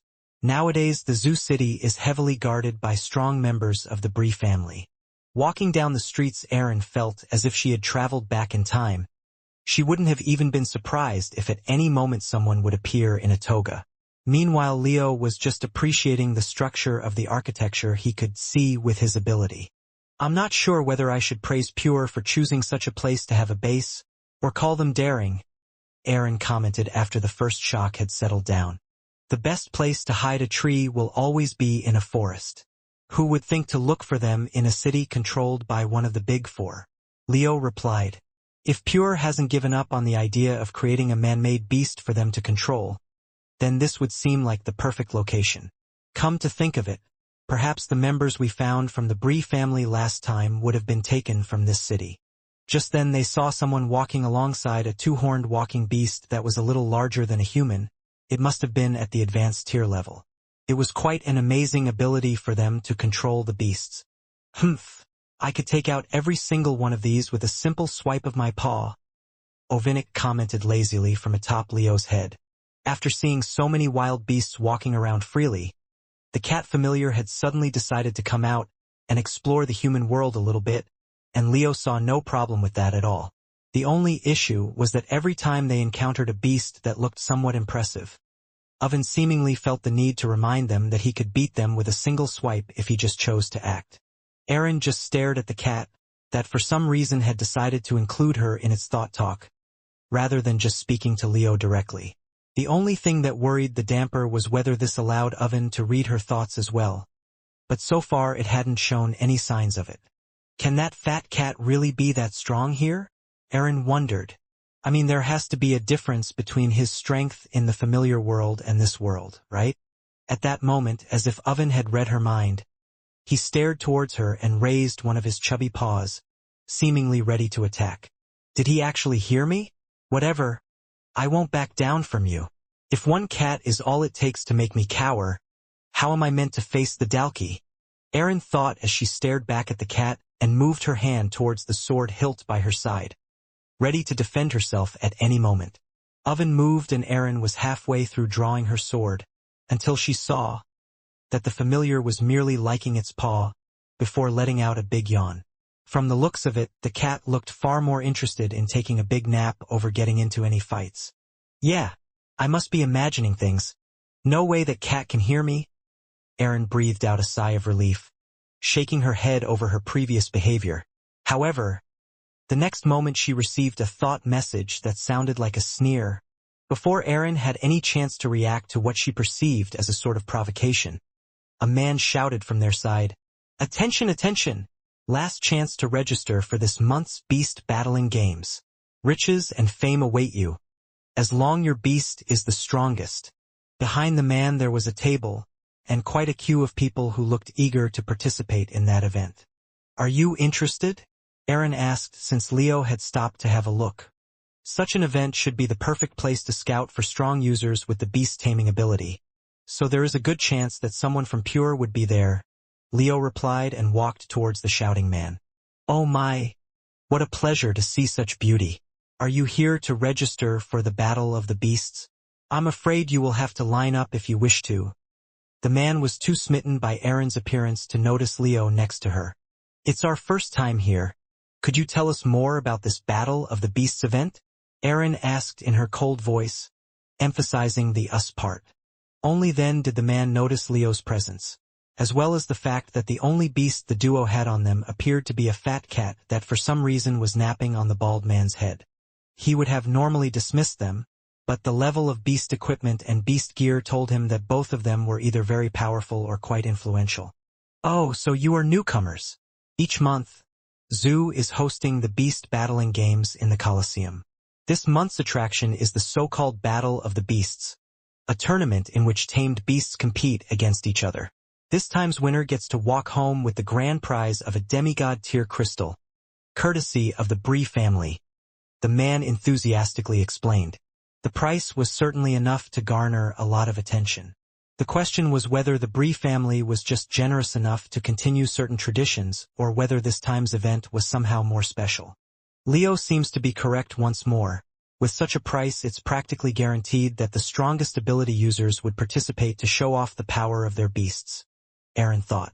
It would be a wonder if Pure doesn't show up. Do you happen to sell tickets, or could you tell us where we could purchase any? Leo asked the man. Apologies, but our beast battling games are quite the attraction for our city. They are sold out well in advance. If you are interested in attending one, then you should try to purchase some tickets in front of the Coliseum. If you are lucky, they should still have some for the show in half a year, the man explained. I'm afraid we don't have much free time. Leo stroked his beard. Looks like we will have to enter as participants.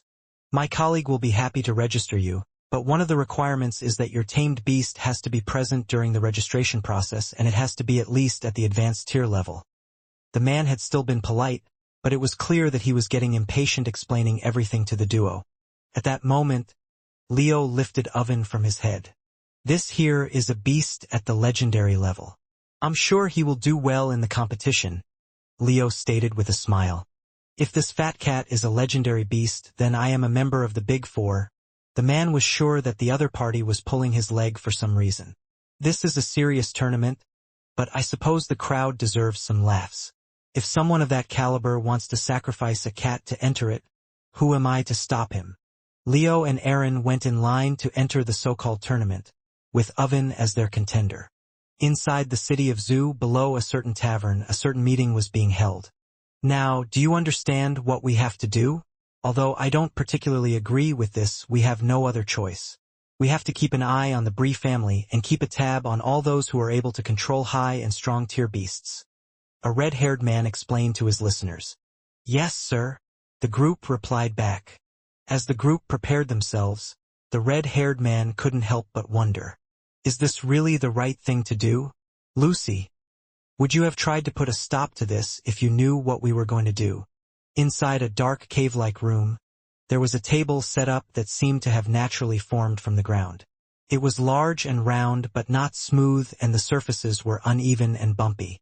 If a human hand was to drag their hand across, they were sure to get cuts and marks. Currently, it acted as a meeting room for the Dalki. Graham, a Dalki that had a strange obsession to wear human clothing, was inside dressed in a smart shirt and some trousers. It would have looked quite odd on most Dalki due to their muscular body sides, yet Graham was quite thin given his race. He wasn't alone in the room, for there was another Dalki at the other side of the table. The other part only had a single bent horn that was sticking out from the top of his forehead. Graham, I know you are the smartest one out of all of us, but don't you think your plan this time puts too much trust into that man's will? How can you be certain that he won't suddenly turn on us? One horn shouted, clenching his fists. Because he isn't doing this for our sake. That much was clear from the beginning. His desire just happens to coincide with ours. I can see that much, and I'm sure he also knows that we must realize that. In other words, we are just using each other. So as long as he thinks that he can achieve his goal by working with us, he will do his part. Graham explained confidently. Although One Horn and Graham tended to often disagree with the other's method, the two strongest Dalki nevertheless respected each other as well. More time than not, One Horn would actually let Graham have his way.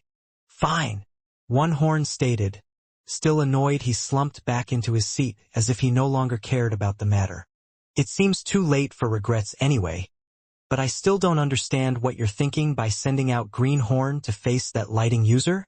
One Horn asked, as he touched the top of his horn. He could still feel a phantom pain when thinking about the time he fought against someone with that ability. The man that you fought against is no longer there, and if they were to see you again, then there would be an even larger panic. Besides, if they saw you with more spikes on your back, then they would know the truth about us. The fact that we are still evolving and getting stronger. Graham explained. In the past, One Horn was the main person who had led the Dalki during their first war. At least to the humans it appeared this way. Graham had always been there, but he had never shown himself. The treaty that had been signed and more, the public figure of it all had been One Horn, but back then he hadn't been seen since everything was signed, and there was a reason for that. The number of spikes on his back had changed. Those lightning users mean trouble, I should know. Green horn might not be enough to handle him, one horn stated. If it was me, I would have sent Dread instead. He is a true master of war. I wouldn't even have to worry if it had been him. Where is he anyway? One horn asked. The sharp teeth on Graham revealed themselves, a Dalkey version of a grin, although it was hard to recognize as such for any member of another race. Don't worry about Green. I haven't sent him there to win the battle. If he does, it would just be a bonus, but if he doesn't, it won't matter. Not every battle has to be won to win the war. As for Dread, I have told him he can do as he likes. I thought it would make things interesting.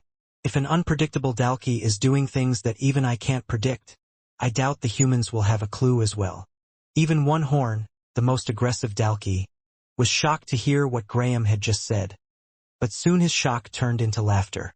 Ha! Ha! This is great. Soon the humans and the vampires will be gone. It's okay, Leo, you don't have to worry about me. I doubt that there is anyone here that will be a match for me thanks to your teaching, Aaron said to Leo, after she had been denied entry to the Colosseum with the excuse that only participants and their tamed beasts could enter. That might not be the best mindset to have, Leo cautioned her. If we believe we are the strongest, then we will no longer strive to improve ourselves. Remember to be humble. If anything goes wrong, you are to contact me through the mask immediately. I don't think Pure will act until after the tournament, but just in case, don't stray too far from the Colosseum, and try not to do anything on your own. How is your lust? Are you able to deal with it? Leo asked. Aaron looked at her left arm. Underneath her clothing there were chains wrapped around it, with the purpose of suppressing her desires. Something that Leo had given her. She wondered why he had such a thing, and how it even had such abilities, but it seemed like it wasn't the right thing to ask at the time. It's okay. It hasn't caused any problems so far, and it's better now that we're no longer on the cursed ship. It tends to react more when there are other vampires around. Aaron answered her teacher. Leo nodded, before heading into the Colosseum through the participants' entrance. Halfway through his journey, one of the guards finally noticed Leo's white eyes. Sir, do you need help? The guard rushed towards him. I appreciate the kind gesture, but I am completely fine. Do you really think someone entering the competition would need that much help? Leo snickered as he sent the guard on his way. At that moment, he heard loud footsteps behind him, telling him that it was a man of significant weight. Don't be such a stubborn old man. We can't have anything happen to you before the start of the event. The voice said, Sir, you are a sponsor of our event. There is no need for you to go to so much trouble. The guard quickly intervened. He had been warned by his superiors that the other party was prone to act as he pleased. Don't worry. I was heading to see all the participants anyway. The man chose to ignore the guard and signaled for him to go back to fulfill some other duty, while the man walked side by side with Leo. Is that your version of helping out a blind man like me, simply walking by my side? Leo questioned, somewhat surprised given the lack of action of the heavy man. He had expected him to either help him or act unreasonably in some way, yet the other just did nothing but walk with him. You don't look overly frail to me in the first place. Besides, didn't you claim to be fine on your own? The man laughed, and apart from some glances of his self-assigned guard, the two continued to walk in silence until they reached a waiting room for the participants. Good luck. Although given your partner, you might not even need it.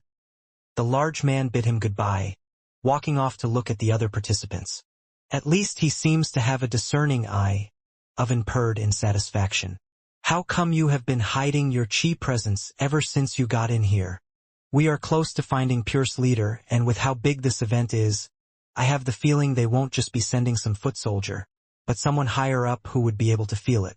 The goal is to find them before they know we are looking for them, so it's best to hide it for now. While Leo and Oven had their little conversation, the other participants were checking the blind man out, as well as his beast. An advanced tier-level beast was not an actual requirement to participate in the Battle of the Beasts and more a recommendation to prevent the loss of life. After all, nobody should be crazy enough to bring a lower-tier beast to the beast battling games, least of all when it was time for the Battle of the Beasts. And yet somehow this man appeared to have brought along a basic-tier beast. The guy seems to be blind. Do you think someone has tricked him by selling him that beast claiming it was something special? One of the participants whispered to his neighbor. Maybe he needs the money? Could be that he has someone betting on the other contestant that he's going to lose. The neighbor answered back in a hushed tone. Isn't that dangerous though? Some constants end up losing their lives to the Battle of the Beasts. Another mentioned, worried about Leo. Pray to your ancestors, you won't have to face me. Oven was furious as he remembered all those who were underestimating him like that. But outwardly he continued to stay on Leo's head, pretending to be nothing more but a lazy cat. Greetings everyone, to the Beast Battling Games. This month we have everyone's favorite, the Battle of the Beasts. Many of you already know the rules, but for our newcomers, let me enlighten you. The beast tamers will enter the arena with their tamed beast once their name has been called. Once there, a fight will begin between the beasts. However, although it is called the Battle of the Beasts, the tamers are able to participate in it as well. A fight lasts until one of the tamers surrenders, a tamed beast dies, or a participant dies. While the last case is rare, nobody can predict the outcome of joining a fight between beasts. Now before I announce the first participants, first a word from our sponsor, Raid Battle Legends. Editor's note. The hype up from the host was streamed to a TV in the waiting room, and Leo recognized the sound of the footsteps as the one from the man who had walked alongside him. Ladies and gentlemen, a big applause for Chris Red. He has come here today as the representative of his wealthy merchant family, and we have him to thank for putting up the demigod tier crystal. Chris started to wave to everyone out there, as the contestants looked at him strangely trying to guess who he was. Don't be surprised if you don't recognize the name, as it's not my real name since we would like to keep our real business private, Chris explained, leading to murmuring in the spectating ranks. Today's price is a kind gesture from us who had been helped out by the Bree family many times in the past without bringing attention to ourselves. As you all know, with Mona missing, it hasn't felt quite the same. But we appreciate her family members who have kept up the traditions and wanted to encourage them. To all of you participating today, I'm looking forward to a good show. Try your hardest out there, and as long as you impress me, I promise there will be even more rewards for you all. Hearing this, the waiting room was quickly filled with cheers. Nobody would say no to extra rewards, especially for something they had intended to do in the first place. They no longer cared who that man was, or what his real name was, as long as he fulfilled his promise. Now, please give a big round of applause for the first participants today. Beast Tamer Leo and his mighty beast Ovinic against Beast Tamer Max and his beast, the Mighty Cruncher. The host announced. Does this mean it's time for me to wake up? Oven yawned, as he jumped off Leo's head and stretched out his body. After leaving Leo to head into the Colosseum, Erin had left feeling a little disheartened in a way. She had wished to also perhaps participate in the event. She was sure it would have been an experience she could learn from.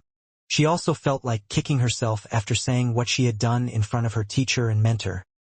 Leo. He's right. Where did I even get that confidence from?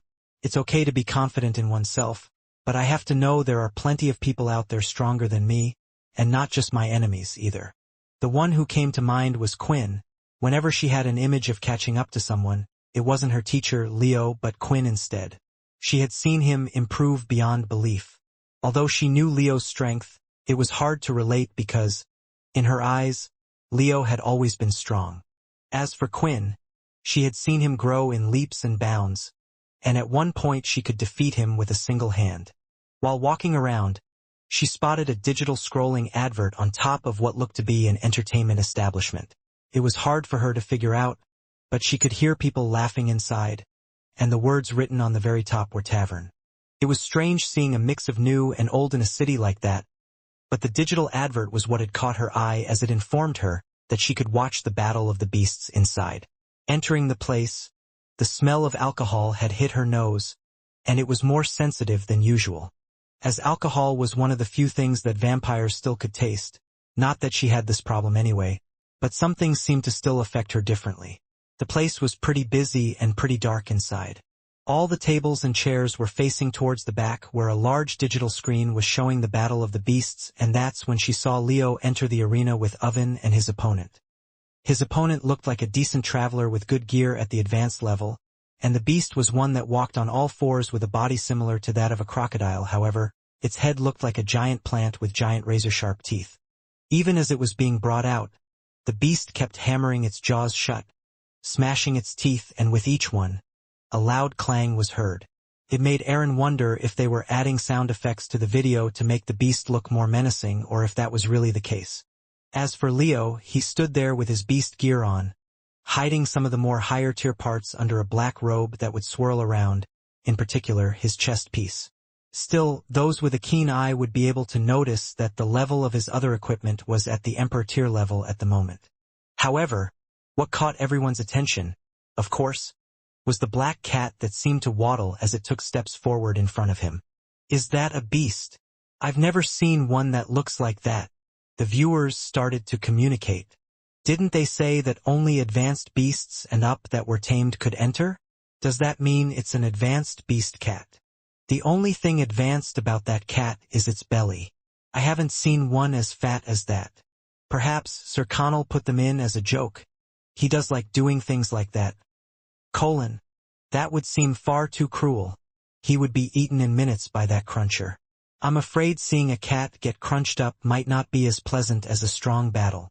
Honestly, Aaron had similar thoughts. According to Leo, he said that his familiar was a strong one and not to worry. She knew not to judge by appearances, but when one looked like that, how else was she meant to act? While in the middle of her thoughts, she felt someone approaching her from behind, and she swiftly moved away. Looking back, she could see a hand mid-air moving from below. Oh, what a quick lady. I wonder how you were able to move so fast. A man chucked who stunk of booze. The temper in Aaron was rising, but with the amount of people in the tavern, she didn't want to cause a scene and cause more trouble. However, if she hadn't moved, that hand clearly would have been on her bottom. Come on, don't be mad. With a bottom like that, it was practically made for squeezing. The three men chuckled to each other. Walking up to them, Aaron was now underneath the man. Very well, you can touch me. But are you prepared for the dangers that you will face? Aaron said, still not looking the man directly in the eye. Still, he seemed to ignore her words as he went forward again and attempted to latch onto her. But before he could, with the palm of her hand, she had struck his chin. He could feel his brain rattling against his skull, and a dizziness coming over him. As he was about to fall, she grabbed him by his shirt as he hung there in place. Then, turning him around, she kicked his backside so hard, his friends thought they heard his pelvis crack. The man was then chucked over to the other two of his friends. Everything happened so fast, they were at a loss at what to do. Don't worry, your friend won't need to use his hips. Any spawn he creates doesn't deserve to be raised by scum like him, she said, and the fierce look she gave the two of his friends frightened them so much that they made a quick exit out of the tavern running. Luckily, because of how quickly she had dealt with things, and how noiseless the whole thing was compared to the noise in the room, it didn't seem like anyone noticed, for they were too busy still joking about the cat. However, one person at the bar area was heard clapping. Bravo! A female said, who had light blue hair and didn't seem to be dressed in any beast gear, which was odd. However, she did have a staff in her hand that stood out to Aaron. It had what looked like a crystal at the top, but it would be useless as a weapon to just use a normal staff with a crystal attached. You dealt with those annoying men beautifully. I thought that perhaps I would have had to come and help you, but you had it all settled. You are a strong one, the girl said. Aaron didn't know how to act. Most of the time it was males that approached her, as for females they would stay away due to her attitude or dislike of her looks. However, other than Layla, this was the first time someone seemed to be talking to her. Come here, sit. I assume you are here to watch the event? The girl said. It's always more fun to watch something together, don't you think? Looking around, Aaron could see that there weren't any other seats available, and she didn't want more incidents like the one before to happen. These slime men would usually approach singular girls. Although Erin could deal with them, it was just a problematic thing to deal with. In the end, she decided to sit with the kind stranger, although she felt awkward at how she was staring at her with a smile. "You are not much of a speaker, are you?" the girl said, looking at the screen as it looked like the fight was about to start. "Who do you think will win? The cat duo certainly seems interesting, don't they?" It was clear that if Erin didn't say something, this girl would be asking her questions all day. So, giving out a sigh, she decided to reply. "The man with the cat will definitely win. The rules state that either the man has to surrender or his beast needs to be defeated. However, even if his beast is unable to fight, then that man will finish the beast and the opponent before they get close." Erin replied, confident in her teacher. "You have a good eye. I'm surprised you would go for the man with the cat. Not many would in this situation. They would think you're crazy, but I don't. However, you are wrong about one thing. That man won't have to do a single thing in this fight. The cat will take care of everything himself." "I know, for I have already seen it happen." Erin was wondering what this girl was talking about, and was now a little worried she was sitting next to a person who wasn't all there. "Just like I know me and you would meet," the girl said as she turned to look at Erin. Now Erin was on edge, but at the same time, not as a soothing energy was coming from this person. "Who is she?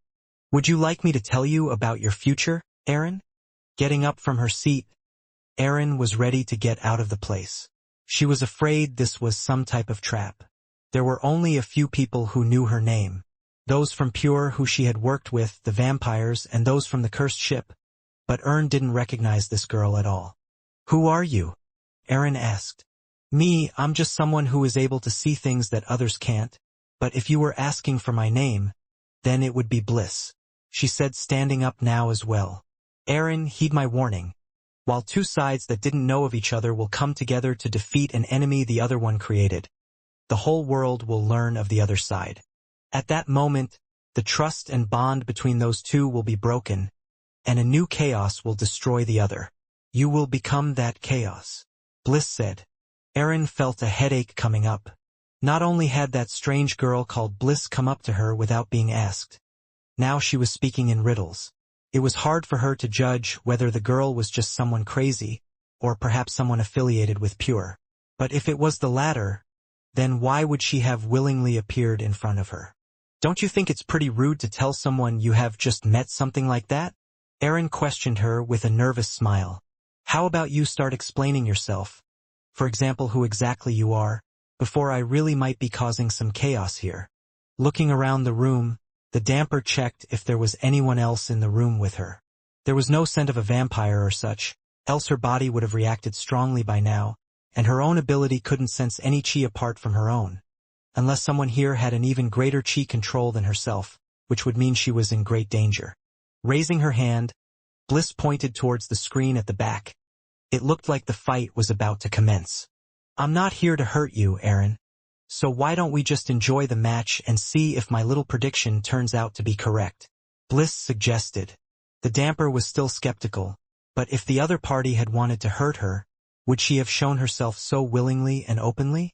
For now, she decided to remain vigilant but also check out the spectacle. Both Leo and his opponent had stepped into opposite sides of the ring. Leo placed his hand on the hilt of the sword and was ready to draw it. "I will take out the beast and not harm the man by his side to make quick work of this." Leo informed his familiar on what to do. "There is no need," Oven replied. "I didn't choose to follow you so I could just laze around all day. I could have done that in the familiar world as well. Besides, if you were to act now, won't that reveal who you are to the others?" Leo trusted Oven quite a bit. The connection the two of them had formed allowed them to understand each other. Yet the blind man couldn't help but think that his partner was contradicting himself. Since he had come here, all it had done was laze around. "Let the fight begin," the host announced and rang a bell. As soon as the match officially began, their opponents, Beast Tamer Max, as well as the Mighty Cruncher, showed off their teamwork. Max jumped onto the crocodile-like beast's back, as the creature charged towards their opponents at a frightening speed. Its jaw was opening and closing just as fast as its legs were moving. The cat just stood there, and soon its eyes started to glow in a fierce yellow. The next moment yellow mist started to surround it. "You lowly creature! How dare you bare your fangs at me?" Oven shouted, yet to the outside world it sounded like Oven had let out a loud bark. That's right. The fat cat hadn't let out a cute meow but a fierce bark like a dog. Those watching the transmission found it hilarious, but those inside the Colosseum regretted coming here. The bark was deep and menacing, and struck fear into all those present. Most of all Max on top of his beast, as he was the closest one. The beast tamer felt his whole body shake, and his instincts told him that the fat cat was far more dangerous than any other beast he had ever encountered. He pulled out a beast spear from his back, too afraid to get close to the cat. His plan was to stab it while riding on top of his beast, but the next moments, he leapt through the air as his tamed beast had stopped moving, frozen in fear. Did I lose control? Because I was too scared? Max wondered. However, as soon as he tried to reconnect the link he had with the mighty cruncher using his ability, nothing seemed to work. He didn't even notice when the cat had lazily hopped on top of the other's beast to whack it with its paw. "Now sleep," Oven shouted into the poor creature's mind. It looked like a cute action, but the force behind the action was enough to slam the reptile head into the area and leave an imprint.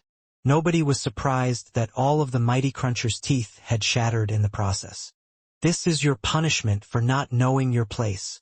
Oven harumphed and looked over to the beast tamer. Fear overcame Max and he quickly knelt down. "I give up.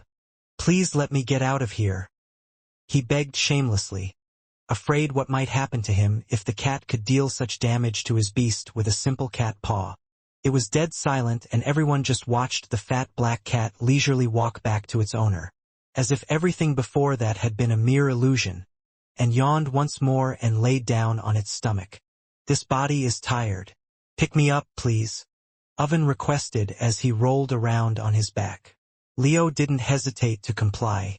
The familiar had done a great job, so he put him back on his favorite spot, his own bald head. "What just happened? Did we just see a cat defeat an advanced tier beast in a single hit?" "Yeah, I thought it might have been a joke candidate or something, but that's not the case at all. Do we know what tier it is? It has to be Emperor tier at the very least, right? We should never judge a beast by its size." The spectators in the crowd were the first to recover, and they instantly started to talk about what they had just witnessed. The host was the next, who hurriedly declared Leo the winner, as everyone was already cheering for him. "That little cat was even more impressive than I thought. I knew it would be strong, but it surpassed my expectations," Chris said, as he was watching from a special area with other members of Pure. "Do you still not have any information on the bald guy and that cat? Focus on it, and tell me as soon as you find out," Chris ordered, and started smiling. That man, it looked like he was going to face the beast on his own at first. "I wonder if he's strong as well," Chris thought. Back at the tavern, most were ecstatic that the cat had won. Apart from those who had bet on the mighty cruncher to earn a pretty penny, everyone else found it quite hilarious and frightening at the same time. Many were even wondering if they had one beer too many. "I think you might believe a little more about what I have to say now," Bliss said, smiling at Aaron. Usually, even after something like that, Aaron would have walked away, but for some reason the advent glow of energy was coming from this person. It reminded her of her long-lost mother. Felt so warm that she just felt like she could trust this person's words. The two sat down, as neither one was too interested in seeing the other matched. They both turned looking towards the bar. "All right, I can listen to you, but you better start to make more sense than your chaos stuff. Only a few people should know about that cat, so did you just guess that it was powerful? More importantly, how did you know about me?" Aaron asked. "Straight to the point," Bliss replied as she sipped on the drink she had ordered. "As you know, people have abilities, and I guess you could say that my ability allows me to see great catastrophes that will happen in the future. My visions show me bits and pieces, and it eventually led me to staying on this planet and finding you. I've foreseen the two of us meeting in this bar and speaking, just as we are now. It seemed pretty hard to believe that someone could have such an ability that would allow them to see that far into the future. If the military knew about this, they would have snatched this person and used her to prevent many catastrophes. The only reason why she was inclined to believe this girl a bit was because CIA, who was a banshee, also shared a similar ability. Let's say I do believe you having this ability. What did you mean earlier when you told me I would become chaos? Are you saying that I'm going to be the one that ends up killing everyone? How can that be? She wondered. For a brief second, she saw Bliss looking towards her left arm that had the chains underneath her clothes, and naturally Aaron tried to pull it away. It's a conclusion I came to after gathering all the small pieces, Bliss admitted. I'll be honest with you, I have long since attempted to interfere in the things I was shown, but I'm afraid that interfering has done no good so far. It seems like the visions even include my future involvement. I have also tried not to get involved, but then my visions seem to still come true anyway. Bliss sighed as if she was annoyed by this whole thing, and she really did look troubled. Thinking about what Bliss had said before, Aaron wondered if Bliss could be a subtype of vampire like CIA. It was hard to say based on what visions exactly she saw. If that's the case, then why have you come here? If the outcome will be the same either way. Aaron had to ask, wanting to get a clearer picture of what she meant by those words. At that moment, Bliss stood up and grabbed her staff as if she was ready to leave, but then looked at Aaron one more time. The content of this vision is too great to not do anything, as the consequences are too far-reaching. I'm taking a bit of a gamble by not telling you everything I was supposed to say according to that vision. I can't say for sure that it will work, but you should know enough to try and prevent it from happening. Only once in the past have my visions been circumvented, Bliss revealed as she walked past Aaron. Trust the Talon family. They have something special going on with them.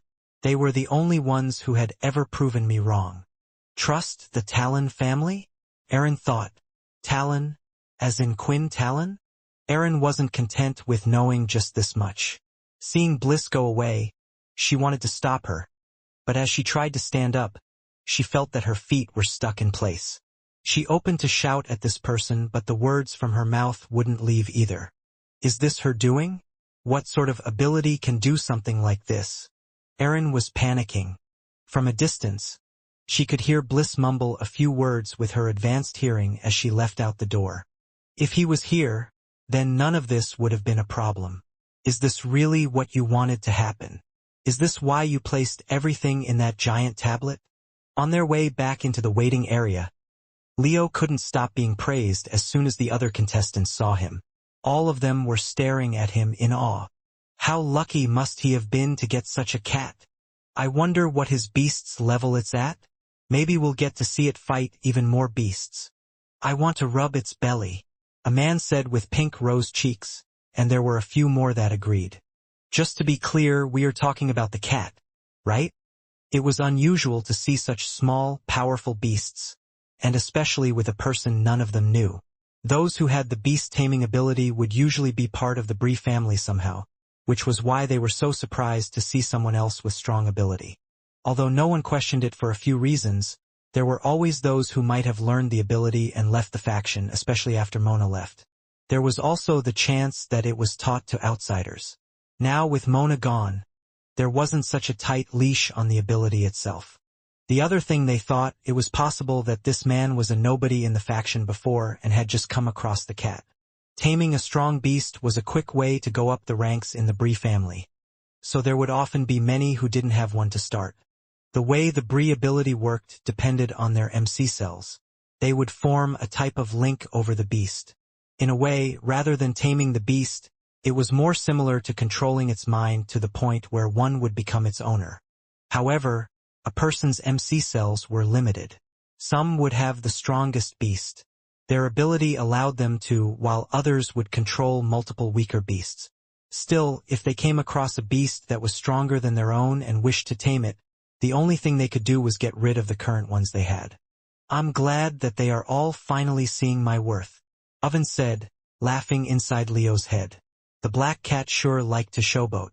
Leo could tell there were other ways for the cat to have won that fight, but he just had to show off. Although Leo didn't think of it as a bad thing, initially, he wanted to stay hidden so he could look for those impure without them knowing about him. Still, since that wasn't working, perhaps the best approach was to make them come to him. Since Leo's fight was the first match, everyone saw what had happened, and the rest of the matches continued. At the same time, contestants and their beasts received healing. Of course, Leo didn't need any healing, and neither did Oven. Still, Leo was also worried that they might just find out Oven wasn't a beast if he was seen to. Eventually, everyone who had survived the first round stage had returned, and coming in last into the room was a traveler with shining bright blue beast armor that looked like a knight in the olden times. As they took off their helmet, their long blonde hair could be seen. Soon the man went over to another. This one looked more like a gladiator appropriate for the setting they were in. He had spikes sticking from his shoulder pads, and his chest was bare, while he wore a strange helmet that pointed outward like a beak covering his face. "It looks like that one might be our biggest threat, Pine," the blonde man whispered, looking at Leo, who was leaning against a wall in the room. "Yes, I thought I might have been me and you, battling out till our claws went bloody inside. I didn't think someone would interrupt us to get their hands on that demigod crystal," Pine replied. The blonde-haired man's name was Yell, and before Leo had entered, he was one of the favorites to win this event, and this was true for Pine as well, but at times when a strong unknown foe they didn't know about appeared, two enemies would become friends. "I have a plan. He has strong beasts, but the traveler himself might not be strong. I would say try to ignore the cat and go straight for the man," Yell said with a smile. With Leo's hearing, he knew everything that was going on, but he didn't mind. They could plan all they want. No matter what they had prepared, he would win all of the matches and claim the prize. Not that he wanted it anyway. Perhaps I could get some good equipment out of this event. To become the sponsor and give something like that so easily, they must have great power. Perhaps he is involved in all of this as well, Leo thought, thinking about the large man. The matches went on, and once again, Leo dominated his battles with his cat, hitting the opponent's beast with one hit every time. They had fought everything up to an Emperor-tier beast. The same was for Yell and Pine, but something unfortunate had happened, and Pine was eliminated by someone else. That useless man. I wanted to see what he would do against the blind man first, Yell thought. Now they were into the semifinals of the tournament, and Leo was to go against Yell this time. The cat stayed on top of Leo's head as they came out, and surprisingly decided to talk.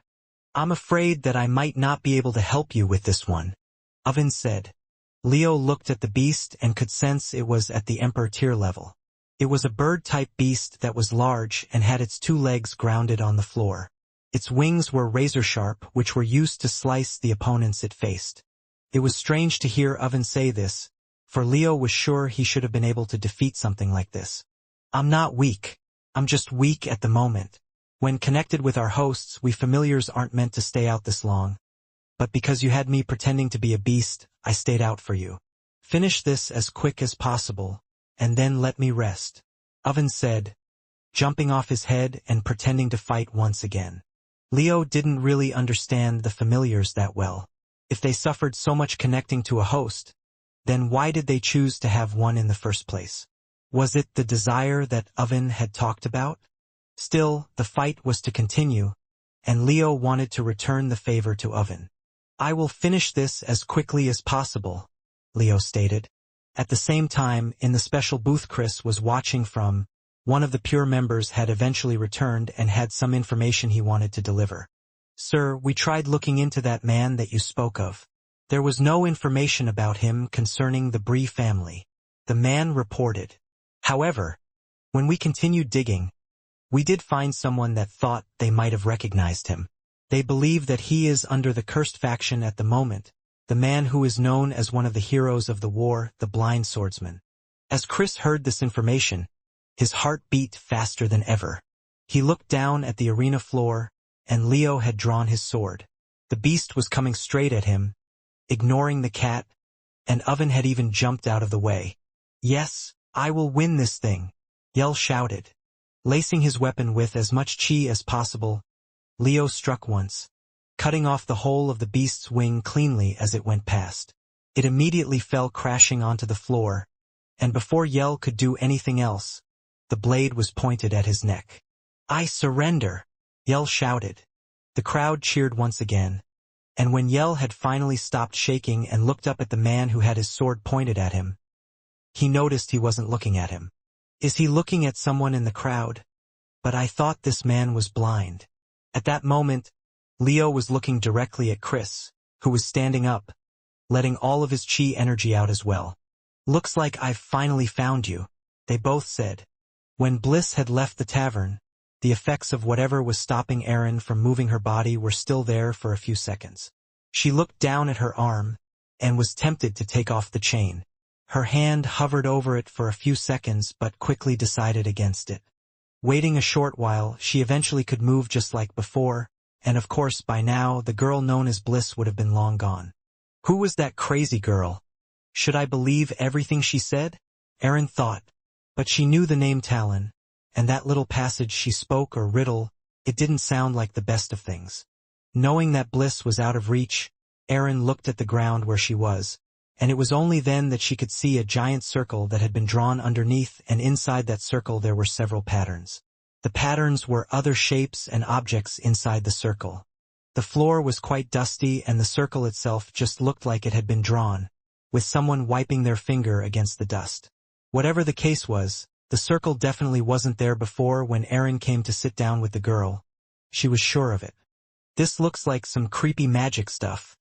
Maybe she had it set up from the beginning, Erin said, touching her head, as if it was giving her a headache.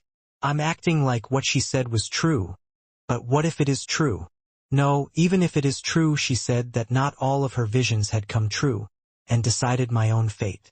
I don't believe in that crap in the first place. Erin then walked out of the tavern, heading towards the Colosseum. She was wondering if she should have contacted Leo via the mask. But whatever danger there was, it had already come and gone. Instead, she would head to where he was. Who knows if someone came to visit her, perhaps someone had come to visit him as well.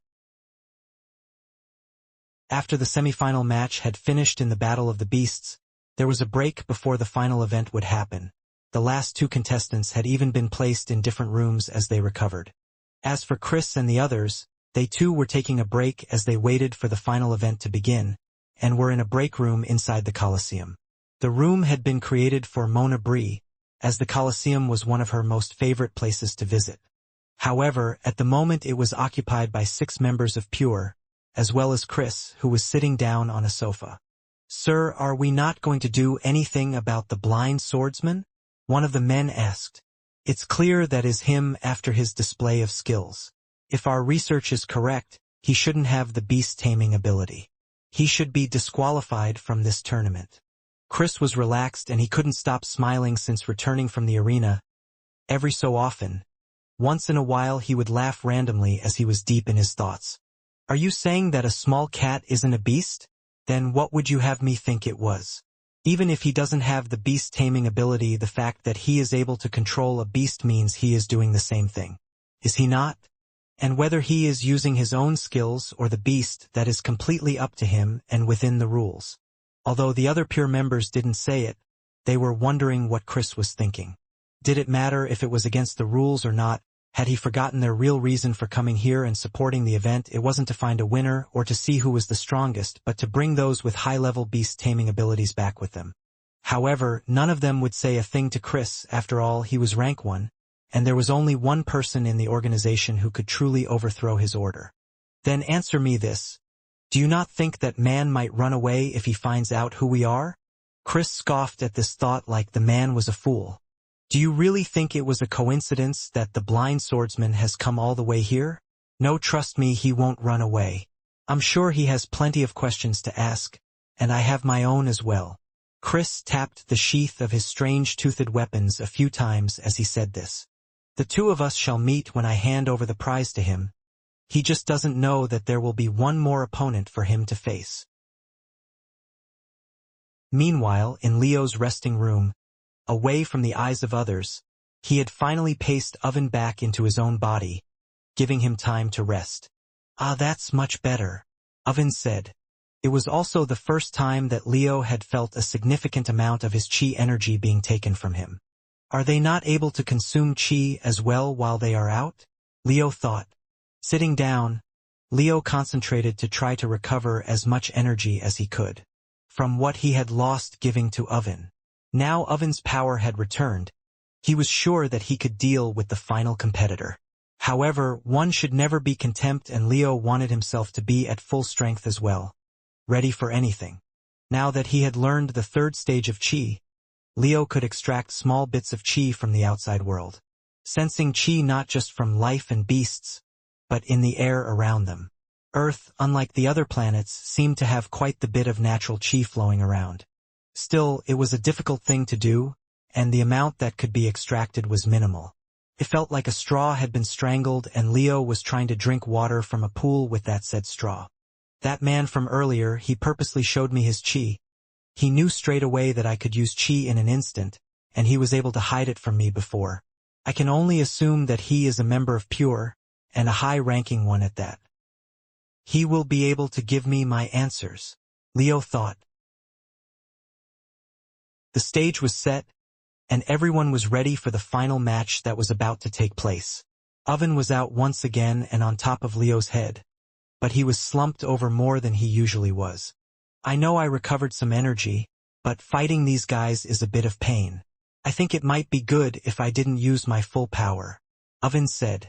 However, Leo was ignoring the little black cat, and even his opponent who stood opposite him. He didn't even register that his opponent had a high-level Emperor tier beast with him, one that had black skin and even had what looked like beast armor on themselves. A humanoid-type beast. "Show me what you can do," Chris said, staring eerily back at Leo at the same time. Everyone was at the edge of their seat, waiting to see what would happen next. They were excited to see the black cat pound all of its enemies in one hit, and a few from the crowd since Leo's last display were recognizing who he was. Still, they didn't care. They had come here for entertainment purposes. "Everyone, the final battle will now begin," the announcer shouted. At that exact time, something large fell from the sky. As it landed, the whole area shook and cracks in the ground had formed, splitting out, destroying even the seating area in the Colosseum. When the dust finally settled, they could finally see the black-skinned humanoid beast. However, it was just the tip of its head, and that could be seen through the dust. With more of the dust moving down, they could now see that the beast's head had been removed from its body and the figure that was holding onto the head itself. "I am Dread, and I'm here to get rid of you all," the Dalki smiled.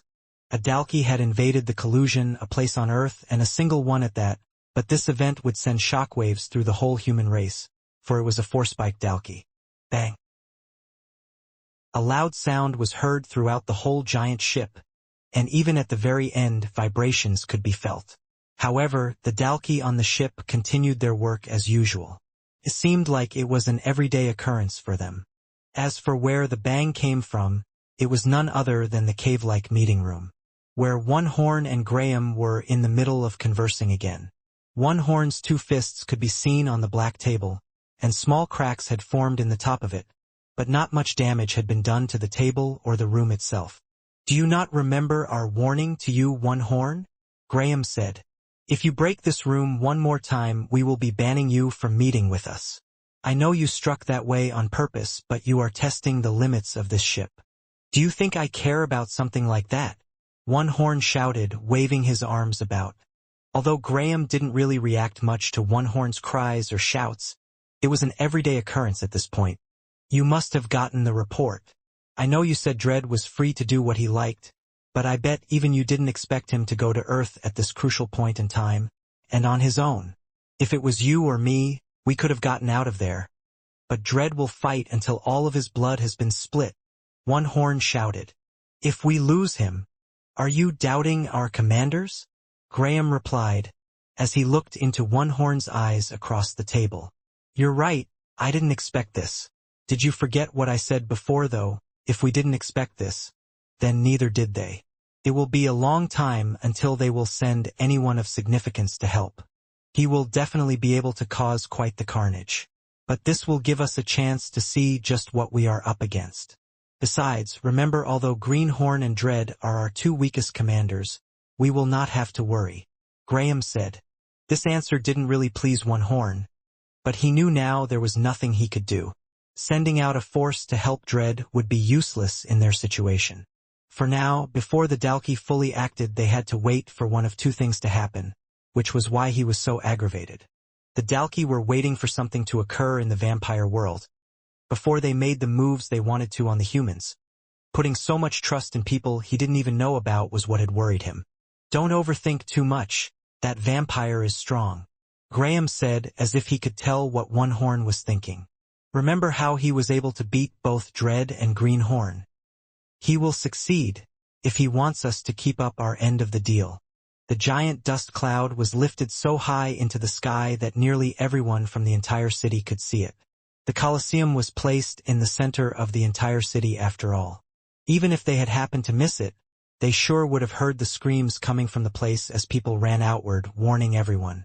Erin, seeing this, immediately made her way to the Colosseum, thinking something was up with Leo, and quickly grabbed one of the people that were running away.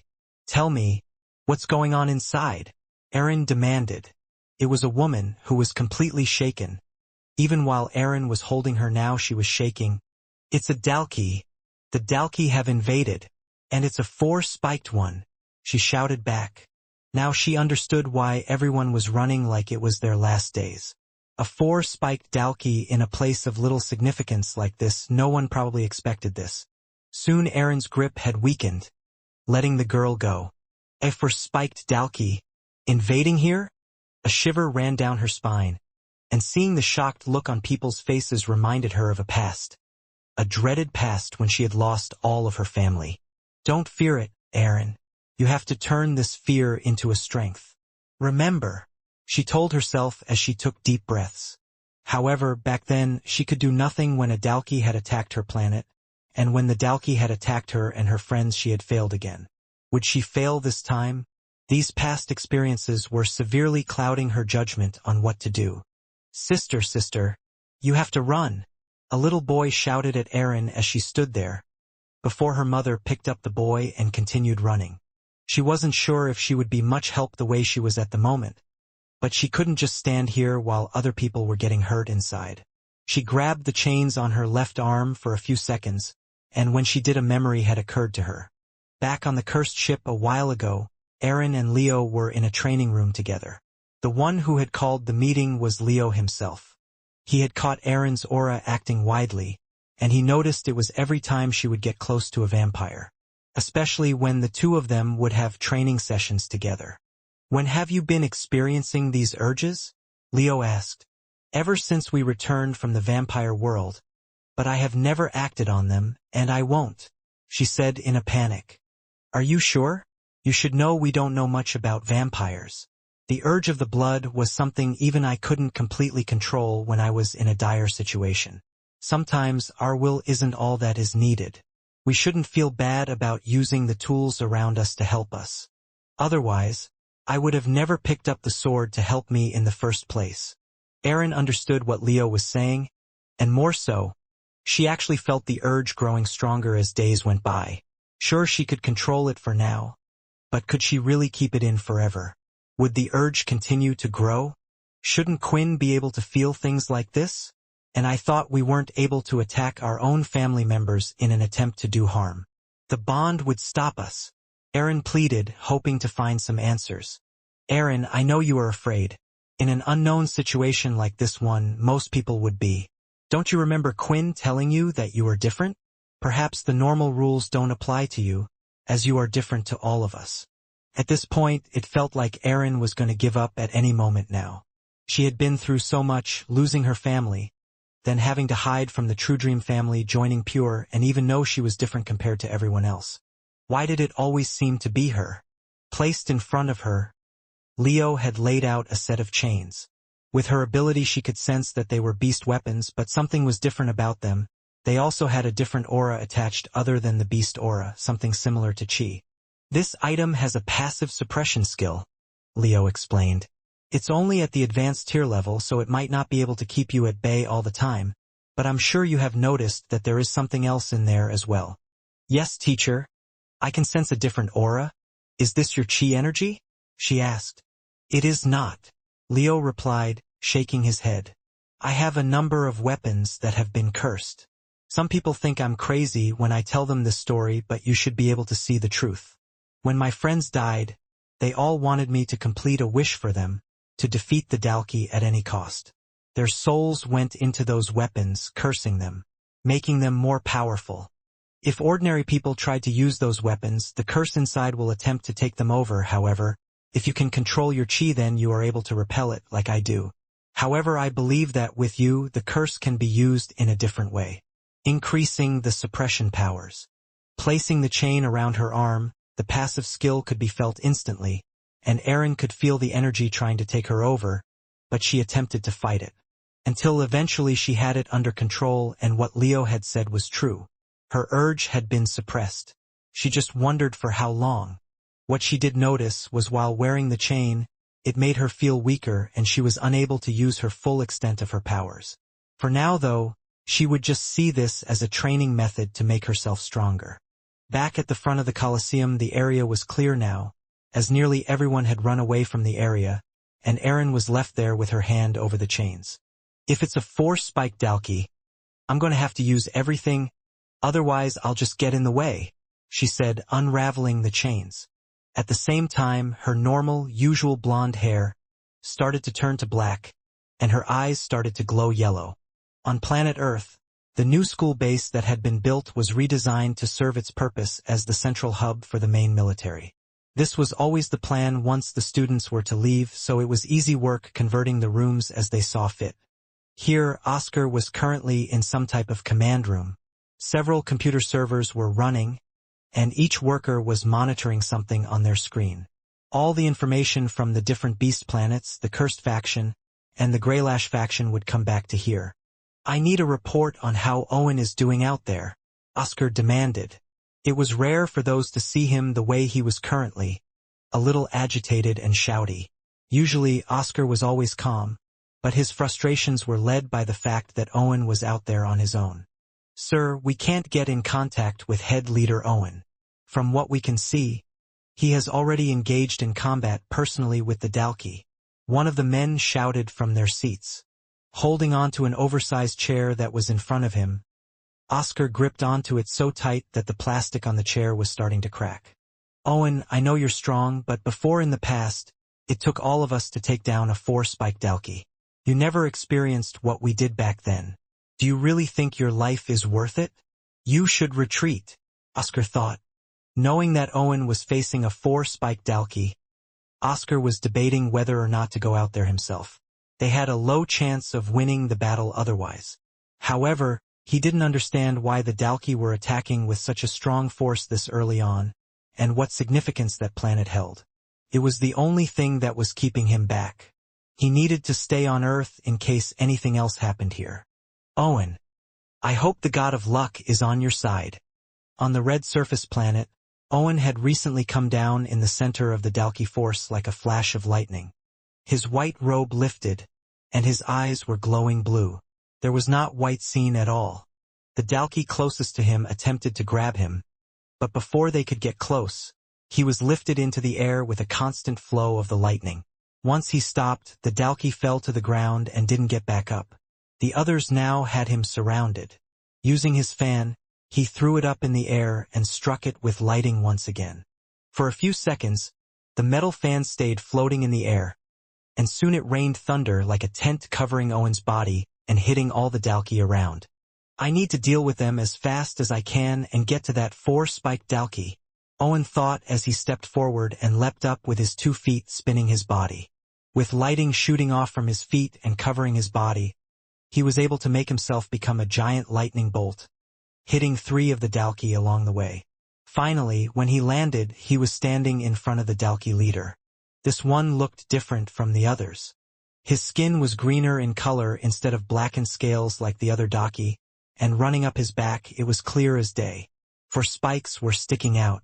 However, there were no other Dalki around him. Instead, they ignored him and chose to go straight for the people behind him. Do I really look that weak? Owen shouted. He was currently on one knee and was huffing and panting. He had used far more of his MC points than he had wished to get up to this point. The forces consisted of plenty of 2-spike Dalki that were resilient. At first, Owen was testing how much power was needed to kill them. When not killing them in a single strike, he only made them stronger and was surprised by how resilient they were.